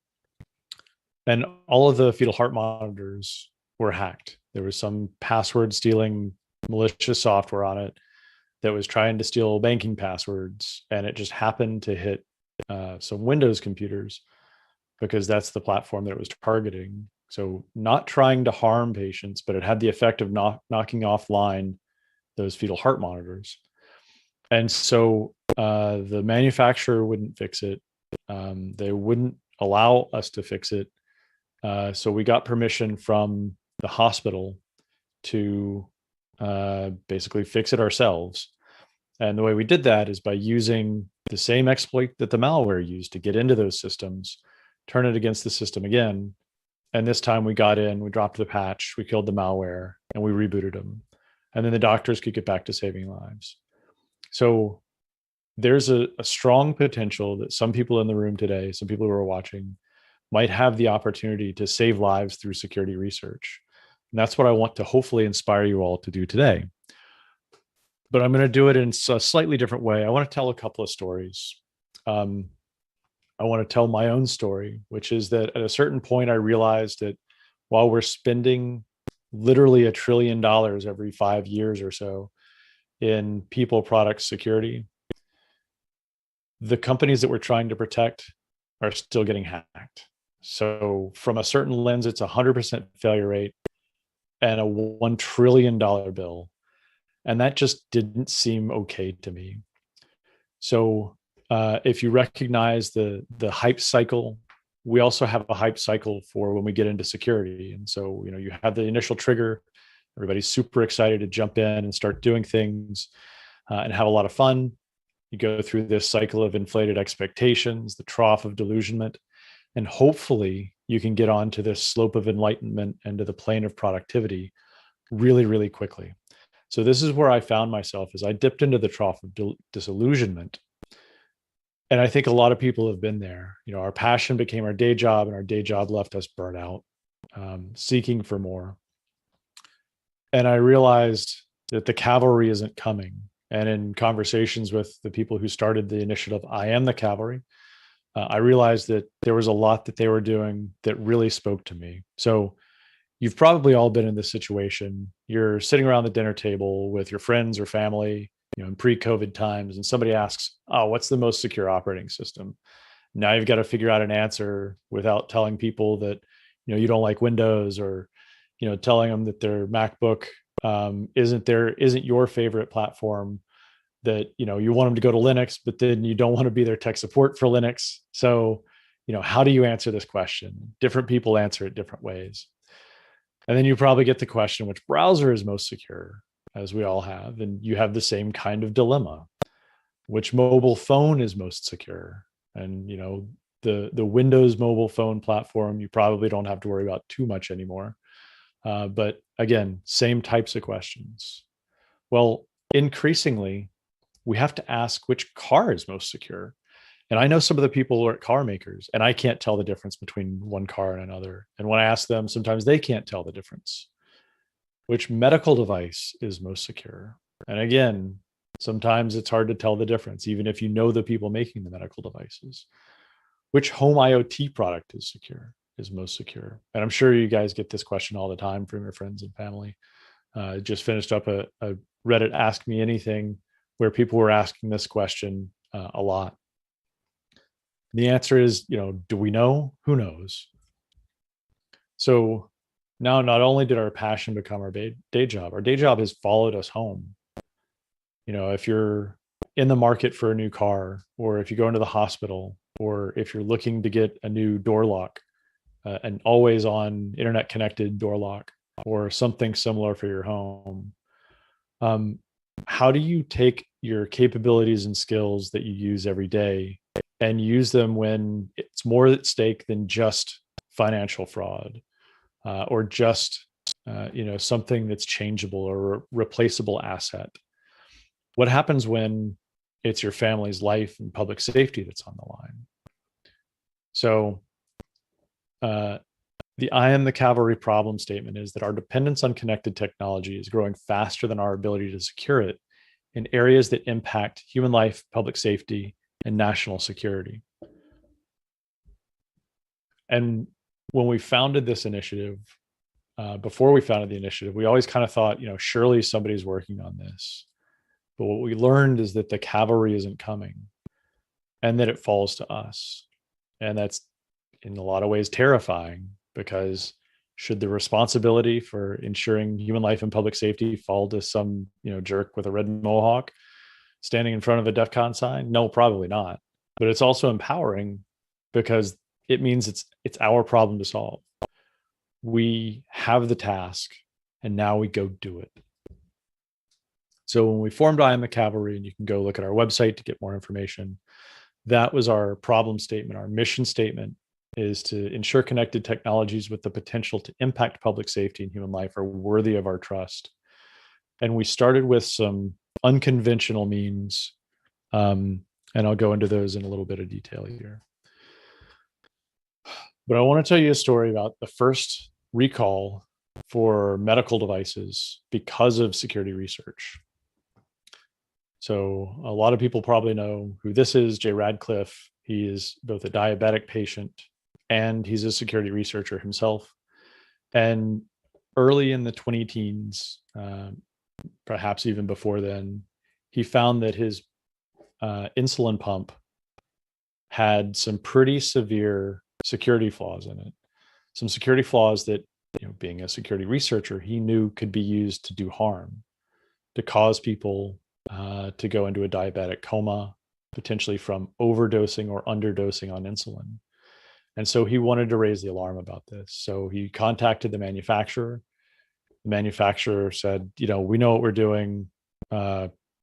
We're okay with this. We're okay with our processes. It's not going to be a big deal. So like most security researchers, he did the next best thing, which he thought, next thing in the process of getting these things fixed, which you heard Joe Min talk about it a little bit with Cult of the Dead Cow, is he went on stage at Black Hat and told the world about it so that patients, doctors, and others could defend themselves against potential adversaries and attacks. Now, that, as well as some other security research, caused the FDA to take notice. And one of the interesting things about the way the FDA took notice is that they, instead of saying security researchers are threatening patient safety, they said, we don't quite know what's going on, but we need to investigate. We need to figure out what's happening. So they invited hackers into a room and said, tell us your truths. We understand that you have truths that may be different from the truths that we see, may be different from the truths that medical device makers are telling us. We want to hear your truths from your perspective. And they listened. And we treated them with empathy. We said, okay, if you're willing to listen, we'll sit down and we want to meet you where you are and have these conversations with you in a tone of mutual understanding, mutual respect. And it was a really interesting approach. We're not the first ones to ever sit down and do that. But when we did this with the FDA, they really listened. And we've got a number of ways that we started approaching this. But the key was that we led with empathy. We really started those conversations in an empathetic way, listening rather than talking, explaining our perspectives, giving them some baseline information like what motivates security researchers, what are some of the differences between medical devices and regular computers. And that really helped turn them on. And so when they published their guidance, final guidance for pre-market submissions, which is the gating mechanism by which medical devices get onto the market, it was informed by information that security researchers had given them because of those conversations that we had. And many of you probably know this guy, Billy Rios. The device that he's looking at there is an infusion pump. It's like a digital IV. They're the most common devices in healthcare. And Billy was in the room with us when we had those conversations. So he knew how to get in touch with people at the FDA and at the medical device maker. When he found some issues with this device, he let him know. He said, I'm going to give you a year to fix this. You've got that amount of time to go and do whatever you need to do to get things changed. Unfortunately, another security researcher found the same issues, and they weren't as well connected. They didn't understand the different trade-offs. And so they just published all the information to their blog. And that catalyzed a couple of things. It catalyzed 2 separate security warnings, security letters from the FDA about these. Effectively, it was a medical device recall. It had the weight of of recalling those devices. So the medical device maker basically stopped selling some of the devices that were really old, and with the others, they issued updates to them. So because of Billy's work and because of the work of the other security researchers that came in and led with empathy, we were able to get the FDA to take a step that it had never taken before. When we started, we were told that people will have to die before you get any action out of any of these groups, but we've proved that that was not the case. We also published what we call a Hippocratic Oath for Connected Medical Devices. And this is essentially following the same symbolic spirit of the original Hippocratic Oath, which is doctors take an oath to act in the best interest of their patients, but increasingly that patient care delivery is being done with medical devices. So they should also be built, developed, designed, implemented, maintained with that same spirit. And this has been a really, really powerful and influential document. And in fact, a lot of the information in that was taken up by the FDA and put into their post-market guidance. So this is when a device is already on the market. Medical device makers have to look for any potential safety and effectiveness issues and potentially do a recall or push a software update. And this document basically is a carrot and a stick that incentivizes medical device makers to want to have a coordinated vulnerability disclosure policy. So one of the things that we did is we turned the medical device market on its head and said, all right, everybody's got to have a coordinated vulnerability disclosure policy to accept reports from security researchers who find potential issues. This is from a series of experiments that we've done, a series of simulations that we've done working with doctors. There are some doctors who have given talks at DEF CON about security. With the FDA involved, with medical device makers involved, with healthcare providers involved, where we simulated what would happen if you have a hacked medical device. And what we found is that pretty much what all of us think would happen. But something special also happens, which is doctors are hackers too. They think around the specific problem and go and address the underlying root causes. And so they're able to bring these patients back to life in many cases, which is amazing. But the work that we've done has highlighted to a lot of these medical device makers and to a lot of these healthcare providers and to a lot of these doctors that there's something different in medical devices that they need to start paying attention to. And so some of them are starting to ask questions like, what happens if the medical device has some type of a flaw that adversaries take advantage of? And we're starting to change a lot more than just medical device maker regulation. We're starting to change general practices in hospitals and at medical device makers themselves. This is from, some of you probably recognize this. This is the Biohacking Village Device Lab, which we started in 2017, I believe, maybe 2016. And this was the first ever dedicated space that we had for medical device hacking at DEF CON. And you can see here in this picture, security researchers, the FDA, medical device makers, and people from hospitals all working together towards a common goal of making medical devices safer and more trustworthy. And today, we have, as you see on the right-hand side of your screen, this is the FDA commissioner tweeting out that he wants to see a lot more medical device makers going to DEF CON. And on the left side of your screen, you see some of the medical device makers who have actually come out to DEF CON, who brought devices into hackers' hands and said, find the flaws and let us know in good faith so that we can fix them before adversaries find out. It's an absolute sea change, and I believe it is saving lives every day. Now I want to come back to my congressional drinking buddies. So I want to talk a little bit about the way that public policymakers understand cybersecurity. And I'll say cyber. I can say that because I live inside DC.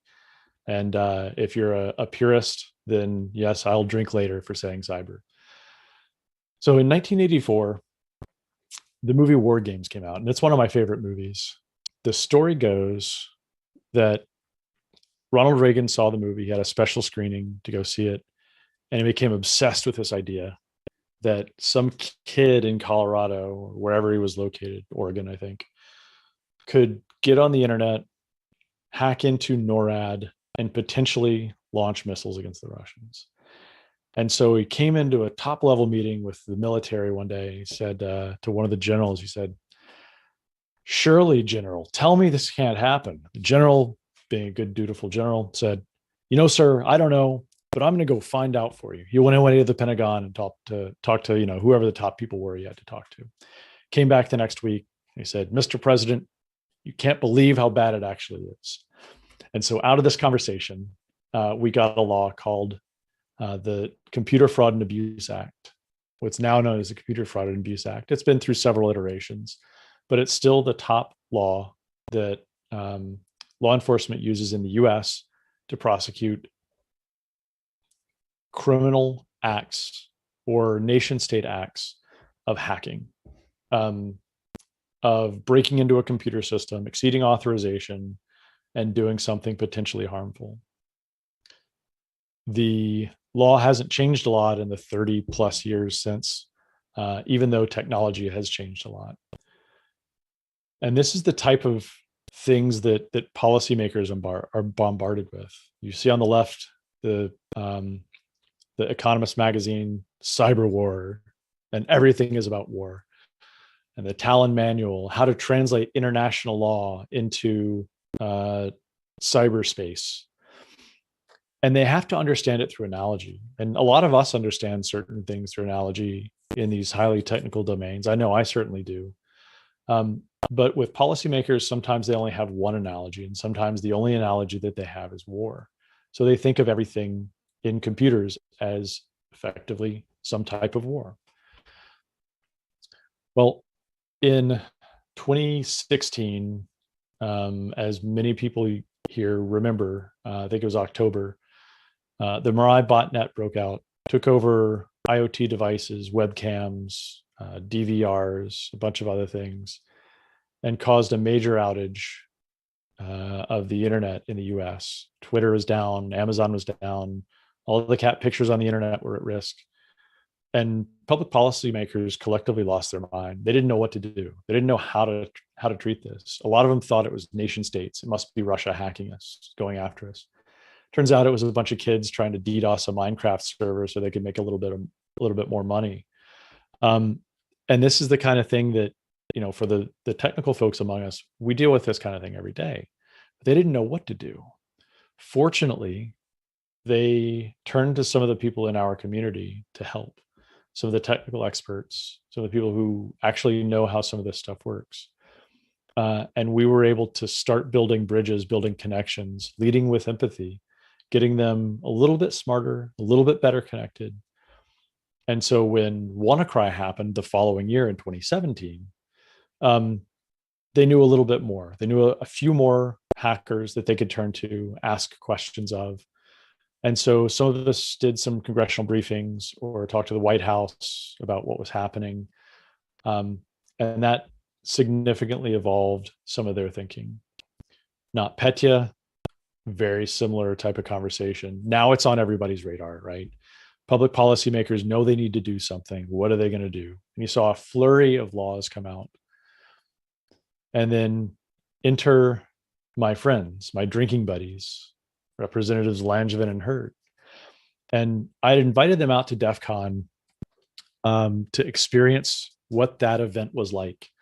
Hey, come sit down with some hackers, see how we think, see how we drink, join us, become part of our party, and learn something, absorb something through osmosis. And to their credit, they took us up on it. They came out, they were good sports, they drank at their first ever talk, and they had a great time.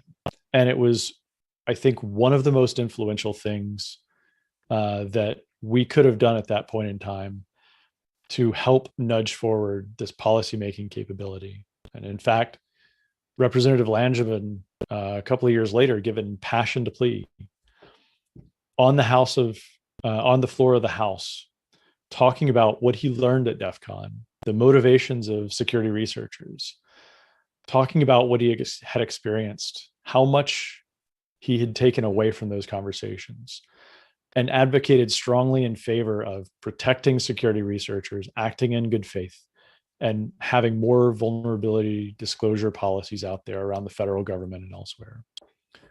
So we saw a flurry of laws, a flurry of other things that were more technically literate, more aligned with what hackers believe in, care about. In one piece of legislation, for instance, and this one's been re-released as of earlier this week, actually, the Cyber Shield Act calls for an advisory committee. And when the congressional staffer was putting this together, because of some of the relationships I developed with him, he came and said, "Hey, is there anything I should do to make this bill better?" And I said, you talk about having an advisory committee, but in here I see companies and government and academics. What about independent security researchers? He was like, "Oh, I thought they would be covered in companies." I was like, "Nope, there's a difference." So in about a half an hour, we sat down and had this conversation. And this is one of the things that came out of it, is now we have in proposed law that independent cybersecurity researchers need to be a part of the conversation.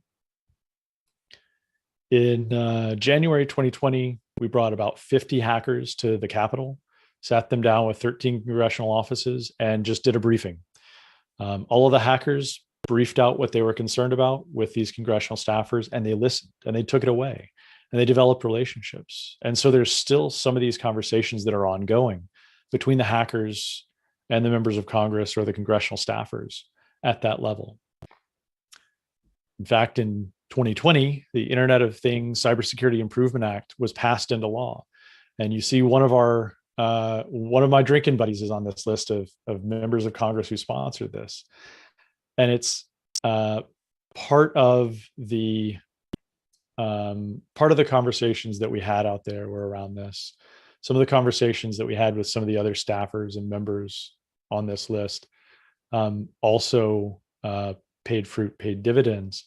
And now there's actually laws out there to help protect the US government from vulnerable IoT devices and to allow them to raise the bar defensively. And included in this, by the way, is a provision that those devices have to have a coordinated vulnerability disclosure program associated with them. Now, this is a story from just last week. And Joe Min wrote part of this story, or was in the byline for this story.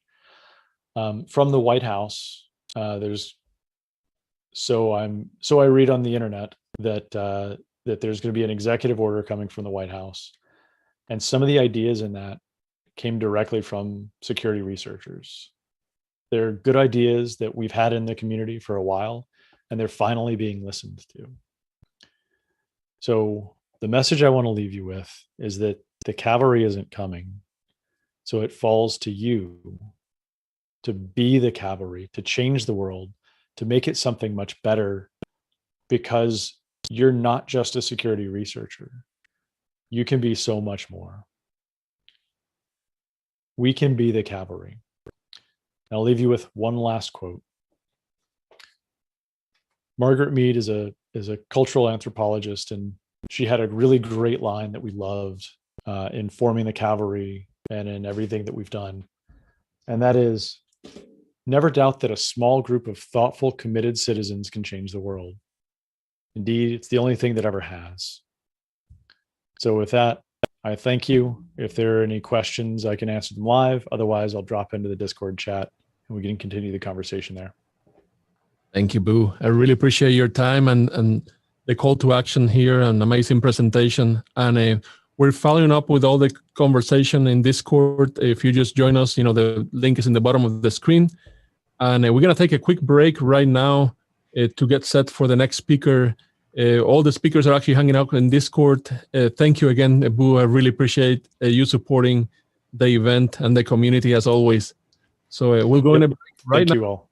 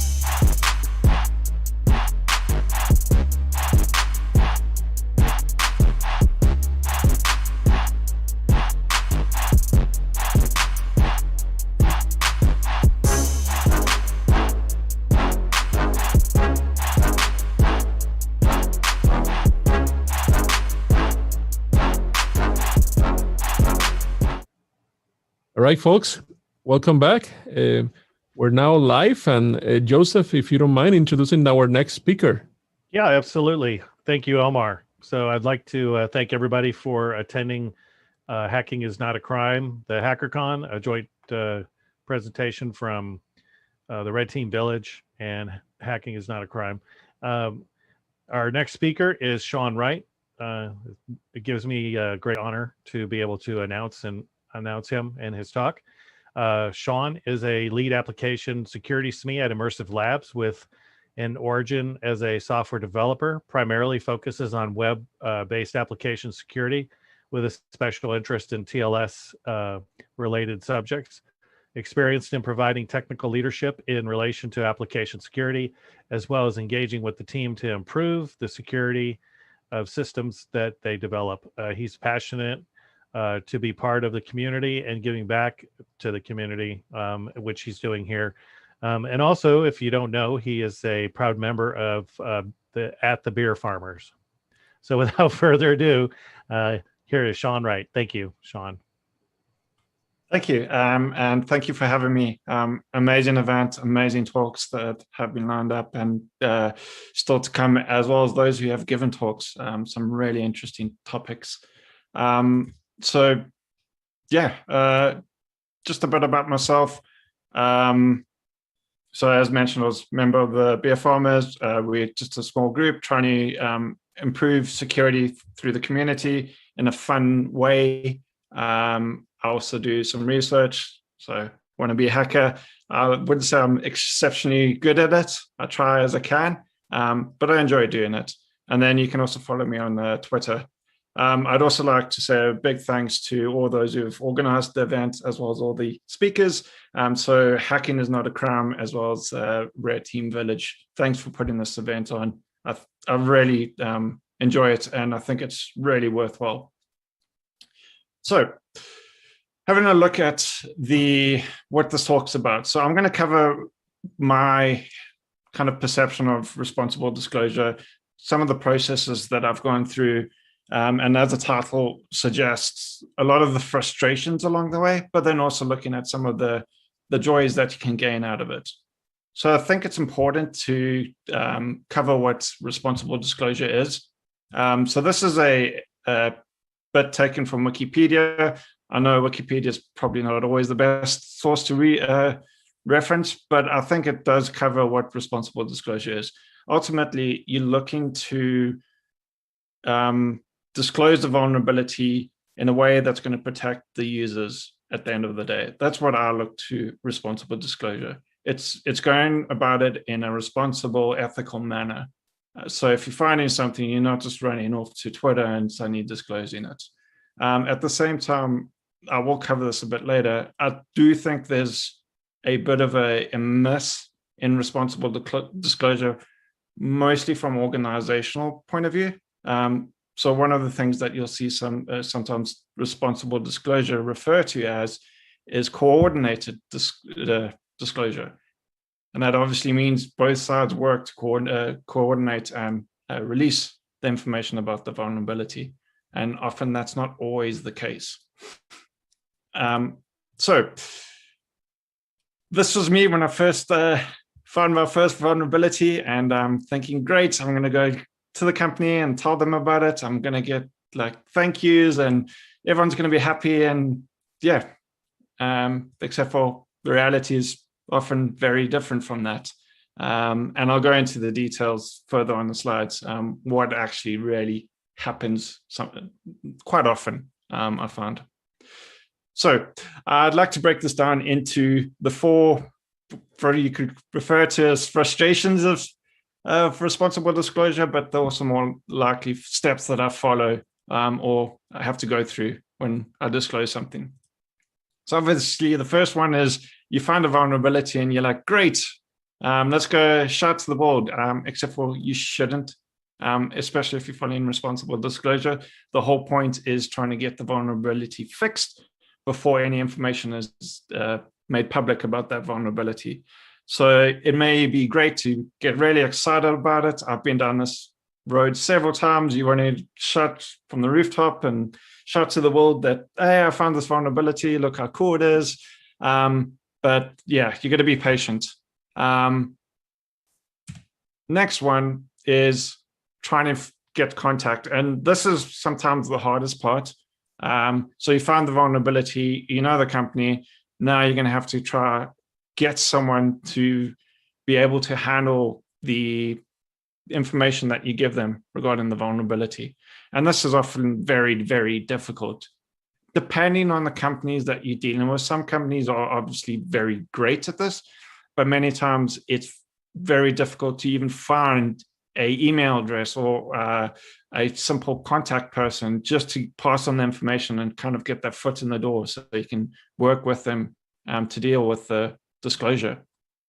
So out of this, I've come to some tips that I've seen along the way. So security.txt is a really useful resource. Unfortunately, not many companies are following this. For those who don't know, it's a resource that you would primarily put on your public website, and it's in .well-known/security.txt, and that should contain all the contact information that anyone that needs to disclose a security vulnerability or incident to your company, they can get in contact with those contact details there. It can be an email address, could be a phone number.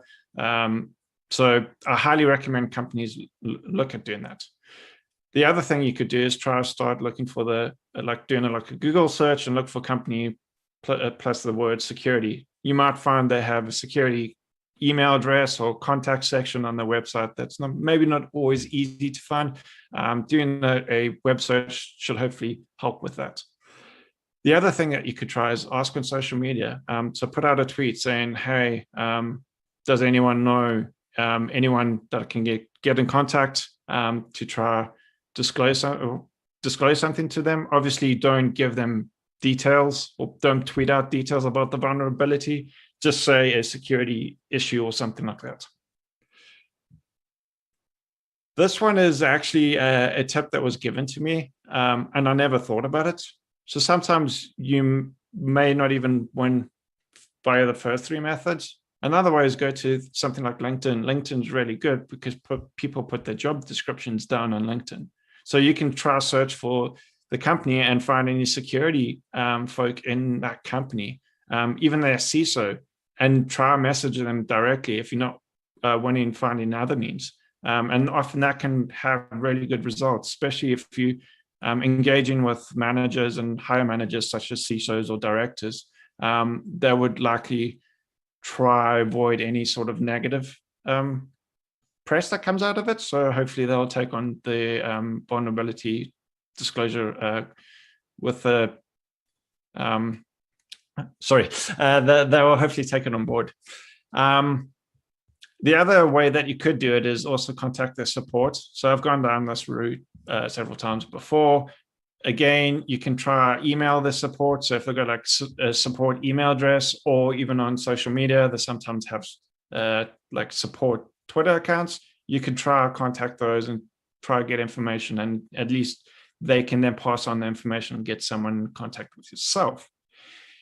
And this one, don't do it often. I think I've only done it once, and it actually was really successful. So not getting in contact with reporters to disclose the vulnerability and write up and make it public, but they often have contacts or leverage that they can gain. And in fact, in my case, I worked with a reporter and I actually helped get a vulnerability fixed that was there for several years.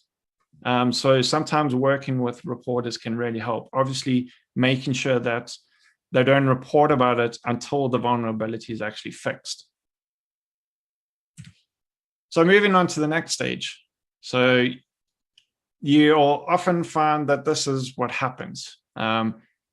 You get in contact and then nothing. Or in some cases, as you can see here, you get in contact, you get some sort of initial conversation going, and then it's suddenly silence. And that can be really frustrating because you don't know if they've actually fixed the issue.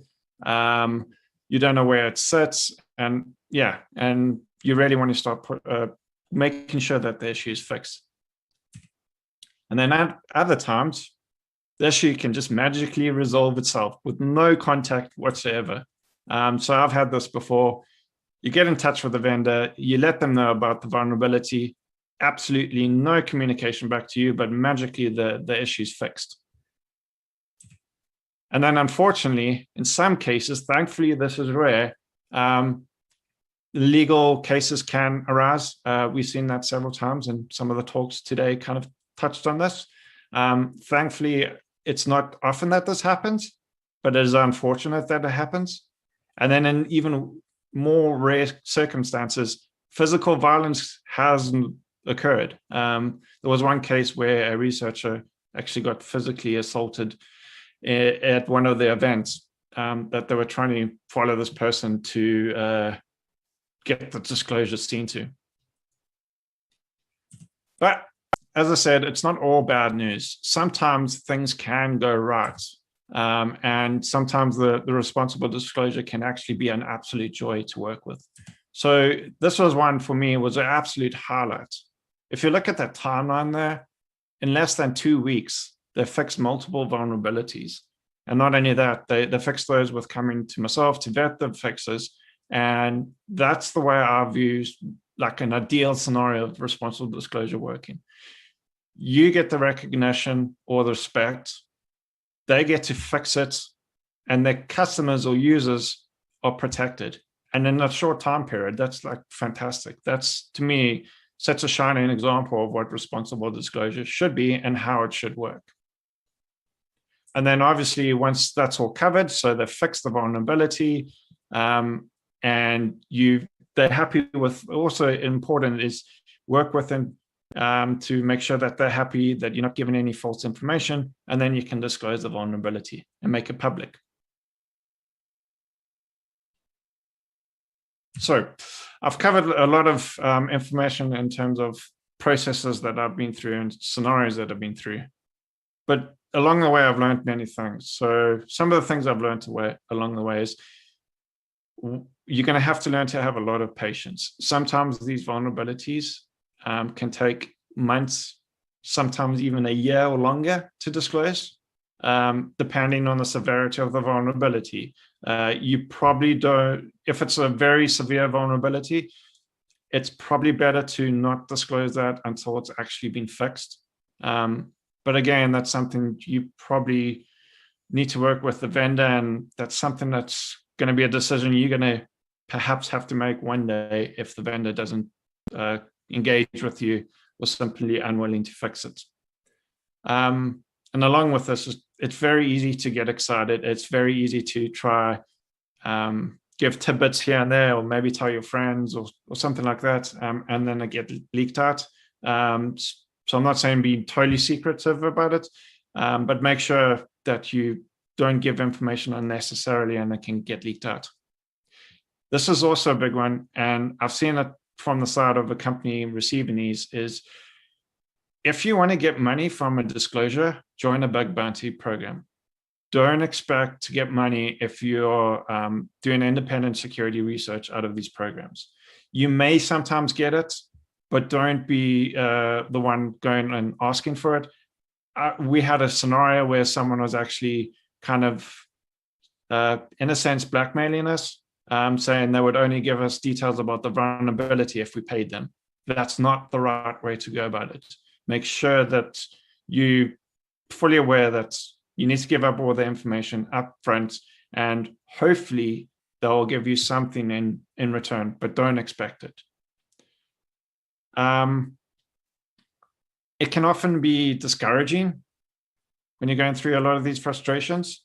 So make sure that you also focus on the positives, and especially at the end. What is it that you're actually doing? Why are you doing it?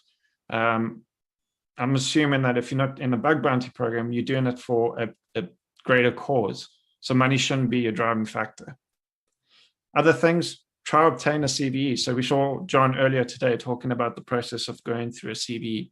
To me, CVEs are really important for multiple reasons. One, it's something that's associated with your name. And I know there's a constant debate of, oh, you shouldn't have CVEs to boast about and that. And I entirely agree.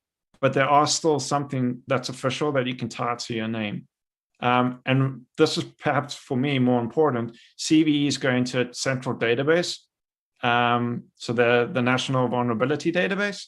And while it's not great, it is still better than not having it in there. So information about that vulnerability is now in a resource that is shared across multiple organizations and multiple tools. Multiple tools make good use of that database. So to me, that's probably one of the biggest reasons why you want the CVE. Another thing you want to do is make sure you document and share details about it. Obviously, once it's been fixed and once you do the disclosure, but go into as much detail as you can. The reason being is you want others to learn from this and don't repeat the same mistakes. So it's a really useful learning tool for others to go off and try to search, like, for example, if you find a cross-site scripting vulnerability in a unique way, if it's well documented, then others can learn from that and prevent that same mistake happening again. And to protect yourself, what I try to do as much as possible is document the timeline to show that from my perspective, I've done everything that I can, especially if they're not coming back with any communication. I've done everything that I can to engage with the organization, and I eventually was basically forced no option but to disclose. Of course, do this legally. Make sure you don't step any legal bounds. So this one can always be tricky. Typically, when I'm doing research, I make sure I stick to my own network and devices on my own network.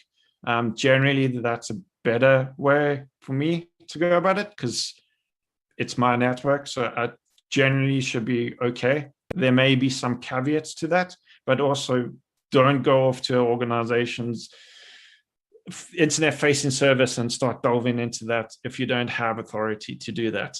If you want to start doing that, look to bug bounty programs again, and that they'll set scopes and that kind of thing that you can do that. Obviously, you disclose with the company and organization that have the vulnerability, work with the company, do that coordinated disclosure, make sure they're happy with your disclosure if they have been engaged with yourself. One of the things I've seen often around vulnerabilities, and it really frustrates me because I've been on the other side where we have to fix a vulnerability and it's not always as simple as it sounds. Have guidelines by all means, so like 90 days or 72 days or whatever, but realize that organizations have a lot of things going on. And this is an excuse, but sometimes also fixes may not be as simple as you think. So as long as the organization's engaging and communicating with you, try to be flexible. Don't just go, oh, it's 90 days. I'm just going to disclose regardless of any sort of arguments from the company. Work with the company. At the end of the day, you're trying to protect the user. So the user should be the one inside, not you or the company. Be polite. There's no need to get nasty or, in some cases, I've already mentioned, blackmail companies and that kind of thing. Being polite means you're the better person, even if they aren't polite themselves. And it just means that you stand the higher ground as well if things do get nasty. And lastly, have fun. Even though I don't do a lot of security research, I do enjoy going down the rabbit hole. It's why we do what we do. Yeah.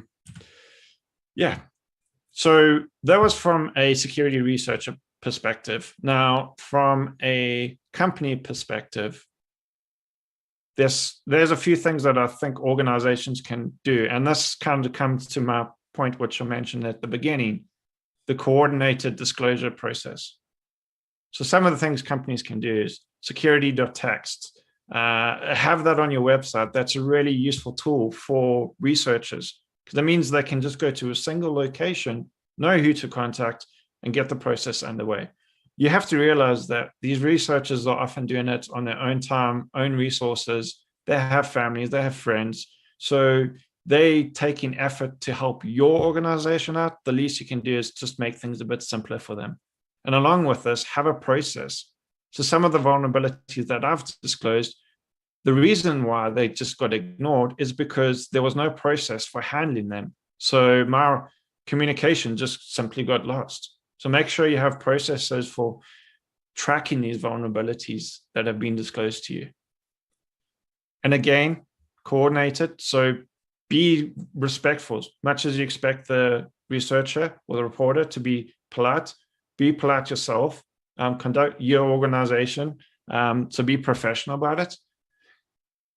The other thing is be thankful. Thank you can go a long way. I think I can count on the number of fingers on my hands how many times I've actually been thanked for disclosing things. And as I mentioned, researchers spend a lot of their own free time, their own resources doing this. You often pay thousands for the amount of work that they're doing. So the least you can do is just a simple email or something saying, you know what, thank you for bringing this. This is really useful. We appreciate the work that you do. Not just ignore them or even worse, send them legal threats. That's not how you thank someone. And to that, collaboration. Work with the researcher. At the end of the day, it's protecting your users. It's not about you. It's not about the researcher. It's about your users of your systems. So working with your researchers, making sure that it's the fix is in place, appropriately fixed. This is another thing that happens is sometimes you may fix the vulnerability, but it may not be appropriate fix. Get the researcher or the reporter to test the vulnerability fix or review the fix. You may not have sometimes if it's a sensitive internal system, that may not always be quite the case, but maybe float some ideas past them or get your own internal security team to verify the fix. And perhaps most importantly, don't view this as a personal attack. We all make mistakes. No one's perfect. No system's unhackable. There are plenty of vulnerabilities in probably systems that I've written over the years.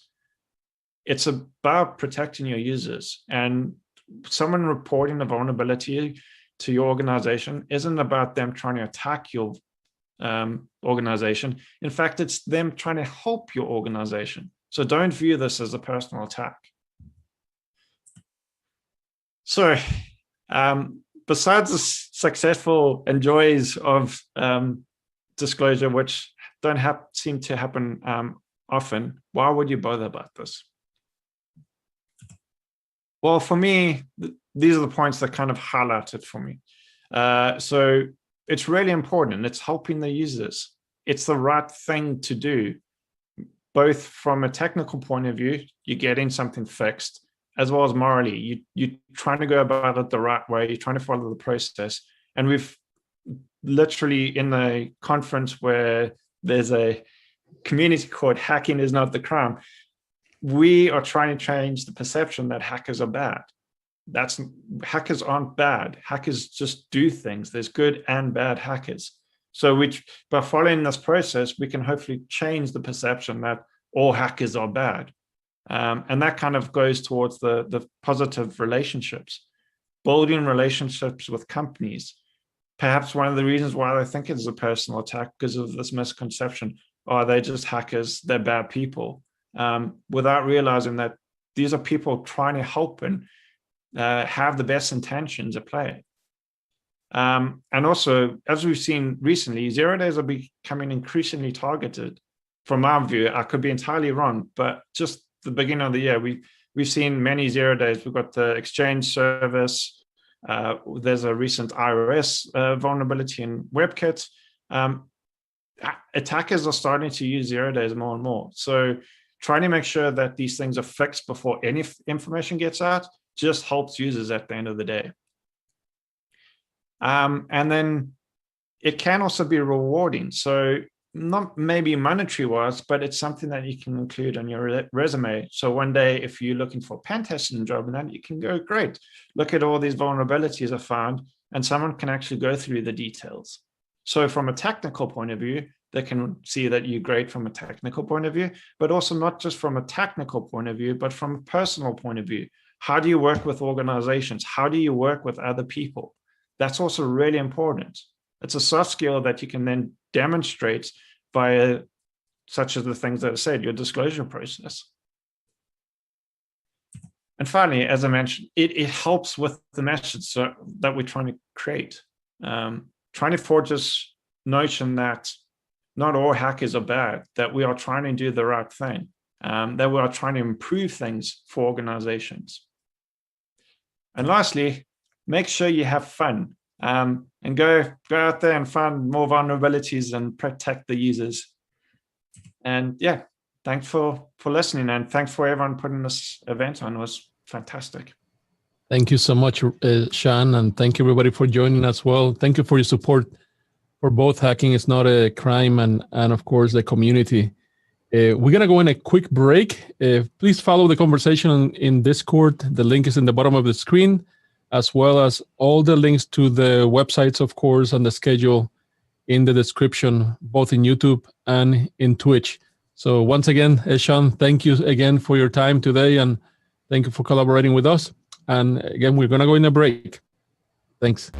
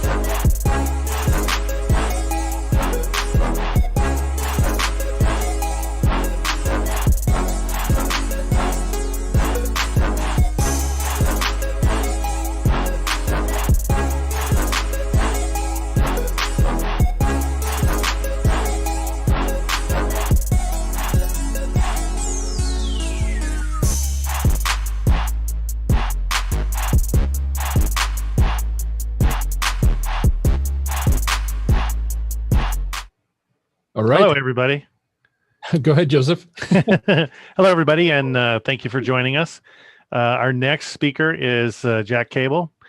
Jack Cable is an American computer security researcher, software developer, and a student. He is best known for his participation in bug bounty programs, including placing first in the U.S. Department of Defense Hack the Air Force Challenge. And without further ado, I give you Jack Cable. Thank you. Great, thank you for the intro. So we can go ahead and get started then. Welcome to my talk, the year of the vulnerability disclosure policy. Today, I'll be talking about what made 2020 such a great year for vulnerability disclosure policies, and as a result, a great year for hackers, what this means for the future of security research. Vulnerability disclosure policies are one of my favorite topics to talk about, so I hope this can help you see what's so great about them as well.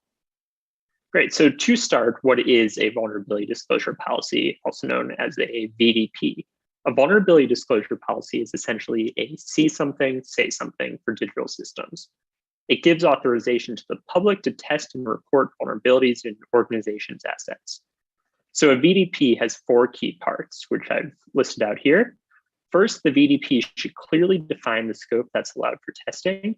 Ideally, this is the organization's entire online presence, but it doesn't have to start out that way. An organization can start with just a few assets and slowly expand out as they get comfortable receiving reports and addressing them. Second, the VDP should authorize testing with what's called a legal safe harbor. This is a piece of legal language that states that the tester is authorized to test the organization's systems under relevant anti-hacking laws. The safe harbor commits that the organization will not bring legal claims against hackers for accidental good faith violations of the policy. This is probably one of the more important components of a VDP, and I'll dive in a little into what exactly you should be looking for in a safe harbor policy so that you can stay in scope and stay within the law as well. And I couldn't mention safe harbors without first mentioning the fantastic work of Meet Elzari and Disclose.io. Amit's a lawyer and academic researcher who you should really be following, who popularized the idea of a safe harbor via her #LegalBugBounty project. I hope you saw her talk earlier today. And she also partnered with Disclosed.io, which I think many of you should know from Casey's talk, to introduce standardized language for safe harbors, VDPs, and bug bounties. So giant kudos to the work of Amit, Casey, and many others who made this happen. Third, a VDP should not restrict disclosure after a set time frame. We commonly see this with bug bounties. Some statement of the form do not disclose vulnerability without prior written permission or an NDA on the report themselves. And while this can be okay for a bug bounty, especially if the bug bounty is private, the crucial component of a VDP is that they should not restrict disclosure beyond a set time frame. This is usually, say, a 90-day window. This way, hackers have the ability to disclose the vulnerability once a set time frame has passed or once the vulnerability has been patched. And the reason that this is so important is because when a company has a VDP, they're essentially getting free work from hackers. So it's unreasonable for them to expect that hackers should do this work for free and not be able to talk about it afterwards. This allows VDPs to serve as a transparency role where organizations can better demonstrate their security to the public, and likewise, the public can then judge organizations based on their security posture, hopefully leading to better security for everyone. So lastly, a VDP should be open to the public. If it's a see something, say something policy, it doesn't make sense if only certain people can say something. Vulnerabilities are out there whether an organization likes it or not, and people will be looking for and finding these vulnerabilities. Restricting who can report to a VDP only has the role of restricting the people who already know about vulnerabilities from not being able to report them to the company. So whenever a company starts a VDP, it should be open to anyone in the world because vulnerabilities are out there and people are already aware of them, whether the company likes it or not. So going back to the idea of a safe harbor, which is, like I said, probably the most important component of the VDP, just because as we've seen with a lot of these talks today, security research can often run in with the law. So I'd say that when you're looking at a safe harbor policy, it sometimes looks like a wall of text. And that's because, of course, it's impossible to avoid some of the legalese. But here I've bolded kind of the two main parts that you should be looking for in a safe harbor. First, you should ask yourself, does the safe harbor authorize access to testing covered under the policy? So is it explicitly saying that your work in this program is authorized under relevant anti-hacking laws like the Computer Fraud and Abuse Act and the DMCA? So it should say that. And second, the policy should promise not to pursue legal action in response to activities in accordance with the program's policies. And ideally, it allows good faith accidental violations of the policy. So these two things combined, and I'm drawing here from the disclosed.io terms, which you can see below, are what makes a safe harbor. So a program should really have both of these. We'll see that many programs do not, and this is something we can keep working to improve. But you should know that these are the gold standard for when it comes to vulnerability disclosure policy authorizing security research. You should look to make sure that it actually authorizes it under relevant laws, and then it commits not to take legal action for accidental good faith violations of policies. Okay, so next let's look at some common, say, complaints that people have about VDPs. And a common reaction I've seen in the community is that VDPs seem to be essentially just bug bounties without the cash reward. So a lot of hackers seem to look down upon companies for having a VDP when they could be paying bug bounties. Are they just trying to get people to work for them for free? So I want to make the point that VDPs and bug bounties are really complementary, and a bug bounty is not necessarily a replacement for a VDP. A VDP should be open to anyone, while bug bounty can be public or private. Further, like we've seen, a VDP should not restrict disclosure, while a bug bounty may. So unless an organization's bug bounty is doing both of these things, and that's completely public and doesn't restrict disclosure past a set time frame, the bug bounty is missing crucial aspects in a VDP. As a result, every organization needs to have a VDP. Every organization needs some channel where a member of the public can report a vulnerability that they've discovered in an authorized manner and is allowed to disclose it after a set time frame. A bug bounty is a bonus on top of that, but not every organization needs to have a bug bounty, especially if they're just starting out their security lifecycle. So the moral of the story really is don't fault a company for having a VDP. They're taking a proactive first step in improving their security with transparency, and this should be celebrated. If a company even has a VDP, they're in the minority of companies overall, and we can hope that this one day is all companies, but we should really celebrate any company that launches a VDP and engages with the security community to do better. So now on to some myths that I've seen on the organization side. And a lot of this I've seen, especially in government, where agencies are perhaps a little slower than normal to adopt the newest and standard trends in the security community. So one common refrain that organizations often have is that by opening the door up to hackers, it'll become impossible to distinguish between good faith and bad faith activity. They worry that essentially by opening up this door, as they see it, bad hackers will be able to get in as well. But by looking at vulnerability disclosure policies, we see that this just isn't true. And the reason for this is that a VDP clearly states what kind of activity is and is not allowed.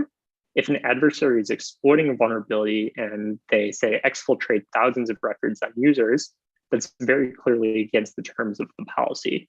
So as a result, a program owner can tell if someone is or is not complying with the rules of the policy and still address malicious adversaries. A VDP only makes an organization safer because good faith actors will give them the ability to patch vulnerabilities before adversaries can exploit them. So what some agencies try to do in response to this is restrict their scope to say only vetted hackers. So maybe it's only hackers from certain countries, maybe it's only hackers that they've done a background check on.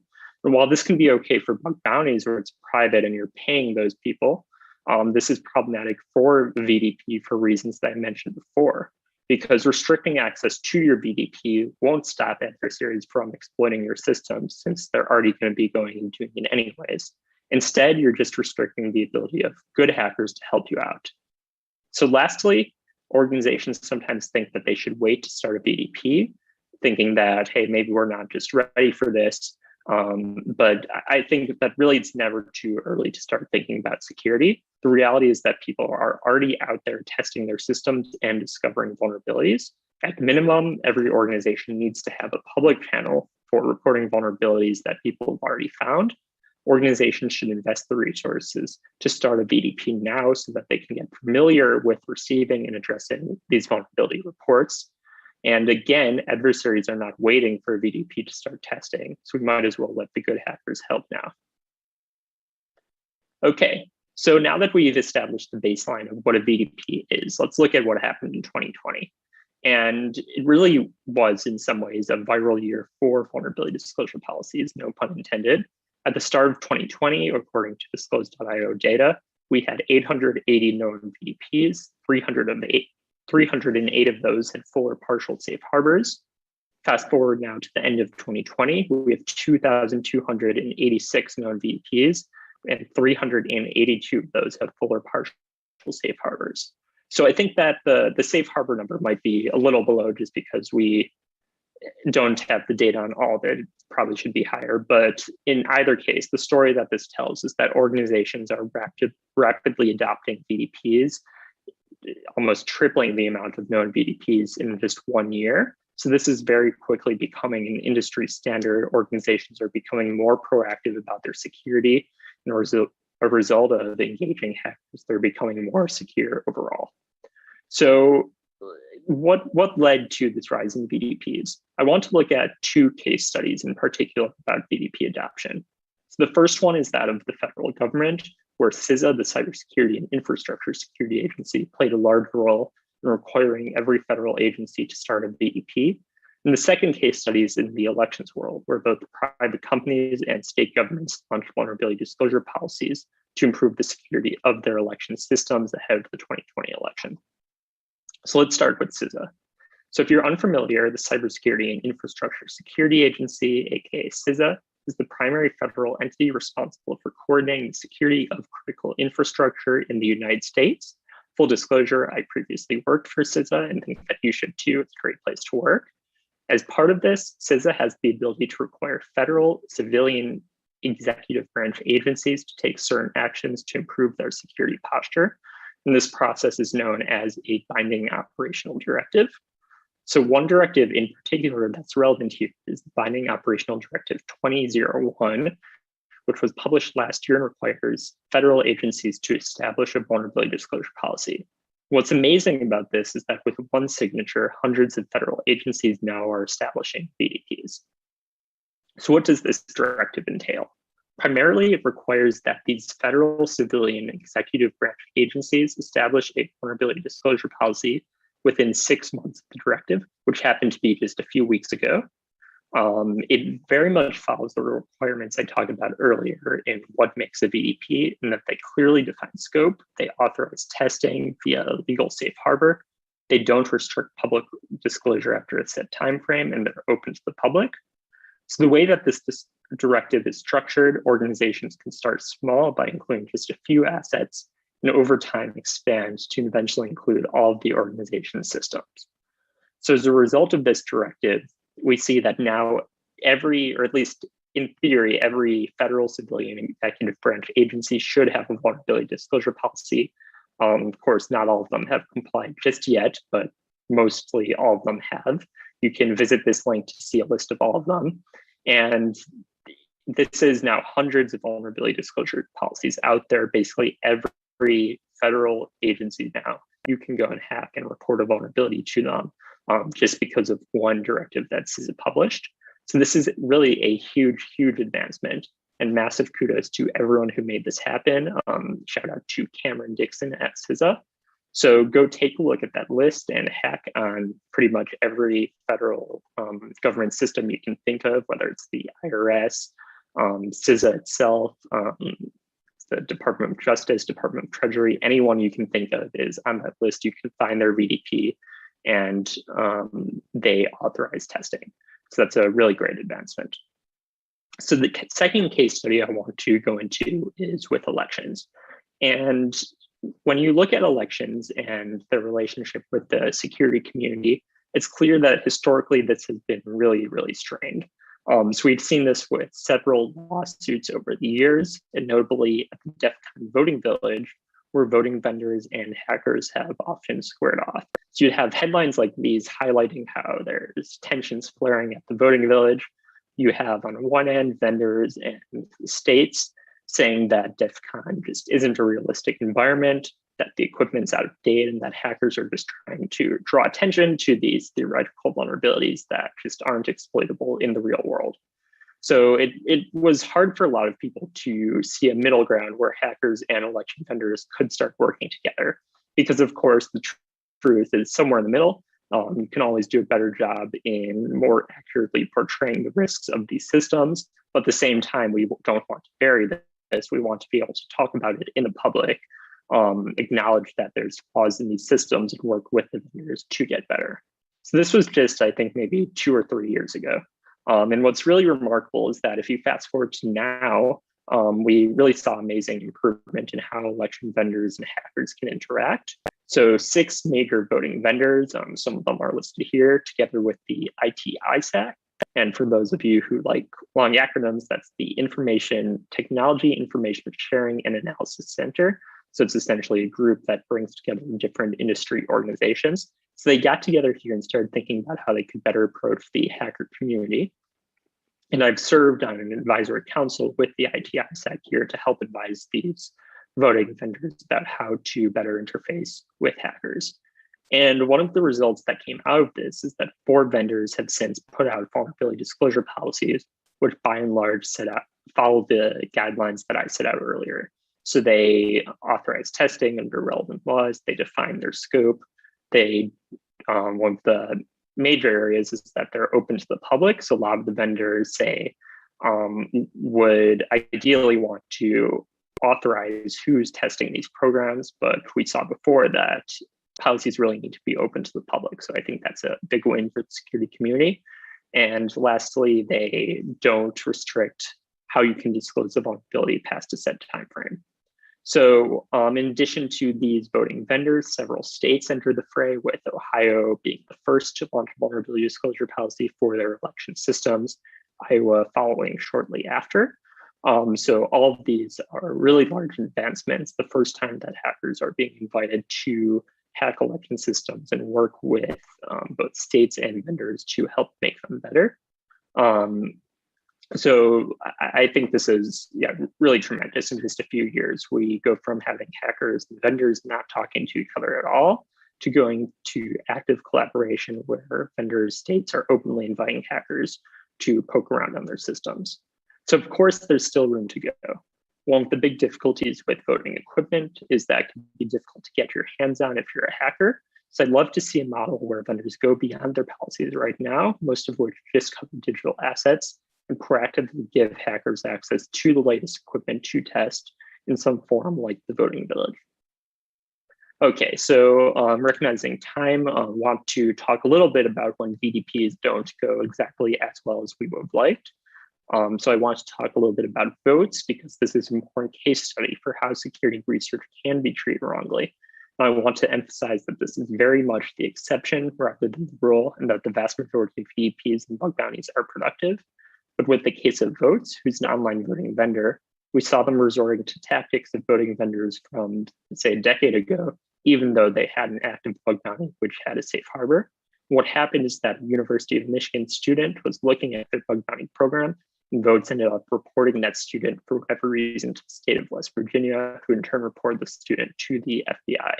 And it's unlikely that anything really came out of this, but still likely caused a tremendous amount of unnecessary emotional and financial costs to the student.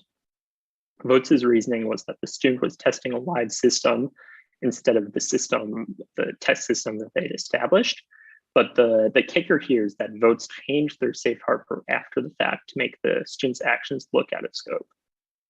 And again, I want to emphasize across thousands of VDPs and bug bounties, Votes is only one of a handful of cases where it's turned this poorly. But this just goes to show that there are some bad actors out there who want to frame security research as a bad thing. So we need to have some caution as a security community to make sure that these actors aren't allowed to prey on security researchers, and when it does happen, we stand up for them. So one of the things that came out of this was that Votes filed a brief to the Supreme Court in the case Van Buren versus the United States, which Harley talked about earlier. If you missed that talk, the case is essentially looking into whether a terms of service violation should be a violation of the Computer Fraud and Abuse Act. So Votes' argument was that it should be, because how else would they be able to report good faith hackers to the law if they didn't have more flexibility? And of course, Votes is standing on the wrong side of history here. We ended up writing with disclose.io a response letter to Votes, which ended up with over 50 signatures, including the Congressman Jim Langevin of Rhode Island, was featured in Bo's talk. And in the letter, we refuted Votes' points, argued that security research was vital to security to the public interest, and that the scope of CFAA must be narrowed to better protect security researchers. And I bring this up to show that Votes is indeed an outlier, but the security community is on the side of hackers here. And you really have to speak up if vendor acts like Vote does, attempting to go after good faith security research. So someone said that every talk has to feature one of these memes with the Ever Given ship. So here's mine. So you have Votes on one end trying to push back against productive reform to anti-hacking legislation and rising adoptions of VDPs, but ultimately they don't have much power if the security community unites and stands up to them. Okay, so what does all of this mean? So first, we're seeing a huge increase in VDPs, and I think that this is really great for overall security. We're seeing that companies are increasingly willing to be more transparent with their security, and it would really be a mistake if we didn't capitalize on this to really take advantage of the fact that we can now differentiate organizations based on their security. So if an organization doesn't have a VDP at all, then they're actively negligent in addressing their security. A company that does have a VDP and is open to external feedback is much better in my mind, and I would much more happily use their products. So a core part of these beliefs is that a VDP and the public response, it's not so much what is found, but how a company responds to it. So everyone has vulnerabilities, and the first step to getting rid of them is acknowledging that they're there. So what matters is how the organization responds to it. And we need to start using VDPs as a forcing function here to shine a light on companies' security and how they're responding to security reports so that we can urge them to do better.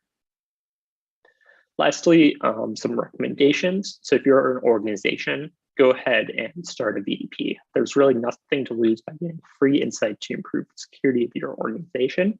And if you're a hacker, don't be afraid to go out and reach out to an organization to help them start a VDP. I've done this a number of times, for instance, with some of the election vendors, and it's led to really great outcomes. They want to know how to make things work. Disclose.io is a great place to point to for a model of how to do this correctly. And lastly, organizations should start small, perhaps with just a few assets to get familiar with handling vulnerability reports and build your way up as you get more familiar. Okay, and then for the hackers, go ahead and hack on VDPs. Disclose.io has a fantastic search feature to look through all of the existing VDPs. I'm sure you can find that, say, a small company or government agency would really value your help.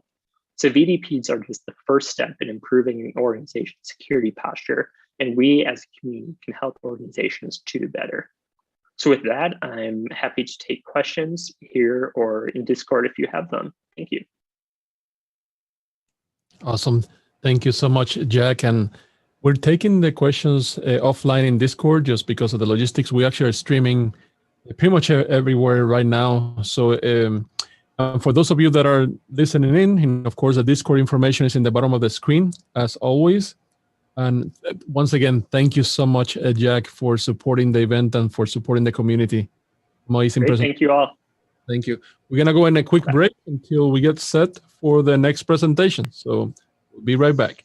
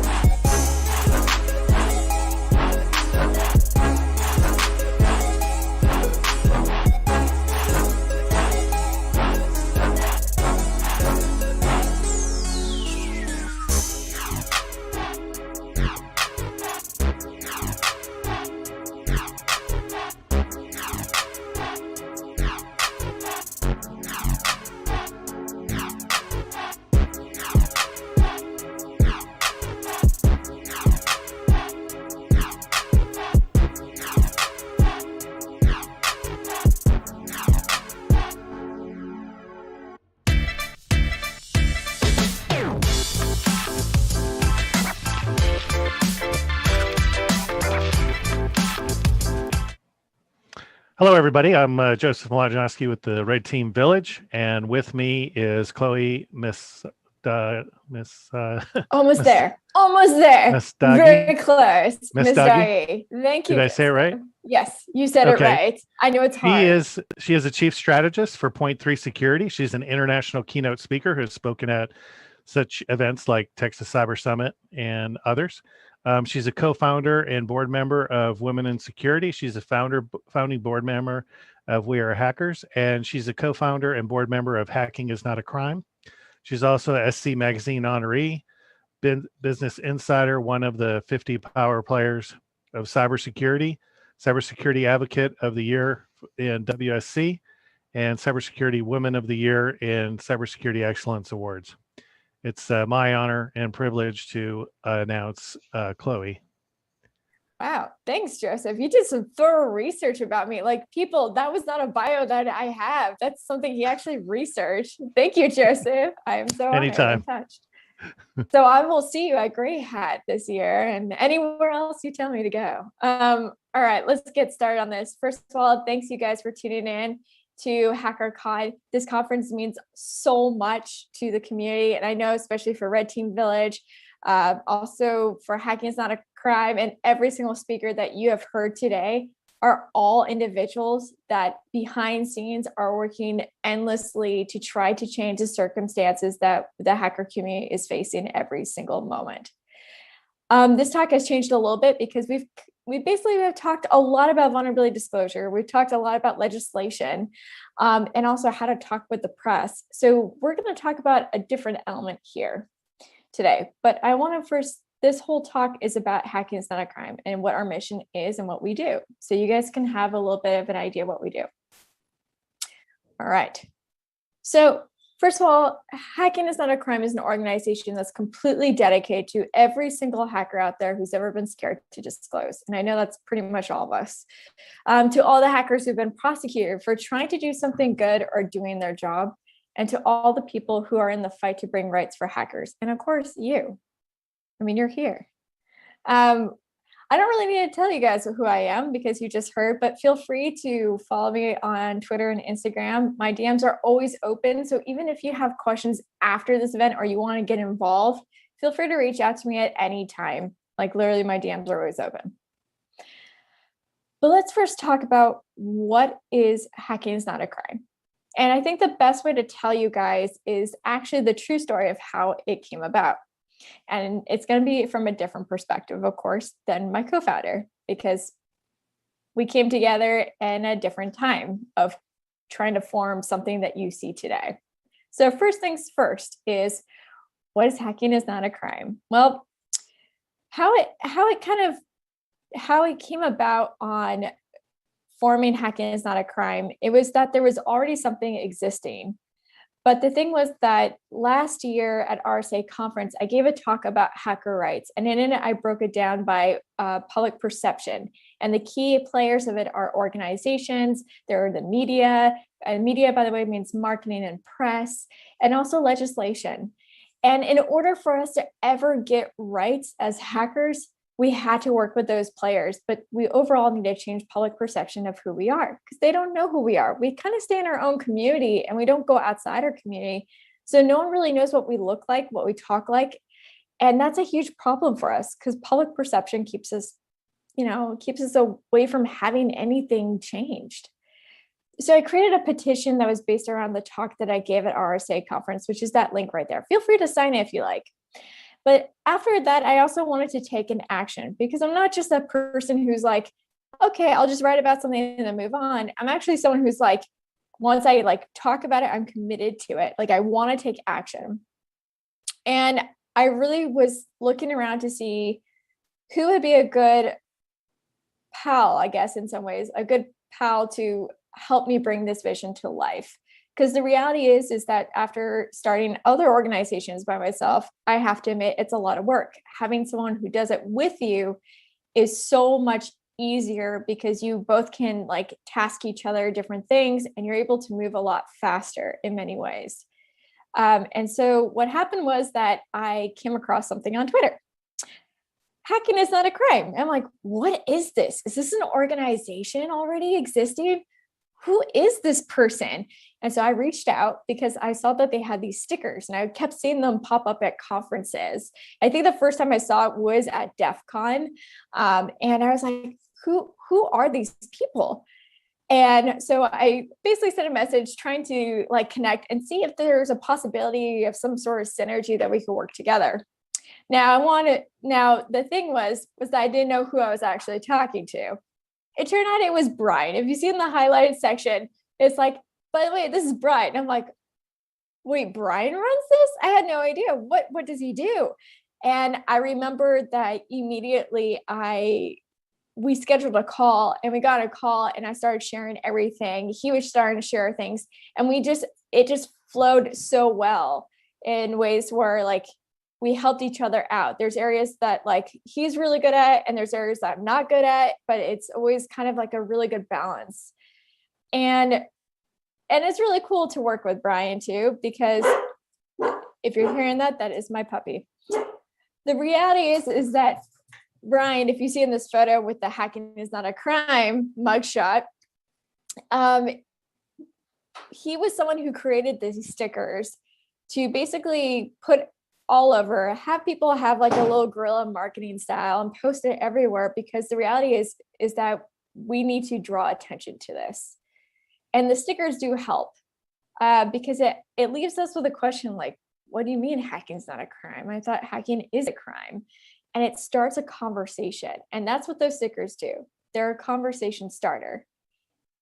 Anyway, so Brian and I, we came together and we're like, let's take further action than just the sticker front.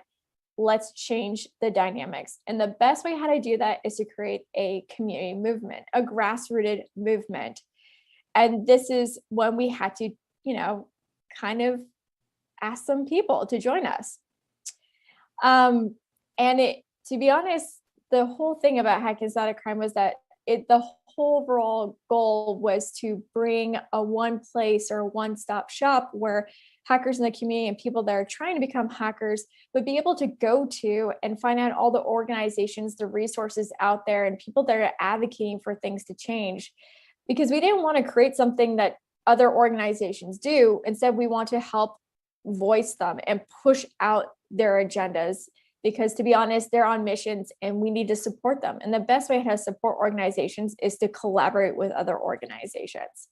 So overall, Hacking is Not a Crime is the same idea, whether you take stickers for guerrilla marketing to have a conversation starter, but it's also to push out advocacy and to challenge people's public perception of who we are. And that's what this talk is going to be about, is hacking is not a crime and why we're so focused on changing public perception. But I do want to also acknowledge one enormous group of people, and that's our advocates. When we came together, we realized that there's no way we're going to be able to have a grassroots efforts unless we also, kind of tag our friends with it. And that's when things magically started happening. We got our advocates involved because they also want to see a change. They've been at certain points of giving talks or at their work or when they're talking to the press that they've always wanted things to change. Because our legislation is like really out of date. It's back in the 80s, as now you guys know. And that's not going to be okay anymore. So Hacking is Not a Crime is a grassroots movement that's like working with the community and outside the community to bring rights for hackers and change public's perception of what is a hacker. And how we do that is we work directly with the press to update them about the terminology and the imagery. And we also do it to change overall the public perception of how everyday people see us, because I kid you not, anytime that we say that we're a hacker to someone who's not in the hacker community or space, their jaw drops a little bit, or they might take a step back. They might try to get out of a conversation because they're officially awkward. But the reality is they don't know who we are. And so the only way that we're going to change that is by working with organizations, by working with people to push for a change, and also to partner with the entire community to go outside our comfort zone so then we can change things from the bottom up. And it's really important for also Hacking is Not a Crime to exist because we need a place like this. We need a place where every single hacker knows it's your go-to place to find out the resources that are out there for you. Because a lot of the times when we first get into it, we don't know about the resources that exist. We don't know about the legislation that exists. We don't really know too much. We just work on our skill set. And that's a huge problem because we might end up having ramifications down the road. So having a one-stop shop of where everything is located, the organizations that help, the resources out there for you to know of, that's super important for us to all be on the same page as a community as a whole. So let's go further about why hacking is not a crime is needed. Because the public still doesn't know the difference between a hacker versus attacker. And it's one of those infuriating things because it's not just the public, it's even within our own industry. They don't know the difference. And the whole thing is it's all about intent. If it's a bad intent, then you know that's an attacker. If it's a good intent, then you know it's a hacker. And the reality is that we still see in the press today, they don't know the difference. The public doesn't know the difference. Your legislators have absolutely no idea that there's a difference at all. And that's a huge problem, as we have heard already from other talks. And it's this concept of not knowing how we can work with the public and changing the perceptions of the hacker community.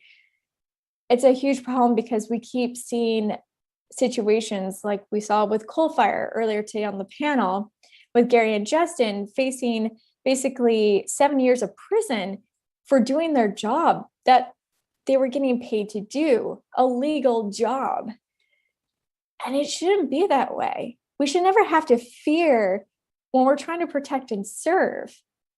And if they want us to protect and serve, we need to have protection too, because we have families, because we're doing this because we care about the world we live in. And why not protect us too?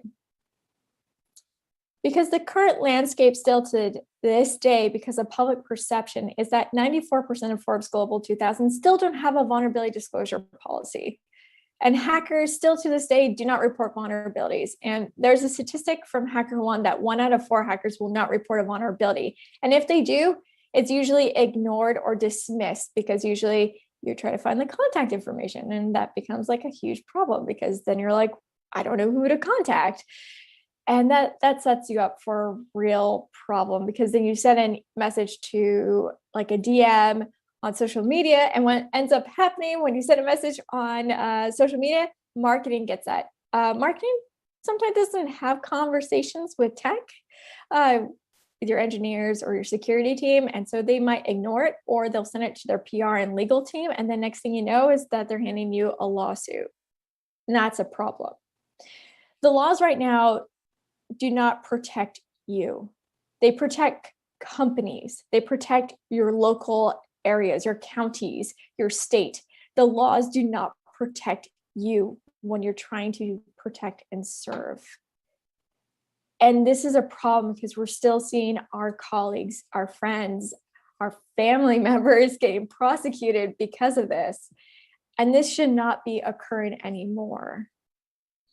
And to be honest, it's also the reason why we still have bad actors out there.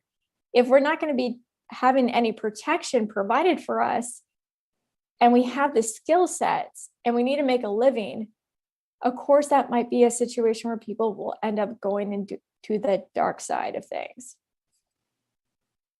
But the current landscape, what you need to know is how did we get here in the first place? So bear with me. There's some things that you're going to learn about how your brain conceives things and how human behavior works. First things first is to able to influence public society. It's the media, organizations, and legislations. They work together to change our environment, to shape our environment. And if we're going to have any rights at all, you have to work with all three because they work together at the end of the day. So if we want to change how the public perceives us, we have to work with the media. We have to work with organizations to try to get them to have vulnerability disclosure policies. But we also need organizations to take a stand with the hacker community. We need them to also push for legislation as well. Because our legislators, they don't really know too much about us at all. They don't know about our security community. They don't know about InfoSec majority of the time. And that's a problem because that's the reason why we still have legislation that is ridiculously out of date. And it affects us so much because they don't know us. So we have to change the public perception. And that is what Hacking is Not a Crime does. Because the reality is that socially constructed beliefs exist. And what these beliefs do, it makes us basically believe in how the world works and functions. For example, if I open a book or if I read something in the news or I watch a movie and I keep seeing hackers being perceived as attackers, I'm going to believe that hackers are criminals, that what they're doing is a criminal activity. I'm going to believe that because that is how the world works and functions because I grew up seeing that imagery, those terminology since I was young. And it's these socially constructed beliefs that holds back our society because it makes us believe in stereotypes and it feeds prejudice. And the only way that you can conquer that is to acknowledge that socially constructed beliefs can be false. And we don't actually all have answers at all. And that's something that we need to be aware of. Because the reality is that socially constructed beliefs really do stem from the media and your community, but a lot from media. That's press, that's print, that is seen in movies, that's like seen in TV, it's seen in advertisement, even in marketing gimmicks that we see in our own space. The reality is socially constructed beliefs are the reason why we're held back. And you also do see this. For example, when you search like criminal hackers versus ethical hackers, you get the exact same imagery. This dark hooded figure in a basement, you know, you might see like a mask on them, a ski mask. And it's great for some of us to be like, oh, it's okay, that's just how things are. But the reality is that this imagery is holding you and I back from getting rights because it's already letting us know that hackers are criminals. Just by these images alone, public sees it and then immediately it reinforces those socially constructed beliefs. Same with terminology, using the term hacker when they should be using the term attacker. And this is an ongoing problem. So the results of the media, I want you also to know, is that it does impact legislation organizations because socially constructed beliefs are a human belief. It's a human behavior of how we figure out how to survive the world and how the world works around us. And the media really does feed that a lot. And the media does impact our legislation and organizations as well. So overall takeaway from all the talks that you've heard about legislation is that laws prevent good hacking in the same way they prevent attackers. And we really do need good hacking in many ways. Because the reality is the current situation that we're in, it is feeding a problem that has never been fixed. Aaron Swartz's case is one of those reminders that even since then, legislation hasn't been changed yet. That the public still perceives us as these criminals. In reality, that's not who we are. And what happened to Aaron Swartz is one of those cases where it really takes you back. It makes you take a step back and realize that something's got to change. This cannot keep occurring. And that's one of the reasons why you have all these organizations that have spoken earlier. You have EFF, you have I'm the Cavalry, you have Disclose.io. These all exist because they want to prevent situations from occurring in our community that are horrible. And the only way that we're going to be able to fix that is working with the media. Because like I said, socially constructed beliefs are the reason why we are stuck in this place in the first place. You can say it's legislation, you can say it's organizations, but it's public perception. And the best way how to challenge public perception is working with the media, because it feeds directly to your socially constructed beliefs. And that is what Hacking is Not a Crime is trying to do so hard right now. Because what we do, as our advocates do, and what you can do too, is that we call out when they have the terms wrong. We call out when they use the imagery that is incorrect, that don't represent who we are. Because if we don't correct them, and by the way, be kind, respectful, and have empathy, because the reality is most of the time they don't know that they are doing something wrong. Because most of the time, journalists don't know there's a difference between an attacker and a hacker, because the public doesn't know, right? So a journalist, a great journalist, wants to know the right terms. So correcting them in a kind way, letting them know that that's a wrong term to use, that's how we start changing the way that people perceive us. When we start having the news report saying attackers versus hackers, that helps us. When they report us saving the day as a hacker instead of security researcher, that helps us. So we do call it out on Twitter. And always, if you are going to do this, please be kind. Once again, they do not know better most of the time. And tag Hack Not Crime, and we can try to help out the situation. But we also call it out on marketing. Whenever we see marketing kind of like using the hacker community in a negative light, we correct them on that too, because it's also within our own industry, we still have boosts of like the dark hooded figure, and that's not correct anymore. So we need to correct them. We also do at Hack is Not a Crime is that we do give kudos when they get it right on Twitter. And this is something that you can do too as part of the community. And you could do that as being an advocate, because we always could use more advocates. And we do send letters to copy desk. This is one that we sent to New York Times a while ago, trying to tell them that please use the correct verbiage, because it does impact us in the end. We also provide comments to the press. And whenever we do give kudos to agencies that are following news in the right terminology. It's just important that if they don't do so, to also state like, hey, once again, we're your friends, and you just kind of threw us under a bus. So it's good to have these comments. It's important that we stand out and we are strong about what we say, but also have understanding that people sometimes don't know that there's a difference between a hacker and attacker. But what we also do is share your stories, because the only way that we're going to not just challenge the media and how it's really influencing public perception of who we are, it's also challenging stereotypes. And those stereotypes, the best way how to do it is tell it by a personal story. Sharing your personal story is how you get people to rewire the way that they would behave when they run on a stereotype. For example, we have this project that you can be part of. It's called the Hacker Stories Project. Basically, people in the hacker community, they record a video of who they are, why they got into this space, and what are the issues that they're facing.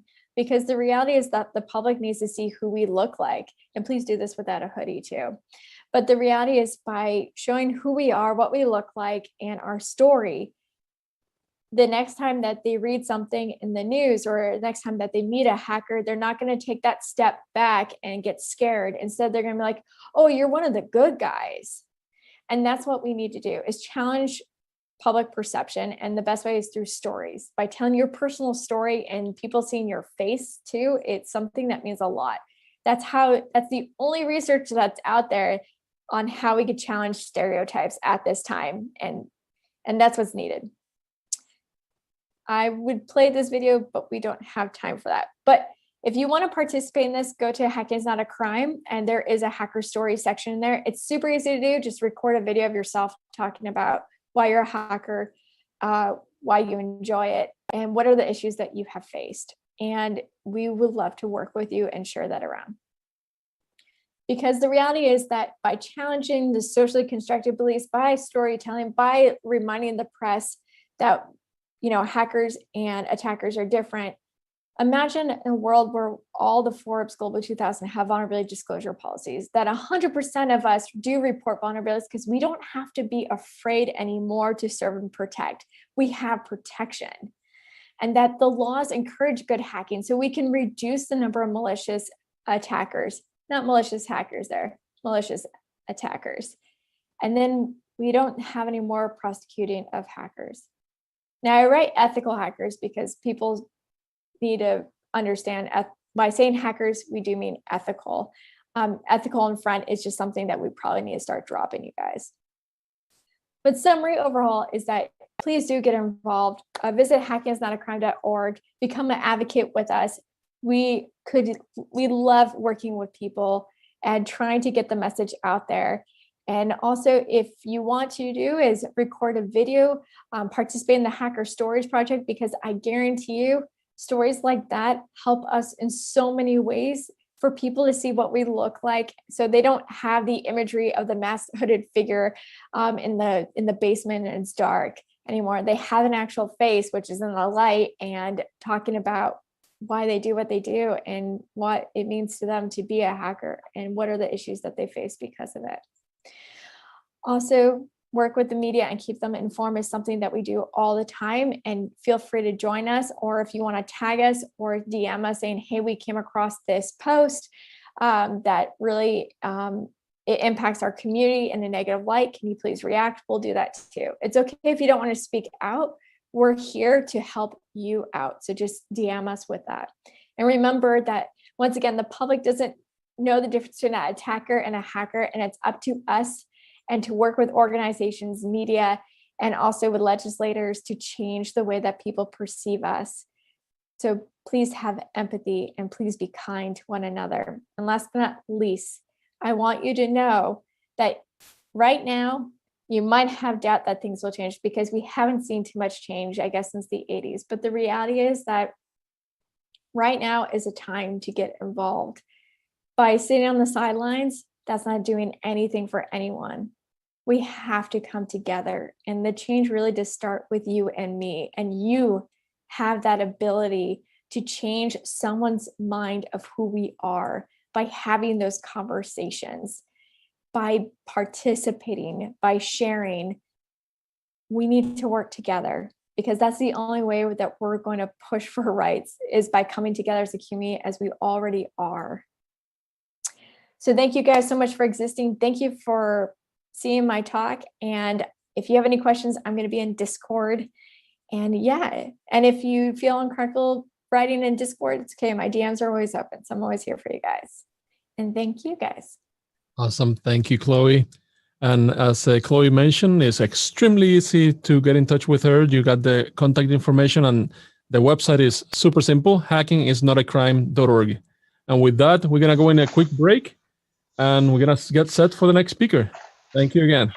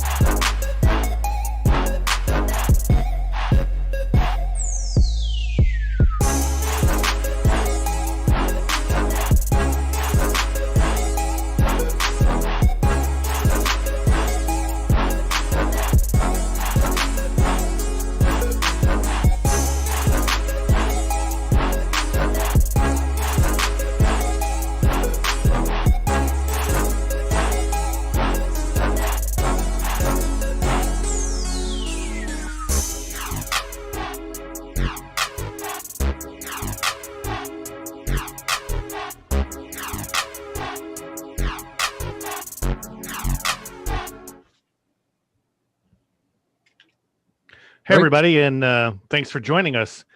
With me, I have Jennifer Jin and Marcus Carey from Tribe of Hackers. Jennifer Jin is a senior product marketing manager at Mio, and she is a publisher and author of Tribe of Hackers. And along with her, I have Marcus Carey, pretty famous in our field. He is the founder and CEO of ThreatCare. He is a hacker who helps organize, build, measure, and maintain cybersecurity programs. He was former U.S. Navy in cryptology, and he is also author of Tribe of Hackers. And without further ado, I give you Jennifer Jin and Marcus Carey. Thank you so much. Hi, everyone. My name's Jennifer, and I'm with Marcus, and today we are going to talk about hacking publishing. So specifically, we wanted to give this talk to encourage anyone to not be afraid of getting their ideas out there. We believe that anyone who has something to share can turn it into a book. And we are going to talk about how Tribe of Hackers came to be, the journey that it went through, and where it is today. And we'll walk you through everything that we had to go through to self-publish the book and eventually get it published under Wiley. So without further ado, let's begin. All right, so why do we want to write a book?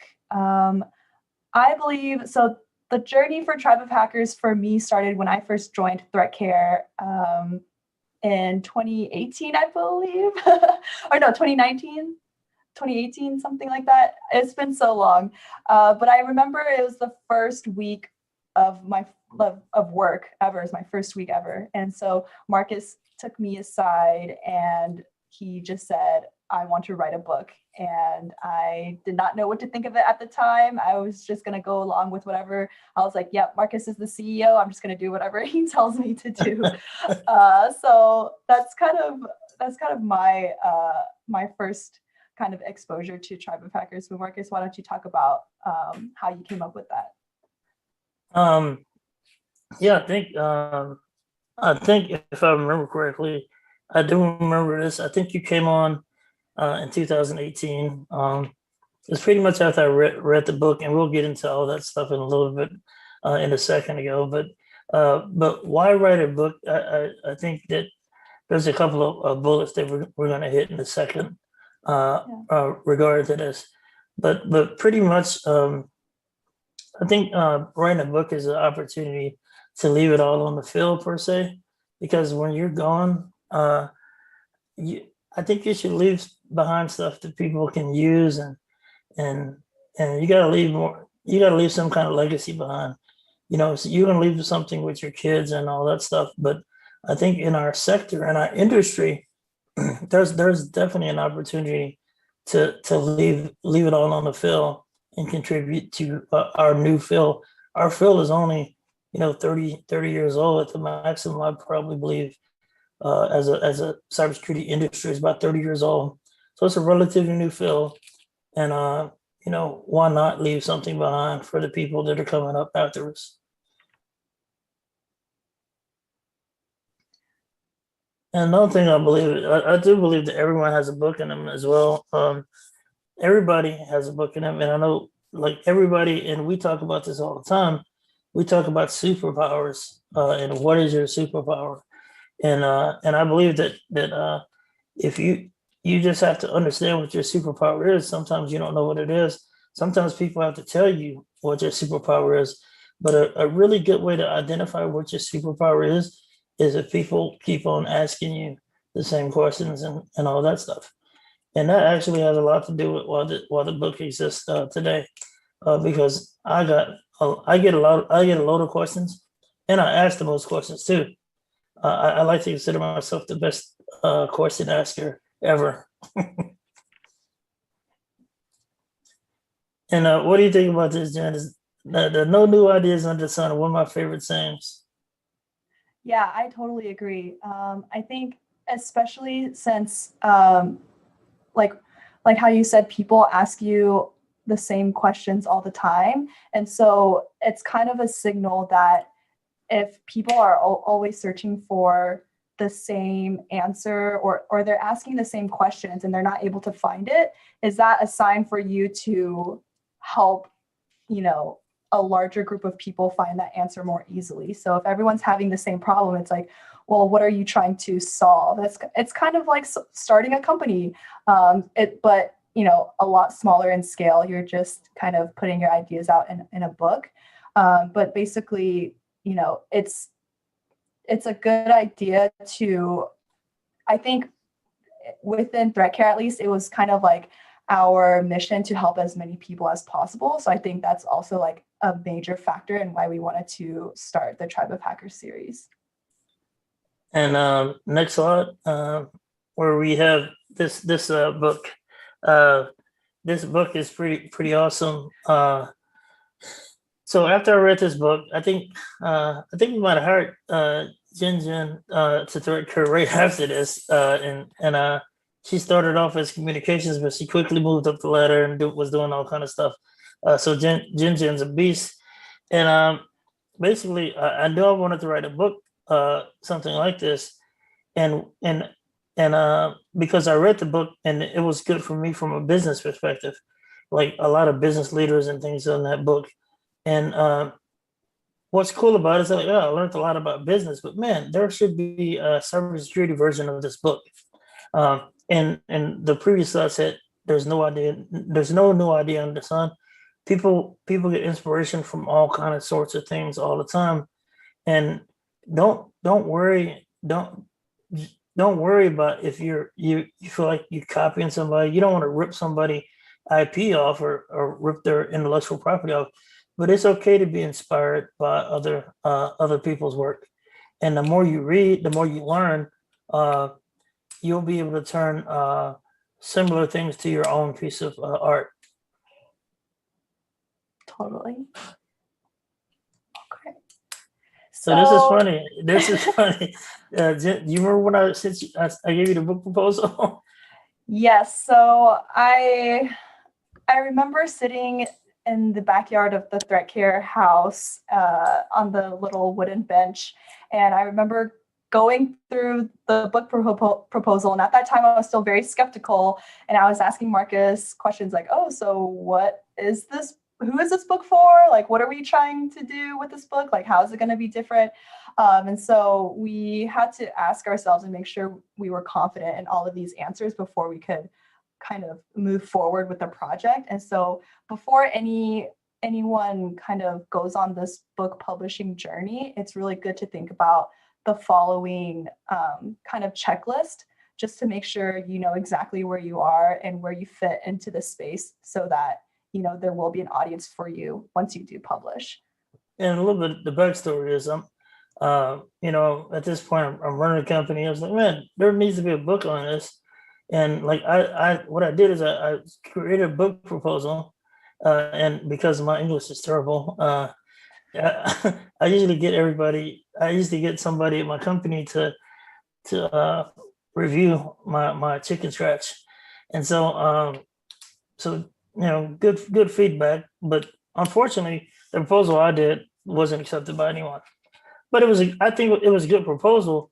But a lot of publishers will say their cop out is we don't accept unsolicited materials and whatnot. And one gave me feedback and said they didn't think I could do the book. It would require too much coordination.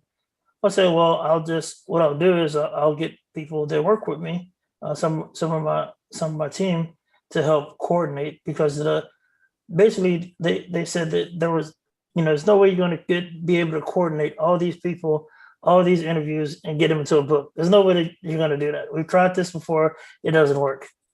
So then I was like, okay, I got somebody that can coordinate this. And so enter Jen. Enter Jen. Yeah, challenge accepted, pretty much. All right, so we're going to introduce a website here called Readsy. For those of you who don't know, you can just head over to readsy.com, and their website is amazing. They're built entirely for self-publishers, and we use this website a lot on our self-publishing journey. But if you do want to see their complete guide on how to write a really intentional and thoughtful book proposal, we do really recommend going to this website. And I think Marcus told me that every time someone asks him how to write a book proposal, he sends them to this website as well.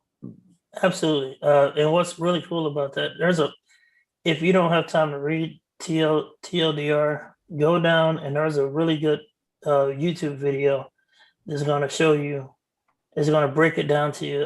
It's an author. And these are the 7 steps. I mean, you can see the 7 steps that a proposal has. I did that originally. My sample chapter, funny enough, was the first chapter in Tribal Hackers. The sample chapter was me answering the questions. And actually, I might have got some more in there, but I definitely think it was probably, I did this. I said the marketing plan was, to do podcasts and go on Twitter and promote it. From a corporate perspective, we could promote it, and no publisher accepted it. So key moment here. If just you do all the right stuff, you're still not accepted. Don't stop there. Yeah, and I want to also mention something. So when we were talking about the target audience and the marketing plan and competitive titles, it's really important to just be convicted and confident in who your book is for. So like Marcus mentioned, you might be rejected by every person that you reach out to, by every publishing company. But if you know at the bottom of your heart that this book is written for a specific purpose, just keep going. Like, don't let any of that stop you, because we were really confident that Tribe of Hackers is going to help people who are just starting out in the industry, or people who are still learning or on their path. And we want to encourage more people to join the cybersecurity community. And that was like our mantra, that I just remember thinking that over and over in my head, like, this is what we're doing it for. And kind of just reinforcing that just helped both of us like push it, like keep going, and eventually self-publish it. So don't worry if you're rejected. Yeah, keep on going. Like Jen said, this is and the reason why I'm really happy to do this talk today and share this information is because a lot of people want to know how's it done. And so we're going to give you 3 different things here. We're going to talk about how you self-publish with help, because of course, since I was a CEO of a company, I could say, hey, we're allocating a budget for this. So we did it. Yeah. So some of y'all won't have a budget. So we actually had talked about, I've actually self-published a couple of children's books. It's going to be at the end. We're going to go over that, and we're also going to go on like working with contractors, because some of you might be able to have the finances. Some of you may have your own means to pay for that. So we're going to go through all of it, and we're going to go through a little bit about working with a publisher like Wiley. All right. Cool. So first up, we're going to talk about contractors and self-publishing. So this is the exact route that the original Tribe of Hackers book went through. So like I mentioned, Reedsy is a really, really great website for people who are interested in self-publishing. You can hire freelancers directly from their site. So you'll see you can hire editors, designers, publicists, etc. And so at this stage in the timeline, I had a giant Word document of everyone's interviews. So the answers to the questions. And I had done very light editing. It wasn't great, but I knew it needed that professional editor to go through and make sure all of the commas were in the right place, the grammar, the sentence structure, because this was going to be a book. And if I'm going to put my name on it, it got to be a good book. So I wanted it to have a lot of eyes over it. So I went on the Reedsy website, and specifically we hired an editor / proofreader, and then we also hired a designer. So the first contractor that I hired was Sarah. She was really great to work with. And basically you write a brief of what the project entails. So I talked a little bit about Tribe of Hackers, the state of the Word document, when we wanted the final product to be completed. And you can see here that they reply with their scope of work. They are very upfront about their costs. So she projected that it would be $1,425 for up to 95,000 words. Additional words would be 1.5 cents per word. So everything is like laid out for you. And I forgot to mention this earlier, but editing is different than proofreading. So editing is when you go in and do very intense like grammar and sentence structure, kind of making it all perfect. And then proofreading is just a very light pass through. It's kind of like the final step before you hand it off to the next stage. So we kind of needed both, because at that time I was just copy pasting people's answers into a Word document. And the combination of that, and so as you know, the project went like, we came up with questions, we sent all those questions out to the contributors. Shout out to all the contributors that made this happen. With the contributors, I mean, there would be terms that Jen maybe didn't understand. She's working at a cybersecurity company, and that's all our vernacular. But sometimes there will be acronyms or stuff like that. So we kind of had to go over all that stuff a couple of times. When on the intake, and then when you give it to somebody that doesn't outside, there's like this contractor. Like, what does this even mean? So it's like we have this whole different language in cybersecurity. Yeah, that's funny that you mentioned that, because I know even for the books published with Wiley, there were acronyms that I did not understand and acronyms that the editor did not understand, and then I would have to ask Marcus, like, oh, did this person mean this, or did they mean something else? And so just making sure that you kind of have like that attention for detail is super important.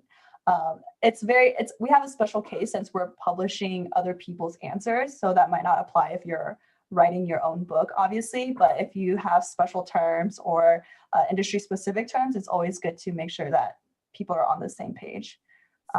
But yeah, so this is Sarah, and you'll see here, this is like our final cost for her editing and proofreading work. Okay, and the next slide is our designer that we hired. So Adam Hay, he's actually from the UK, I believe. And we gave him a brief, just like we gave Sarah. And we said, we want, the tribe of mentors, that was our inspiration. And we sent him a couple examples of the style that we wanted it to be in. And we also had to make sure that he knew he was designing the inside of the book as well. So the chapter header with the headshot of the person, their name, their biography. So there's all of these pieces that needed to be designed, including the cover and the back page or the back cover. So it's a lot, but we worked really closely with Adam. And then eventually it came out to around 2,000 pounds, which I think is 3,000 US dollars. Total for all of the work. And so it's actually a lot of work, because there were so many pages in the first Tribe of Hackers, and he had this huge Adobe InDesign file and had to make all these tweaks whenever I picked out something. But working with him was also really, really awesome. So definitely Reedsy has a really great marketplace for freelancers there. And he's a great designer too. We had a good pleasure working with him. Talked to him. He was very chuffed, as they say, when he saw that he created. And the first book, of course, was #1 on Amazon. So yeah, it had a nice run at being #1 book in cybersecurity and all kind of other categories. Yeah. So shout out to Adam. Mm-hmm. Cool. And so obviously we went through Amazon, Kindle, direct publishing for those who do know about us. But before that, I was actually considering a couple of different self-publishing routes. So there are a lot of different companies out there that let you self-publish, and there's different types of self-publishing, like print on demand, or you can print a whole bunch right now and warehouse them and sell them yourself. For the situation that we were in, I think print on demand was definitely a really big factor because we didn't want to necessarily house the books. And Amazon has such a big network of printers. So we decided to go through Kindle Direct Publishing, or KDP. So anyone with an Amazon account can go through KDP. And inside, once you click sign in, they take you step by step, and they'll say, what size is your book going to be, like the dimensions, how many inches, and then they'll like have very specific specifications and requirements where you can upload your files. You can upload your Word document, your cover design, your author information. Everything is in the portal. And so finally you can view the preview, the digital preview of it, and then they'll also send you a physical copy preview, like just one book. So once that one book came, and we saw that, oh, maybe the cover needs to be adjusted here, or if there's any tweaks, you make that in the KDP dashboard, and then you publish it. And it's literally just a click of a button after taking all those steps. It's a scary click of a button, but everything is in here. And it's really cool because with the Amazon network, so if you're ordering a book in like Washington or something, even though we were in Austin, they would actually print the book locally at in a Washington facility, and then they would get that book. So I would also like to mention a con of that is that when they use local printers, the quality is not as consistent. So there could be some people who get books with like the ink is like too thick, or the pages are so-and-so. Like you'll notice like these little tiny issues that might come up, but that's just how it is with how they're distributed printer network. And I think most publishers are using the same, the same distribution channels that we use, to be honest with you, because that's just the way the industry has changed, where most of the publishers are doing print on demand as well, to be honest with you, because nobody wants to have that inventory. Nobody wants to have all those books sitting in a warehouse. If I was like, you don't know, I mean, even though we were confident and we thought it was dope, you never know if it's going to sell or not. Yep. And that was it. With the click of a button, we had our Tribe of Hackers book live on Amazon, and it is a really weird feeling seeing something that you created on an Amazon page. But this is our cover design. So a little story on this graphic with the hand. So I actually found this somewhere on the internet, and I hunted down the original graphic design artist, and I emailed her and I pleaded. I was like, we're trying to write this amazing book and do amazing things, and this is our mission. Could we please use your graphic design on our cover? And so, obviously if you're going to use someone else's graphic, please ask for permission and pay them. So we did pay for the right to use this design on our cover and on the stickers. And so shout out to this designer, because this is where it all started. Yeah, the cover was dope. It's OG. Thanks to all the day ones that bought the OG version. Awesome. So now we're going to talk a little bit about working with actual publishers. This was kind of our journey after we self-published the book. Yeah, so the book went absolutely viral. We did an RSA booth, and in the booth one of the things where we were given a giveaway of the book. That was crazy. People absolutely was dying, loving the book. People was dying to get it. That was a great interaction with people. And while I was there, funny enough, Adam Shostak, who is a pretty popular hacker guy, security professional, used to work for Microsoft. I think he's doing his own thing now. But he wrote while he produced the Microsoft threat hunting book, I believe. And he walked up to the booth and he said, "Hey man, you self-published." And he's like, "I can introduce you to the acquisitions person at Wiley." And I'm like, "All right, cool." And he gave me, I don't know, he gave me the information somehow, and I hit up and I followed up on it. funny enough, and I'll talk about this in a second, is actually by this time I had another person that in my network that reached out and gave me introduced me to an agent, because remember the whole thing is like most publishers, they, even if you submit it to their submission process, they can still like ghost you, or we're not select. It's kind of crazy working with publishers.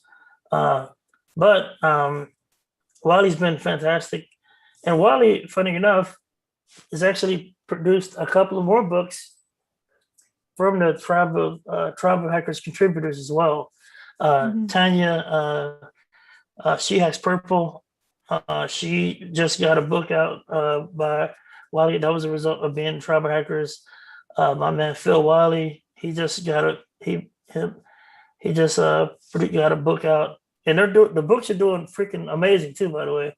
And so working with, it's funny how that works, is like the community keeps on looking. Adam looked out for me, got us with Wiley by some people being in Tribe of Hackers books.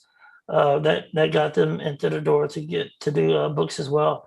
So it's pretty cool that's been happening, and that's why shout out to Wiley for getting a relationship with us. Yeah, absolutely. So O'Reilly, they're big time are looking for content producers. Content being they're looking for people to do training. If you have any skills and you want to do training, O'Reilly is really looking for people, and they're looking for people to do books. They're really looking up. No starch. They're legends in the game. This is their submission process. So if you're watching this, pause it, go to the site. But remember, do that book proposal, and then that book proposal is good enough to send to any of them. Plus the book proposal, even if you have to submit a form, that book proposal that we recommended from Reezy, well, you'll have all the information that you need to put in any form. Mm-hmm. And Elsevier, they also put up posts. These are the 4 people I mentioned here are the most likely to publish your book from a publisher standpoint. There are other publishers out there, other training type people, but if you want to get published by like an official publisher, these are the 4 best to try to. And they have a submission process. A good way again is using your network and seeing if you have somebody in your network. We talk about that. We're going to talk about that a lot to come. But yeah, that was cool. Getting an agent. This piece was super funny. I always encourage people to ask questions. I ask so many questions, and I just ask questions even on Twitter. I ask a lot of questions. Sometimes I ask questions that aren't necessarily for me, but I'm from the South. I'm from Texas, so we always have these country sayings. This is a country saying: "A closed mouth won't get fed." That means if you don't ask for something, you're not going to get something. So I just asked one day on Twitter, "Hey, I need a literary agent." But this was after I published the book, and the book is going viral.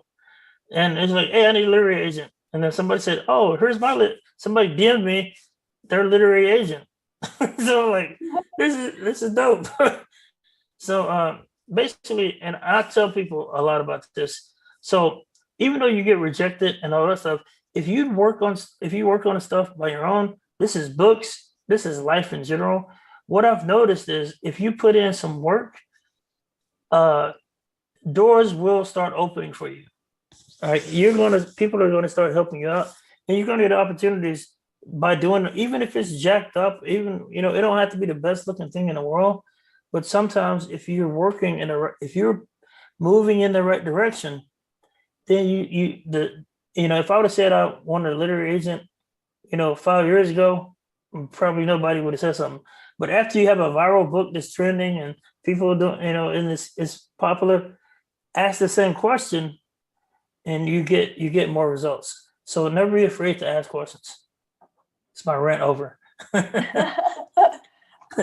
Oh, cool. So now we're going to talk about marketing the book. So people who have heard of Tribe of Hackers may have heard about it through a wide variety of channels, but we'll talk about how we got the book there. This is true. This is there's another country saying. Sometimes it's better be lucky than good. You got to put the stuff out there, and sometimes you don't know if it's going to go viral. You don't know if some of the steps you're going to take. A famous marketing saying, the most famous marketing saying is, half my marketing is working. I just don't know which half. So marketing is always a gamble. Yeah, and I work in marketing, so I can definitely relate to that. So when you're thinking about publishing your book, before everything is going to go live, think of creative ways to leverage your existing network. So obviously, when I worked at ThreatCare, I had zero network. ThreatCare was my first, what I call my first big girl job, my first actual job into like my step into my career.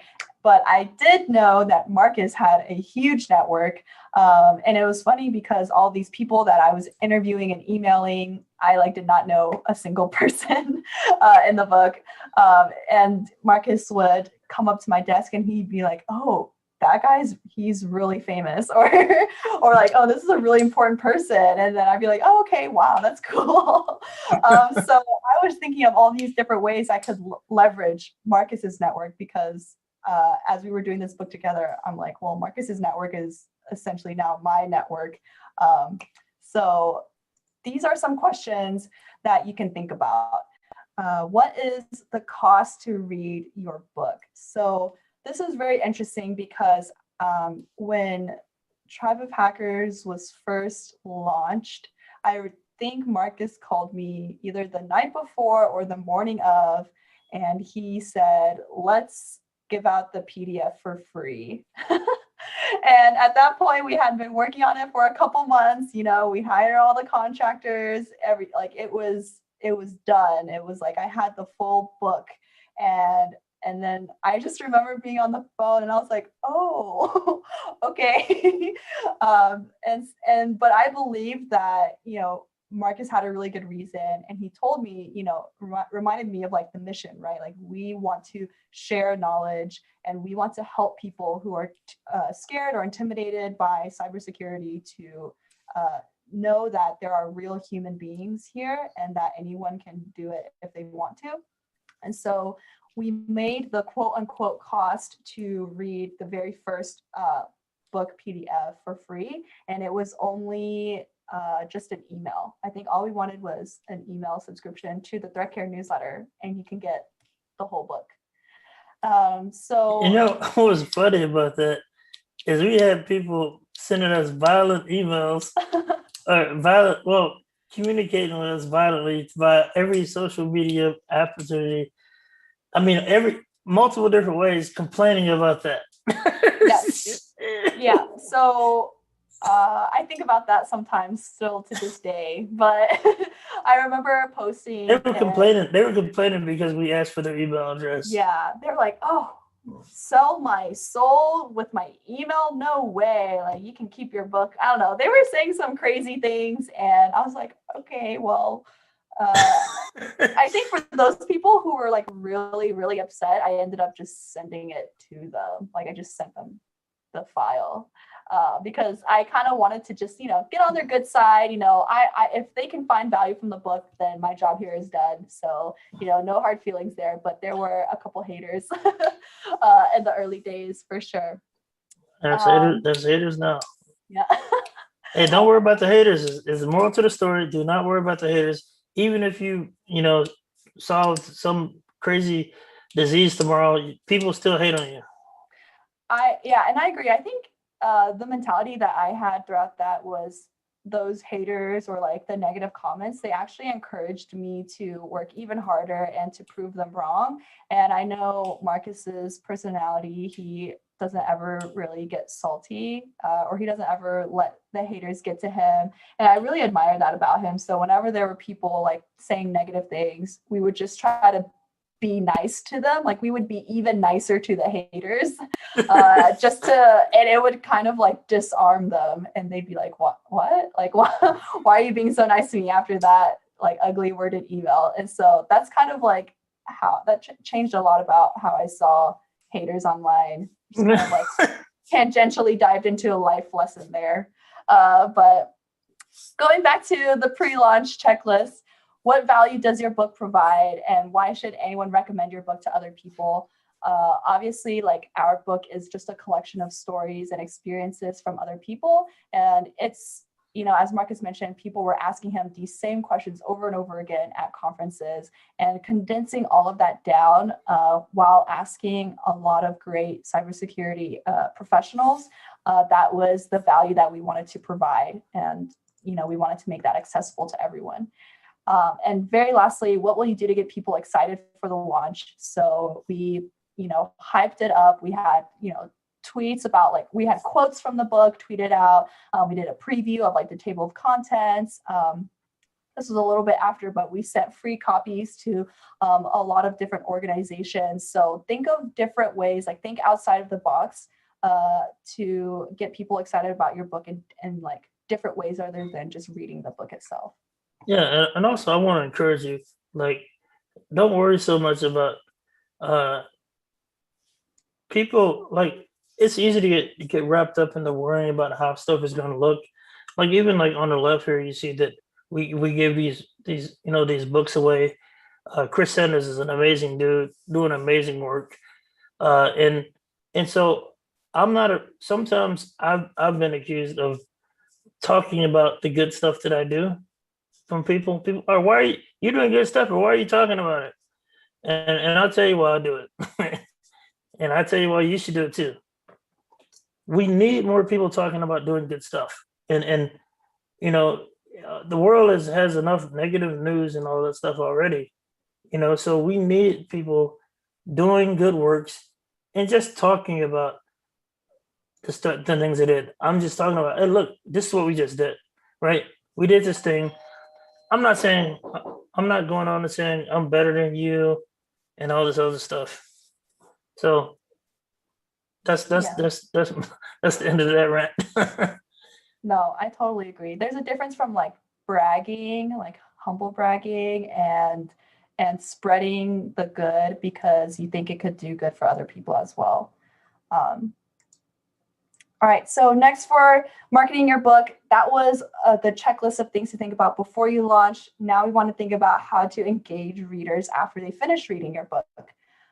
So this was a lot of things. This was not even, we're barely scratching the surface of all the things that happened, but when Tribe of Hackers came out, we could not even imagine the things that would make it go viral. So for example, the contributors, whenever they received their author copy, they all posted a picture about it either on their Twitter or their LinkedIn. And we didn't even ask them to do that, but people started doing it and they saw other people doing it. And then everyone was like, oh, wow, like, what is this book? And then it caused all of their followers to check out the book and recommend it to other people. So that was very specific to this type of book because it is a collection of contributors.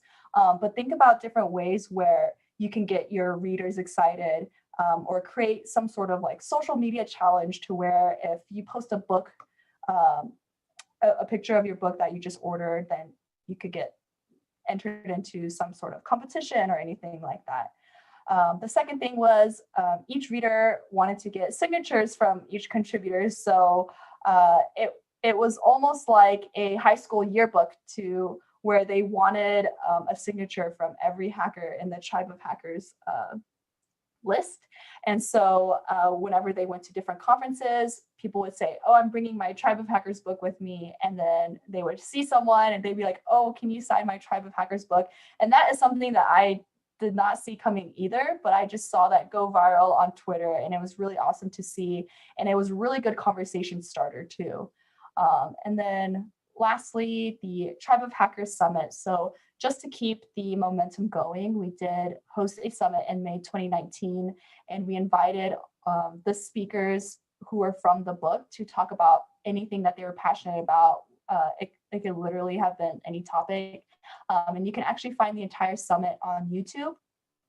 And for the summit itself, we even designed a shirt called "This is what a hacker looks like." And that kind of goes along with the theme of this conference. So anyone could be a hacker, like anyone could put on this shirt and they would be considered a hacker. And a hacker is not a malicious actor at all. So we kind of wanted to, with this shirt, break that stereotype and just let people know that, you know, we're all human, and that goes in line with the mission of Tribe of Hackers as well.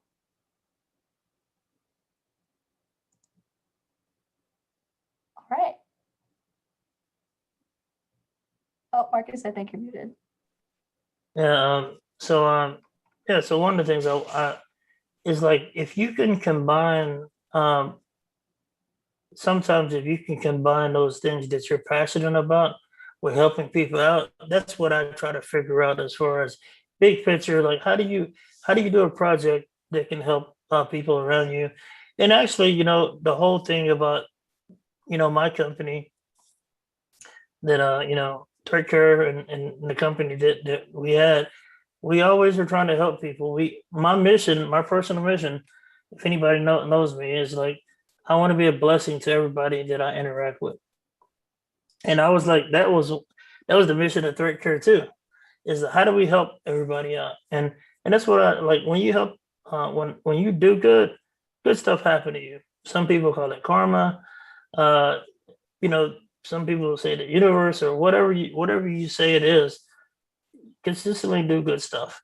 And by doing that, by doing the company and operating the company, we were able to raise from the proceeds. We were able to raise thousands of dollars for charities that wouldn't have been able to get that money. We had interns. We had three high school students intern for the whole summer, or 8 weeks or something like that. It was an 8 week. We sponsored hackathons. These were our interns. Three of them were high school students. One of them was a college student. But sponsoring hackathons, hiring the kids from the hackathons, and doing things of that nature. So we literally, small company, but we kind of put our money where our mouth is as far as helping out and doing good. And that was a great experience working with Jen and other awesome people at ThreatCare. And so putting all that stuff and it's funny I think that about people when people hate on things that you do, I think that's sometimes is called where people don't believe people can do stuff just to be good. People think you have to have some ulterior motive, and that's what basically behind the scenes we're just trying to help people out. Yeah, it was so funny. Yeah, I remember the first couple of months when Tribe of Hackers was self-published and selling on Amazon. We picked, I think it was each different month, the proceeds of that we would donate to a different charity. And the employees of ThreatCare at that time got to pick which charities they wanted the proceeds to go to. And so at that time, I still am volunteering for a nonprofit called Rainforest Partnership.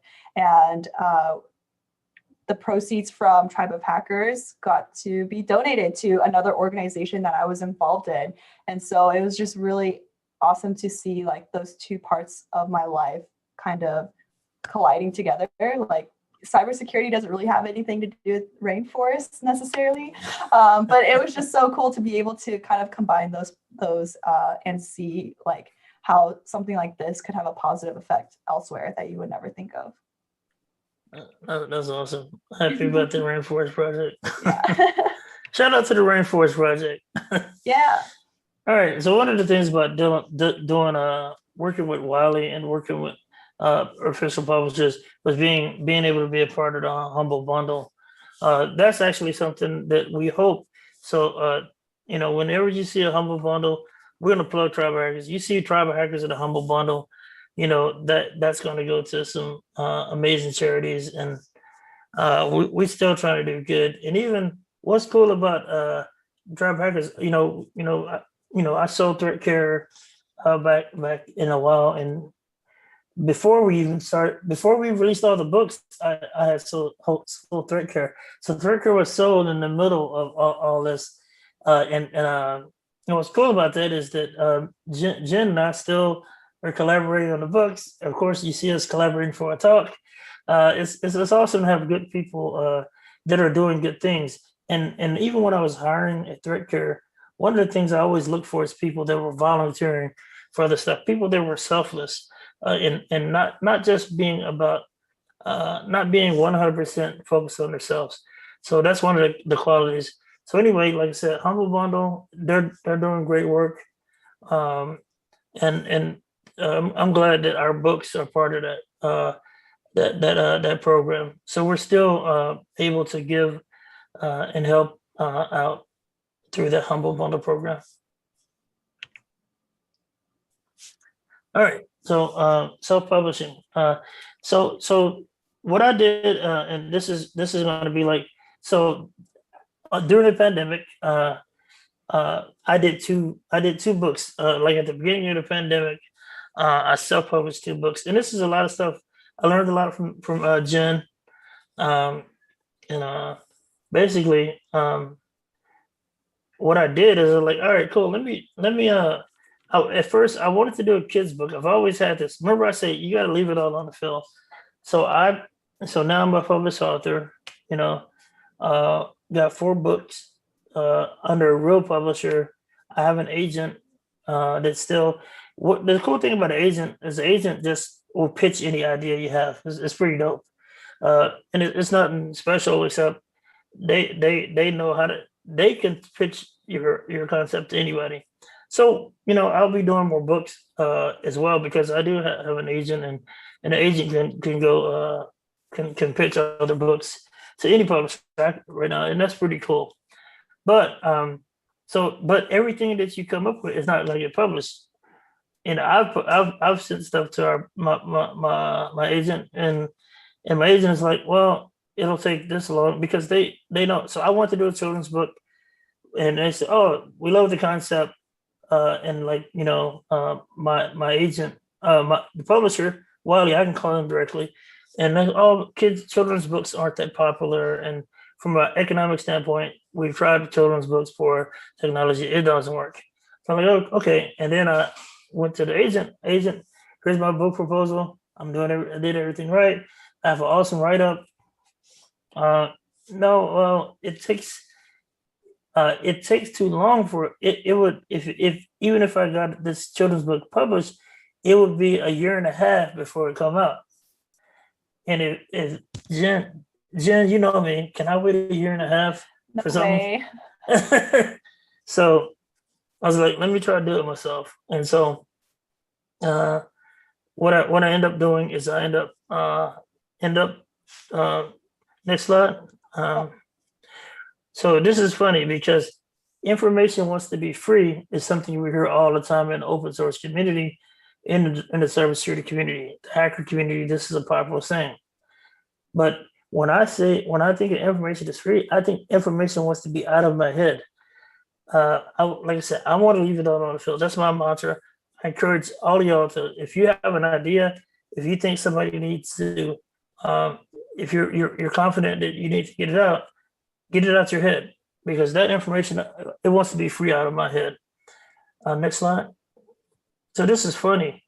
So I couldn't find, when I was growing up, I was talented at drawing, and I still think I'm kind of a creative. How are my creative skills, Jen? I think they're better than mine. They're absolutely amazing. Actually, Marcus designed the slides, not me. So, but this guy, this is a beast of a man here. This guy does children's books with PowerPoint. he and I'm like, wow, this dude did it with PowerPoint. And I have the Adobe Creative Cloud thing, account. And I know from the process of working with a publisher, well, they use Adobe Creative Cloud. But this dude, he did everything, and he did a children's book in PowerPoint. And you can even do a children's book in Google Docs. And I'm like, wow, you can actually do this stuff. So the bar to being able to publish your information is low. So you just have to get out there and get it done.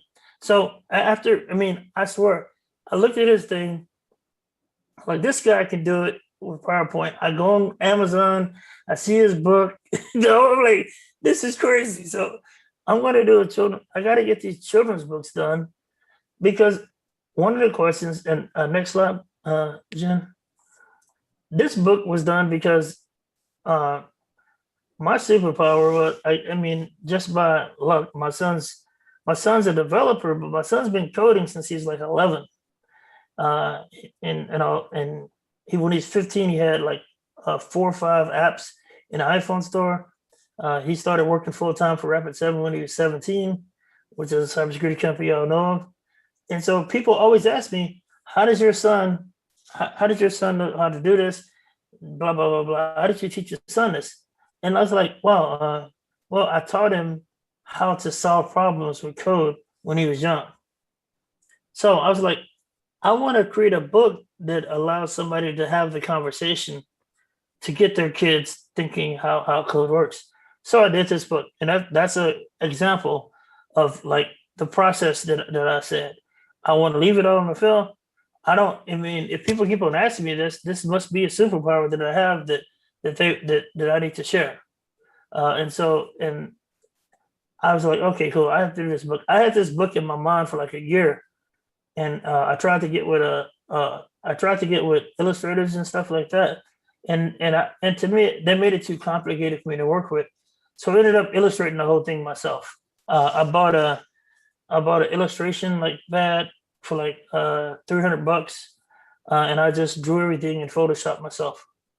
So and I ended up designing the books and all that stuff. But having the confidence of seeing what Jen did, and by being able to get those resources together, and like since you're working with these people and talking to Jen even would explain stuff to me like, well, we have to read it because we would have to do these redesigns because I kept on getting more people to contribute. And it's just like, oh, that's adding pages. We have to draw the cover. So we went through all this stuff. Adding pages made the spine thicker, so we would have to redesign the graphic to match the dimensions. So I learned all this stuff. Jen taught me all this stuff. So she's a master researcher, and then it's like, okay, cool. And so by the time I was like, all right, I know everything. I knew everything about doing it, but I just didn't physically do it myself as far as drawing and stuff and all that. So figured it out. So next slide. And this is another thing that I wanted to, people ask me all the time, how do I keep my kids safe online? And so again, like people are asking you these questions all the time. Like my man, Phil Wiley, he did the book on how to become a penetration tester, because that's part of his life is he's always helping people become pen testers. So put your superpower, put what you do and put it into a blog, a YouTube channel, get that content out, leave it all on the field. You know what I'm saying? Like so my motto, and this is my other motto, I want to be blessing everybody that I interact with. And the other one is I want to dang it. It just slipped me. I'm getting old. It'll come back. But next slide. Oh, I think. Yep, that's how to find us. That's the last slide. So Yep. so that's Jennifer Jen is her real name. I call her Jen all the time. I forgot to put your Twitter handle there. Forgive me, Jen. No worries. It's just the same. It's Jen_Jen. Yeah. All right, cool. But yeah, so that's cool. And like I said, keep it strong network. Even though me and Jen don't work together anymore, we're still able to collaborate, and we'll be friends forever. Possibly work together in the future. Who knows? But just keep that network tight, and just be a blessing to everybody, and then they're going to be a blessing right back. Thanks, Jen, for everything you've done with this series. Yeah, thank you. Thank you both for presenting. It was awesome. We did have a couple questions if you have a few minutes to answer. Yes, I'd love to. Okay. One of them was, if you were to do it again, and you should, which you obviously are, what would you do differently?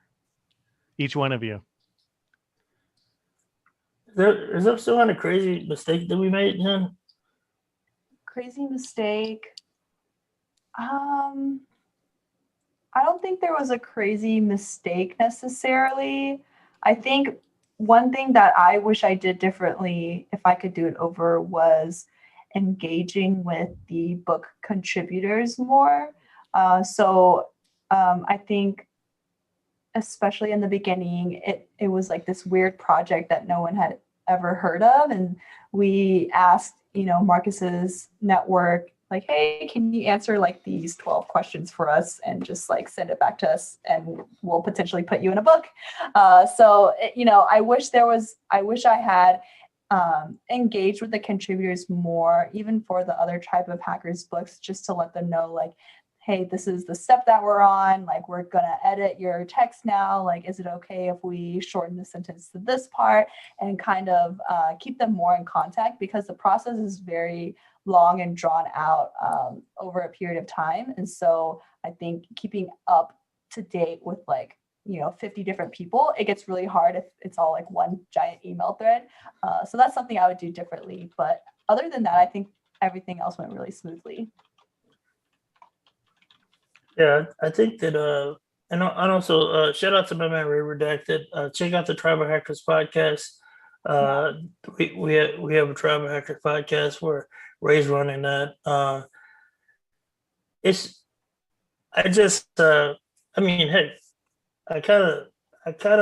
want to produce more content related to the Tribe of Hackers, and the books and other stuff. We do have podcasts. I think there's an opportunity to do so many things. We have a nice following of people that really love what we're doing and love the brand.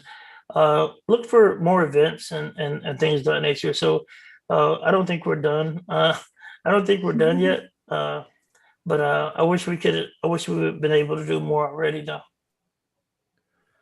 That's awesome. Omar, do you have any questions on Twitch or YouTube that you want to? We not on Twitch and YouTube, but we have another question that came in at the Discord server. And the question actually is more specifically about logistics on the book related to Kindle compatible. Johnny C is asking, how hard was it to make it Kindle compatible? In his case, actually, he has some, unfortunately, experience with technical books actually not rendering well, or just rendering as a PDF in Kindle. Was that something that you had to do special, especially in Amazon, of course, to make it compatible with Kindle?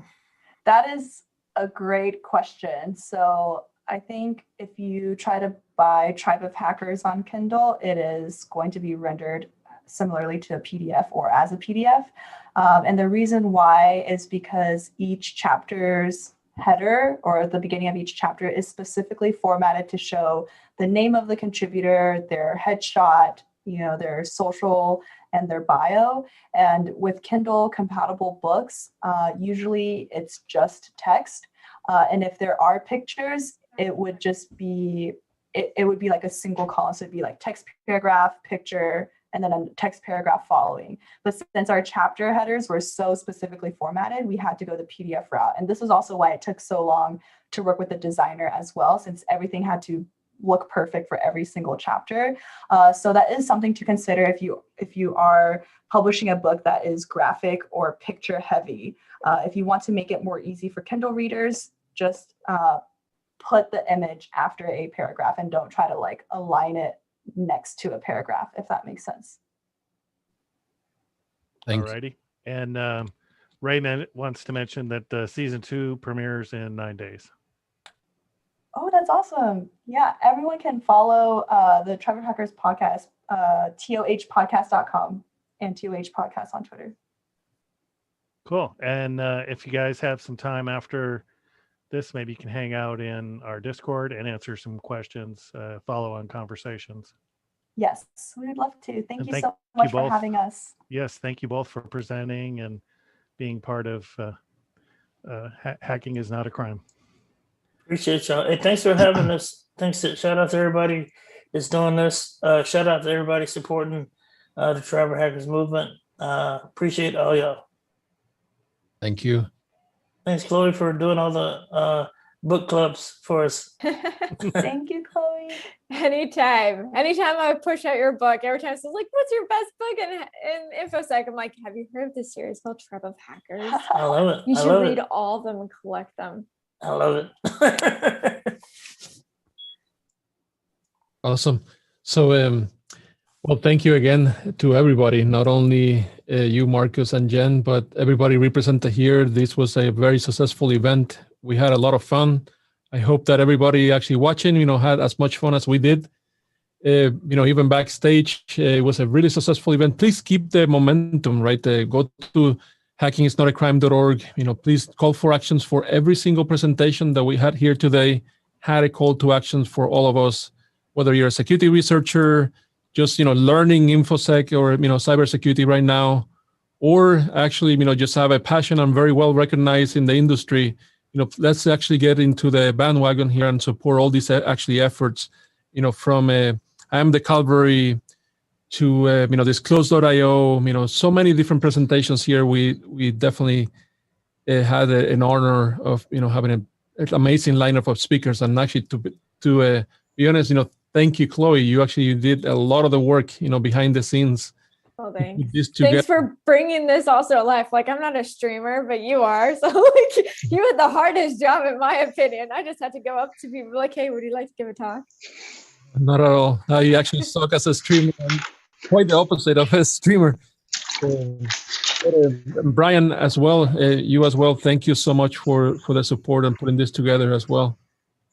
Thank you, everyone, for attending, and all the speakers for speaking, and all of our advocates around the globe supporting our cause. Omar, Joseph, thanks so much for your help. Glad we could be part of it. Awesome. Hey, congratulations, Brian. Thanks, Marcus. Means a lot. Appreciate it. Good stuff, bro. Awesome. Thank you. Well, that concludes the conference today. Again, please keep in touch, keep the momentum going, join the Discord server, and I see you on the next one.